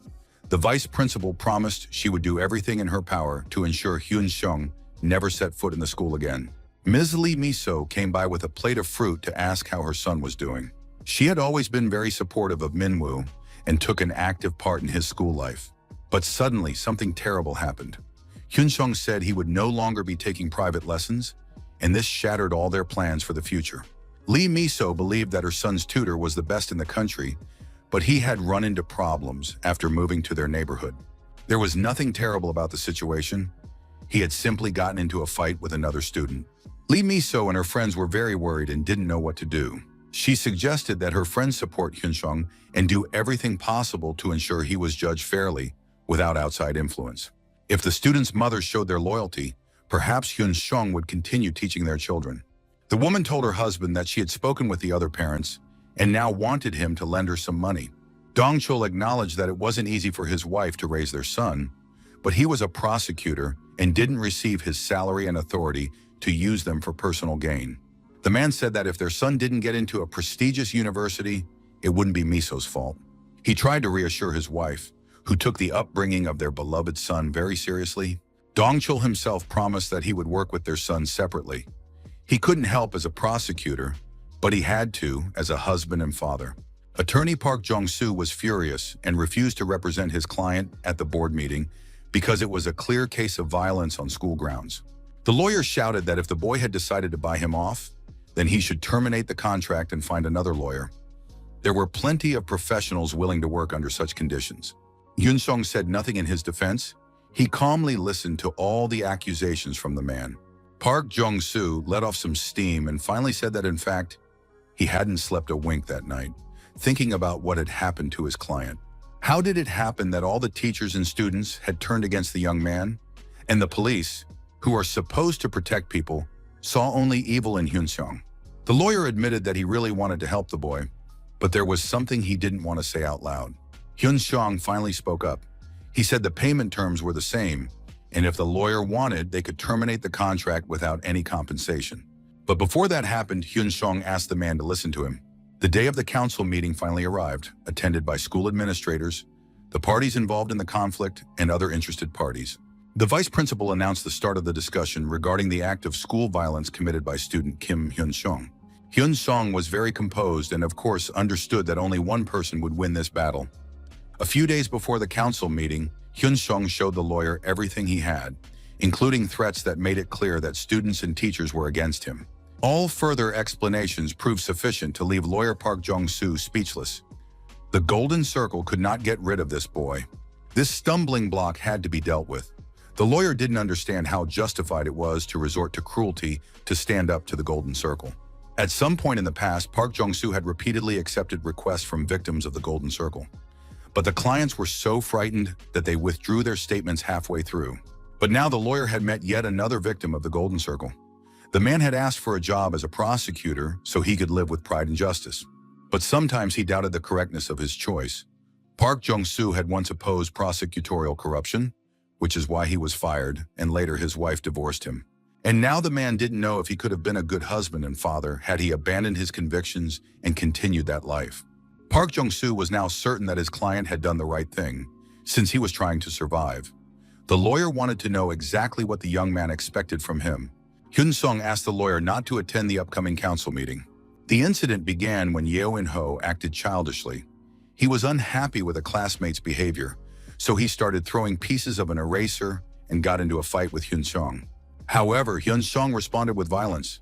He was the only one who hit, and this is confirmed by witnesses and classmates. As a result of this incident and the beating, Yeo In-ho suffered serious injuries, and those present could not hide their horror. The doctor determined that the attack had affected more than just his physical health.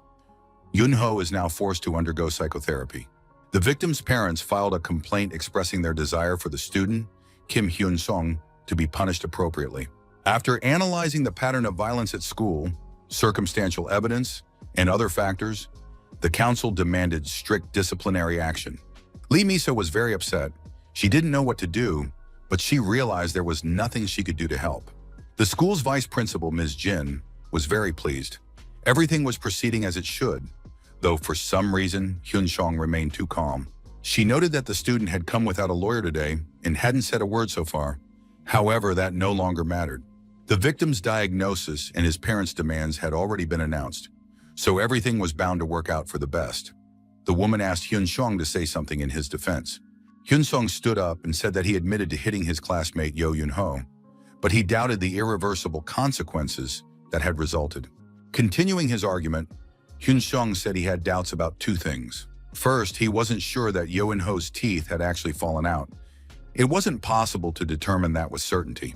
Second, the school had already accused Hyun-sung of perjury once, and if he hadn't acted cautiously, he would have been punished on his very first day of school.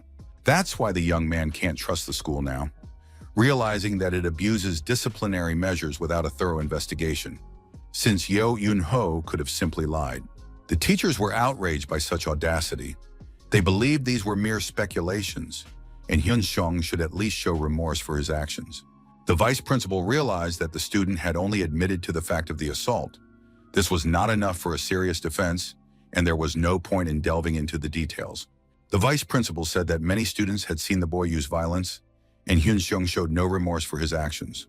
And now, given the many conflicts surrounding Hyun-sung's transfer to this school, the vice principal announced that Kim Hyun-sung had been expelled from the school. Park Hyun-jun was very pleased. He thanked the woman for expelling Hyun-sung despite the risks. He promised her a bonus for the positive outcome. From that day on, the school was left in the hands of the vice principal. She had to manage all affairs, and in the coming days she was slated to be appointed principal. The woman was very pleased with the outcome. Thanks to the school principal's idiotic move, everything was going smoothly for her. You could say that life was wonderful when you were a school principal with the support of the Golden Circle. The next day, the school was shaken by loud shouts. Ms. Jin wanted to know where that damn bastard was. She burst into the classroom and saw with her own eyes Hyun-sung sitting in class, seemingly not giving a damn about any decisions. The vice principal wanted to know what he was doing there, since he had been expelled from school at yesterday's board meeting. The young man said there was no reason to comply with this ruling, but the woman insisted that a thorough investigation had been conducted and no student had the right to ignore it. The young man handed the woman a piece of paper and said she could discuss everything with his lawyer, but he needed to prepare for class now. Jin Kyung-hee was furious. She didn't understand what kind of nonsense was written on that piece of paper. It stated that yesterday's school board meeting had been contentious, so a request had been filed to suspend the punishment. The lawyer warned that even if the request were accepted, the school had no right to demand that Hyun-sung comply with the decision immediately. Park Jung-soo informed the woman that this applied to any decision, even if it involved expelling a student from school or transferring them. The lawyer explained that he would drag out the case as long as possible and use every loophole in the law so that his client could continue his studies undisturbed and graduate on his own terms. The man understood that in that case, the bastards from the Golden Circle would go mad with rage. The assistant principal realized with horror that Hyun-sung and his lawyer were going to go up against the Golden Circle. In a rage, she crumpled up the petition and said that they wouldn't succeed in suspending the punishment and that they shouldn't think everything would go according to their rules. Instead of talking to the deputy director, the lawyer should pray to heaven that the Golden Circle doesn't find out about his plans, because it's impossible to escape their influence. The lawyer calmly smoothed out the petition and warned the woman that no matter how much money they poured into the court, they wouldn't be able to influence the proceedings anyway, so precedents are crucial. If there is a precedent but an absurd decision is handed down, an appeal can be filed, and everything could change, even to the point of the judge being removed. The lawyer pulled a stack of papers from his briefcase and said that this was evidence of how the Golden Circle uses the suspension of sentences. The man pointed to the papers and asked the deputy director if she understood what they meant. If the woman wants to get rid of the suspension, she will have to look into past incidents involving the Golden Circle. In the past, a shocking incident occurred. A student with a bright future at university was accused of attempting to drive a classmate to suicide. Appropriate measures were taken, but the punishment was suspended because, due to the delay, the consequences of the punishment had disappeared, and the student was able to continue his studies until a final decision was made. This is how one can circumvent the law. Hyun-sung and his lawyer figured out the strategy the Golden Circle was using. As long as Hyun-sung attended school, they would keep calling council meetings against him. Hyun-sung was certain that the people from the Golden Circle would continue to pressure him, and that he would resort to the same dirty tactics they used. The deputy director looked over the papers and said that all these names had one thing in common. They were clients of the Golden Circle. All their cases had been suspended, and they had been quietly released and were now enjoying life. If the Golden Circle continued to cause trouble for Hyun-sung, these precedents could be used in court to challenge the legality of the organization's actions. The deputy director was horrified and told the lawyer that she would do everything in her power to get rid of Kim Hyun-sung's client. The woman could no longer contain herself and lashed out at the lawyer, who dared to challenge them while defending his client's interests. Park Jong-soo was very pleased when he heard the word client. It meant that the Golden Circle didn't like to reveal its identity. Then the man suggested that the vice principal look out the window if she was going to ruin everything. A gift had already been prepared for her. At that moment, a young man on the street announced over a loudspeaker that he was the president of the Society Against School Violence, Choi Seong-pil. He said that anyone, including children, could become a victim of school violence. He then listed the signs of a victim of school violence. The protesters urged people not to turn a blind eye to the problem. To ensure that children do not lose their healthy and happy lives, adults must act at the slightest suspicion. The leader of the anti-violence movement urged people not to lose children to school violence and not to repeat the mistakes he himself had once made. Money and power were the two great things that everyone always wanted to have. But at the same time, the lawyer was convinced that money and power were not enough to run an organization. The Golden Circle's manager was shocked when he heard the threats. If the Golden Circle interfered, they would expose him, and it would now be impossible to influence him through the school. The director was certain that the boy had crossed the line, but the vice principal believed he had hidden motives and wanted to figure out what to do next.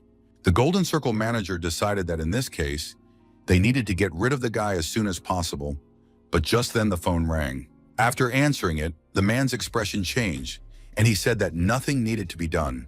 Absolutely nothing, neither tomorrow nor right now. Kim Hyun-sung, of course, wasn't the Golden Circle's only target at the school. Other students, too smart and troublesome, were also in their sights. Myung-hoon beat the boy in the bathroom, reminding him that he had already warned him to get out of school if he wanted to live in peace. Myung-hoon warned the boy that he shouldn't count on any peace this year, especially since it was his senior year. The bully beat up the boy and marveled that he had been putting up with this for years in a row instead of leaving or changing the situation. Myung-hoon said it would be better for everyone if Jae-woo transferred schools and left right now, without waiting for graduation.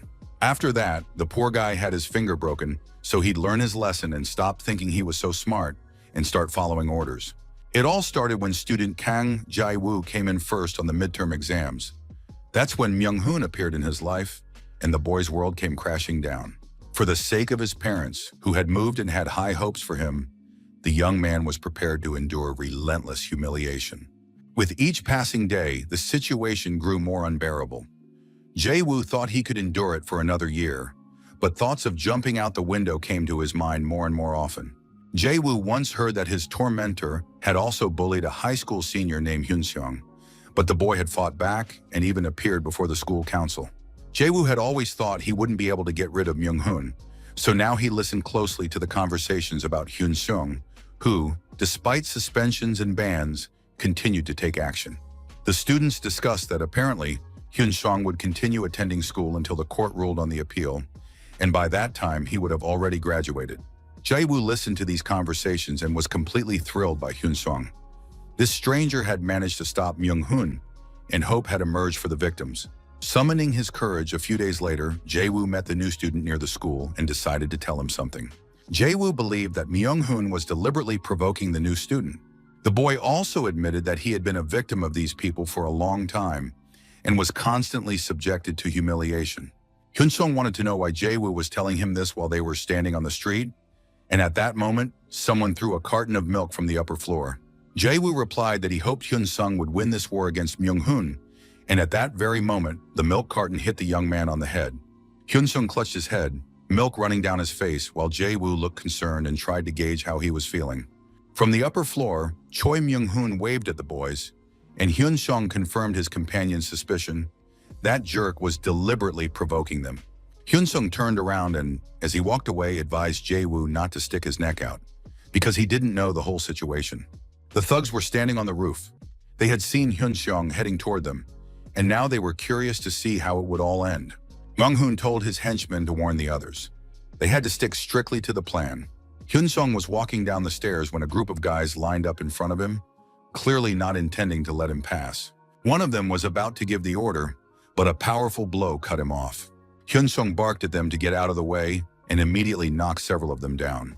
The bullies shouted at the other students not to be afraid and to beat up this cocky new kid. Hyun-sung immediately kicked the first guy standing in front of him. The kick was strong and powerful. As he fell, the student dragged a few more people down with him, and the whole group tumbled down the stairs. Seeing how easily Hyun-sung was handling the attackers, more serious brawlers and bullies joined the fight. As he scattered these punks in all directions, Hyun-sung thought about his conversation with Jae-woo. He was just a simple, diligent student who was constantly being humiliated. Hyun-sung remembered that he himself had recently experienced similar feelings and decided he absolutely had to help Jae-woo and find a way out for him. While these thoughts crossed his mind, he had already taken out nearly all of his opponents. Soon a real brawl broke out near the stairs. Beaten up students lay on the ground, calling for help. Hyun-sung, covered in blood, grabbed one of the boys by the hair and asked why the others weren't attacking him. After all, they had only just started. Jae-woo walked down the hallway, worried about the new kid and hoping he'd be okay, even though he'd already gone to meet Cho Myung-hun himself. An alarmed student ran past him and reported that a brutal fight was taking place upstairs. According to eyewitnesses, all the students who knew how to fight were now confronting Hyun-sung, and it looked like a scene of madness. Jae-woo was upset. He realized this wasn't a fight anymore, but a beating, and now he thought Hyun-sung was finished and that he himself was to blame. He didn't know how to help, so he ran to the teacher's lounge and reported that something terrible had happened. The young man began to explain that Hyun-sung was being beaten up in the building next door, but the teacher ordered him to leave the office. He tried again, but the teacher told him to get lost and not bring it up. The man said there was an important meeting going on and that Jae-woo should leave and not get in the way. The boy realized that the teacher didn't want to help, but he didn't understand why. Jae-woo thought about calling the police and dialed the station's number. When he got through, he reported that a massive fight was taking place at the high school right now and that the police needed to come immediately. The officer asked which school it was and said they could send officers. But at that moment, a 3-car accident caused by a drunk driver occurred nearby, and the police said they would arrive as soon as they were free. Jae-woo was in a state of utter despair. The teacher's meeting and the police's preoccupation seemed too suspicious to be a coincidence. The day before, Golden Circle manager Park had contacted a subordinate and informed him that there would be no rules at the school the next day. Myung-hook was supposed to carry out a purge, and no one was supposed to interfere. Myung-hook was pleased that there were no witnesses and looked forward to the next day with anticipation. Unhappy and frightened, Jae-woo didn't know what to do, run away or stay, since Hyun-sung had become his only chance for salvation. He understood that it wasn't his business, but Hyun-sung was the first person to show him support and sympathy. Jae-woo finally made up his mind, grabbed a mop, realizing he couldn't just stand by. Armed with a stick, he climbed the stairs and saw that everything around him was covered in blood. When he reached the roof, he expected to see his friend being rescued, but instead saw 2 guys fighting and blood dripping onto the ground. Before the move, Hyun-sung spent a lot of time in the gym, punching the heavy bag. He didn't stop even after his time was up, continuing to throw punches. Hyun-sung believed that the Golden Circle acted illogically and was capable of any dirty trick, so he had to be prepared for anything.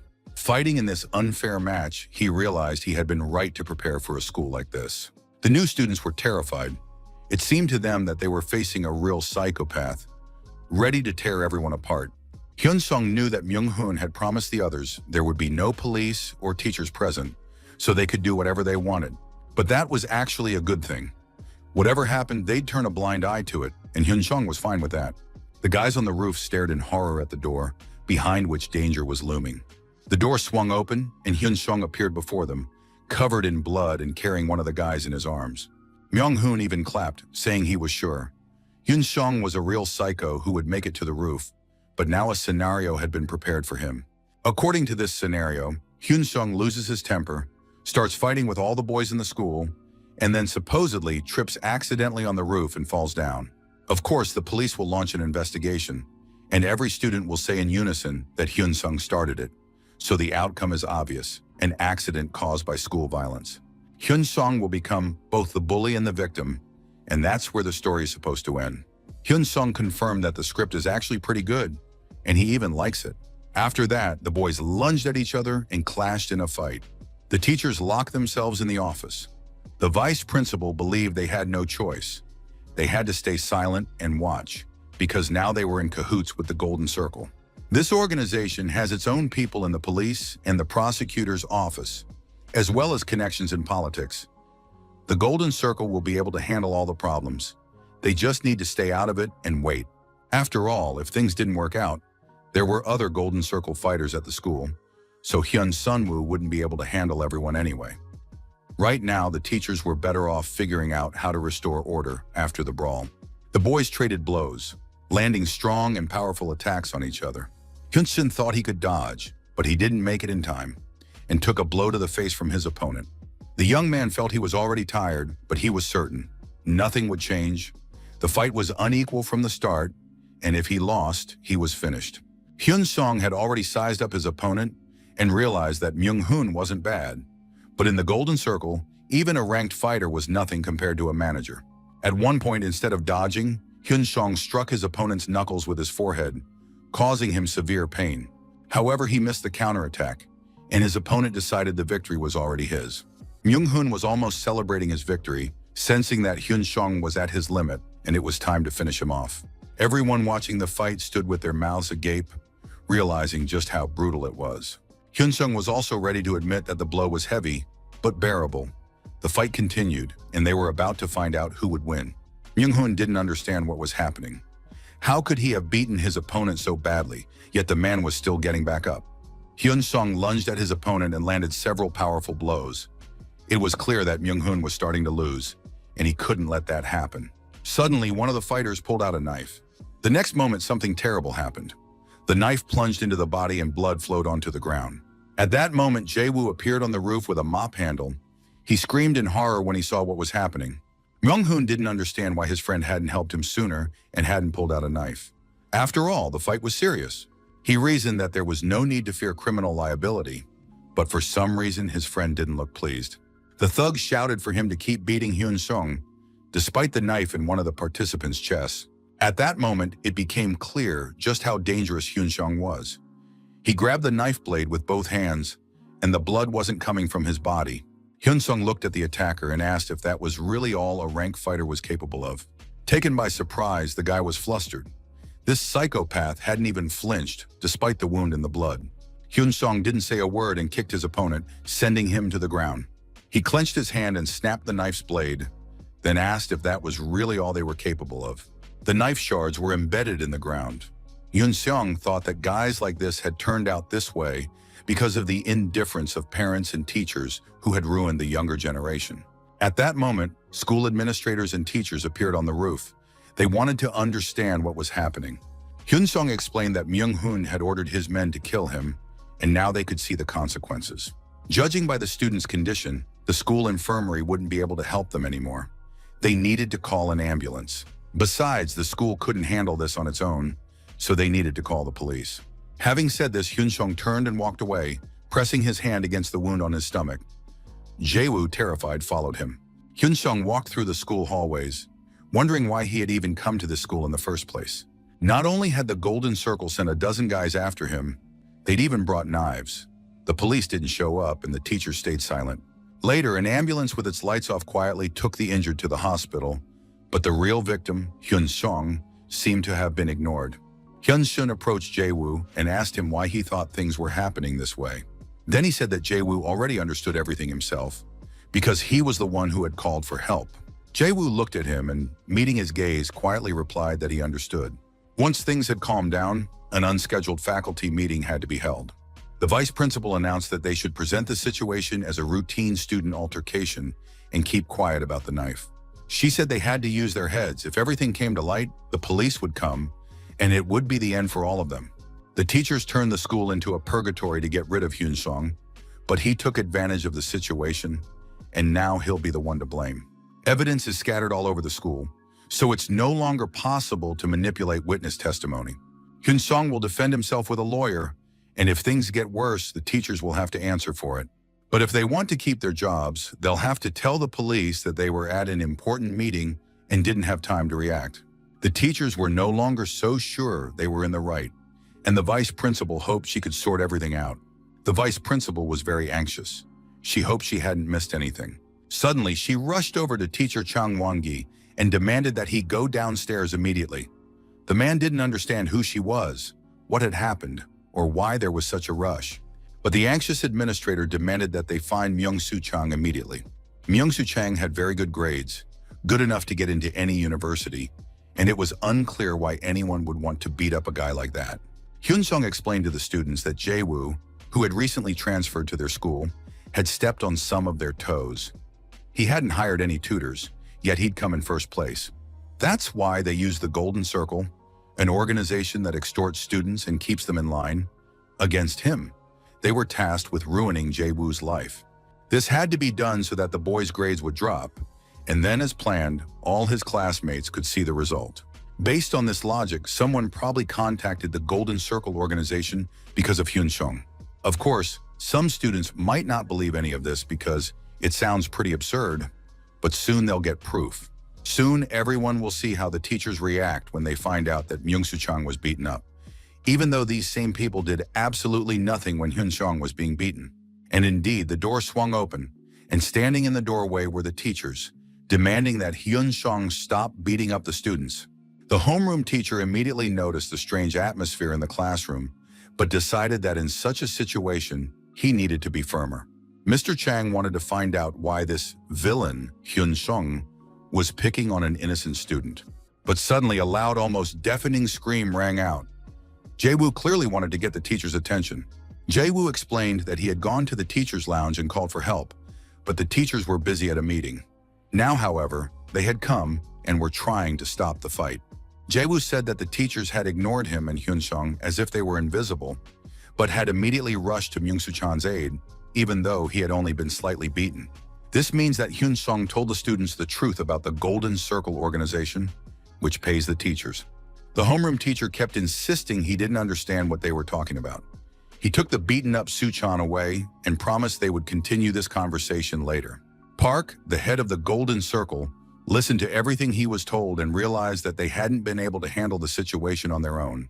The teachers were pleased that they had managed to prevent the rumors from spreading, but asked the organization to handle the problem on its own from now on.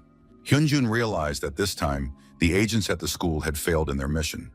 It had fallen through, and now he would have to take matters into his own hands. Of course, handling things on his own outside of school wasn't a problem, but that was absolutely unacceptable to the Golden Circle. Everything had to take place on school grounds. Adults don't take school violence seriously, so the Golden Circle had a loophole. The organization has existed for decades, but this was the first time such a situation had arisen, and now the head of the Golden Circle was at a loss for words. The man realized that things had become much more complicated and that he would now have far more to worry about. At that moment, Myung-hyun-sok called the man, and it was unclear why he was calling at all. A little earlier, the enraged man had wanted to see the lunatic who had done this to his son. He claimed to be the CEO of a major company, and with his connections, there would be no trace left of Hyun-sung. Hyun-sung listened to the accusations and said that if he were punished, he would return with the support of a private organization because he wanted the truth to come out. Myung-hyun-sok was the executive director of a major corporation, appointed through the Golden Circle. He often turned to the organization to pressure other students. In today's world, such positions are very unstable, and besides, the timing for the order couldn't have been better. The teacher realized that this parent was not a VIP at all, but just an ordinary client.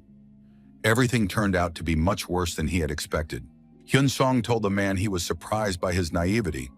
Of course, the Golden Circle promises anonymity, but it's impossible to hide the client's identity for long. Hyun-sung added that he wasn't the one responsible for what had happened. He had merely exposed the client and taken revenge, while the Golden Circle itself had allowed its clients to be exposed. The man was furious. Not only was his son's face bruised, but he was also receiving threats. He demanded that the Golden Circle resolve this matter immediately, but the man realized that Manager Park was no longer reliable and could not be trusted. So he decided to report what had happened to the members of the Golden Circle. Soon, Hyun-jun received a call from management. They were shocked that the identities of Golden Circle clients had been exposed. Management demanded that all client information be destroyed immediately, while the situation was being monitored at various centers within the organization. The man was furious. He couldn't think straight, but he understood. He had to get rid of Hyun-sung, or else he would become the scapegoat. Another phone call interrupted his thoughts. Hyun-jun was about to hang up in irritation, but glancing at the screen, he just shouted that this man must be eliminated immediately. At this very expensive and exclusive restaurant, everything was arranged so that nothing would interfere with their private conversation. The man suggested we have a drink first. He was a trusted confidant and the liaison between the head of the Golden Circle and the organization's managers. He said he had come to the meeting because a major problem had arisen. The clients' identities had been exposed. The organization already knew that all of this had happened because of a traitor, a broker named Jun Chang-soo. The problem was that similar incidents had occurred within the organization before, but this particular situation had caused complications not only for clients in Dasan, but also in the Gangnam district. A convenient chaos arose because a client's name had been revealed for the first time, and now everyone was wondering what the consequences would be if this came to light further. Everyone understands that trust in the Golden Circle will plummet, which means the organization could cease to exist.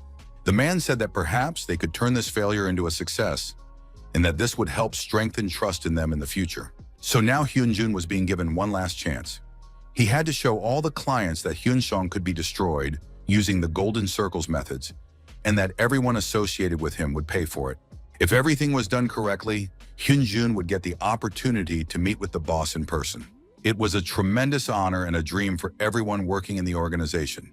So Hyun-jun confirmed that he would handle everything at the highest level. Hyun-sung analyzed the events of the past few days and realized he had gained nothing from them. However, the Golden Circle had not achieved its goal either. Hyun-sung remained a huge problem, so the Golden Circle would continue to openly try to get rid of him. To do this, they will most likely enlist helpers and spend vast sums of money, while gradually revealing their weaknesses. This is something that needs to be exploited. But two important events are approaching. Midterm exams. To cover up their internal conflict, the Golden Circle will stop at nothing to get rid of Hyun-sung. But on top of that, there's another huge problem named Park Hyun-jun. He called and demanded that all his fighters be mobilized, because soon they'll head out to clean up Dasan. Who would have thought that the toughest fighters would have to go to some backwater? Dasan, because of one guy. The young man had studied the case file and realized that this guy had gotten involved with the wrong people. He could do whatever he wanted, but he still wouldn't be able to protect his men. Suddenly, the police pulled the car over. The man had to roll down the window to talk to the officer. The officer said nothing serious had happened. He just wanted to know why the man had stopped in the middle of the street. The car owner got nervous and said he'd just gotten a call and had been distracted by it, but was about to drive off. Before closing the window, the officer asked to see his documents for verification. The officer explained that they had received a report that someone was stalking local students. So the entire police force was patrolling the city while the children were walking to and from school. The officer immediately clarified that he didn't suspect the driver of anything. It was just a precaution. The officer learned that the man's name was Jun Ki-ho, that he was from Seoul, and that he had come to Dasan on a business trip. The officer returned the documents and warned the man to be careful. It's best to stay alert just in case. While talking to the driver, the officer glanced inside the car and happened to notice some documents that likely contained information about a well-known person. The driver was practically certain that the officer suspected him and that he was already wanted by the local authorities. Ki-ho was very upset because his first day had turned into chaos. He hadn't even arrived yet, but he'd already run into the police. The man drove a short distance away, got out of the car, and decided to take a short break. He couldn't let his first day go to waste. To start with, he decided to have a quiet smoke and gather his thoughts. Kim Hyun-jin had to be somewhere in this town. The young man hadn't had time to relax with his cigarette when he heard someone calling out to him. A group of local guys approached him. They said smoking wasn't allowed there, and if he didn't stop, they'd have to take action. The man realized he'd run into yet another bunch of weirdos and decided to find out who they were and what was going on. One of the guys, Kim Se-woo, said they were from the district youth council and asked him to smoke in designated areas. It looked like a circus, and the man immediately decided to knock out these insolent kids because the city had finally gotten on his nerves. But the guy managed to dodge. The fist whizzed through the air, missing its target. The next moment, Si-woo quickly dealt with the stranger, a visitor to the capital who was supposed to follow local rules. When the guy was pulled to his feet, they explained to him that he needed to listen to his elders. If he tried anything like that again, he'd have to deal with them. After that, the visitor from Seoul got a good beating. The whole thing happened under the watchful eye of surveillance cameras. A short time later, the beaten man brought a police officer and pointed out the hooligans who had allegedly beaten him. The man was furious and didn't understand what was wrong with just smoking in an alley. Did that really warrant a beating? The guys denied the assault, so the man demanded to check the surveillance footage. The stranger was almost satisfied. He was going to sue these guys and was already planning to hire an expensive lawyer. At that moment, the police officer turned to Mr. Jun Ki-ho and asked if he knew what he was being accused of.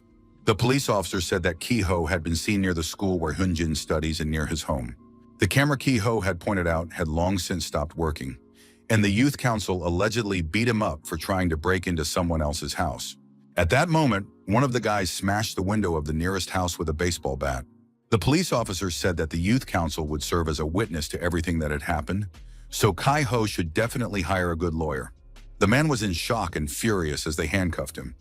He couldn't believe the police had fabricated evidence, but the officer said that of course they could do that. He should have figured it out sooner, and now it would be best to keep quiet if Ki-ho wanted any justice at all. The sheriff reported that they had taken the necessary measures and that the higher-ups were gradually taking the bait. Ko Chang-bom believed that was enough for now. If problems arose, Myungchin Construction would be held responsible. The sheriff had done a lot, and that wouldn't be forgotten. Chang-bom understood that his peaceful life was over. Sometimes he thought he was going too far, but now it was clear that these thugs had begun to threaten Hyun-sung's family. They had come to get rid of Hyun-sung and his loved ones, and compared to them, Chang-bom felt like a toddler in kindergarten. The man realized that these people in Dasan wouldn't be able to do anything, so they would move on to the next step. Now he had to be ready himself, so Ko Chang-bom ordered his subordinates and staff to prepare.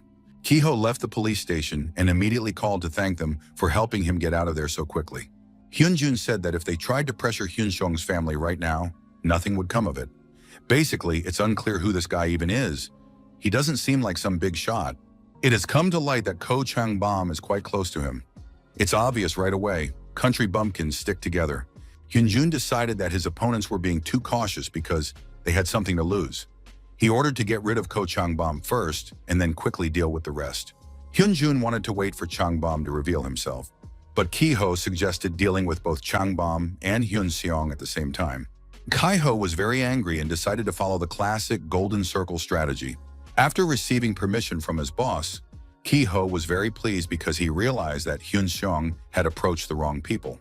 Ki-ho tried to contact agents, but no one even wanted to hear about the job. Not even a sum of several million could solve the problem.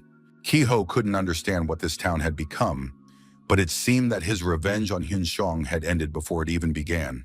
Unexpectedly, representatives from the tax office arrived at the office. They ordered everyone to step away from their desks and began seizing documents and computers. Ko Chang-bom, watching this unfold, remarked that he'd heard their country had an excellent tax agency capable of destroying a business in a single day. But the tax official replied that this wasn't the case. They weren't special. It was simply that Myungjin Construction was mired in corruption. Once all the documents and equipment had been collected, the tax officials left the office. Ko Myung-jin asked his son how it went, And Changbom replied that everything was fine. The tax authorities had taken everything they needed. The head of the corporation knew that they wouldn't be able to escape this agency if the matter came down to a serious audit. 2 months earlier, a quarrel had broken out between father and son. Mr. Myung-jin had found documents confirming that his son had not only been using the company's name, but had also been secretly spending huge sums of money. The father demanded that his son, if he wanted to take over his position, gradually get rid of Kim Hyun-sung. However, the son said he couldn't do that. Jang Beom reminded his father that people should be treated well regardless of gender, age, or background. Hyun-sung helped Changbom become president and turn his life around, and now it was time to help him in the coming war. Jang Beom understood that the company could suffer serious damage, but he couldn't abandon his people. Jang Beom said he had taken his father's words to heart, which was why things had turned out this way. Jang Beom wasn't president yet, so his father could fire him at any moment. He said that this was how he would test himself. If he failed and his arrogance harmed the company, he would take responsibility and step down. Ko Myung-jin considered his eldest son an immature child, whereas in his opinion, Changbom should have behaved like a grown man. But now his father was saying that this was too dangerous. Changbom could lose not only his position, but also everything he had strived for. Ko Myung-jin said that anyone could be replaced and used when necessary, but that didn't mean he needed to be protected right now. Changbom bowed to his father and said that he respected him as an experienced master, but would treat people as he saw fit. He declared that he would live by his own principles and did not want to be the kind of president under whom companies collapse after a single tax audit. These corporations seemed solid, but they couldn't withstand the fines. Of course, not everything was above board at Myung-jin Construction either. Ko Myung-jin always forged ahead and never yielded to anyone. When the tax investigation began, it became clear that Myung-jin Construction would falter. So the head of the corporation was planning to throw out bait to protect the company, even if it meant sacrificing his own son. The tax official believed there was no need to worry too much about Myung-jin Construction. The company was poorly organized and would quickly fall apart under pressure. Golden Circle had to decide on the scale of the operation, warn Hyun-seong or destroy him along with Changbom. Hyun-jun said he would think it over and call back. This guy was holding his own against the Golden Circle, but he was still just a kid. The man understood. If Changbom abandons this teenager, he'll end up a nobody, so perhaps it's worth applying more pressure. Just then, a call came in from Mr. Seong Yeon-chan, one of the leaders of the Golden Circle. Hyun-jun answered, and immediately a loud shout rang out, ordering him to stop immediately. Hyun-jun didn't understand what was happening, but the voice on the line demanded that he halt the tax investigation against Myung-jin Construction. Hyun-jun listened silently to the instructions, thinking that if he handled this case well, he would get a promotion and replace the director. He apologized and said that this was a special order from management and that all questions should be directed to them. However, Seong Yeon-chan continued to shout, explaining that Myung-jin Construction was a ticking time bomb. Hyun-sung applied another bandage to the wound he had sustained when he blocked a knife blade with his bare hand. He noted that, fortunately, he had trained a lot and his major nerves and tendons were unharmed. Hyun-sung knew he had to be more careful. There was still a lot of work ahead against the Golden Circle, and it was clear they would target his loved ones. Hyun-sung received a message from Dasun. They'd already dealt with Ki-ho, and there was no need to worry about the guys. His family was fine too. Hyun-sung knew he couldn't let his guard down, especially not those helping him. For example, Ko Changbom was taking a huge risk because he had a lot to lose. Attempting to destroy a corporation through a tax investigation is the Golden Circle's most effective method. It seems simple, but it's nearly impossible to completely mitigate the consequences. But that doesn't mean there's no way to deal with it. A few months earlier, Hyun-seong had met with a friend and proposed a risky plan for the sake of victory. Jang Beom didn't understand what his young friend, who had just been talking about a tax investigation, was getting at. Hyun-sung handed him a flash drive containing information on the Golden Circle leadership and said he'd received it from broker Jun Chung-soo, adding that they absolutely had to use it through the Myung-jin Corporation. If these people took the money, they wouldn't stay out of it. And then the tax investigation, which was supposed to destroy Myung-jin Construction, would destroy them as well. If they want to survive, they'll be forced to reveal themselves. That way, Myung-jin Construction can be protected and those rats exposed. Hyun-sung was thrilled and full of anticipation. He was eager to find out who they were and just how powerful the boss of the Golden Circle was. In his past life, Hyun Sung had uncovered and spread information about people who made deals with influential members. The young man had used money as a slow-acting poison. Ko Changbom's company had grown in value, and the politicians, CEOs, and high-ranking officials hadn't expected to face a backlash. But one day, Myeongjin Construction came under a tax investigation, and Changbom realized that a construction company couldn't influence those who worked for the government. It soon became clear that he would have to take some of the blame, but his high-ranking friends would pull the necessary strings. Jang Byum pressured everyone involved in the case with deadlines. He trusted Hyun Seon and knew his plan would work. By doing so, he not only wanted to show his faith in and support for Hyun Seon, but also realized that it would be beneficial for the corporation itself. Lately, many construction contracts have been signed, competition has increased, and thanks to the tax investigation, trust in Myeongjin Construction will grow even higher. A few days later, an incoming call came in from an unknown number. Ko Changbom received a call from a man who introduced himself as Park Hyun-jun from Golden Circle. He suggested they meet. The man said that Changbom understood the situation perfectly well, so they needed to get straight to the point. Hyun-jun asked his counterpart to leave Myeongjin Construction. Otherwise, if he continued to operate there, he wouldn't be able to help him in any way.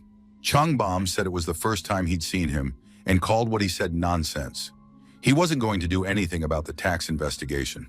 Jang Byum had already realized and sensed that the Golden Circle was nothing, so he had no intention of listening to orders from some obscure person. It was in this cafe that he had first met Hyun Sung. Back then, he was just an ordinary high schooler thinking about girls and grades. Looking at this guy, it was clear that he was ready to fight to the end, even if it meant going down right here. Jang Byum looked at the man and realized that he radiated nothing but greed and malice. Hyun-jun warned that if they didn't listen to him, the corporation might disappear from Korea, but Changbom refused to listen to threats from a man who made money off children. Jang Byum declared that he would die along with everyone who tried to take his money and repeated that Dasan was his land. After that, Changbom, unable to control himself, struck his interlocutor in the face. Those present considered intervening, but soon recognized Ko Changbom and decided not to get involved. As he left the cafe, Changbom told the Golden Circle representative to figure things out on his own. It wasn't just Changbom who could suffer from his friendship with Hyun Seong, but also the young man's lawyer, who began seeing a therapist after losing the case. It even got to the point where journalists were calling him, wanting to know the details of the former prosecutor's nervous breakdown and his visits to a psychiatrist. Park Jong-soo was furious. He had no intention of answering to anyone, but the journalists had already gotten on his nerves. In the end, he was forced to turn off his phone and stop giving consultations. Of course, he understood that problems could arise, but when they all piled up at once, it seemed strange. Hyun Sung's words came to mind. The guy had warned that the pressure on Park Jong-soo would begin as soon as he entered the fray. These people would do anything to eliminate the lawyer. If he held out, Hyun Sung would compensate him many times over. The lawyer was once again convinced that Hyun Sung's warnings were coming true. Could the boy really see the future, or were his enemies simply too predictable? He knew he didn't like to give up. If that weren't the case, he wouldn't have resigned from his position as a prosecutor, but now he was ready to keep fighting. The lawyer wanted to see how it would all end. If he had taken the bait, he wouldn't back down now, and his enemies would have to force him to leave. Park Jong-soo began the phone call by greeting his interlocutor and saying that they hadn't spoken in a long time. He wasn't calling an old friend, but Deputy Prosecutor Kang Dong-chul. The men met in the park for coffee. It brought back memories of their youth when they spent a lot of time together. But now one was a prosecutor and the other a lawyer. Dong-chul didn't want to waste time on small talk and immediately asked why he had been summoned. The lawyer handed him some papers and said he had gathered evidence of several crimes committed by the Golden Circle. Jong-soo handed the documents to the prosecutor so he could assess what they were up against. Dong-chul was cautious. He wanted to know if this was a personal request or if someone else was behind it. The lawyer warned that a public indictment was a dangerous business. If the prosecutor took on the case, he would have to resign. But there was nothing to be done about it. These people had to be dealt with, and Prosecutor Kang was the only one capable of doing so. The lawyer left the papers on the bench so that he could review them and make his own decision. If Dong-chul wanted to get involved, he should call back. The lawyer said his client was Kim Hyun-sung, a victim of the Golden Circle. Left alone, the deputy prosecutor pondered the information he had received. He had already heard about Hyun Seon from his wife, and besides, the man had been his son's tutor. Of course, he wasn't deeply familiar with the Golden Circle, but he was hearing about it more and more often. This was likely just the tip of the iceberg. The man realized that the organization was becoming increasingly well known, and that was alarming. Don Chol finally began to study the documents, realizing that if everything stated was true, he could not ignore it. The more the man read the documents, the more convinced he became that South Korea was mired in corruption. A young schoolboy, a student of the prosecutor's son, a smart and talented boy, had fallen victim to the organization. Don Chol remembered how his wife had asked for his help, and perhaps if he had done so back then, there wouldn't be any problems now, and Hyun Sung wouldn't be in this difficult situation. But the man did nothing because he is a prosecutor and cannot make exceptions. However, now everything will be different. A system where the rich and powerful unite regardless of status to inherit and perpetuate their power and wealth. A massive organization is trying to destroy a single man, and the prosecutor must decide how to proceed in this situation. The man didn't want to feel guilty, so he called and asked the other person to come see him the next day. Kang Dong-chul added that they hadn't seen each other in a long time, but he needed a favor. He felt he had plenty of reasons to investigate this case as a prosecutor. The man was upset. He had given him a chance and a hint on what to do, but because of his bragging, everything had turned out differently. The man knelt with his head bowed low, begging for forgiveness, saying he had no excuse, and promising to make amends.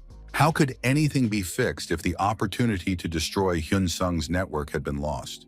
The aide was certain that their boss was extremely displeased. Park Hyun-jun banged his head against the floor.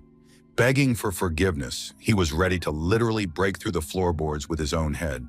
The boss warned that this was his last chance, on which the man's life depended. Hyun-jun immediately confirmed that he was ready to do anything.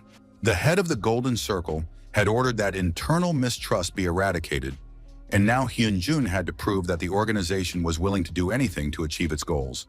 Hyun-jun must either sabotage the midterm exam scores or ensure that Hyun-sung doesn't take them at all. In other words, he needs to get rid of the student. Park Hyun-jun once again swore that he would prove his worth to the organization through his actions. Ko Chang-bom was on the phone and reported that the threat had worked. The tax investigation had been dropped. Hyun-sung thanked Chang-bom for his trust and understood that keeping the situation under control had not been easy. Chang-bom confirmed that the situation was mutually beneficial. For a dummy like him to run the business, he needed someone with brains like Hyun-sung's. The men wished each other luck. Chang-bom hoped everything would go well at Dasan, but he knew it was impossible to prepare for everything. Hyun-sung confirmed that he would take care of everything and call back later. Hyun-sung began planning his next steps. At first, it seemed to him that Ko Chang-bom would be easy to replace, but new connections and circumstances had emerged in his life. Thanks to Ko Chang-bom, Hyun-sung was able to stand up to a major organization and gain the opportunity to uncover the identities of its key members. Of course, these are just assumptions for now, but some of these people surely know the founder himself. This tax investigation was necessary to track down specific individuals, such as Congressman Lee Kyung-chul, a key figure in the ruling party. Even in his past life, he was an influential figure. Over the course of 20 years, he earned a reputation as a powerful politician, but it is quite possible that he is connected to the creation of the Golden Circle. This man always seemed suspicious, so Hyun-sung lured him in through Senator Kim, using money. During a tax investigation, the congressman was caught, and the Golden Circle reacted immediately. Among those who reacted was future investment CEO Lim Chel-hyung. Through a Golden Circle broker, Hyun-sung obtained the contact information for Park Hyun-jun, whom Chang-bom later met. From him, he managed to learn about key members and trusted associates. If he could connect these dots, he could reach the center of the entire system and destroy the Golden Circle. Then Hyun-sung would have gathered all the information and begun his revenge, so he had to figure everything out on his own. On the other hand, after the mass brawl, the atmosphere at school had changed. The injured students returned to class, and the regular students began to either fear or respect Hyun-sung. After the Golden Circle was mentioned, rumors spread like wildfire throughout the school. Everyone was trying to figure out if it actually existed, if there had been a hit on Myung-soo Chan, and how Hyun Seong would go to school now. But no one could figure it out, so the students simply stayed out of trouble, remaining confused. It wasn't just the students who suffered the consequences, but the teachers and the school administration as well. The vice principal was ordered to crack down on Hyun-sung before the exams, but the teachers no longer trusted her, and the students were openly discussing what was happening. Park Hyun-jun hinted to the woman that they were in the same boat and couldn't pretend everything was normal. But if the vice principal couldn't handle it, she would drag Hyun-jun down with her, and he wasn't going to go down alone. He would take her down with him. The vice principal didn't want to accept this situation, but she realized that no one would believe her now if she claimed she knew nothing. So the woman decided to stop her tantrums and continue carrying out the plan with determination. Hyun-sung was late for class because his literature teacher had detained him, and when he arrived, the homeroom teacher was very angry. The teacher started yelling that no excuses would be accepted, especially since Hyun-sung was the top student who had gotten too big for his britches and was doing whatever he pleased. The teacher approached the boy and asked if he wanted to hit him too, because he was afraid to teach in such an atmosphere. This behavior from the teachers was just the beginning. They constantly demanded things from the boy and would fly into a rage. Some teachers blamed the boy for a poorly prepared presentation, which they claimed had ruined the lesson.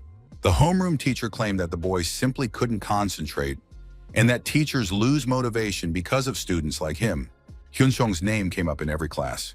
He was scolded for every little thing, and even some of the other students noticed something was wrong.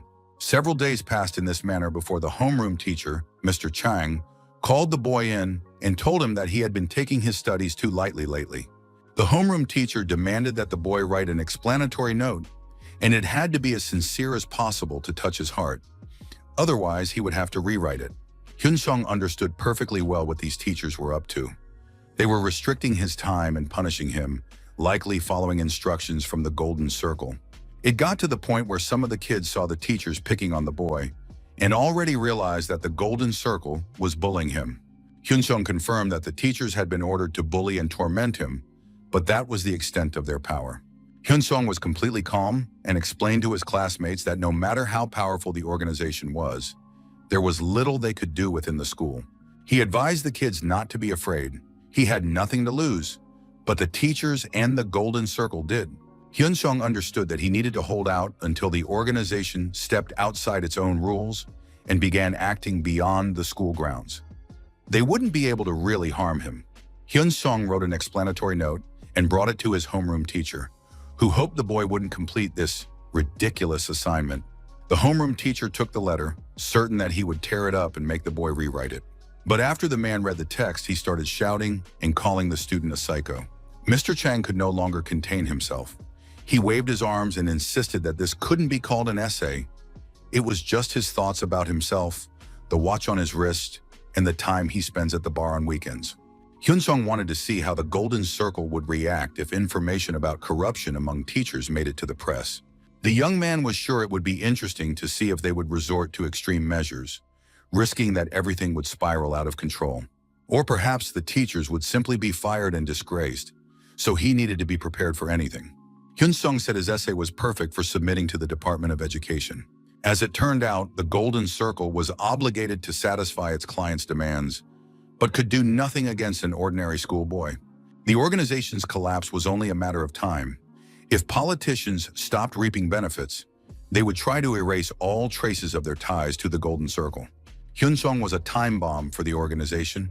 To save themselves, its founders would have to do everything in their power to get rid of him.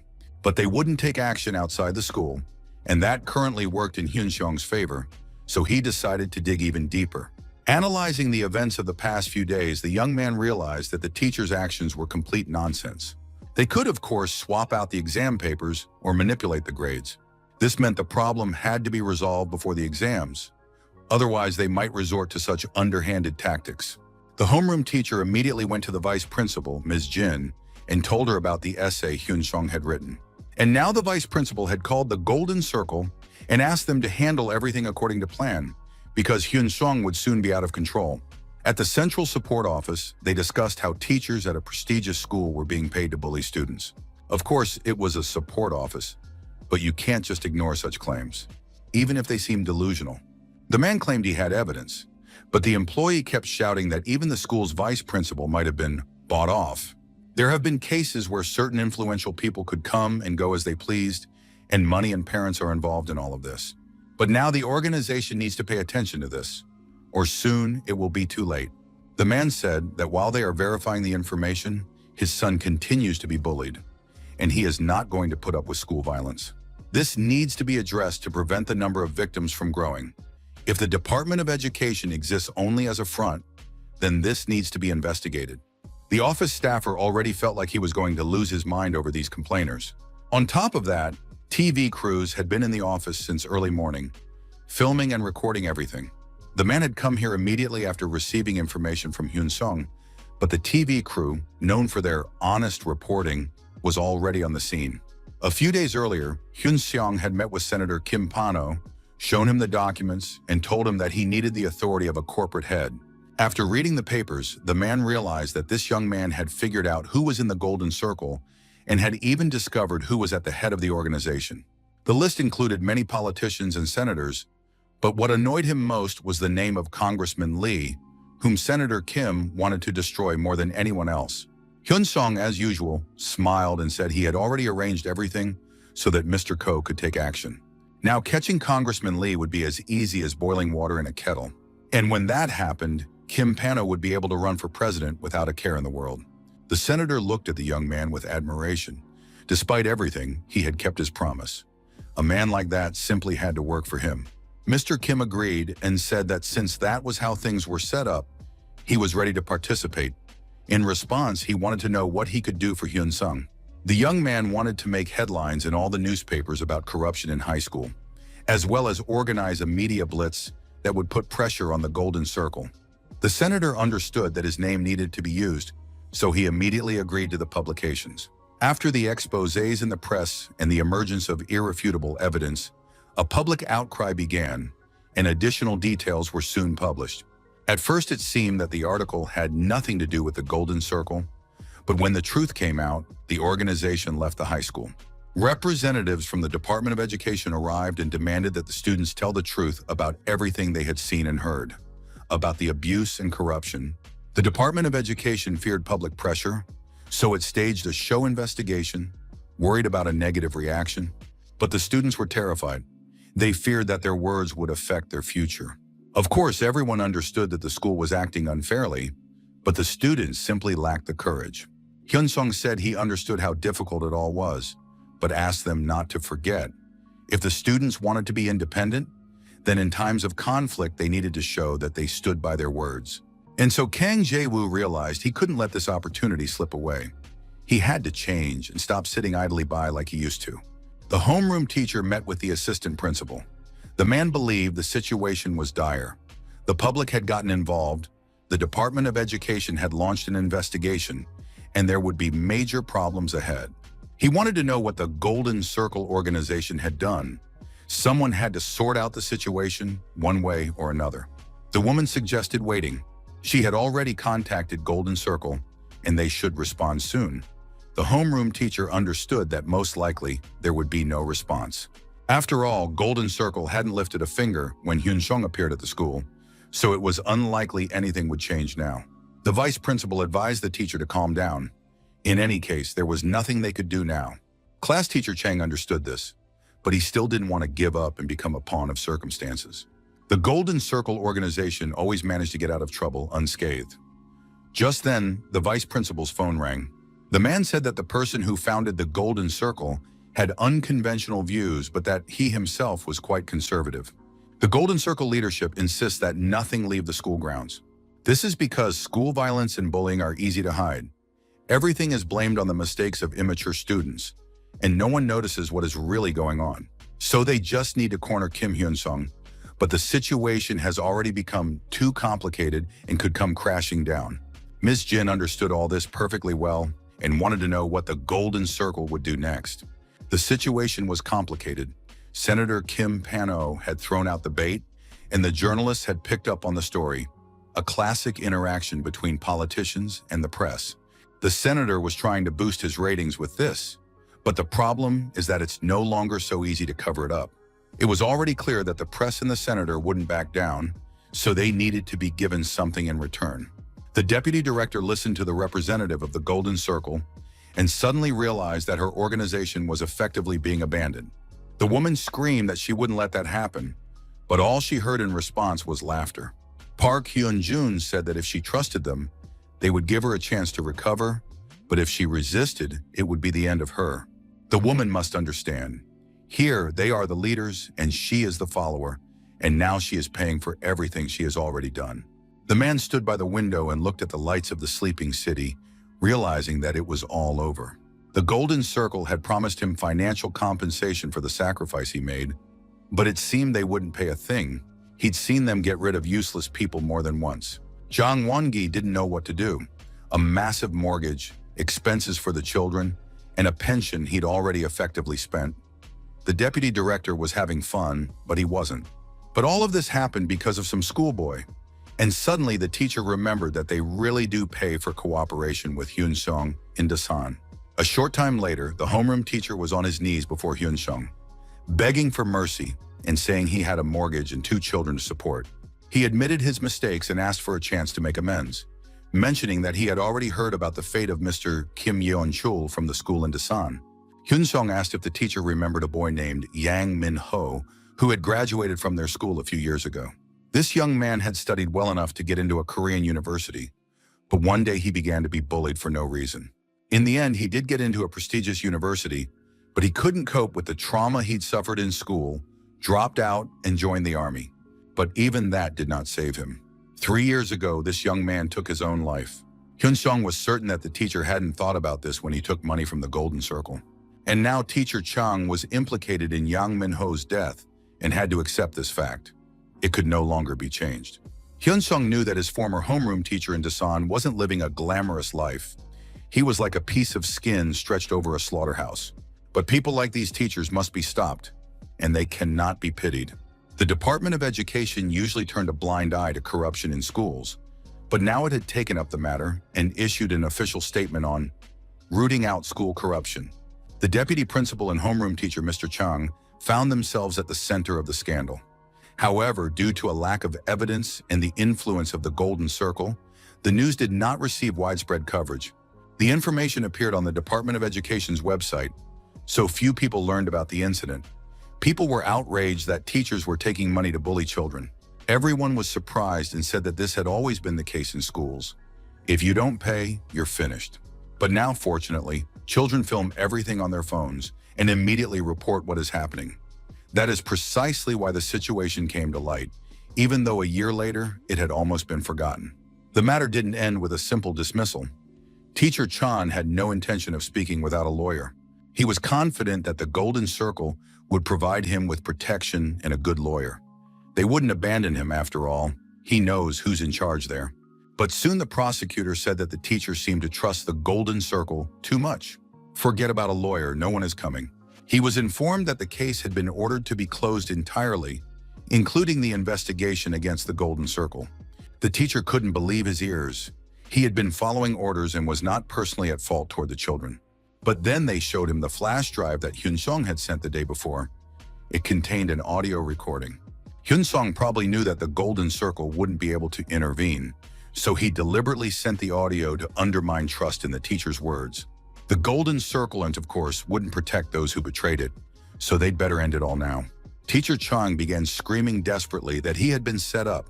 That damn bastard Hyun-sung. How dare he snitch on his teacher? The prosecutor summed it up. Since the teacher understood everything, they needed to wrap this up quickly. Of course, Mr. Chang Won-gi could have continued to remain silent, but that was pointless. Now the man had to admit his guilt on all charges. Chang Won-gi asked the investigator, if he hadn't gone to meet Hyun-sung, would the Golden Circle have defended him? But in response, he heard that of course not. The Golden Circle had paid from the start just to get rid of people later. At the same time, one couldn't help but admit the Golden Circle had indeed created a well-oiled scheme. Teacher Chang couldn't take it anymore.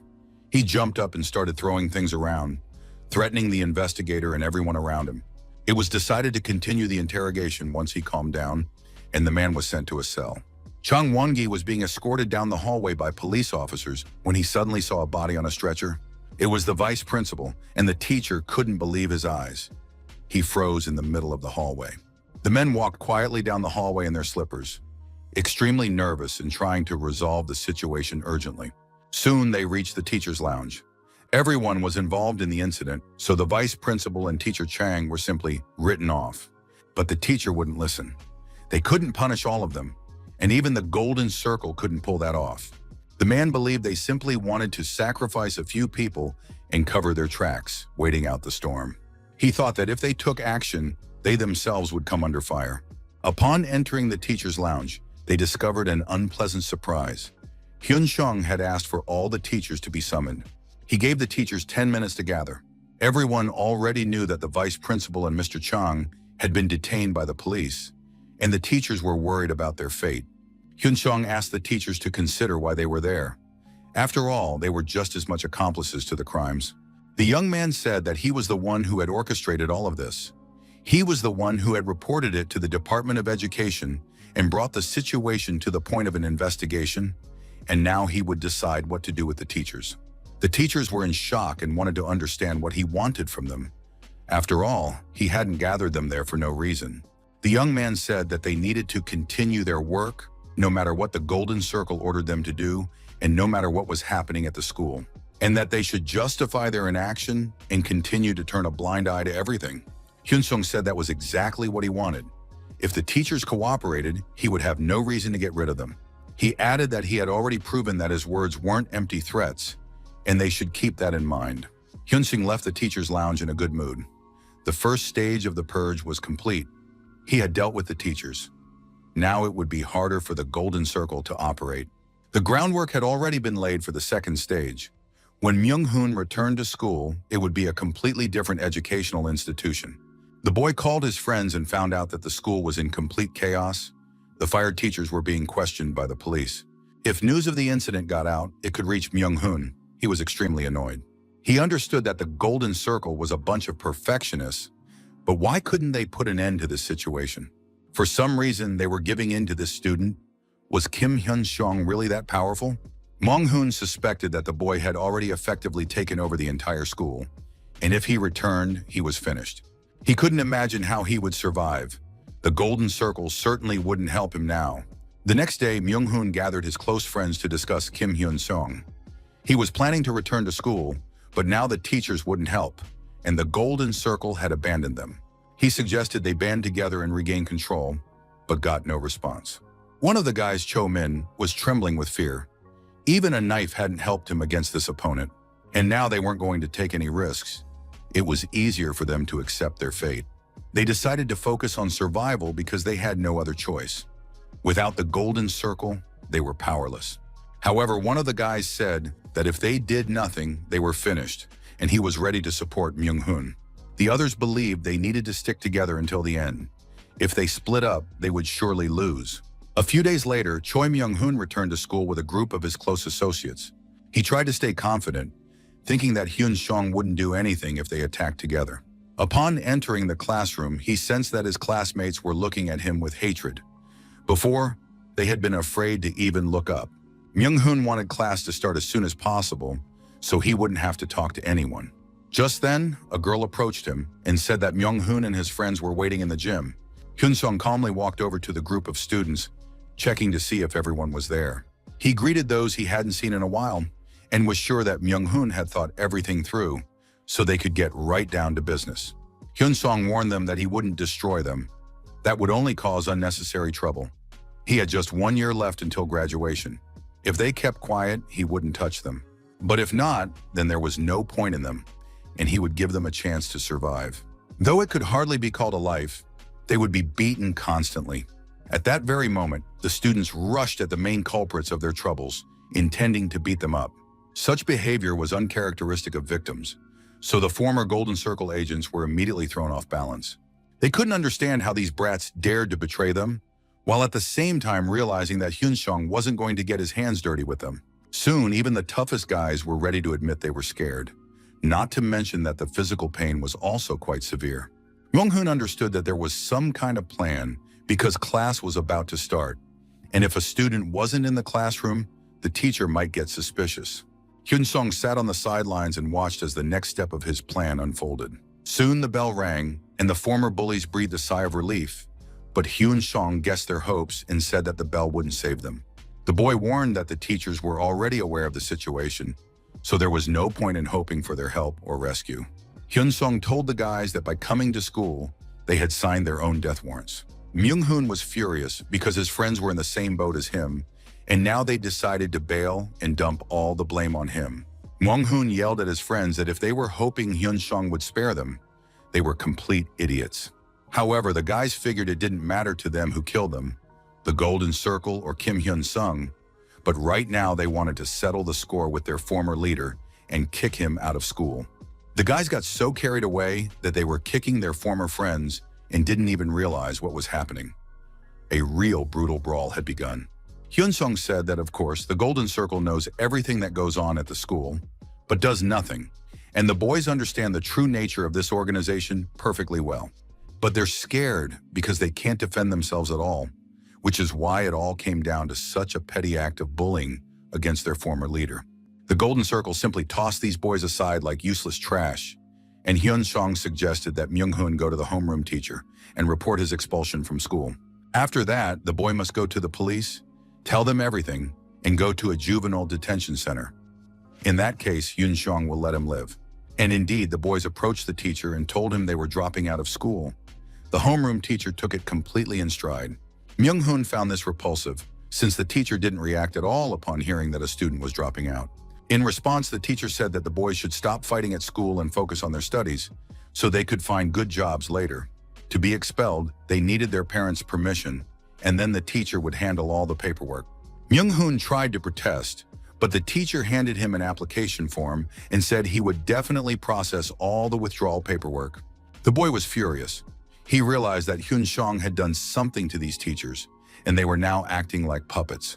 Hyun-sung understood perfectly well that the boy had dropped out of school to survive, but he didn't feel guilty enough to go to the police and turn himself in. At best, he'll flee the city, but more likely he'll want revenge for the humiliation and try to kill Hyun-sung.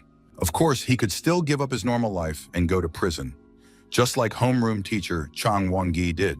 But at the same time, it's clear that it could all end very sadly, just as it did for Vice Principal Jin. So Myung-hoon had only one option left, to latch on to the Golden Circle like a leech and become completely dependent on them. Midterm exams are coming up soon, and the organization's activities are picking up. They need to be ready to face Myung-hoon in a difficult situation. The boys were leaving school, but they understood perfectly well that Hyun-sung would never forgive them for the past. Yet they didn't want to give up, or else they'd be finished. Suching had other thoughts. He said he would leave Seoul because joining forces with the Golden Circle could get him killed. Myung-hoon called his former friend a pathetic, cowardly idiot and decided that he had to be the first to stand up against Hyun-sung. That way, he wouldn't have to go to prison, and he would also earn the Golden Circle's trust. Myung-hoon immediately contacted Mr. Park and said he was ready to do absolutely anything to get rid of Hyun-sung. Park Hyun-jun was very pleased and immediately told the young man to come to his office so they could work out a plan together. Hyun-jun reflected on what was happening. It turned out that an ordinary high school student had taken over the Golden Circle's base, so he had to acknowledge the boy's skills. Of course, it was completely baffling how he'd managed it. He'd probably planned everything in advance, which just goes to show what a crazy psychopath he was. Of course, having a guy like that on his team was a huge stroke of luck. With a mind like Hyun-sung's, they could make a fortune. Hyun-jun had mapped out all the victims and clients, and it turned out that everything converged in one place. Hyun-sung would soon pay for his actions. There were only a few days left before midterms. Hyun-sung had been making plans for the weekend, and now he was stunned that the Golden Circle wasn't making a move. Hyun-sung assumed they would start their attacks outside of school, but on the other hand, there were many cameras on the city streets, so it would be difficult to avoid trouble. The young man came home. He lived in one of the safest buildings in the city, but something immediately caught his attention. Ko Chang-bom had told him that the security system in this building was top-notch. The young man entered the apartment and found that everything had been turned upside down. There was trash and broken items everywhere. Hyun-sung walked around the apartment. There was no one inside, but everything had been ransacked and broken. Just then, a message from Myung-hoon popped up on his phone, warning his classmate that the guys from Gangnam wanted to settle the score with him and might even kill him. Hyun-sung knew it was complete nonsense, but just then, there was a knock at the door, and strangers demanded that he come out and open it for them. Hyun-sung didn't think there was just one person behind the door, so he approached the video intercom, intending to get a better look at the unexpected visitors. Hyun-sung looked at these unfamiliar guys and began to analyze the situation. He realized that Myung-hoon had sent him a message even before these jerks showed up, which meant he was deliberately leaving evidence behind. This was done so that people who didn't have the full story would think they were witnessing a typical teenage brawl. In that case, it would be possible to say that there was absolutely no connection to the Golden Circle, and that this was just a typical teenage brawl. Hyun-sung walked over to the window of his apartment. It was high up, and it was clear there was nowhere to run. The pounding on the door continued, and there was no time left to think. A group of unfamiliar thugs demanded that he open the door and had already started using a crowbar to break it down. Hyun-sung realized that his opponents had set a perfect trap, but he had always known that sooner or later this would happen. And now, since his opponents were playing so dirty, Hyun-sung knew he didn't need to hold back. The young man took off his jacket so he'd be more comfortable facing the thugs. Most likely, the mob would burst in like a pack of dogs, so it would be difficult to deal with them. One wrong move could lead to a bad outcome. Unexpectedly, the guys froze at the door when they heard the key turning in the lock. The next moment, the door swung open, and Hyun-sung stepped out. He was completely calm, and the young man had no weapon in his hands. The sleeves of his shirt were rolled up to his elbows. Hyun-sung beckoned to the thugs, not understanding what they were waiting for. As if on cue, the men rushed at their victim, hoping to beat him down in a matter of minutes. But in response, they immediately received several powerful blows. Hyun-sung didn't consider them serious opponents. He knocked them out with a single blow, but there were too many of them, so staying in one place was pointless. Hyun-sung decided to clear a path for himself and then move to a more advantageous position. The thugs rushed after him. They didn't care. The main thing was to complete the mission. Everyone knew that this lone fighter was finished. Some of the thugs were surprised. They had thought Hyun-sung would be captured and defeated right near his apartment. The building was literally swarming with thugs, who were on every floor and had filled the entire building. The Golden Circle had clearly lost. If they had planned to make Hyun-sung the victim of a typical gangland showdown, he could already be proud of himself. He had brought the organization out of the shadows and into the light. The building's residents were outraged when it turned out they couldn't get into their apartments and offices. People didn't understand what was happening or why they weren't being let inside, and they tried to contact the building manager, demanding an explanation. On the street, the only topic of conversation was the bloodbath taking place in one of the luxury buildings. Myung-hoon was thoroughly satisfied. Of course, the conflict between students had escalated into a conflict between schools, and students were dying because of it. Who would have thought that one person could drive things to such chaos? The Golden Circle had disabled the surveillance cameras, and now no one doubted that Hyun-sung was finished. The building's maintenance staff had been bribed in advance, and members of the Golden Circle had planted the prepared evidence for the police to find. A great deal of effort had been put in, and they had gone all this way. Myung-hoon had received a knife from his handler and been ordered to stab Hyun-seon with it. The broker convinced the young man that if he confessed to an accidental injury, his sentence would be reduced, because it would be manslaughter by a minor, and the sentence would be short, as if he'd served in the army. Besides, the Golden Circle would compensate for all the inconvenience. Myung-hoon was forced to accept this plan, though of course it would have been better if they hadn't dragged him into it. Hyun-sung kept fighting against the endless hordes of idiots. They tried to attack all at once, realizing the guy was already exhausted. The young man took down a couple more guys, but a new group was already closing in. Hyun-sung realized this wasn't a dream. He'd been thrown into a real meat grinder, and although he was holding his own for now, he was pushing himself beyond his limits. There were too many opponents. They didn't think about the consequences and attacked him in a mob. Hyun-sung was confident he could handle it, so he kept doing what he trained for. One of the guys, literally oozing with hatred, leaped forward and kicked the young man in the chest. It was a very powerful blow. Hyun-sung tumbled down the stairs. The stranger, his face contorted with hatred, lunged at the guy, ready to tear him to pieces. But something unexpected happened. Hyun-sung pinned the guy's neck under his armpit and began squeezing tightly, cutting off his breath. The thug collapsed. Perhaps he lost consciousness from lack of oxygen, or perhaps he died. The other guys didn't know how much longer this jerk would put up a fight. Hyun-sung turned to them, saying that if they had a plan, they should have thought it through to the end, and now they were all going to die. The authorities called Hyunjun and reported that there was a huge flood of complaints from residents, more than a dozen. Hyunjun said they needed at least half an hour. When it came to the consequences, the higher-ups wouldn't hold anyone accountable and wouldn't want to make the scandal public. Of course, the police will arrive at the scene, but with a huge delay. The building owner will receive compensation, but soon it will all be over, because the Golden Circle has sent over 100 people there. The public will go crazy for a moment, but soon everything will settle down. And if Hyun Seong wanted to suffer, he's been given the perfect opportunity to do so. Hyunjun received a call from one of his agents who reported that a group of guys was running late. The agent said he'd never seen uniforms like that before and couldn't tell which school the guys were from.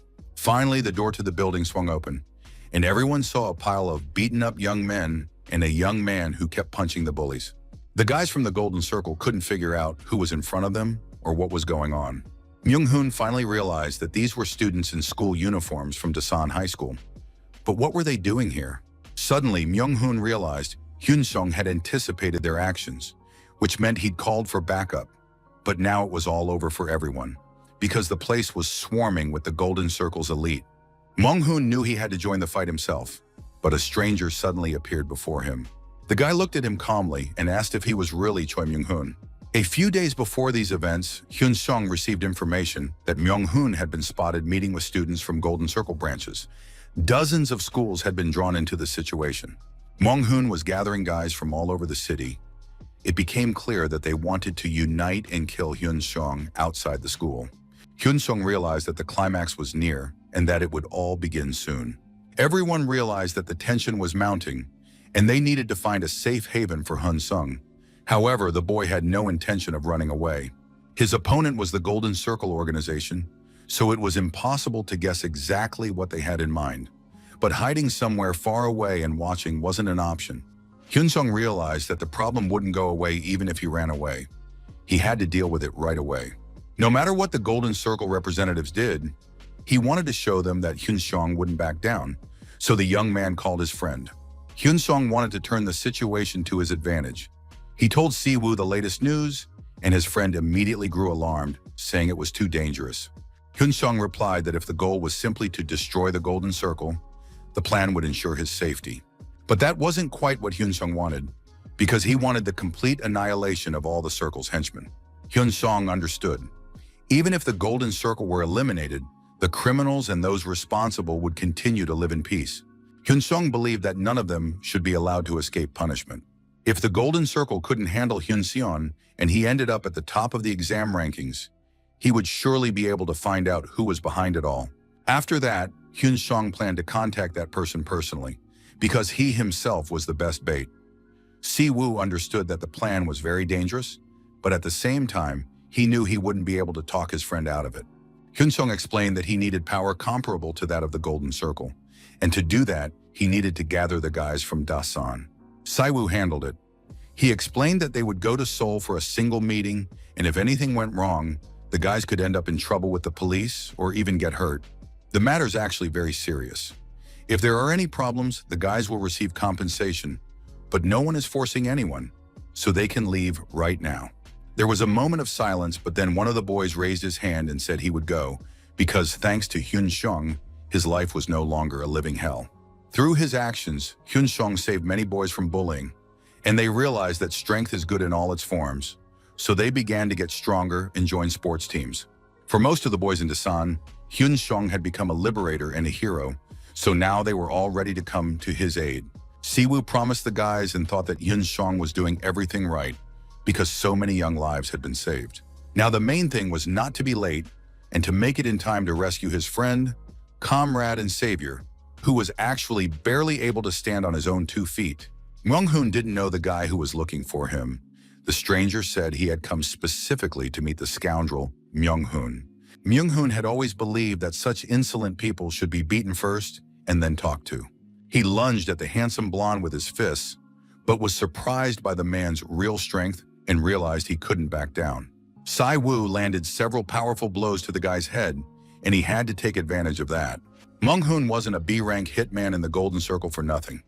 He was very strong, and now he was proving it in practice. But unexpectedly, Si-woo landed several powerful kicks and said he had a lot on his plate, so it was time to wrap things up. Myung-hoon clearly hadn't expected such fierce resistance. He jumped aside and reached into the inside pocket of his jacket. The guy pulled out a knife he'd received from a Golden Circle representative and had been keeping to stab Hyun-sung with. A sharp lunge and a lightning-fast attack showed that Si-woo was well prepared, and he was wearing a bulletproof vest under his sweatshirt.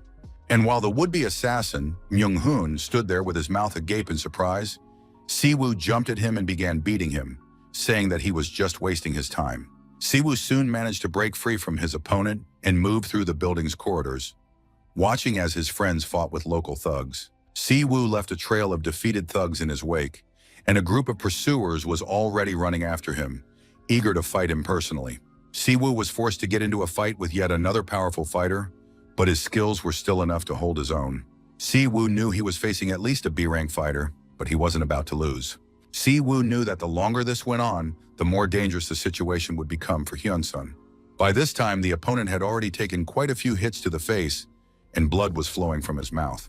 Soon, Bae Sung-ho appeared in the hallways, sent his friend Siwoo ahead, and said he would handle the rest himself. The man had received a call and was promised 100 million, so he just had to do as he was told. Hyun-sung is, of course, right. For someone like that to make 100 million is a huge stroke of luck, even if it means going to prison. Siwoo sincerely thanks Sung-ho, who stayed behind to clear the hallway for him, while he ran off to look for his friend. But Sung-ho considered it simply a job, one he would now carry out perfectly and efficiently. By this point, footage had already surfaced online showing a massive brawl taking place in the Gangnam area. The stream host said he didn't know the reason, but some guys had come to beat up his friend, so they rushed over to help. The streamer said he called the police right away, but they still hadn't arrived, even though the police station is just 5 minutes away from the scene. Everyone agreed that this was very strange, so viewers of the live stream could actually watch what was happening. The guy watched the scene unfold in horror. Of course, he did everything Hyun-sung told him to. However, it all looked truly terrible. The internet was cutting out, but was that enough to help Hyun-sung? Meanwhile, Hyun-sung kept fighting, no longer even knowing exactly how many guys he'd knocked out. Hyun-sung knew full well that getting out of the 12th floor would be too difficult. Getting into the elevator was dangerous, and besides, he was still alone. His opponents were badly beaten and exhausted. They demanded that Hyun-sung stop, realizing that otherwise they were finished. Hyun-sung was finishing off another thug with a kick when another fighter lunged at him from behind. The young man grabbed Hyun-sung by the waist and threw his whole body against him, pinning the guy to the floor. Immediately, several fighters from the Golden Circle Elite appeared nearby. They began kicking Hyun-sung indiscriminately, striking him in the head, back, and torso. Hyun-sung realized these guys were persistent, but apparently they were all already at their limit. Now, only the strongest would survive. Hyun-sung managed to bite through the arm of the young man, holding him back, and leaped up, breaking free from the hold. At that moment, another fighter appeared on the floor, who apparently was an elite warrior of the Golden Circle and had decided to personally battle his victim. Hyun-sung made it to the elevator and pressed the button. He knew he had to rely on luck. The thugs saw that the elevator had been called and, realizing this, rushed after him to stop Hyun-sung. Hyun-sung got into another fight, but now he thought he'd almost made it and that he definitely wouldn't die here. After a while, the young man was sitting on the floor, leaning his back against the door, and the villains were finally able to breathe a sigh of relief, amazed at just how resilient this guy was. Suddenly, the elevator doors swung open, and a young man appeared before Hyun-sung, realizing he was too late. Siwoo looked at his friend with a gaze full of pain and sympathy. He sat his friend down near the elevator and asked him to rest for a moment. Siwoo was a veritable killing machine. It seemed as though their enemies were doomed. Almost at that very moment, police sirens wailed, and the guys realized they were in deep trouble. The gangsters hadn't expected the police to show up after all, and now they needed to get out of there fast before they were taken into custody. Siwoo supported his friend, who could barely stand on his own 2 feet. The young man wanted to know why someone as smart as Hyun-sung was doing such crazy things. Hyun-sung replied that he had to show as many people as possible that he wasn't a victim. The young man immediately noticed his friend's stylish hairstyle. He had clearly been preparing for his trip to the capital. The guys got into the elevator, and Siwoo asked his friend to explain to him what was really going on once everything was over. Hyun-sung replied that he would think about it, but made no promises. Soon there were numerous police cars, ambulances, and journalists gathered near the building. Hyun-jun was very angry that the police had been called so early. However, he was told that they had to stop the live broadcast because everything had become public knowledge. Hyun-jun was furious. This man had been paid a huge sum for the job. The Golden Circle would definitely deal with him later. Hyun-jun knew this was his last chance. He had to survive, but he couldn't think of anything to do. Just then, he received a text message on his phone, and beads of sweat broke out on the man's face. Starting a fight in the middle of Seoul was incredibly stupid. There had never been a situation like this in all his years on the job. In the interrogation room, the police officer told him that the young man could decide for himself whether to answer or not. The punishment would depend on his cooperation. The police had direct evidence in their hands. The correspondence between Hyun-sung and Myung-hoon, which mentioned the takeover of the city. Hyun-sung said he hadn't done anything of the sort, and there were no specifics in his messages. The young man demanded that the police provide solid evidence, not mere speculation. The police officer replied that the judge would consider the coincidences as a pattern. Besides, the students from Dasan happened to be at the scene for some reason, and that meant Hyun-sung had invited them to the scene of the fight because he knew it was going to happen. Hyun-sung realized that the police officer was trying to fabricate evidence for a bribed judge, but it was all too predictable. Hyun-sung replied that he had evidence. His friends were just passing through Seoul, and he simply asked them for help. The young man showed his phone with the text messages and added that the police officer should have studied the case more thoroughly before the interrogation. The investigator called his colleagues in Dasan, and they confirmed that the high school students were on a career exploration trip. The police officer, of course, didn't believe in such coincidences. It was too convenient that these students happened to be nearby. The man felt that the case was falling apart by the minute, and he needed to approach it from a different angle. In another interrogation room sat Bae Seong-ho, who denied the charges, but the police officer hinted that he could ruin his entire life. The police officer turned off the recording device and said that Seong-ho was of legal age and, unlike the school children, would go to prison. The Golden Circle would do everything in its power to make sure he rotted there for the rest of his life. But if Seong-ho testified against Hyun-sung, the police officer could save him. The young man replied that he knew. The Golden Circle was very influential, but there were people it was better not to mess with. Hyun-sung was exactly that kind of person. He never gave up halfway, and the very thought of betraying him was terrifying. Sun-ho asked the police officer to note that he had come to help Hyun-sung because he happened to be nearby. Only a few hours had passed. Hyun-sung was standing on the porch of the police station. Journalists were eagerly awaiting the young man, wanting to know if he had really started a mass brawl. Hyun-sung replied that he didn't know how he'd gotten involved in all this, but he knew for sure that the same thing was happening at his high school. Last time, the victim was Myung-hoon, but corruption runs rampant at the school, and no one reports it. Apparently, someone is now trying to kill him. One of the reporters asked who exactly he had in mind. Hyun-sung told the reporters that he would very much like them to find out. Apparently, an unusual person was behind what was happening. In fact, this was just the prelude, the fuse that the young man had lit, and now the headlines were becoming increasingly dangerous as the news spread. Hyun-jun received a message setting up a meeting, and the man was in despair. He knew it was the end for him. Myung-hoon was also on his knees before his boss, apologizing and saying how sorry he was. Neither man understood how this could have happened, since the plan had been flawless, but that Hyun-sung had orchestrated everything perfectly. Many Golden Circle fighters were interrogated, and they said that the guys from Dasan had been able to prepare thanks to Myung-hoon. The young man was in shock. He knew for sure that he hadn't leaked any information, but now absolutely everything pointed to him. Myung-hoon realized he had fallen into a trap and began begging his handler, explaining that he would be the first to go if this situation failed. Why would he do such a thing? Hyun-jun finally replied that he knew. Myung-hoon hadn't betrayed them, otherwise he wouldn't have come here but would have gone into hiding. The boy didn't understand why he had to be accused, but Hyun-jun explained in order for him to survive, he needed a traitor. After that, the man began kicking the student, who had no idea what was going on and had come to the counselor hoping for protection. Hyun-jun was satisfied. He had dealt with the traitor and was now going to beg his boss for one last chance. When Park Hyun-jun arrived at the appointed time and place, he realized that standing before him was the heir to the Great Sun Corporation. The man greeted the gentleman with a stuttering voice, and the gentleman asked if Hyun-jun knew how to assess a situation. The gentleman was curious as to why the Golden Circle had managed to survive for so long. Hyun-jun suggested that it was all about confidentiality, and that was the correct answer. The gentleman announced that they had reached a limit. In the future, everything would change, and a massive cartel of public evil would be created to transfer wealth and power. Right now, they were simply preparing for a future where they would reveal themselves. And then, despite everyone's knowledge of the Golden Circle, everyone would turn a blind eye to it. Timing and strategy are of the utmost importance. The golden circle must project an overwhelming image so that no one dares to oppose them, and now the gentleman is providing that opportunity.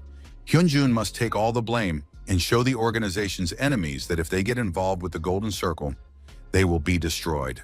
The boss said that when Hyunjun gets out of prison, he'll take on a suitable position, but the man wasn't sure he'd even be able to get out. Hyunjun decided to take advantage of the situation, because if he learns the weaknesses of the Golden Circle's leader, it will work in his favor. However, at that moment, the leader announced that he had revealed his identity for a reason. If Hyunjun tried to do anything, they had another man. That man would gladly go to prison for a large sum of money, while Hyunjun would simply die, and no one would ever find out. The gentleman was pleased, watching the frightened face of the man, who was completely unable to hide his emotions. The day before, the gentleman had met with his assistant and said he would reveal his identity because it was only a matter of time. If his opponents knew who he was, their actions would become predictable. However, the question of why Kim Hyun-sung was so actively opposing them remained unresolved. At first, it seemed like simple revenge, but now it was clear that it was something more. He demanded that his subordinates thoroughly investigate Kim Hyun-sung and find out who he is and where he lives. However, unexpectedly, the man smiled and said that wasn't necessary. He only needed Hyun-sung himself. Hyun-sung was reading the journalist's article, and it was quite good, revealing the truth about the staged fight.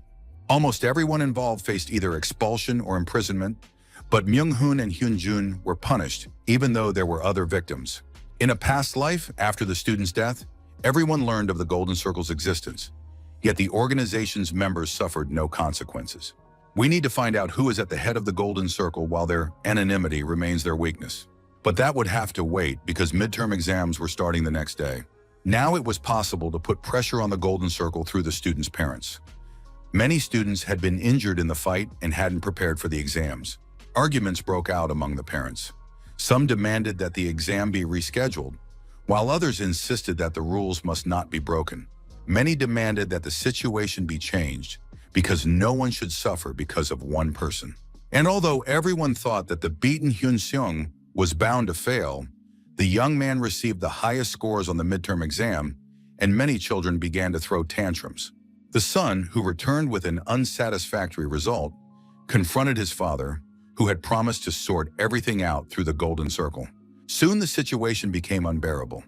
The parents met and discussed how, when they joined the Golden Circle, they had been promised confidentiality and guarantees that their children would be admitted to college. But these promises were not kept, and now all the parents and children were in danger. So many began to doubt the Golden Circle. The parents blamed each other for trusting the Golden Circle and joining it, but now they had to find a way to fix the situation. In the end, the president of the parents' committee promised that he would do something about the situation and then tell the parents everything. There was now a lot of talk in Seoul's elite circles. The press had learned of the Golden Circle's plans, and it had to sacrifice a broker. Representatives of the Golden Circle promised there would be no problems, but that didn't make things any easier. The man decided to meet with the head personally and voice the parents' concerns. The president of the parents' committee immediately said that he had come in person to hear a clear explanation. Their relationship had now been undermined. The head of the Golden Circle reminded the man that his organization and its leadership never hold public meetings unless absolutely necessary. He said that the president had broken rules that had been followed for decades and had made a mistake by meeting with client representatives. The president was very angry and didn't understand what rules were being referred to since he had trusted the Golden Circle for many years. It had been a wonderful partnership because the Golden Circle had done its job well, but now they had failed to handle Kim Hyun-sung on several occasions. If such mistakes on the part of the Golden Circle were to recur, people would no longer continue to cooperate with the organization. He was very calm and said that he had created the Golden Circle for mutual benefit, not so that one could use the other as an errand boy. The head warned that the parents were gravely mistaken if they wanted to know the real culprit behind their misfortunes. It was President Lim Cheol-hyung who had introduced them to the broker Jang Soo. The parents' representative began to change the subject, saying that they weren't blaming the man who had recruited the informant.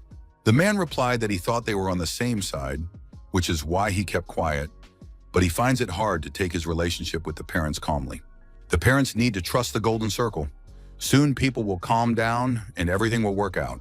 When that happens, the Golden Circle will certainly live up to all possible expectations. Left alone, the head immediately turned to his assistant and told him to contact several publishers right away. An article about future investment secret negotiations needed to be published urgently.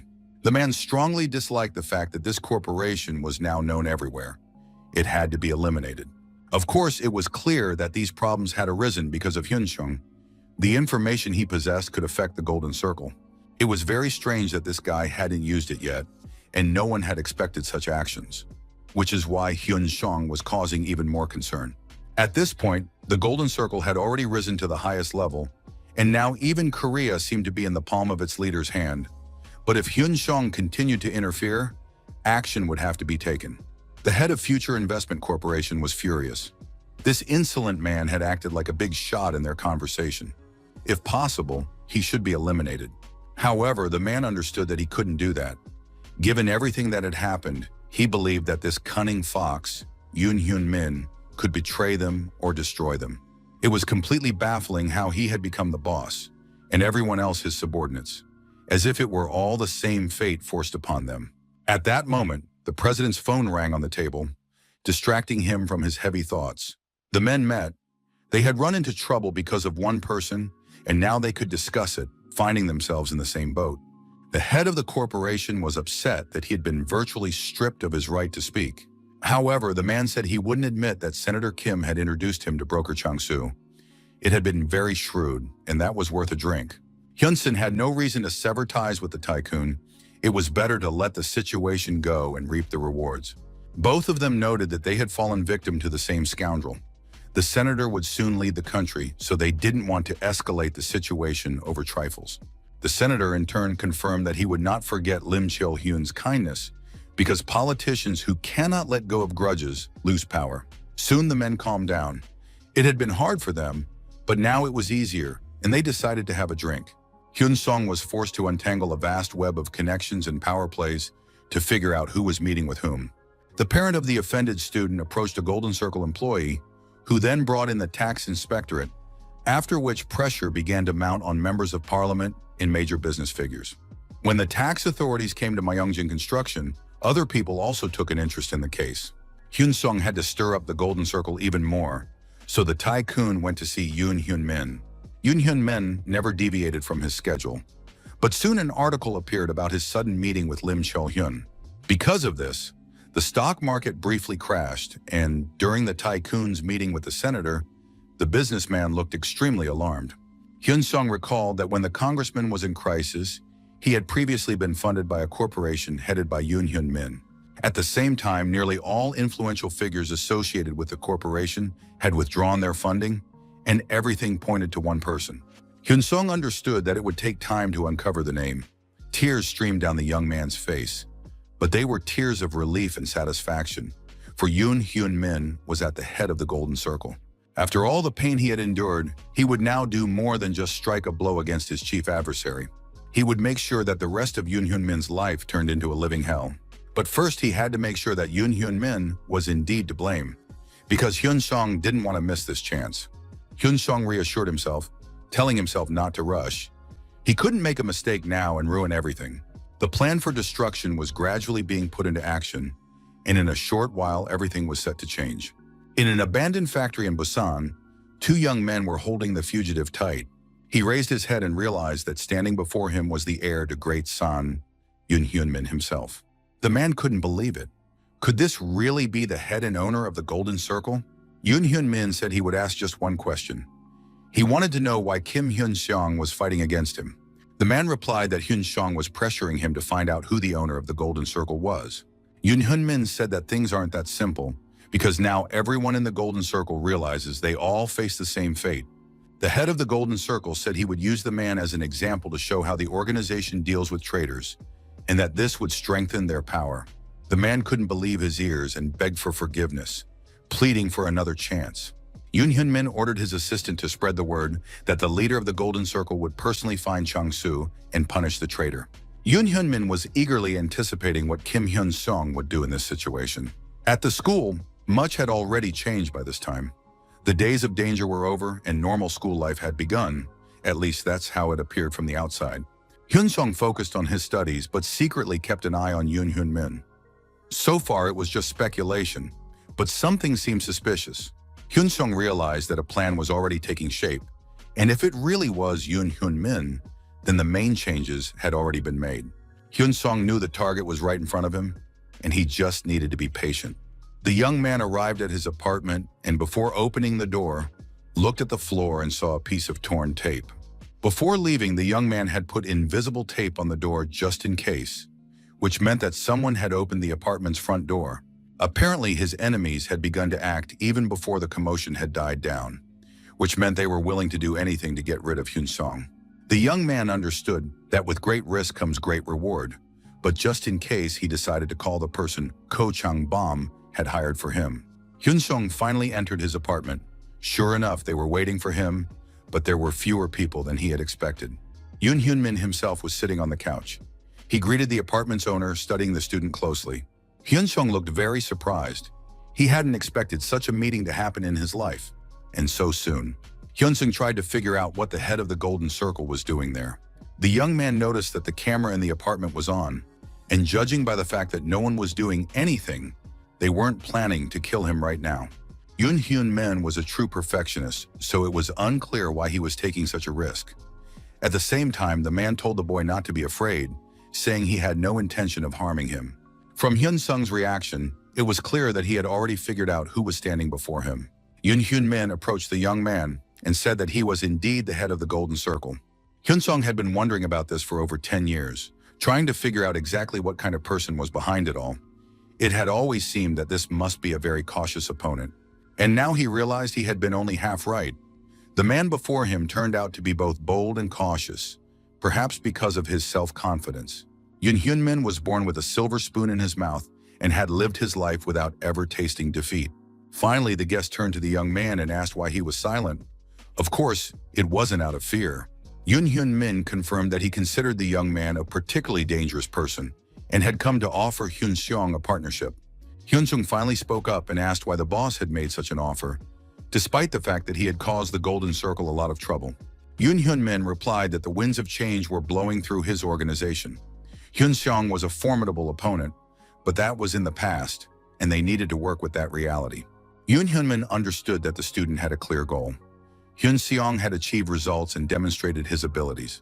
Moreover, the head of the Golden Circle was confident that even if he worked with him, Hyun-sung wouldn't be able to gather evidence. Hyun-sung didn't understand why they should work together, since in that case, Yoon-hyun-min would be able to take his people hostage. The man replied that he was in charge of the crazy ones and kept them on a tight leash. And now he could promise Hyun-sung that life in his cage wouldn't be so bad, because it wasn't just a cage, it was the Golden Circle. At that moment, the apartment door swung open, and Hyun-sung signaled to his aides that he was all right. Yoon-hyun-min realized he had been refused. A clear and, in principle, predictable rejection. After that, the man said he was leaving, and without another word, headed for the exit along with his men. As he caught up with Hyun-sung, the leader of the Golden Circle warned that even if the boy killed him, it wouldn't be the end of it. He added that they'd be better off pretending they didn't exist and not wasting time on each other. The aides really didn't like this trip. They thought Yoon-hyun-min was taking too much of a risk and that everything could have been done more safely. But the boss was satisfied. He wanted to test Hyun-sung personally and understand why this high school student was so determined to take revenge on him. Yoon-hyun-min had given the boy the perfect opportunity, but it seemed Hyun-sung was the type to go all the way to achieve his goal. Therefore, Hyun-sung is capable of many things, and now the order had been given to do everything possible to get rid of him. Hyun-sung understood that Yoon-hyun-min was very dangerous. It couldn't be any other way, since he was the head of the Golden Circle. At the same time, Hyun-sung didn't want to show fear or make excuses. He wanted his revenge to be carried out in an open confrontation. Hyun-sung understood that the advantage now lay with his opponent, who possessed the power and money to do whatever he pleased. Hyun-sung felt the same sensation he had back when he was a vegetable. Perhaps he had simply waited too long for this moment, but now he wasn't afraid. Just then, reporter Park Hyun-tae called to say he'd made a decision. The man said it didn't matter anymore, because he'd heard the news. The young man had nearly died today. A few days earlier, a meeting had taken place. The Golden Circle was well known among journalists. The journalist understood that Hyun-sung was attacking people who weren't easy to touch, and wanted to know what the young man was thinking by acting this way. Hyun-sung understood that the journalist was genuinely concerned about him, but it was this very man who had worked to the limit of his strength when the golden circle was exposed in a past life. Hyun-sung desperately needed the media's help, so he turned to the man and asked if he was ready to seize the opportunity to destroy the golden circle. Journalist Park was surprised and wanted to know what the young man was planning to do. The young man said that if the reporter was interested in his proposal, he needed to show determination. The young man had information about Congressman Lee Kyung-chul's youngest son. If the whole world found out about these scoundrels, they would disappear. Hyun-sung gave the reporter a month and promised to share his thoughts and information in the future. Journalist Park Hyun-tae honestly admitted that he had thought long and hard about it and felt afraid. Few journalists know the truth about the Golden Circle, but he could write about it. But when it comes to Congressman Lee Jong-soo's son, he is simply unforgivable. Hyun-sung immediately warned that this would be very dangerous because the journalist and his newspaper would face major problems. But the journalist took it in stride. He said he was almost ready to fight against the Golden Circle. And to start with, he wrote an article about Lee Jong-soo. But before revenge is fully carried out, Hyun-sung will suffer repeatedly at the hands of the Golden Circle's leader. Unexpectedly, police officers appeared before the young man and told him that the victims of school violence in Dasan had filed charges against him. The police reported that it was a large group of students, including Park Min-chul, so now the boy is being detained and taken in for questioning. In the interrogation room were the students who were supposed to answer the investigators' questions. They had to describe exactly how Hyun-sung had bullied them. Min-chul said that he once got into a fight with Hyun-sung at school, and after that, Hyun-sung constantly beat him up and, it seemed, even wanted to kill him. Hyun-sung had no intention of making excuses and asked them not to put on a show since the police would try to kick him out of school anyway. The police officer turned off the recording and said that it was indeed true. The Golden Circle had stirred up a fuss in an attempt to get rid of Hyun-sung. None of the victims would recant their statements, including Park Min-chul, because everyone feared the Golden Circle more than they feared Hyun-sung. Everyone was curious to see what would happen to the boy if he were expelled from school for assault. At the same time, Ko Chang-bom found himself in a difficult situation. The director of internal affairs reported that the situation had spiraled out of control. Mongjin Construction was financially sound, but all the banks were refusing to grant them loans. No one wanted to lend them money. The internal director relayed this information and suggested that it might be connected to a man named Kim Hyun-sung. Ko Chang-bom understood exactly what was going on. After the tax investigation failed, their enemies had decided to cut off the company's funding and drive it into bankruptcy. Chang-bom decided first to prepare countermeasures and meet with the president to resolve the issue. Just then the phone rang, and Chang-bom stepped aside to answer it. It soon became known that the girls they had previously been talking to were involved in cases of violence at school and had now filed harassment complaints. Of course, this made no sense, but it was clear that pressure was being applied from above by someone far too influential. Chang-bom was very angry, especially because everything was unfolding exactly as Hyun-sung had warned. Companies were being denied loans and lawsuits were being filed at the same time. Hyun-sung had warned him, if things got too tough, Chang-bom should be honest about it. No one would judge him, but he needed to be prepared. Chang-bom became upset again and began to doubt whether he should continue supporting the guy and his methods of handling the situation at all. The man called Hyun-sung and asked what he should do in this situation. Hyun-sung warned that he had to tell him something first before Chang-bom took any action. The guy reported that a few days ago he had met with the head of the Golden Circle, and now new incidents were starting to surface. The circle was doing everything possible to get rid of him. Chang-bom listened to everything quite calmly and asked who exactly was in charge of the Golden Circle. Upon hearing the name Yoon Hyun-min, it became clear that this was the man who controlled the country's economy, and a confrontation with him would be extremely difficult. Hyun-sung didn't know how Chang-bom would react. Chang-bom immediately replied that he had caused quite a few problems in his youth as well, but now we were talking about an entirely different level. Hyun-sung was glad to hear the words of support and said that this time he would once again exceed all of Chang-bom's expectations. Soon a shareholders meeting was held, which Ko Myung-jin was supposed to attend. Ko Chang-bom gave a presentation on ways to combat the crisis, explaining the situation created by the Golden Circle around their company. Everyone was puzzled, as they had expected a routine financial meeting. Chang-bom reported that the company had previously enjoyed a good reputation, numerous achievements, and a clean tax record, but was now facing problems due to the Golden Circle. If they were to acquire Myeongjin, it would lead to the destruction of relationships with partners and a complete loss of independence. Jang Byung was convinced that they should not join either side, even if it meant a profit. It was clear that if they handed over control of the company to others, it would quickly fall apart. The future could not be entrusted to a corrupt system. Chang Bom said that as CEO, he would make the company the best in its industry.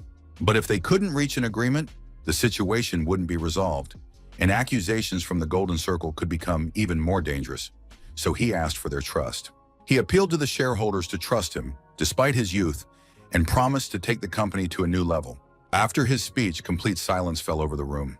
Finally, one of the shareholders said he was proud to work for this corporation and expressed the general sentiment. The man raised his hand and declared that he would work alongside the CEO to build the company's future. Other shareholders also expressed their willingness to resist the pressure and not sell their conscience. Many did not want to become pawns in the hands of scoundrels, even if it would be difficult. Ko Myung-jin watched his eldest son with some satisfaction and now wanted to know what Chang Bom proposed doing in the current situation. Chang Bom told those present that in the near future, all media outlets would simultaneously publish articles about the bank's tyranny. These articles would detail the bank's pressure on the firm, and even if they had to endure financial difficulties, the charity project would continue. Of course, it was an excellent plan, but the directors still had doubts. Would there be enough money for everything? The CEO explained that they had enough retained earnings left in the company, and that would be enough to cover the loan payments. If things continued in the same vein, the company would maintain its reputation and gain an excellent opportunity with little risk. Ko Myung-jin could see that his son had planned everything perfectly. Moreover, he had prepared countermeasures as if he had foreseen this turn of events. After that, a media attack targeting Yang Byung directly began. Articles about the harassment called him a scoundrel and dredged up his wild youth. Thus, for a while, Ko Chang-bom and Myeongjin Construction became the most talked about topics in the media. Wherever the man appeared, there were always journalists nearby demanding comments on what was happening. Hyun-sung advised him not to hide his past. It couldn't be changed, but he could use the situation to permanently minimize future risks. Chang Beom began actively communicating with journalists and said that he had indeed behaved inappropriately and did not intend to make excuses. The main thing was not to repeat his mistakes. Jang Beom even bowed to the journalists once and declared that he would cooperate with the investigation and accept punishment if found guilty, and he also apologized for the trouble he had caused. Jang Bom was summoned for questioning, and the police officer immediately offered to strike a deal that would allow the businessman to extricate himself from the difficult situation. However, Jang Bom chose the harder path. The police officer believed this was his last chance. If Chang Bom actively assisted the Golden Circle, everything would be settled, and the CEO would be spared criminal prosecution.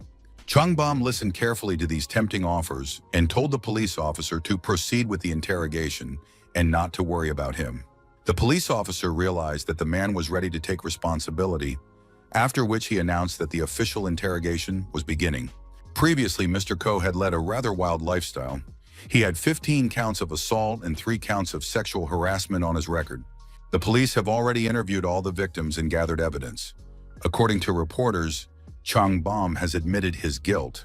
At that point, the lawyer stated that the case would be difficult to handle because most of the charges had already been considered previously, and he produced the documents. He presented them to the investigator and added that his client had already been punished for these incidents, and that it was impossible to punish him twice for the same offense. The investigator gritted his teeth in anger. He had run out of arguments. Ko Chang-bom, seeing this reaction, smiled calmly and said he was ready to accept the punishment if it were imposed on him. The principal of Dasan School was watering the flowers in his office and thinking that Ko Chang-bom was a real jerk who was bound to cause trouble. Myeongjin Construction stock had plummeted, and the principal worried that no one would sponsor him now. But at the same time, he was pleased. Thanks to Kim Hyun-seon, people's attitudes at the school had changed, and they had joined the upper echelons. The school principal believed he needed to leave Myeongjin to achieve more within the Golden Circle. The man picked up the phone intending to schedule a meeting, when suddenly he heard loud shouts coming from the hallway. It had come to light that a teacher, Mr. Kim Yeon-chul, had been taking bribes from parents for a long time in exchange for looking after their children. The man tried to deny the allegations, but he was shown video footage, and there was no point in claiming innocence anymore. It also came to light that English teacher Ms. Lee Min-young was with Mr. Kim. They had spent time together on multiple occasions.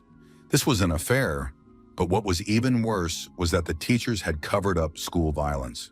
The main problem was that the school's teachers had condoned school violence. The investigation was ongoing, and their accounts had been frozen. Kim Yun-chul wanted to know what would happen to him, but the investigator replied that he would be fired and likely imprisoned. The principal, overhearing this conversation, immediately realized that after teacher Kim, the police would come for him too. He picked up the phone to contact the right people and figure out the situation. He was told that nothing could be done in this situation because there was intense pressure from above. They also reported that orders had been issued to get rid of many teachers, and it was already impossible to intervene. In the end, the conversation concluded with the advice, think of yourself and save yourself on your own. A few hours later, a frightened and angry teacher named Kim burst into the office, demanding that something be done because they were all facing the end.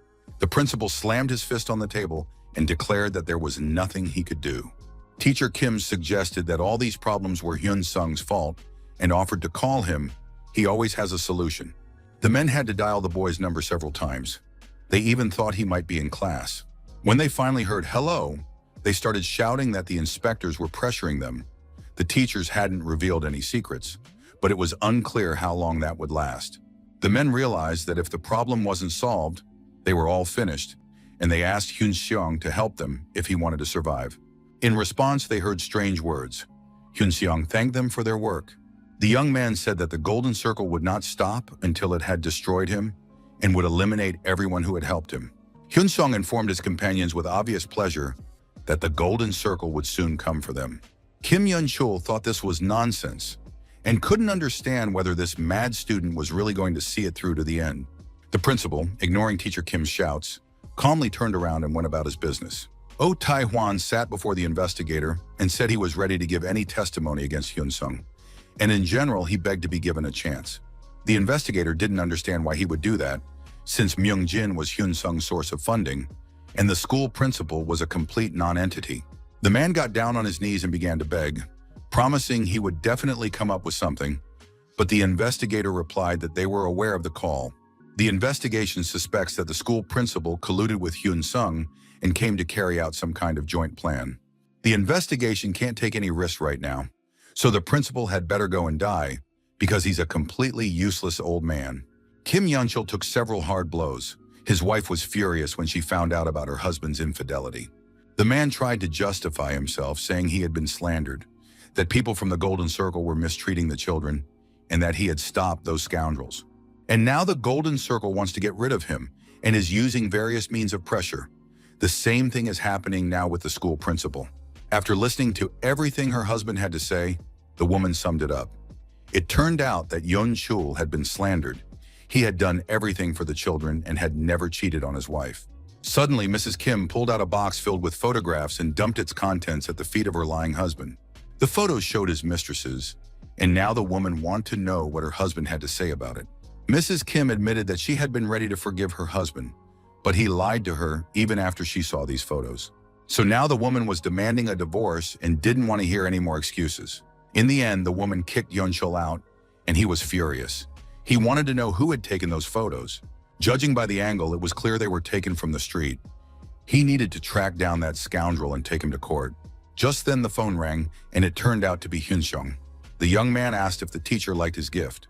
Kim Yun-chul couldn't believe his ears, but Hyun Sung confirmed that he had deliberately sent the photos to his wife. The teacher was furious. This kid had dared to laugh at him. It turned out that it wasn't the Golden Circle who had dealt with him, but a schoolboy. Hyun Sung calmly listened to the teacher shouting and said he would now tell him a story about one of his students. This boy went to school and he was bullied there. At some point, he could no longer endure this hell, so he turned to a teacher for help. But because of the adult's neglect, that child died. And now there is one question. If he were in that student's place, would Yun-chul forgive the teacher if he had the chance to take revenge? The teacher immediately began listing the names of the boys who had suffered because of his inaction. He said he regretted it and would reflect on his actions, and also promised not to do it again. Hyun Sung listened to these confessions and said that the man had lived like a true scoundrel. But at the same time, it was wonderful that he was still the same kind of scoundrel. Hyun-sung really wants the teacher and the school principal to live long lives because they need to feel the consequences for as long as possible. Hyun-sung has arranged a special kind of pain for them that the men will now feel and endure for many years to come. Hyun-sung flung the phone aside. He had held back for a long time and even wanted to kill these teachers on the spot, but such a death seemed too easy. The Golden Circle will be very pleased that Hyun-sung dug a pit for the teachers from Dasan. Even though they had helped the young man, this can be used to strengthen their position. At first glance, it seems that everything has descended into chaos because of the Golden Circle. But now all of Dasan will be angry at the Golden Circle, which is exactly what the young man wanted. Over the next few days, events unfolded very quickly. The school principal and Tim's teachers were fired, and they were also unable to avoid imprisonment. Ko Changbom also couldn't escape punishment. He received a suspended sentence, and on top of that, he was to be punished for the assault charges. Changbom was acquitted of the sexual harassment charges, but he planned to sue the woman who had made those accusations. After careful planning, the worst-case scenario could be imagined. Changbom stated once again that he does not deny his past, but now repents and will not repeat his mistakes. He also said that he would prove he is worthy of becoming Myungjin's heir, and that he is no longer immature as he once was. Of course, the Golden Circle was dissatisfied with this outcome. Chung Beom wanted to know what he should do now. He hadn't gone to prison, but things would be difficult for him from here on out. Jong Beom believed it was better to release the principal and teacher Kim from custody because if their crimes became known, it would be impossible to avoid punishment. Hyun-sung wanted to stay at the school so that the teachers wouldn't be able to provoke him easily, and so he could have a chance to attack the Golden Circle. Besides, the young man wanted to find out who was the head of the Golden Circle. But now the boy knows that his main opponent is Yoon Hyun-min, so there's no point in staying at school, and he needs to move on to the next step. The phone call was still going on, but he said he had prepared a special gift. The entire room was covered in blood, and the man begged for help and to be saved, but Hyun-sung kicked him, smearing blood across the floor. Hyun-sung looked at the lifeless body and, gazing at the man, asked his name. After that, he approached another man and asked him again. The young man wanted to make sure everyone remembered his name. When it became clear that he didn't need to repeat it anymore, Hyun-sung waved to the boy and told him to tell his father the name of the man who had wronged him. The congressman was furious. He couldn't understand how this kid had found his son. It was all because of his connection to the Golden Circle. Yoon Hyun-min listened to the man's hysterics and realized this was to be expected, but this congressman was already starting to get on his nerves. At some point, Yoon Hyun-min grew tired of listening to the shouting and wailing and demanded that the congressman just shut up. The man was advised to think carefully, since he held his position only thanks to the Golden Circle's money, so he should be begging, not accusing. A few seconds later, Lee Kung-chul realized this and apologized for his outburst. Yoon Hyun-min promised he would sort everything out soon. Hyun-sung acted that way because there was nothing else he could do. The man ordered them not to wait for Hyun-sung to leave school, but to expel him immediately. They could use the violence as grounds for expulsion. But it turned out that student Kim Hyun-sung had already been expelled. It was clear that everyone was playing by this student's rules. Hyun Seon was being interrogated when Yoon Hyun-min called him. The man said he had been counting on the internal conflict the student might cause. But now it's clear that Hyun Seon is a complete non-entity, and he'd be better off staying in school at any cost if he values his life. Hyun-sin listened to the threats coming from the head of the Golden Circle with a laugh and said that the man wouldn't get to him anyway. Yoon Hyun-min already understood that this guy didn't throw words to the wind, which meant he had some very serious plan in mind. Hyun-sin asked his interlocutor what Mr. Yoon thought was the reason Hyun-sin had dropped out of school. At that moment, the aide showed him some papers and said that Mr. Yoon Hyun-min had better take a look at them. An article had been published in one of the media outlets revealing the real names of the congressman and his son, and this was no longer mere criticism, but a deliberate expose. The head of the Golden Circle surmised that Hyun-sin must be desperate to have published such information. Hyun-seon continued to insist that he was in a very secret location where he could not be found or eliminated. If Yoon Hyun-min got rid of the boy now, people would start asking why a high school student had attacked a congressman's son. They would also recall the mass brawl and everything else. Right now, Kim Hyun-sin was the center of attention, so killing him would tell the journalists and the public more than any other action. Hyun-sin needed to buy time, so he tried to confuse his opponent and force him to act impulsively. When a rabid dog tears off a person's limbs, the person will do everything possible to deal with the dog. And now we have a very amusing situation. Yoon Hyun Min, a man who has everything, but he doesn't want to sacrifice anything and can't handle Hyun-sun. Hyun-sun said they would put an end to all this. He would leave on his own, but eventually the head of the Golden Circle would have an opportunity. The man listened to all this, tapping his hand nervously. He understood that Myungjin Construction had lost its power, and the teachers in Dasan had been caught and arrested. Yoon Hyun Min said he would do as the young man wished.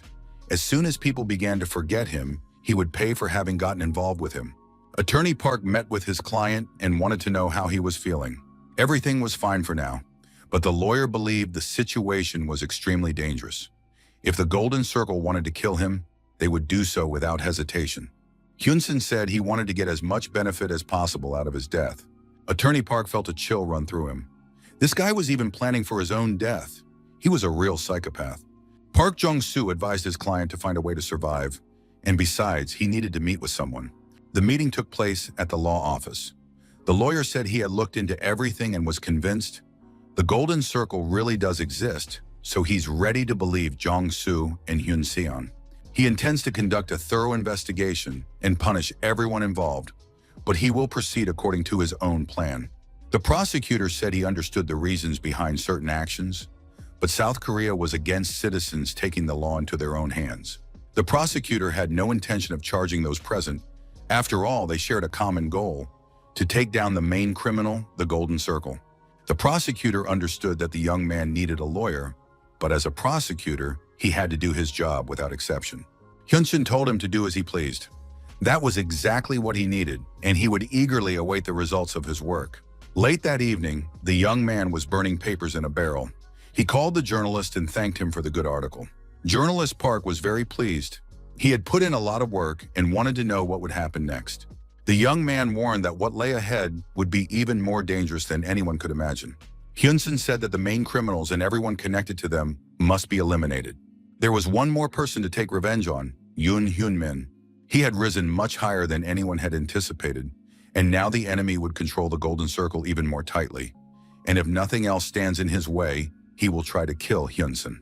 Hyun-sun didn't know if he would manage to stay alive and see his revenge through to the end, but he would do his very best to make it happen. The young man burned the last of the papers, thinking that he had to make it all happen. After all, that was why he had returned. The night was drawing to a close and the sky was already growing light. Hyun-sun finished burning the papers, and the next day, the young man disappeared. 6 months have passed since then. The end of the year was approaching, and during that time, Yoon Hyun Min had consolidated his power in the Golden Circle. The man had established himself as the sole leader, with a vast number of subordinates and immense power. Yoon Hyun Min had consolidated the Golden Circle, which he ruled with an iron fist and immense authority. Even people of lower social status began to view him with suspicion because they knew his weaknesses. His aides reported that progress was slow due to public opinion. The corporate tax cut was moving forward. They needed to be patient, and good news would come soon. Yoon Hyun Min was satisfied. They had pushed this policy through, and now everyone would be able to live comfortably. His company was reaping the rewards, and this was having a positive impact on everyone associated with the Golden Circle. The benefits of these relationships had reached unprecedented heights. A massive cartel had been created, one that Yoon Hyun Min had dreamed of for many years. But there was one issue that troubled him. Kim Hyun-sung's whereabouts were still unknown. Every resource had been mobilized, but no trace had been found.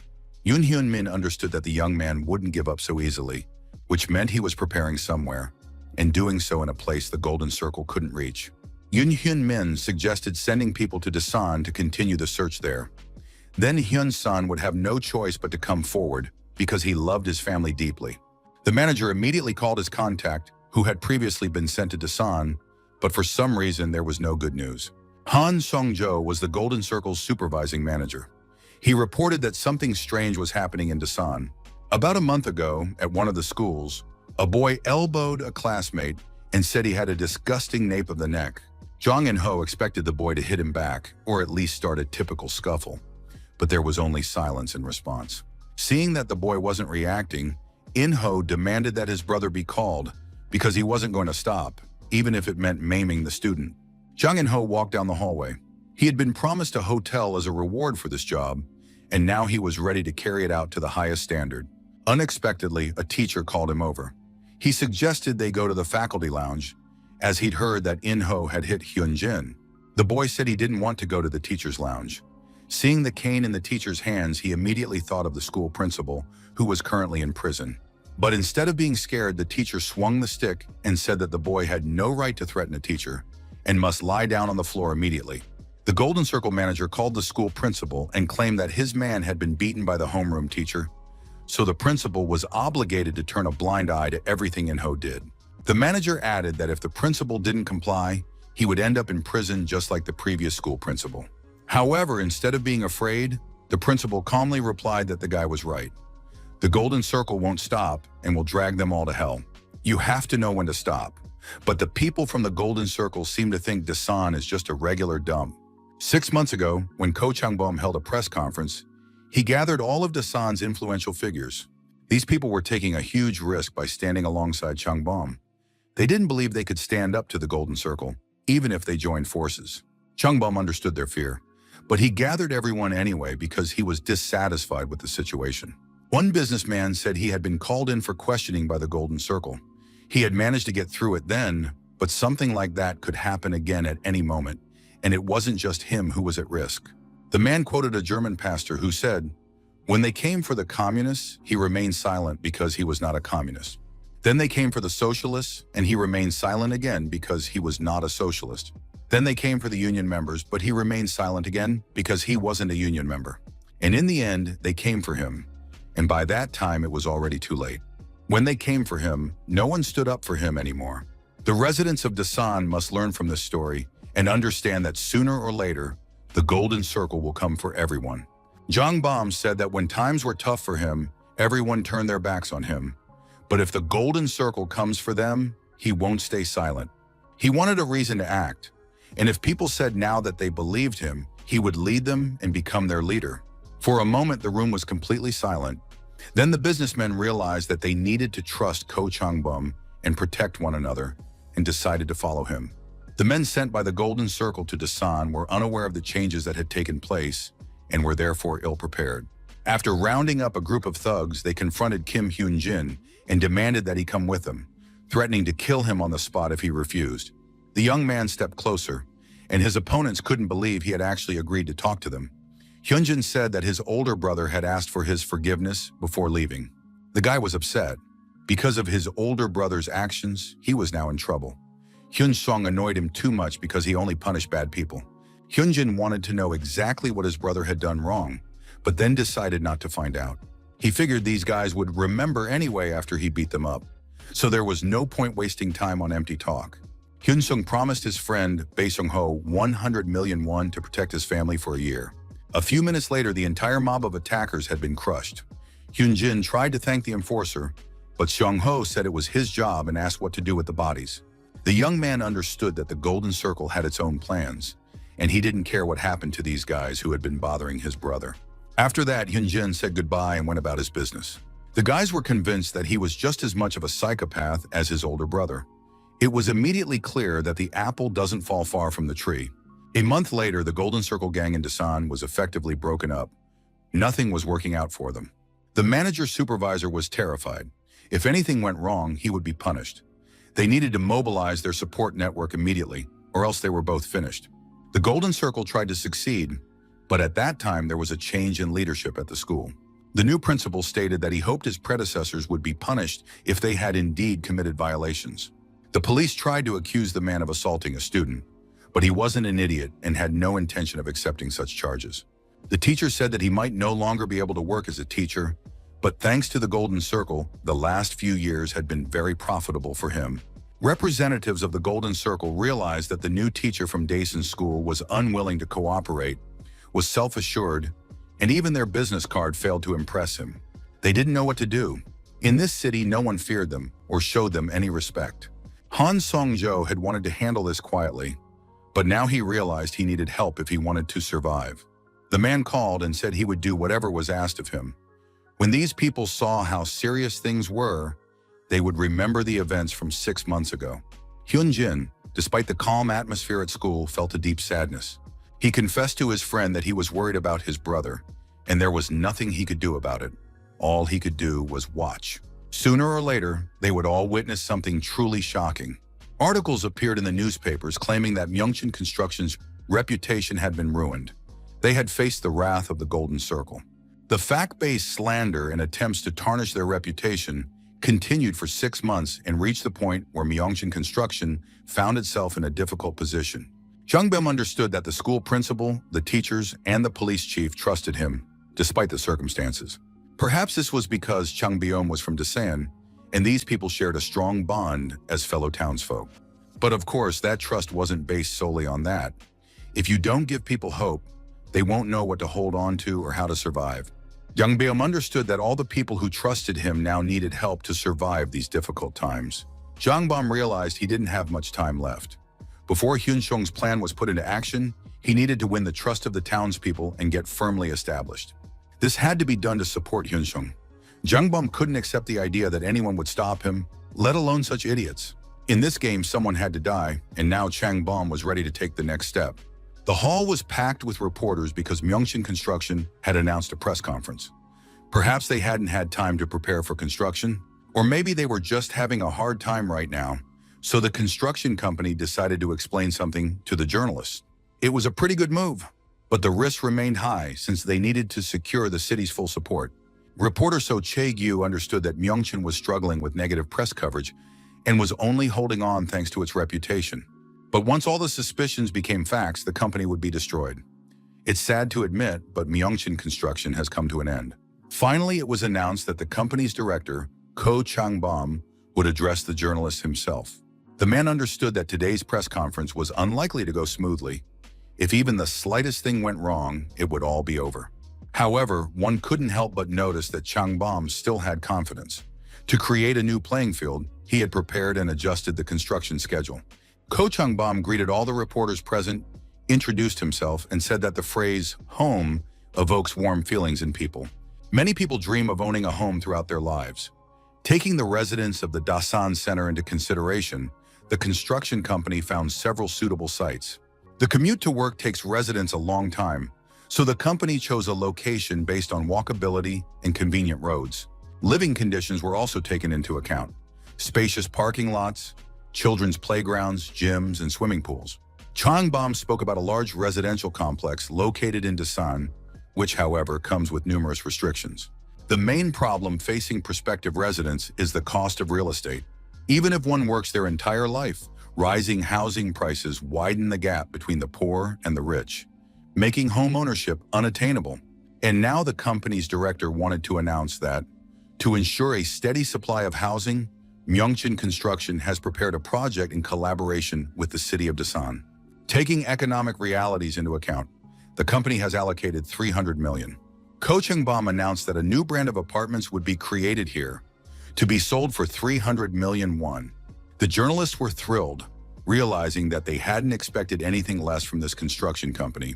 The project left people satisfied. Compared to the mood they had arrived at the press conference with, it seemed like an excellent decision. But unlike ordinary people, negative articles reappeared in the media, questioning how such a low price could have been set. Ordinary people were excited. The Golden Circle's investigation had proven effective. On one website, a builder wrote that Myeongchun could be trusted, unlike other companies. The man didn't understand why there was criticism. It's great that prices have been lowered. We need to restore fairness and give people the opportunity to work with banks and build housing. There was also a view that people had welcomed Myeongchun's decision, and at the same time, accusations began to fly against those who were writing paid articles for competitors' money. Soon, apartment buyers began writing that the housing built by Myeongchun Construction was of high quality and that the company could be trusted. Jung Beom recalled how in his childhood, companies sought to increase profits by using cheap materials, whereas now Myeongchun uses expensive materials. People constantly criticize their company, so they are unlikely to appreciate the use of high-quality materials. Chang Beom honestly admitted to his father that sometimes he doesn't understand why they make certain decisions that in his view are unreasonable. But recently, while preparing for his latest project, he realized something important. Just how important a home is to a person, and also how much confidence and trust it can provide.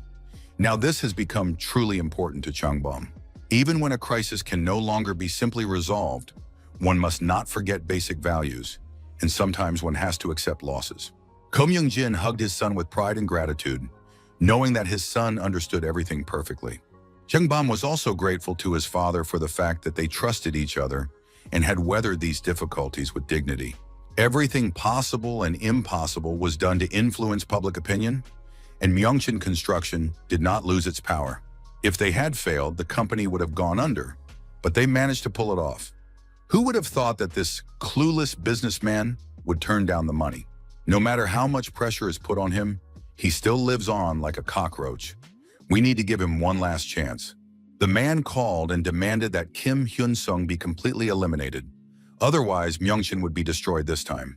If they refuse, people at one of the sites will die, and the government will take everything away from the company. Myeongchun's management will go through hell on earth and end up at rock bottom. Jong Bum listened to the threats with a laugh and said that he was very scared, but he wanted to know what part of it was true. It's different with Kim Hyun-sung. He constantly proves what he's capable of and gets results even in unfavorable situations. And now, for some stupid reason, Chang Bam has to abandon this man and believe those who act despicably even toward their loved ones. Jang Byum advised his interlocutor to say whatever he wanted. It wouldn't affect him, so it would be better not to call again and not waste their time. Of course, the man hadn't expected such a response, but he believed this was Chang Bam's last chance, and he hadn't taken it. Yoon Hyung Min sat pensively in his office when a subordinate entered. After the failure of the Golden Circle operation in Dasan, Han Seong-jo was fired, and at the same time, influential people began to take action. In addition to the incidents mentioned, something else happened that attracted a lot of attention. Even television was covering the events. Exams were being held in schools, and journalists were speculating whether anyone would get a perfect score. One female reporter was certain that this wouldn't happen and that no one would even come close to a perfect score. Of course, it could have been Kim Hyun-sung, but he had been expelled 6 months earlier, so he was unlikely to be allowed to take the exams. Too much time had passed. Just then, the first results came in, and to the reporter's delight, a perfect score was recorded. The girl immediately started making calls, trying to find out the details. The perfect score was achieved by a man named Cho Jung-woo. It turned out that he was 23 years old and was taking the exam for the first time. Everything was fine until it turned out that this man was disabled. How he managed to pass the exam was completely baffling. A couple of hours later, reporters gathered near the hospital in Gyeonggi Province. Everyone wanted to get inside and get the information firsthand. The journalists were on high alert. Everyone knew that whoever broke the story first would be the winner. Soon a man, Choi Jong-woo's father, came out of the hospital. He invited the journalists inside to cover the events. Journalists immediately rushed after him, bombarding him with questions along the way. Everyone wanted to know, when the young man regained consciousness, had he come out of the coma? And how had he managed to pass the exam while in that condition? The journalists were allowed into the patient's room, and they couldn't believe their eyes. The man explained that his son had been in a coma for 3 years, and Kim Hyun-sung received the highest score on his behalf. 4 months before the exam, he appeared before the man, who had previously contacted a detective agency to find his son's attacker. The young man offered to avenge the man's son. The young man was wearing a cap and a hoodie. He said that Jung-woo couldn't handle the bullying at school and eventually threw himself in front of a car, after which he fell into a coma. All these years, the father had thought his son had been hurt because of a conflict over college, so he constantly blamed himself. The stranger advised him not to destroy himself. When his son wakes up, he needs to be there and show him that everything is okay. Hyun-sung said that the boy was alone now, in a dark abyss, desperately clinging to life. But the man didn't want to hear it, so the stranger said he would avenge the young man in his father's place. He asked permission to use his son's name and walk his path in his place, a path of destruction. Soon, all the reporters left the hospital and now wanted to know why Hyun-sung had taken the exam on behalf of someone else. Hyun-sung looked at them, realizing that they had no idea how he had lived or what he had felt at school. He had been waiting for this moment with great anticipation, and this was only the beginning. Hyun-sung began his story. Before answering questions about the exam, he wanted to explain why he had disappeared for 6 months. Surely all the reporters were curious as to why a straight-A student had suddenly dropped out of school right before the final exams. Everyone present listened intently to Kim Hyun-sung. This was truly sensational news. Hyun-sung reminded them that he had already spoken about this after the incident at the hotel. If you look closely, it becomes clear that someone was trying to kill him. He said he had no choice but to drop out because he was being threatened by an organization called the Golden Circle. Their paths crossed when Hyun-sung was 17 and attending Dasan High School. It was then that two local thugs were given an assignment by the Golden Circle. Hyun-sung was injured and went off the rails, and later learned of the existence of this dangerous organization. And while he was fighting back, it turned out that a classmate named Hyu-ji had put a hit on him. She did this because the young man had rejected her, and that was enough to bring out her cruel side. So Hyun-sung decided to destroy the Golden Circle. But their power turned out to be limitless. Teachers, police officers, prosecutors, and politicians had been bribed. All of them had become puppets. To get rid of Hyun-sung in high school, a series of disciplinary committee meetings were held. But this yielded no results, and then a massacre was staged at a hotel. Hyun-sung continued to resist but realized that his loved ones were in danger, and he had no choice but to leave. In addition to Hyun-sung, many students suffered at the hands of the Golden Circle, one of them being Choi Jong-woo. Hyun-sung took the opportunity to tell reporters about the Golden Circle to show that they were no longer victims. To do this, he borrowed Choi Jong-woo's name and took the exam in his place. The reporters wanted to know who would be held responsible for what had happened. Finally, Hyun-sung named the main villain, Yoon Hyun-min, heir to the San Corporation. It was an extremely dangerous move, and the internet instantly exploded with discussions. Many who had previously dismissed the story of the Golden Circle as fiction now realized it wasn't just a rumor. People wanted to know what measures would be taken next. Did a powerful cartel made up of influential people really exist? Yoon Hyun-min, of course, had watched the speech as well. Now he understood what Kim Hyun-sung's plan had been and why the boy had dropped out of school. He had used someone else's name to intervene and had done exactly what the media loves so much. Yoon Hyun-min had to admit that for the first time, he felt as if a knife were held to his throat, and he actually liked that feeling. Yoon Hyun-min ordered that all the publications receiving money from him be warned to write that Hyun-sung was not a law-abiding citizen, but a despicable individual who had instigated school violence. He also needed to find companies that would manipulate comments on social media, as well as launch a series of scandals through trusted channels. The police were supposed to shut down Hyun-sung. He was to be arrested for the crime he had committed. Yoon Hyun-min remained completely calm. His organization had spread across the country like a cancerous tumor, so there was no need to rush. At the Gyeonggi Province police station, they were extremely outraged by the young man's behavior and the crime he had committed. Hyun-sung was accused of sharing his speculations with the media, causing San Corporation's stock to plummet. Hyun-sung realized that the police didn't believe him and considered his story a fabrication about a conspiracy. But the police officer stated that the young man had not only taken an exam for someone else, but had also told the whole country about it, and now he was finished. Hyun-sung replied that this was only the beginning of his plan and that the police officer had yet to learn the rest. An emergency meeting was called at San Corporation's headquarters. It was no longer possible to hide what was happening. Until then, director Yoon Hyun-min had enjoyed an impeccable reputation. He always helped and supported those in need. No one could have imagined that because of some teenager's words, the company would suffer astronomical losses, and this conspiracy would continue to destroy the corporation. Journalists understood that company representatives were implying that Mr. Yoon Hyun-min allegedly had nothing to do with this. But a spokesperson stated that Kim Hyun-sung had no evidence, so his words could not be trusted, and he should be held accountable for such lies. At San Corporation, they believed that the young man was either trying to smear a competitor or was mentally unstable. Everyone knew what a respectable citizen Yoon Hyun-min was, so the teenager's words could not destroy his reputation. At that moment, a man entered the room, determined and, despite being barred, made his way to the microphone. He declared that if they wanted to clarify the situation, everything had to be shown on the main channel. He accused the media of serving only vested interests, and that is precisely why the Golden Circle is so repulsive. He called everything that was happening a sham and declared that these journalists had no right to call themselves such. When asked for evidence, he replied that the independent media had it and would present it. The man asked the cameramen to film everything they were about to be shown. Members of the Committee to Combat Violence in Schools were invited, as well as victims and parents of those harmed by the Golden Circle. All these people became living proof and witnesses to the existence of the Golden Circle organization.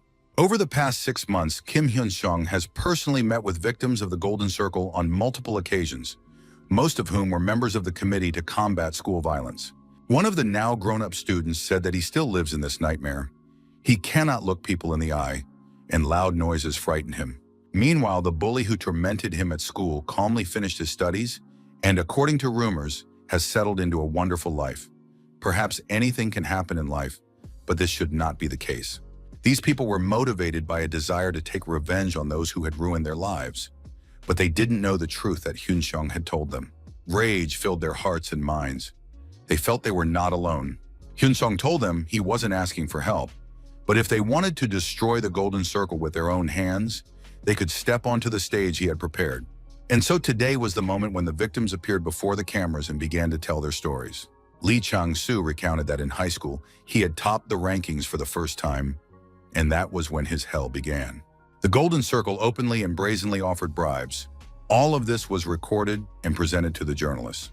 This was no coincidence, and there were many such victims. Lee Chang-soo was just the beginning. After him, a woman spoke to the journalists, unable to hold back her tears as she spoke of her deceased daughter. A man held documents confirming the money transfers in his hands. Also present in the room were those who had been direct witnesses and had previously participated in the bullying themselves. Many such cases were made public.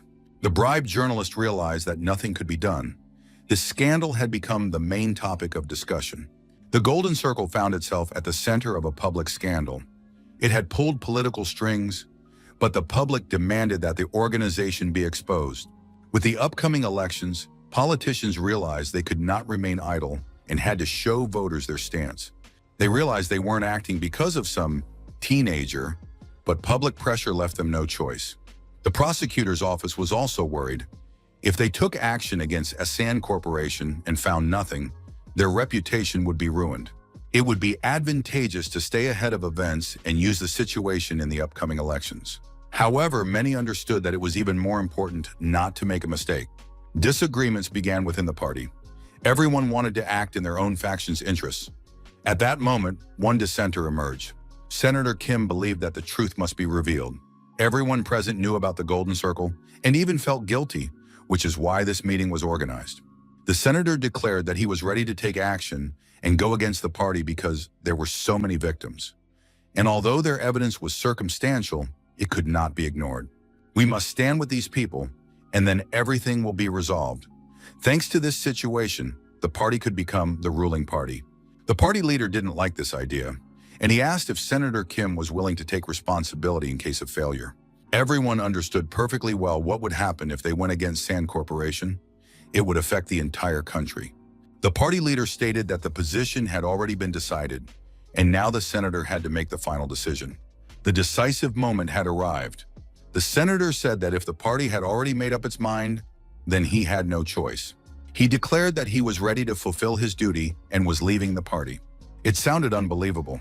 People thought he wasn't serious, but the senator confirmed that he was leaving. If his opinion is not taken into account in this party, he will leave it, even at the risk of losing political credibility. Party leaders asked Senator Kim Pano what he would do if he lost his political career simply because of his desire to play the hero. The senator replied that he didn't need their concern and added that he was well aware of his responsibilities. Kim Pan-oh addressed those present and said, if anyone wanted to join him, now was the perfect time. The party leader thought he was talking nonsense, but unexpectedly, several people rose from their seats. It was unthinkable. Were these people really ready to leave with Senator Kim Pano? The party leader didn't understand what was happening or why no one cared about his opinion anymore. One of the young party members asked the senator if everything would really be all right.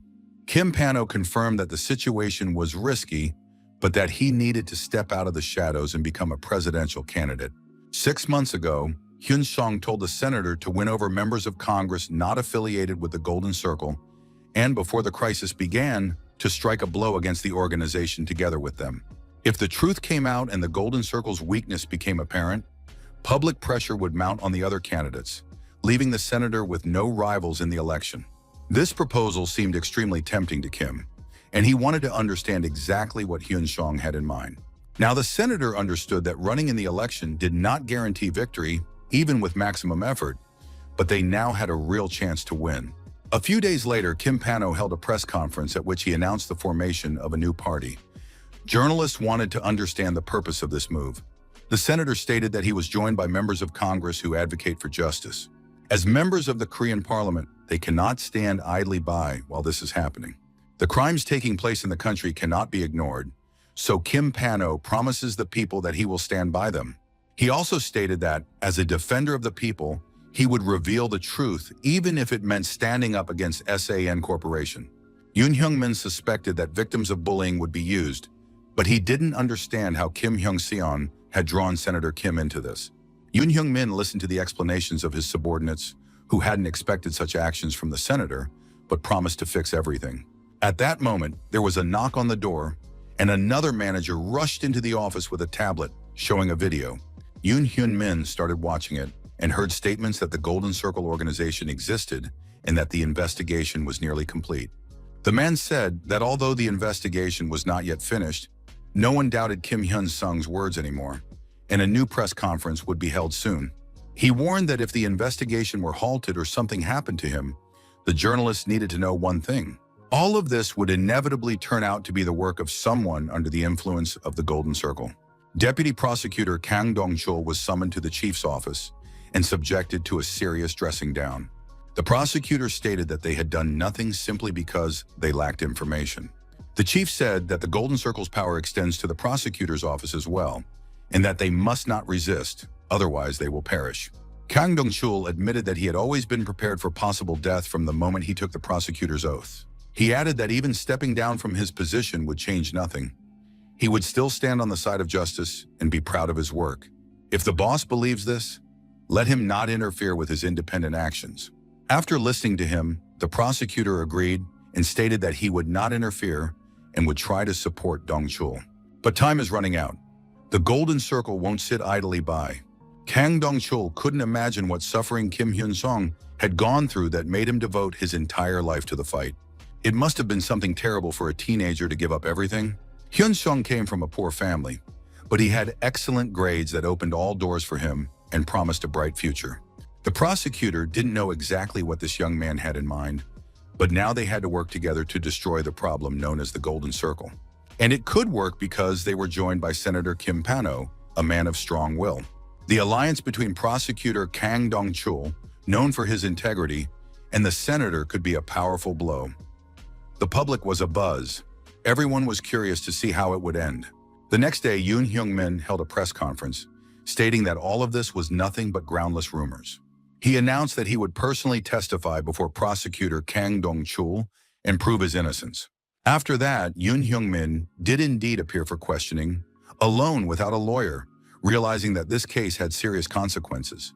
Yoon Hyung-min turned off the recording device and said he wanted to speak frankly with the prosecutor. However, the prosecutor immediately turned on the recording and stated that his words would not affect the course of the trial. Yoon Hyung-min was convinced that sometimes silence was not the answer, which was why he had come to the prosecutor's office in person. All the conspiracy theories would dissipate once he faced them head-on. Kang Dong-chul understood that his interlocutor was hinting at his innocence. Yoon Hyun-min could tell that the prosecutor was confident he could expose his misdeeds. And now the man was literally freaking out. He begged the prosecutor to find evidence by any means necessary to prove that he was the one behind the Golden Circle. After all, if the court somehow found him not guilty, the people conducting this investigation could get into trouble. The prosecutor listened to these words, turned on the recording, and said it was time to begin the official interrogation. Yoon Hyun-min stated that SAN Corporation sponsors Congressman Lee Kyung-chul, but that they have no personal ties. However, the prosecutor claimed that he had evidence pointing to a personal connection between the two men. Mr. Yoon said that powerful people are often misunderstood, so perhaps this was just a coincidence. Of course, that possibility could not be ruled out. But during a tax audit of Myungjin Construction, evidence was uncovered that the congressman had used his influence. He initially acted maliciously, then suddenly stopped. There is also evidence that SAN Corporation received bribes from Myungjin, after which they withdrew from the deal. It appeared that the head of SAN Corporation was completely unaware of what was happening. The prosecutor asked why the CEO had come to see him after the hotel incident. Yoon Hyun-min replied that they had discussed investments in the battery business. This had been reported in the news. Work at the prosecutor's office continued late into the night that day. Now Prosecutor Kang understood why Yoon Hyun-min had come in for questioning on his own. The businessman was certain that the prosecutor's office had no direct evidence, and he had simply come to waste the investigator's precious time.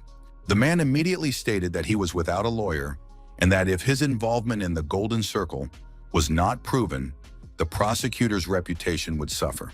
And if that happened, Prosecutor Kang would lose the ability to suspect the man on the same grounds. Now, Yoon Hyun Min wanted to know again exactly how the prosecutor intended to prove his guilt in these crimes. Soon, the interrogation came to an end.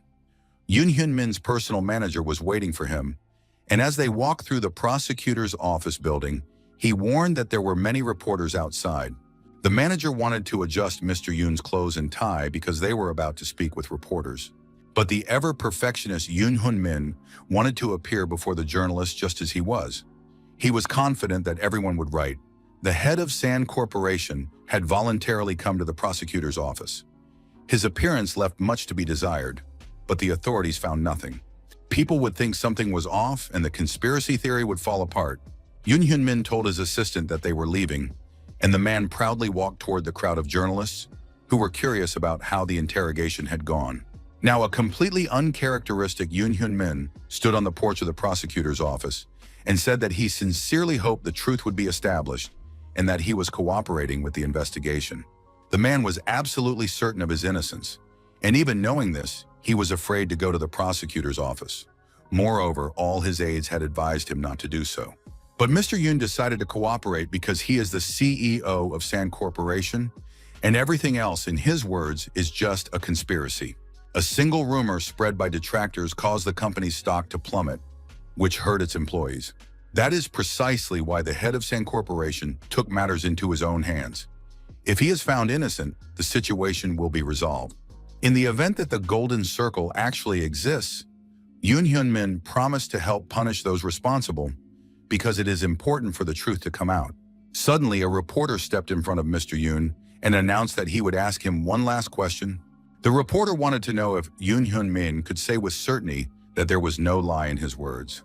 The businessman confirmed this, and reporter Park promised to convey his words to the public exactly as he had heard them. Yoon Hyun Min realized that the journalist had provoked him and had arranged everything so that the conversation would be clearly recorded on camera. After speaking with the journalist, Yoon Hyun Min fell into deep thought. He realized that the prosecutor hadn't been able to rattle him, and it had all turned out too easily. The men were already getting into the car when the personal assistant reported that it seemed they had run into some trouble. Left alone, Prosecutor Kang reflected that everything had gone exactly as planned. In his usual style, Yoon Hyun Min had said nothing that could be used against him in court, and if it weren't for the information from Kim Hyun Sung, there wouldn't have been any questions for him at all. Both opponents seemed incredibly strong to him, and the prosecutor himself felt that he was only good at talking. During a phone call, the prosecutor was ordered to ensure that Mr. Yoon Hyun Min officially denied his crimes. After that, everything else would be taken care of. The man sensed how absurd the situation was. He understood that he was being used as a pawn, but there was nothing he could do about the circumstances. Kang Dong-chul was unhappy about being a pawn in someone else's hands, and now he wanted to see the staged show and make sure it wasn't all for nothing. The man still had doubts. He was torn between options, but this was the only thing he could do to survive. A few months earlier, there had been a meeting with Senator Kim, who stated that the CEO could not coexist with the Golden Circle. Senator Kim Pan-ho said that Sand Corporation had targeted him. According to the senator, the head of future investment told him everything himself. It is unclear how the others did not know this, since Lim Cheol-hyung had boasted about it. The senator stated that he would speak honestly and frankly and was ready to risk his political career to expose the Golden Circle. Of course, he wasn't sure of success, but he could guarantee one thing. If Jong Chang-soo intervenes and becomes the main instigator of exposing Yoon Hyun Min's true identity, they will definitely pay for it. That is precisely why the senator had now told the whole truth and given them the opportunity to proceed, since this man was likely to die at the hands of the Golden Circle anyway. So why shouldn't he bet on the senator? The man was furious that they had come to him with such a statement. In the end, he realized he had his back against the wall and truly didn't know what to do next. Senator Kim was very pleased with the effect he had achieved and advised his interlocutor to reveal the whole truth. And now an assistant had rushed in with the phone and informed him that Yoon Hyun Min was on the line. But the boss was furious. Didn't his secretary understand anything? They weren't in a position to take this call right now. However, the secretary replied that he should answer the phone. Yoon Hyun Min wanted to say something important. The boss realized that his personal secretary was working for the Golden Circle and had betrayed his boss. Finally, Future Investment picked up the phone and said it was too late to change anything. But Yoon Hyun Min insisted it wasn't too late. What Lim Chel Hyun was about to do would turn the Golden Circle against him, and after that, he wouldn't be able to survive. The man realized he was simply being intimidated and asked his interlocutor how he could trust him after everything that had happened. Yoon Hyun Min was genuinely surprised by the outcome of the conversation. Could it be that the head of Future Investment would stop at nothing in the future? Lim Chel Hyun, in a rage, trashed everything in his office, simultaneously informing his secretary that he was fired. The head of Future Investment called a press conference and immediately stated that he recognized his mistakes and was there to atone for his guilt. Mr. Lim stated that the Golden Circle exists, and he can say this with confidence because he was part of the organization's elite. He explained that Congressman Lee Kyung-chul also belongs to this elite group. The Golden Circle was created to ensure the succession of power among its members and operates according to the structure exposed by Hyun Seong, using the school as a tool. Typically, requests are made to the Golden Circle if someone demonstrates high academic performance and crosses paths with the right people. Kim Hyun Sung was exactly that kind of person, and as a result, an incident occurred at a hotel where the student was subjected to a gang assault. Had he died then, the case would have been dismissed as ordinary school violence. Lim Chel Hyun explained that he had initially been a client of the Golden Circle himself, but over time had become a go-between connecting influential people. At that moment, Prosecutor Kang turned to the man, saying he needed to confirm one important fact. Is Yoon Hyun Min really behind the Golden Circle? The businessman stated that the Golden Circle was a ruthless organization created thanks to director Yoon Hyun Min. The whole country was listening to this press conference. Yoon Hyun Min was smashing everything in his office, unable to believe that Lim Chel Hyun had betrayed him. All these journalists, prosecutors, and other idiots are just doing their jobs. But do they really think Yoon Hyun Min will lose because of such nonsense? Finally, after letting off some steam and trashing half the office, the man realized he needed to calm down and think clearly. First, he needed to put out the most urgent fire and then deal with everything else in order. The next day, breaking news reported that Congressman Lim Chol Hyung had committed suicide at his home. A suicide note was also found. Given the high public interest in the case, the police decided to release the letter. Yoon Hyun Min denied rumors of a rift with Future Investment, acknowledging that he had supported the congressman, but was unaware that the funds came from the Golden Circle. The prosecution dropped the investigation due to a lack of grounds for charges. What started as a bombshell ended up being a total letdown. Journalists tried to get comments on how Yoon Hyun Min managed to avoid punishment, while the man himself was relieved that everything had returned to normal. This incident made him reflect on the seriousness of the problem of school violence, and now he wanted to establish a company-wide support fund for victims. According to the head of Sand Corporation, Kim Hyun Seong did indeed commit a crime, but in the end, he is just a child and a victim of circumstances. And now Yoon Hyun Min hopes that the prosecution will hand down a lenient sentence. Yoon Hyun Min's personal secretary unexpectedly appeared before the young man. The man relayed that his boss wanted to see Kim Hyun Seong in person. The young man was taken to the suburbs of Seoul to Yoon Hyun Min's private villa, which was under heavy security. The young man looked around and said that it was quite nice here. What had happened with the congressman had been handled just as neatly as this perfect house. Yoon Hyun Min was genuinely impressed by this kid. Knowing the truth, he still came. Hyun Seong possessed incredible confidence. But at the same time, the boy wasn't a fool and must have understood that he could die right here and now. Hyun Seong asked his companion why Yoon Hyun Min was nervous. The man used to care about very little, but now Yoon Hyun Min was acting as if the only way out was to kill Hyun Seong. The young man immediately warned the homeowner that he had already left a suicide note and that his men were watching his every move and recording everything that was happening. But in reality, Hyun Seong understood that Yoon Hyun Min wasn't going to kill him right here and now. People like that usually plan everything down to the last detail. Yoon Hyun Min listened to the student with his mouth agape. He was amazed at how well the boy understood him, even better than his own father. Hyun Seong had no intention of explaining his thoughts and actions and wanted to know why he had been invited to this house. Yoon Hyun Min said he just wanted to talk. He was going through a difficult time because when people who have something to lose come after you, it's hard. But on the other hand, everyone understands that Korean society is funny. It flares up quickly, but cools down just as fast. Of course, one cannot deny that Yoon Hyun-min suffered certain losses, but thanks to Hyun Seong's actions, the organization only grew stronger.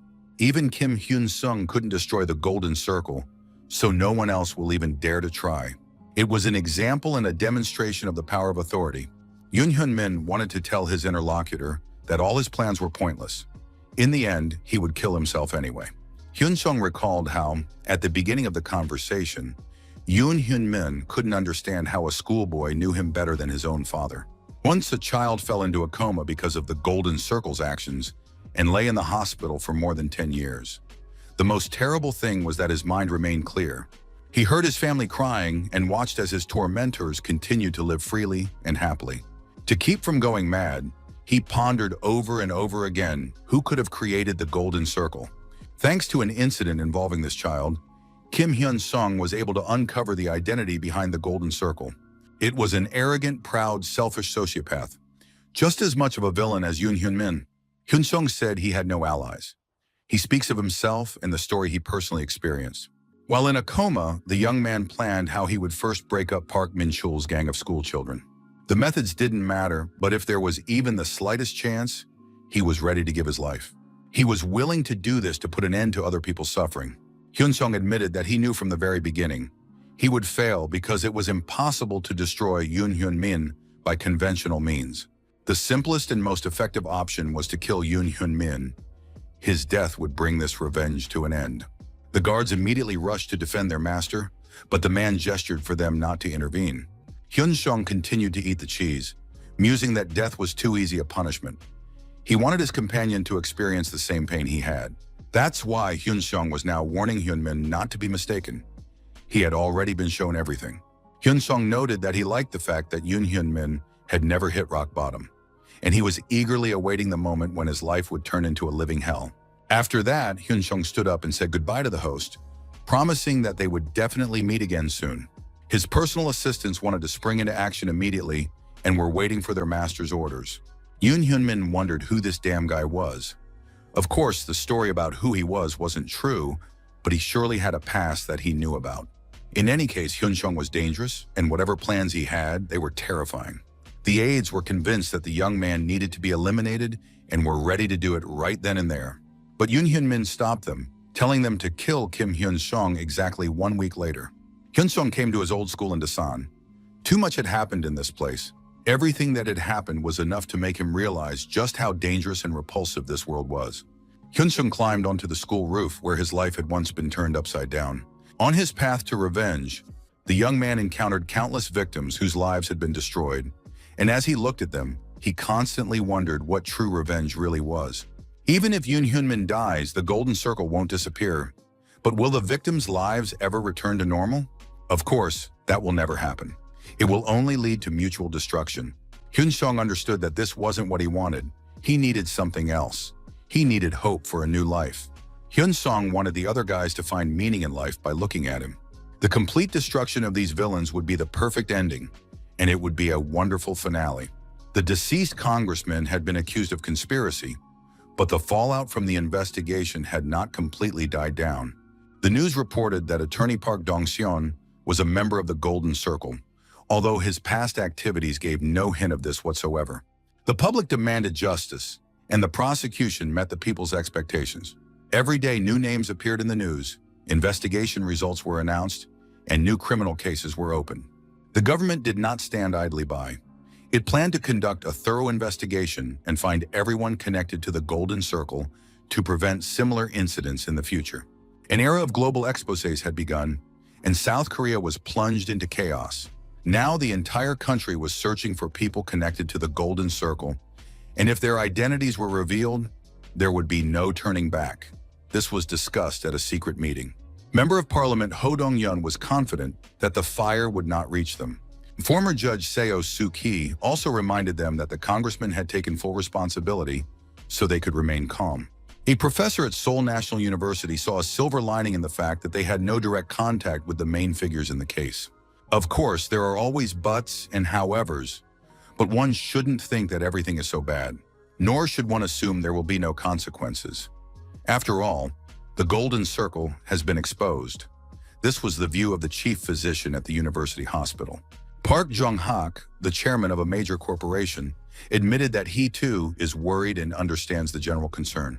However, they are in the same boat as Yoon Hyun-min, so they need to trust him. Gradually, the situation is stabilizing. The congressman has brought about many changes, and since things have gone this far, it will likely end well for them. Internal disagreements always lead to downfall.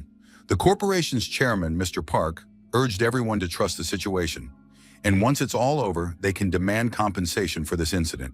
At one of the city's schools, sitting in math class, Song Jae-ryong carefully reviewed the recording. He hadn't expected it to be posted online, and now the boy was furious. An order came from the Golden Circle. Lie low, some of the guys had already been called in for questioning, so they needed to be patient. The student studied the information closely and couldn't believe his eyes. If this had made it online, it meant they would definitely find him.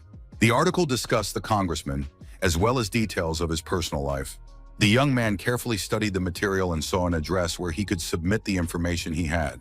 He realized that only insiders could have known about this, about personal matters, relationships, and payment details. Sun Jae-ryong was furious. He jumped up from his seat and smashed his desk and tablet.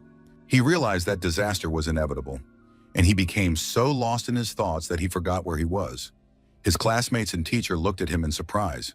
Yoon Byung-hee spoke to reporters and shared her story. She had been a victim of the Golden Circle. At first, she thought she was just a victim of ordinary school bullying. Gradually, more and more internal documents came to light.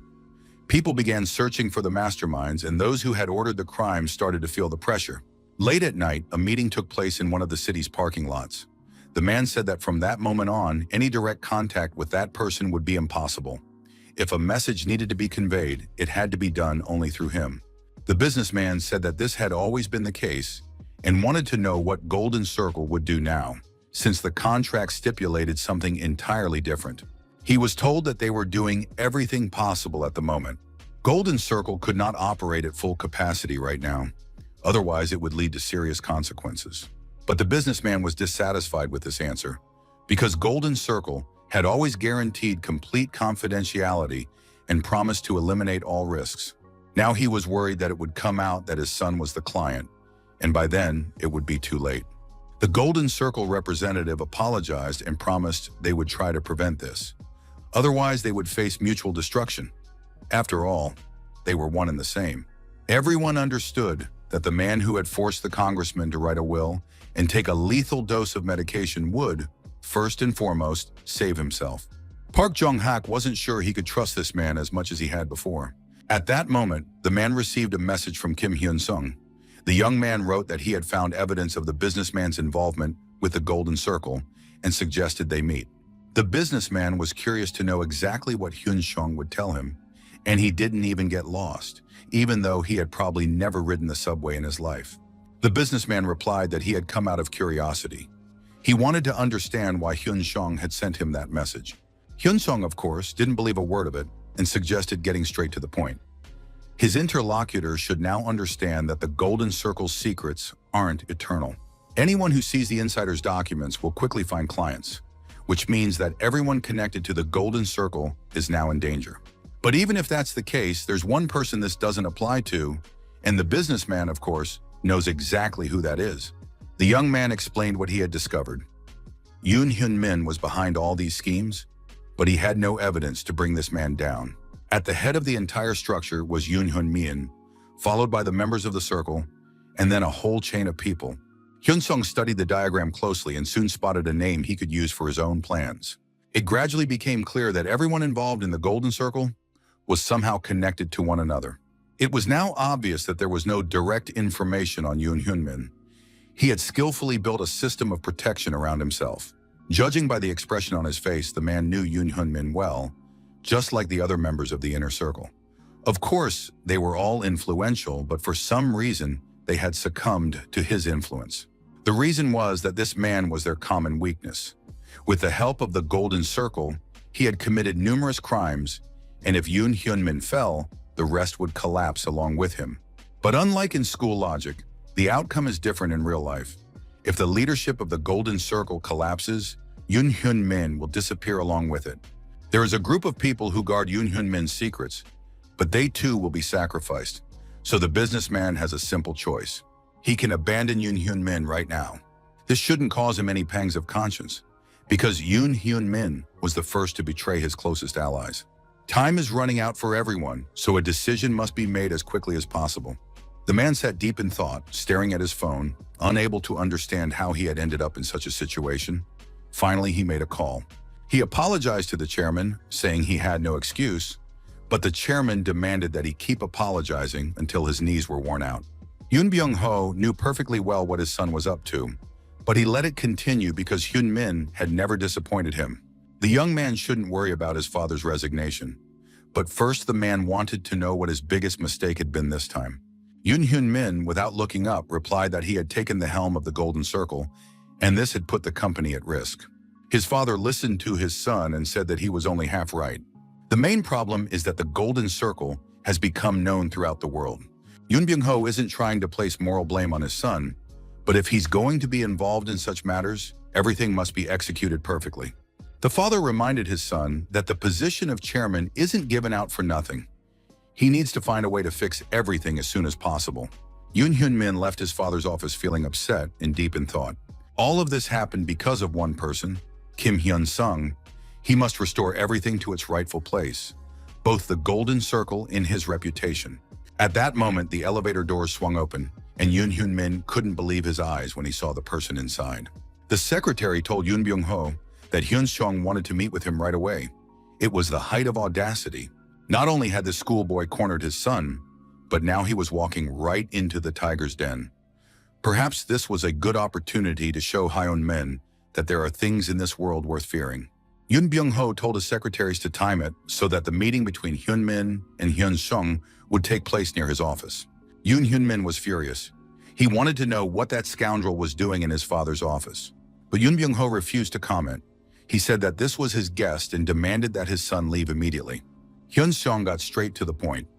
He said he wanted to talk to the chairman about his son. The man was furious and couldn't understand why on earth he should discuss his son with this scoundrel. Hyun-sung replied that the chairman surely knew. It was Yoon Hyun Min who was behind the creation of the Golden Circle. However, San Corporation begins and ends with Chairman Yoon, which means that Yoon Byung-ho is either an accomplice or incompetent. Mr. Chairman is first and foremost a father, but can he judge the situation not as a father, but as a leader? Some time ago, Park Jong-hak called the man late at night and apologized for calling so late. Mr. Park said he wasn't alone. He was with people the chairman knows well. Recently, company director Yoon Hyung Min drove several people to suicide for his own safety. And this was a clear betrayal of those associated with him. That is why Park Jong-hak wanted to warn him. They planned to support Kim Hyun-sung in order to survive. The price would be high, but they were ready for anything. They would strike at the entire corporation, and because of Yoon Hyun Min's actions, the company would face an unprecedented crisis. The businessman said that Kim Hyun-sung's actions were their choice and advised Mr. Yoon Byung-ho to speak with the young man. Hyun-sung now seriously doubted that the head of the corporation believed he was unworthy of his attention. Hyun-sung said he would reignite rumors about Yoon Hyun Min's involvement in the Golden Circle and add fuel to the fire. Hyun-sung's influence on the situation is much stronger than it seems. Perhaps the corporation would hold out for a while longer, but the presidential election was coming soon. Everyone knows that the atmosphere surrounding Senator Kim Pan-oh is favorable. He will most likely become president and use this case to take everything away from the Yoon family, as well as boost his political standing. Hyun-sung added that he wasn't there to make threats or declare war. He was there to tell Yoon Byung-ho how to save his company. The father summoned his son again and said that the top members of the Golden Circle had turned their backs on him, and now was not the time to act surprised. The father demanded that Hyun Min secure the support of the majority of members and find someone to take the blame. Only then could the father protect his son to the end. Yoon Hyun Min couldn't believe that everyone had betrayed him. Did they really want to die with him? Kim Hyun-sung has no evidence. He has merely sown internal discord and eliminated the most loyal defenders. But that didn't mean Yoon Hyun Min was defeated. He would survive at any cost, kill Kim Hyun-sung and all the traitors. The young man was stunned when he heard Yoon Hyun Min's own voice on the phone, who also suggested they meet and talk. The woman replied to the caller that when she herself had wanted to discuss the situation, the man had kept his distance, and now he was suddenly calling. The young man was extremely surprised, not expecting the caller to have always been so generous and ready to offer support. The girl agreed that life is a matter of timing, but now Yoon Hyun Min was too late, and she was no longer interested. The man said that it all had to end right here and now. She shouldn't have been so stubborn from the start, and now they had nothing left to talk about. Yoon Hyun Min finished making his calls. He was furious because everyone had turned him down, and yet they were just ordinary, worthless people. He dialed the last person's number and really hoped they would pick up. As soon as the call was answered, the young man greeted the congressman and introduced himself. After finishing the call, Yoon Hyun Min left the office, grabbed his car keys, and said he needed to step out for a bit. Yoon Hyun Min had been waiting for over an hour and couldn't understand why the man hadn't shown up, since they had agreed to meet. Finally, the door swung open, and the apologies began. The man said he had been busy studying public opinion.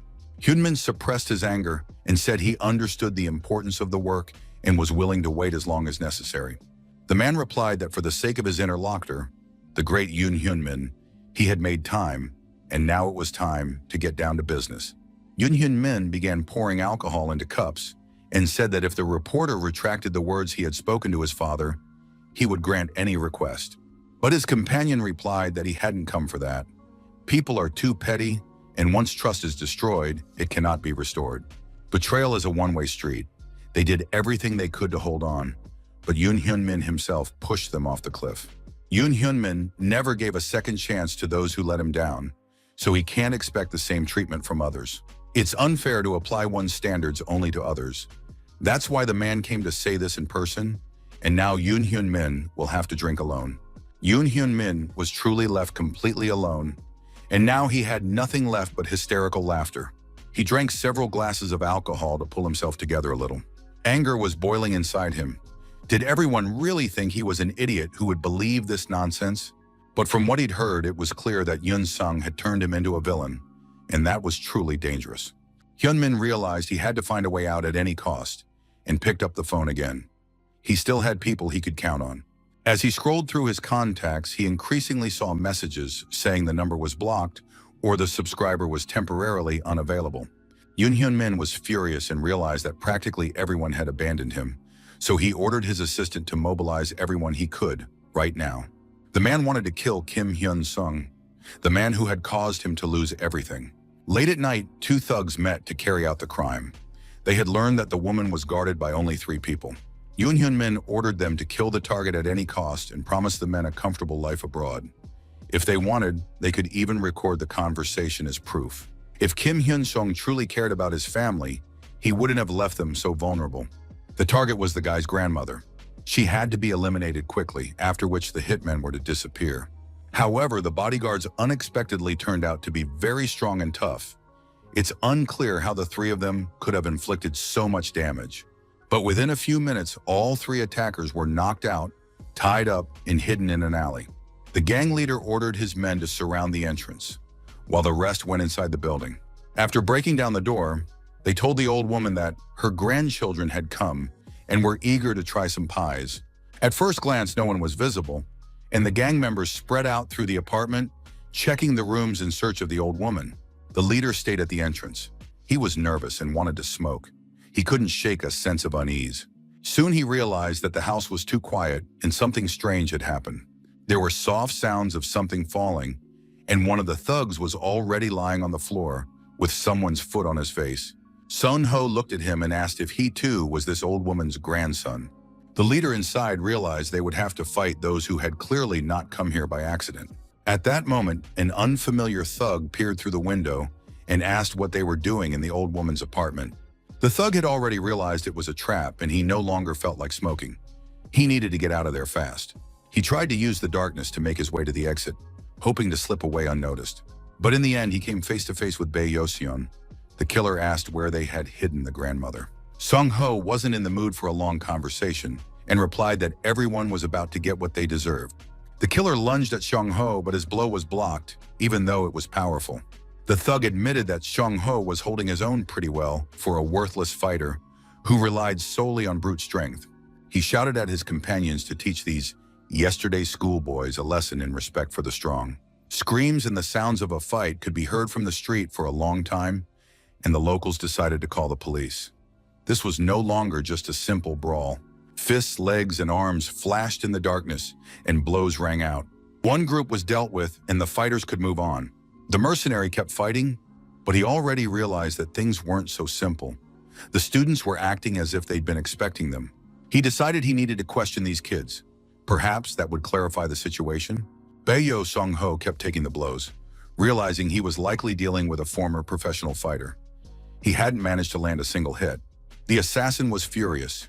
He had expended a lot of energy trying to take down this Hulk, but the boy kept resisting. Seong-ho held on with his last ounce of strength, knowing he had to stand his ground. That thought kept him from falling, and even the killer admitted he was too tough. At that moment, a hooded man appeared in the alley, Kim Hyun-seong, who had decided to intervene in the fight. He knew that the Golden Circle was hunting him and his family, and now he had come to stop them. The assassin was pleased to see that the target had come to them on his own, which meant the job was almost done. The guy lunged forward, but his blow missed its mark. Hyun-seong called him too impatient. He grabbed the killer by the arm and immediately landed a powerful blow to his face. A fight broke out. The killer had no intention of losing to a schoolboy, but his blows missed their mark time and again. Soon, teeth were knocked out and a dangerous blow to the liver followed, one that would be hard to survive. Hyun-seong struck the killer in the face again, realizing that the man had been aware of the risks when he took on this job. So now he had no right to complain if it all ended in his death. At one point, Hyun-seong felt a hand on his shoulder. Si-woo said this wasn't their job. Hyun-seong stopped beating him and began searching the killer's clothes for a phone. Yoon Hyun-min answered the call immediately, not expecting that it was all over. But Hyun-seong's voice came through the receiver. He said he wanted to see Yoon Hyun-min fall. Yoon Hyun-min realized he had lost, but wanted to know how his opponent had figured it all out. Hyun-min had believed until the very end that he could control the Golden Circle, but now he had no one to count on. Soon, Yoon Hyun-min would need help, but there would be no one to help him. Everything comes at a price, and his future was already decided. Hyun-sung asked the director what he was going to do now and suggested they meet again. Yoon Hyun-min flew into a rage and began smashing everything in his apartment, unable to believe that it had all ended this way. He shouted that he couldn't lose and wasn't going to give up. When his rage and anger subsided, Hyun-min began to think that he had to find a way out because he couldn't lose. Late at night, Hyun-min knelt in his father's mansion and begged for one more chance. The man said that there was nothing more difficult than raising a child, and in that sense, Hyun-min had always been his greatest pride. But now Yoon Byung-ho realized that he had apparently been wrong. Without his support, his son was nothing. Hyun-min began crawling on his knees before his father and reminding him that he was his only son, whom he couldn't just abandon. Yoon Byung-ho replied that he truly loved his son, but what was the point of choosing him over San Corporation if his son wasn't on the same level as the company? At that moment, several people entered the room, and Hyun-min began shouting that none of this was right. The man begged his father to think it over and not go through with what was happening, because he was his pride and hope. The guards grabbed the young man and twisted his arms. One of them was holding a syringe. Hyun-min screamed in despair, unable to believe that his father was abandoning him. It seemed the man had not a shred of pity left. He reminded his father that he had dedicated his life to their company, and now he was receiving such a reward. Hyun-min kept screaming that he would never lose, but at that moment, a sharp needle pierced his neck. A few moments later, as Hyun-min fell asleep, his father ordered him to be taken to the agreed-upon location. The man was certain that his son would be better off there than in prison. When they met, Kim Hyun-seong demanded that Yoon Byung-ho send his son to a psychiatric clinic so that he could no longer go outside and might at least partially feel the pain of the victims. He believed it wasn't enough to simply turn a blind eye to Hyun-min's actions. Anyone who looked at him should see despair. Perhaps that would at least partially atone for the pain he had caused. When the drug's effects wore off, Hyun-min woke up in the psychiatric clinic and threw himself against the door, demanding to be let out. Hyun-sung told the chairman that he would not obstruct the investigation. The Daitaean group could deny its involvement with the Golden Circle if it wished. Yoon Hyun-min continued to thrash about in the room, screaming that he was the heir to the Daitaean group and that they were obligated to release him immediately. Yoon Byung-ho realized he had been forced to make a choice, and now he had to decide what was more important to him, his son or the Daitaean group. As he left, Hyun-sung advised the man to reflect on everything that had happened recently so he could make the right decision. A few days later, the secretary came to see Hyun-min, who demanded an explanation of what was going on and why he was locked up there. The man greeted the visitors and introduced himself as Yoon Byung-ho, chairman of the Daitaean group. Hyun-min looked at the secretary and couldn't believe his suspicions. Had his father really done such a thing? From the podium, the man stated that the situation was extremely complicated and that there were many rumors circulating about the Daitaean group. And although these were merely unsubstantiated speculations, he could not ignore them. The manager told Hyun-min that his father saw no other way out. Yoon Byung-ho stated that recognizing his responsibility for the public outcry, he had decided to dismiss director Yoon Hyun-min. From this point forward, the Daitaean group will actively cooperate with the prosecution and offers sincere apologies for the inconvenience caused. After that, the press conference ended. Yoon Byung-ho instructed that all of this be conveyed personally to his son and that he be told to hold on for 3 years. Hyun-min couldn't believe his ears and lashed out at the manager, as he couldn't believe his father would do such a thing. But he was advised to accept it. 2 orderlies subdued him, and Hyun-min was unable to resist. The next moment, they laid the young man on the bed and strapped his arms and legs down. Hyun-min shouted that he understood everything and demanded to be untied, promising that they could talk. The manager informed him that the young man was in a psychiatric hospital. Hyun-min was horrified by what he heard. He was told he had to hold on for 3 years, and then his father would definitely take him away from there. After a while, Hyun-min calmed down. They unfastened him, and he couldn't understand how he had ended up in such a life or where he had gone wrong. He looked around the ward. It was a tiny room, smaller than a bathroom at home, and time dragged on unbearably slowly. There was always someone standing outside the door watching him, and Hyun-min felt like a caged animal. Looking at the food they brought him, he realized that even animals wouldn't eat this. It seemed they hadn't heard of human rights here. Hyun-min flung the bowl of food aside and thought that perhaps it would have been better to end up in prison. In prison, he would have servants, he would hand out rations, and the inmates would respect and fear him once they found out who he was. Yoon Hyun-min knew that his family was the guarantee of a life of luxury. He thought that eventually he might be released under an amnesty once everyone had forgotten about him.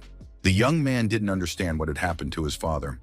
After all, his father had always said he loved his son and had granted all his requests. But now his father had abandoned him in a psychiatric clinic, and Hyun-min couldn't believe such a betrayal. The Golden Circle was his idea. His father knew this and understood that his son was merely following in his footsteps.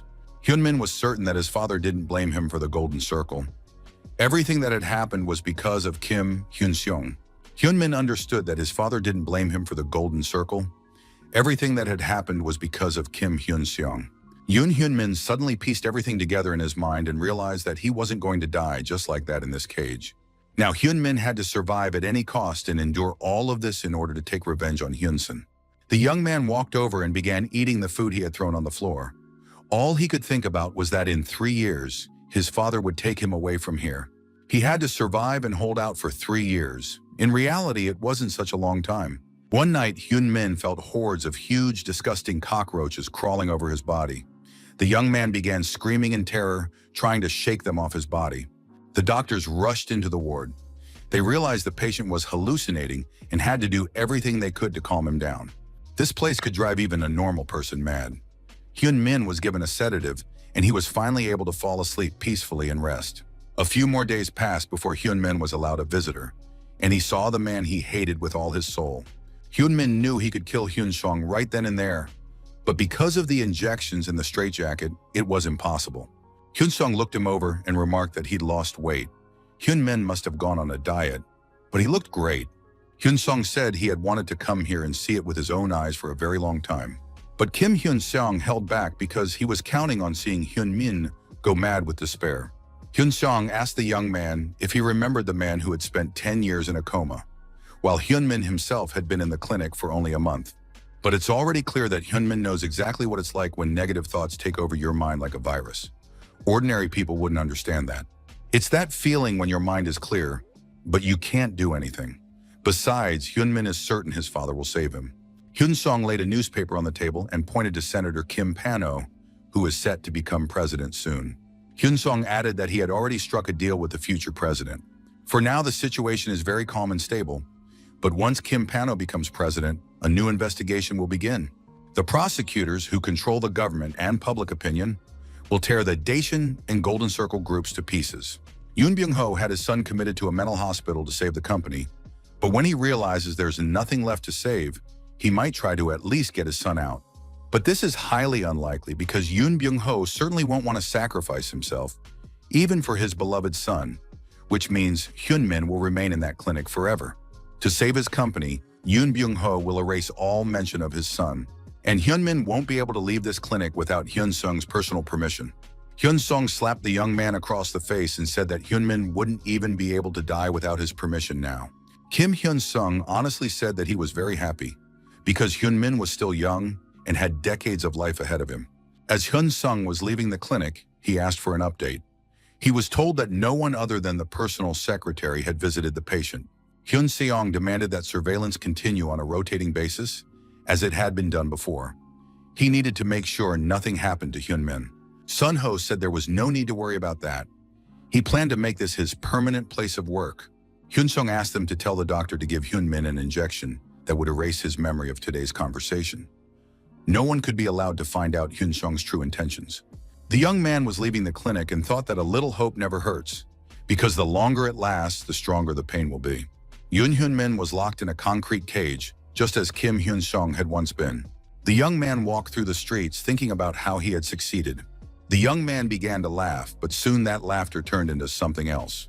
The revenge he had dreamed of for many years had now been carried out, and tears of relief streamed from the young man's eyes.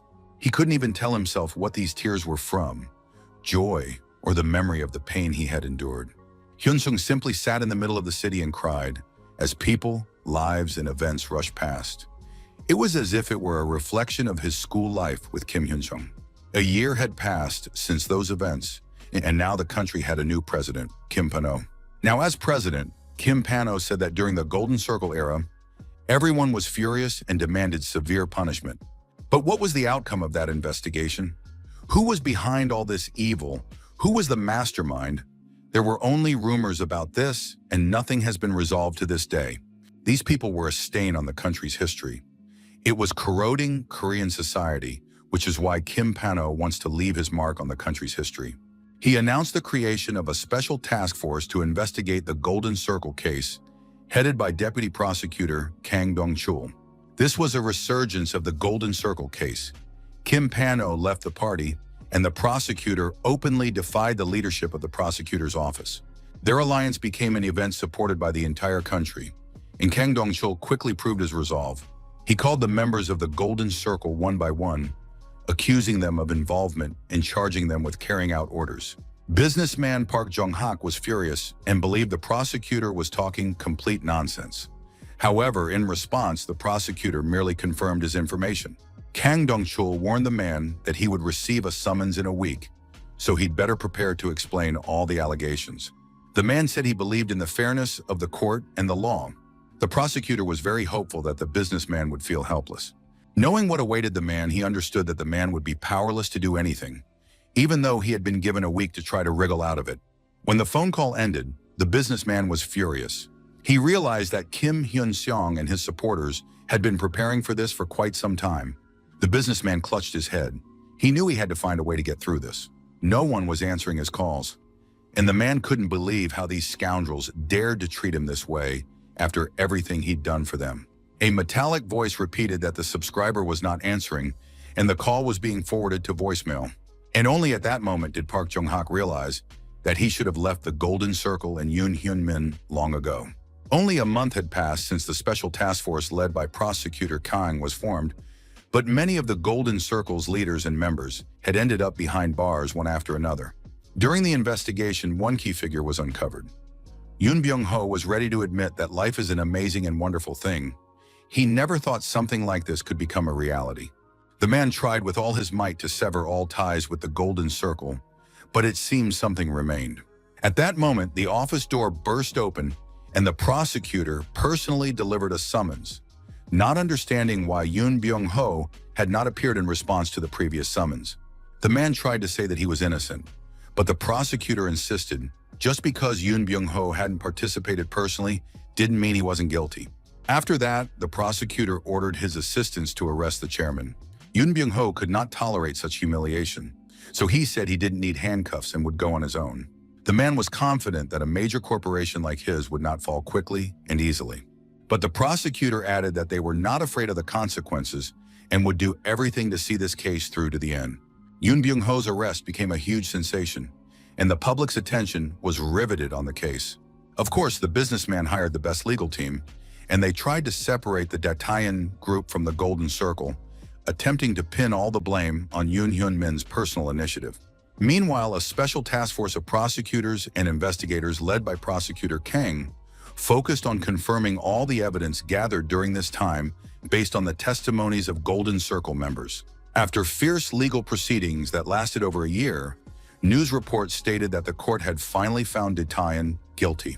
The investigation established that the Golden Circle was created by Yoon Hyun-min, the heir to the Datayan group, and that he had committed horrific crimes.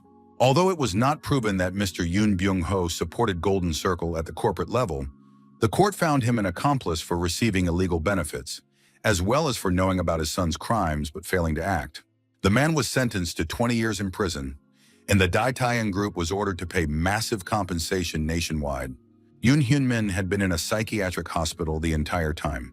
He avoided prison, but the court ruled that if he left the hospital, he would face life imprisonment without the possibility of parole. The country's residents constantly discussed the unfolding events, and of course, found it hard to believe that such a large corporation could collapse in an instant. A man working as a supermarket clerk, listening to the news, believed that the higher one's position, the worse people are. He turned to a female customer and asked her what she thought about it. However, upon closer inspection, the man realized he recognized this girl. She reminded him very much of Hyuji. Hyun-sung hadn't seen Hyuji once in recent years, and the girl was afraid that if she ran into him on the street again, it would be a disaster. But she couldn't go on living like this anymore. Her father had become an alcoholic. He sat at home all day drinking because he'd lost his business due to the Golden Circle. Sometimes he would blame his daughter for his misfortunes. She was the reason he had turned to the Golden Circle in the first place, and now he was living this miserable existence. When he was drunk, the man would start pounding on his daughter's door and demand that she admit her guilt. The girl's life became unbearable, and when the scandal surrounding Golden Circle broke out, Hui-ji went to the police and was sentenced to community service for complicity. When she was forcibly pushed back out into the world, Hui-ji unexpectedly felt a sense of relief. She realized that her life might finally change. Hope was beginning to take root inside her, albeit very slowly. Hui-ji gathered her courage and began to venture out little by little. And then, one such day, a store clerk recognized her and chased her away. The girl fled, leaving her purchases behind, and didn't stop until she reached home. Heidi couldn't understand how they had recognized her. She had been hiding her appearance, and besides, a lot of time had already passed. But after searching online, she saw that all the information had been posted, and now her life had become even worse and more terrifying. People were sharing a lot of personal information about her on forums, and now she had become a celebrity in the worst sense of the word. It was only then that Hui-ji realized she didn't have even a shred of a normal life left. A similar situation happened not only to her. In one of the provincial prisons, a man was regularly subjected to bullying and violence. He was beaten by one of the inmates for cleaning his cell poorly and sloppily. Young-chul apologized for his poor work, but the inmates told him that if he continued to behave that way, he would simply die in that prison. Former teacher Kim Yun-chul wept under his blanket every night, unable to understand why this was happening to him or why he had to endure such treatment. The man thought he couldn't take it anymore, but if he wanted to survive, he had no other choice. Yun-chul once got into an argument with a guard, saying that even though they were prisoners, they shouldn't be beaten, since there was a human rights commission. The guard replied that if the prisoners kept quiet and didn't cause trouble, they would be able to serve out their sentences. Yun-chul couldn't believe his ears and hoped that the Prisoners' Rights Commission would stand up for them. However, the guard warned that the Human Rights Commission was far away, whereas he was right there, and if the prisoners had any questions, they should come to him. The inmates realized that there was a man among them who believed in justice, and they laughed at his naivety, saying they would beat him, but only rarely. In addition, one of the prisoners said he would take care of Yun-chul and that he would never be bored while he was in this prison. And when he leaves, he'll definitely find Yun-chul a good friend with whom he'll have just as much fun and joy. Kim Yun-chul tried to say something, But the inmates finally explained to him that even the Yakuza despise people who bully children. The former teacher thought about death a dozen times a day, but he lacked the courage to even do that. That was Kim Yeon-chul. He would regularly turn away and close his eyes whenever he saw the bullying, hoping each time that this stance would save him. Soon, he too was subjected to the same treatment. And of course, there was no one to stand up for a man like him.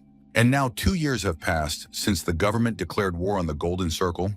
Starting with the Daetaean Corporation, many influential people have been exposed. More than 100 criminals, including those who ordered the crimes and those who carried them out, have stood trial. Everyone was afraid to face such a truth. But to prevent this from happening again, society must remember this case, especially considering that the chairman of Daetaean's guilt was fully proven. Yet he continues to drag out the process by filing appeals. Many consider this to be blatant audacity because we must face the problems that are eating away at Korean society. The prosecutor agrees with this point of view, as constant attention and constructive criticism can help set the country right. A simple truth must hold: if you have committed a crime, you must face punishment. The prosecutor has strived to build a just society where good people can live comfortably. They will build good neighborly relations and take pride in themselves. The prosecutor warned, if someone has so far escaped punishment, it is only a matter of time, and they will inevitably come face to face. Every criminal must now live in constant fear. 2 years ago, after Hyun Sung visited Yoon Hyun Min at the clinic, he still had some hope, since his father had power and influence. The young man believed that whatever Kim Hyun Sung had in mind, it wouldn't work out, because they weren't so easily broken. Of course, it would be a long war, but in the end, Hyun Min told himself he would see it through to the end, thwart Hyun Sung's revenge, and take his own revenge on him. But all efforts had their limits, and a year later, the young man had to accept that he wouldn't be released until he had spent at least 3 years in the clinic. But soon, a gnawing fear began to eat away at him from within, that his father would fail and not keep his promise, or perhaps that Byung-ho had given up on and forgotten his son altogether. Hyunmin kept telling himself he had to believe in his father because there was no other way out. And the very next moment, a thought overwhelmed him. Could he really trust a father who had driven him into this prison himself? Gradually, Hyunmin's mental state began to crumble. He tried to hold on with the help of medication and imagined what he would do once he was out of the psychiatric clinic. That was his only hope of not breaking down. The doctors cared for the patient, stuffing him with medication. One day, the orderlies discussed the situation. They said that the chairman had promised to get his son out, but now his corporation was bankrupt and the man was facing a life sentence. However, the nurse said she felt no pity for them at all. These people were simply serving their punishment for their crimes. Hyunmin woke up the next day and decided it had been a terrible dream in which the doctors were discussing some nonsense. It couldn't be true. Hyunmin started pounding on the door. He wanted to hear the truth and the latest news about the group Daetaean, because it couldn't have gone bankrupt and disappeared. Hyunmin received no answer, but soon realized that this was most likely the truth. Hyunmin was overcome by hysterical laughter. It turned out that everything had gone exactly as Hyun Sung had wanted. Hyunmin now thought about it even more.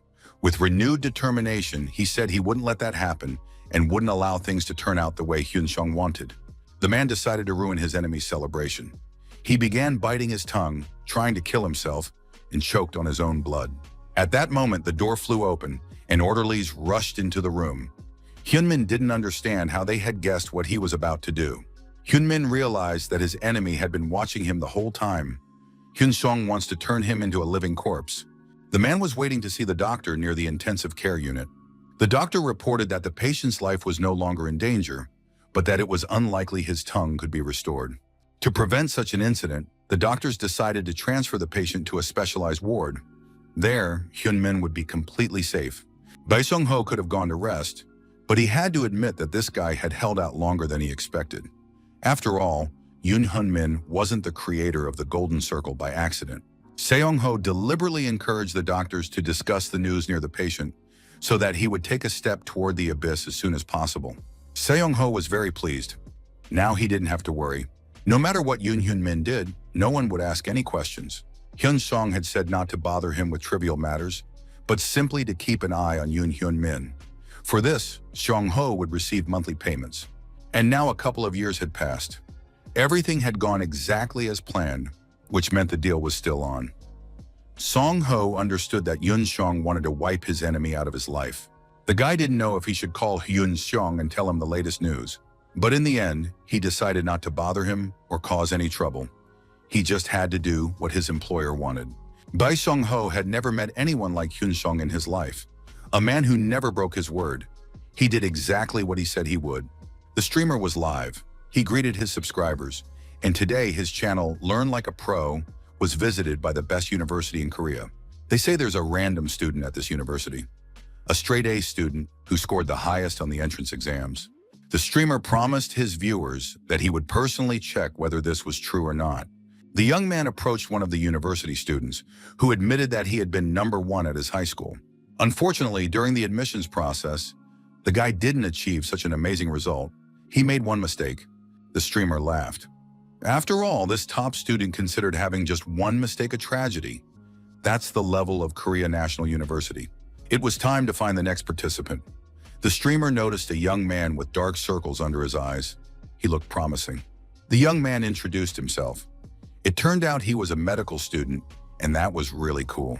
As was customary, this guy had ranked first in his school, and on the exam, which was difficult, he made a whopping 3 mistakes. That was the year when only one person in the entire country scored a perfect score. The next student admitted that he had a good result, but it was thanks to a great tutor who pulled him through.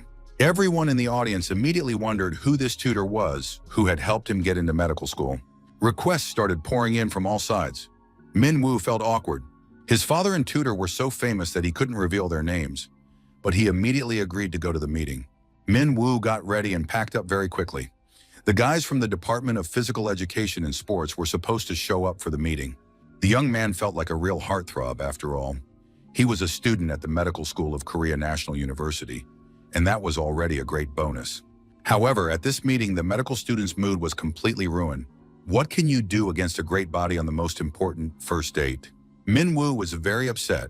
He didn't understand why they had to drag a guy who looked like an idol to meet the girls. This handsome guy was wearing a tracksuit. He had just come straight from a workout, and that was even more infuriating. Soon they started getting to know each other, and it turned out that this handsome guy had a very simple and beautiful name, Kim Si-woo. The girls were absolutely thrilled. What a cool name. They wanted to know what kind of girls Si-woo liked. Manhua was getting more and more frustrated. He couldn't stand it anymore. He had to come up with something, or else he'd feel like just another extra. Suddenly, the guy raised his hand and asked the girls what they thought of prosecutor Kang Dong-chul, who was very popular right now. The girls were very surprised by the question and said that the prosecutor seemed to be focused solely on his studies, and that they'd be better off going a little crazy to liven things up. Si-woo was very angry at his friend, who was so desperate that he even dragged his own father into the dancing. Si-woo said that he has great respect for prosecutor Kang Dong-chul. He's a good person with an excellent character. When Kim Hyun-sung's revenge came to an end, his friend Kim Si-woo began to think about how he should live his life from then on. Of course, he could have continued playing sports. With his abilities, he had a real chance. But the young man had already given up sports once, and now he just wanted to live like an ordinary person. Si-woo often thought about his friend. Hyun-sung would probably have an answer for him now too. Hyun-sung knew his friend had good grades and promised to help if Si-woo decided to try studying more seriously. Si-woo wasn't sure he wanted to study. He didn't know what it would give him. Hyun-sung suggested he enroll in the physical education department and train young people. In the future, he could help talented kids like Si-woo, teach them proper training techniques and prevent injuries.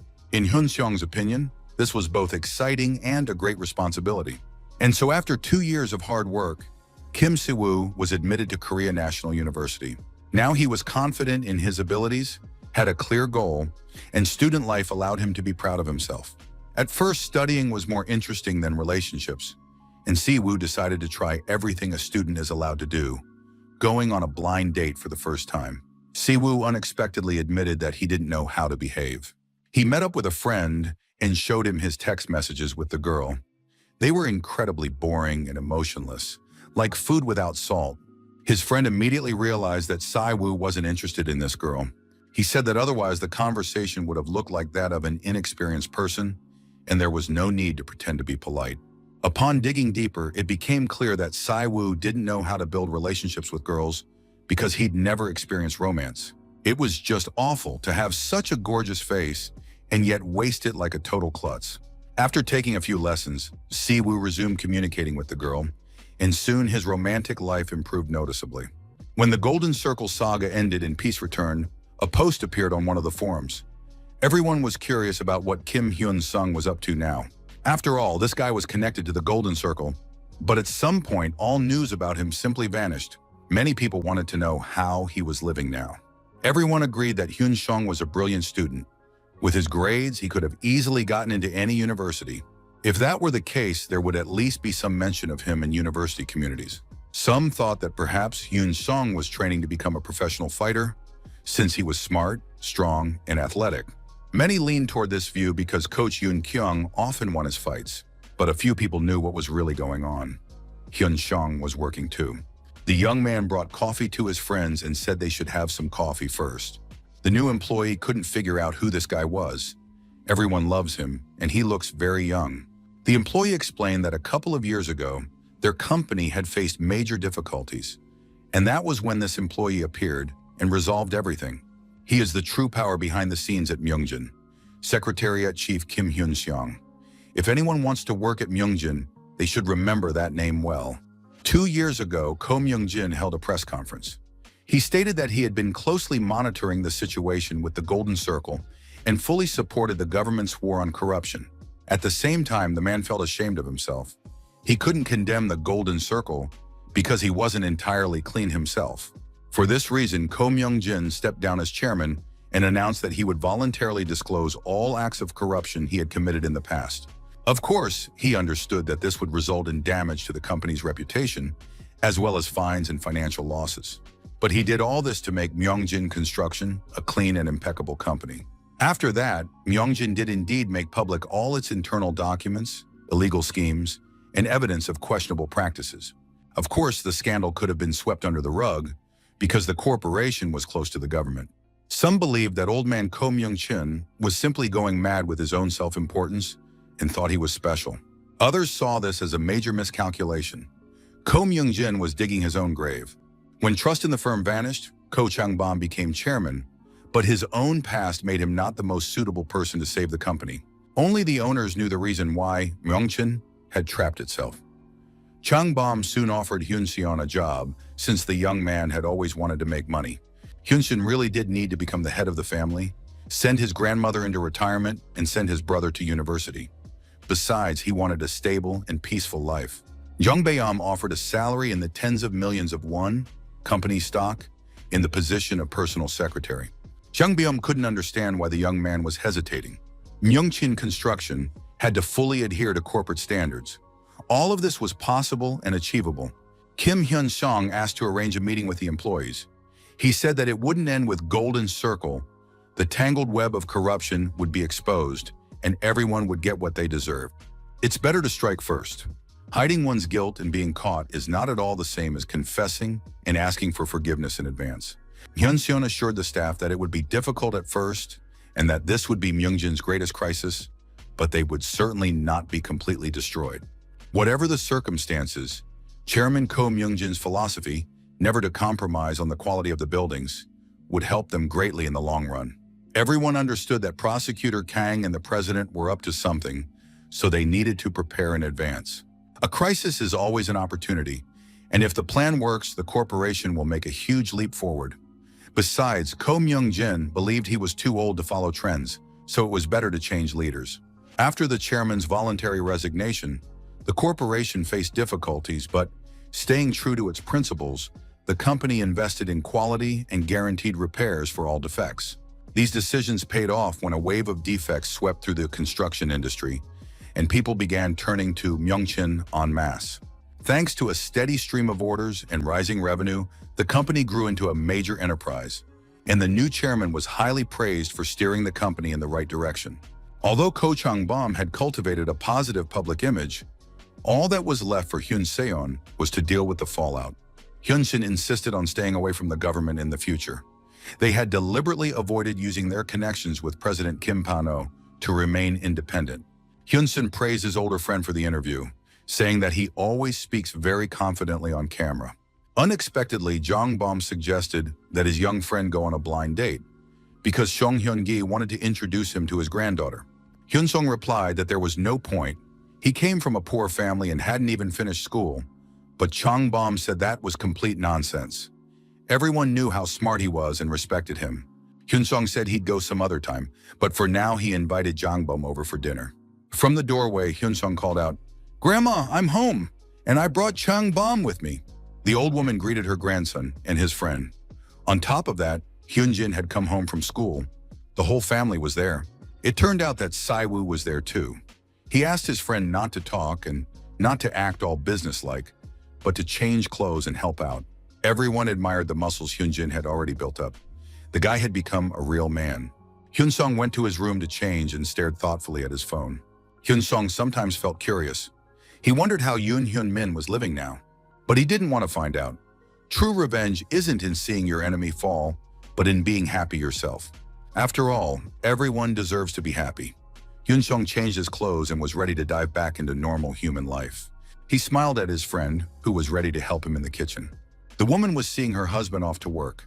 Today was supposed to be the first day on the job for the new prosecutors. The man didn't yet know what they would be like, but most likely they would be smart and dedicated to their work. Lee Miso asked her husband to smile at the new recruits. There were rumors that the prosecutor was very scary and stern, but his wife knew he was kind and decent. She kissed the prosecutor goodbye, telling him to be careful. Prosecutor Kang Dong-chul welcomed the new recruits who had just been assigned to his department. Then he shook each of their hands, wished them success in their work, and expressed his hope for mutual cooperation. A pretty young woman shook her boss's hand and introduced herself. Choi Seo-na, a new prosecutor at the Seoul Central District Prosecutor's Office. Prosecutor Kang noticed her clear, bright gaze. Looking into her eyes, he felt as if he were seeing himself in his youth.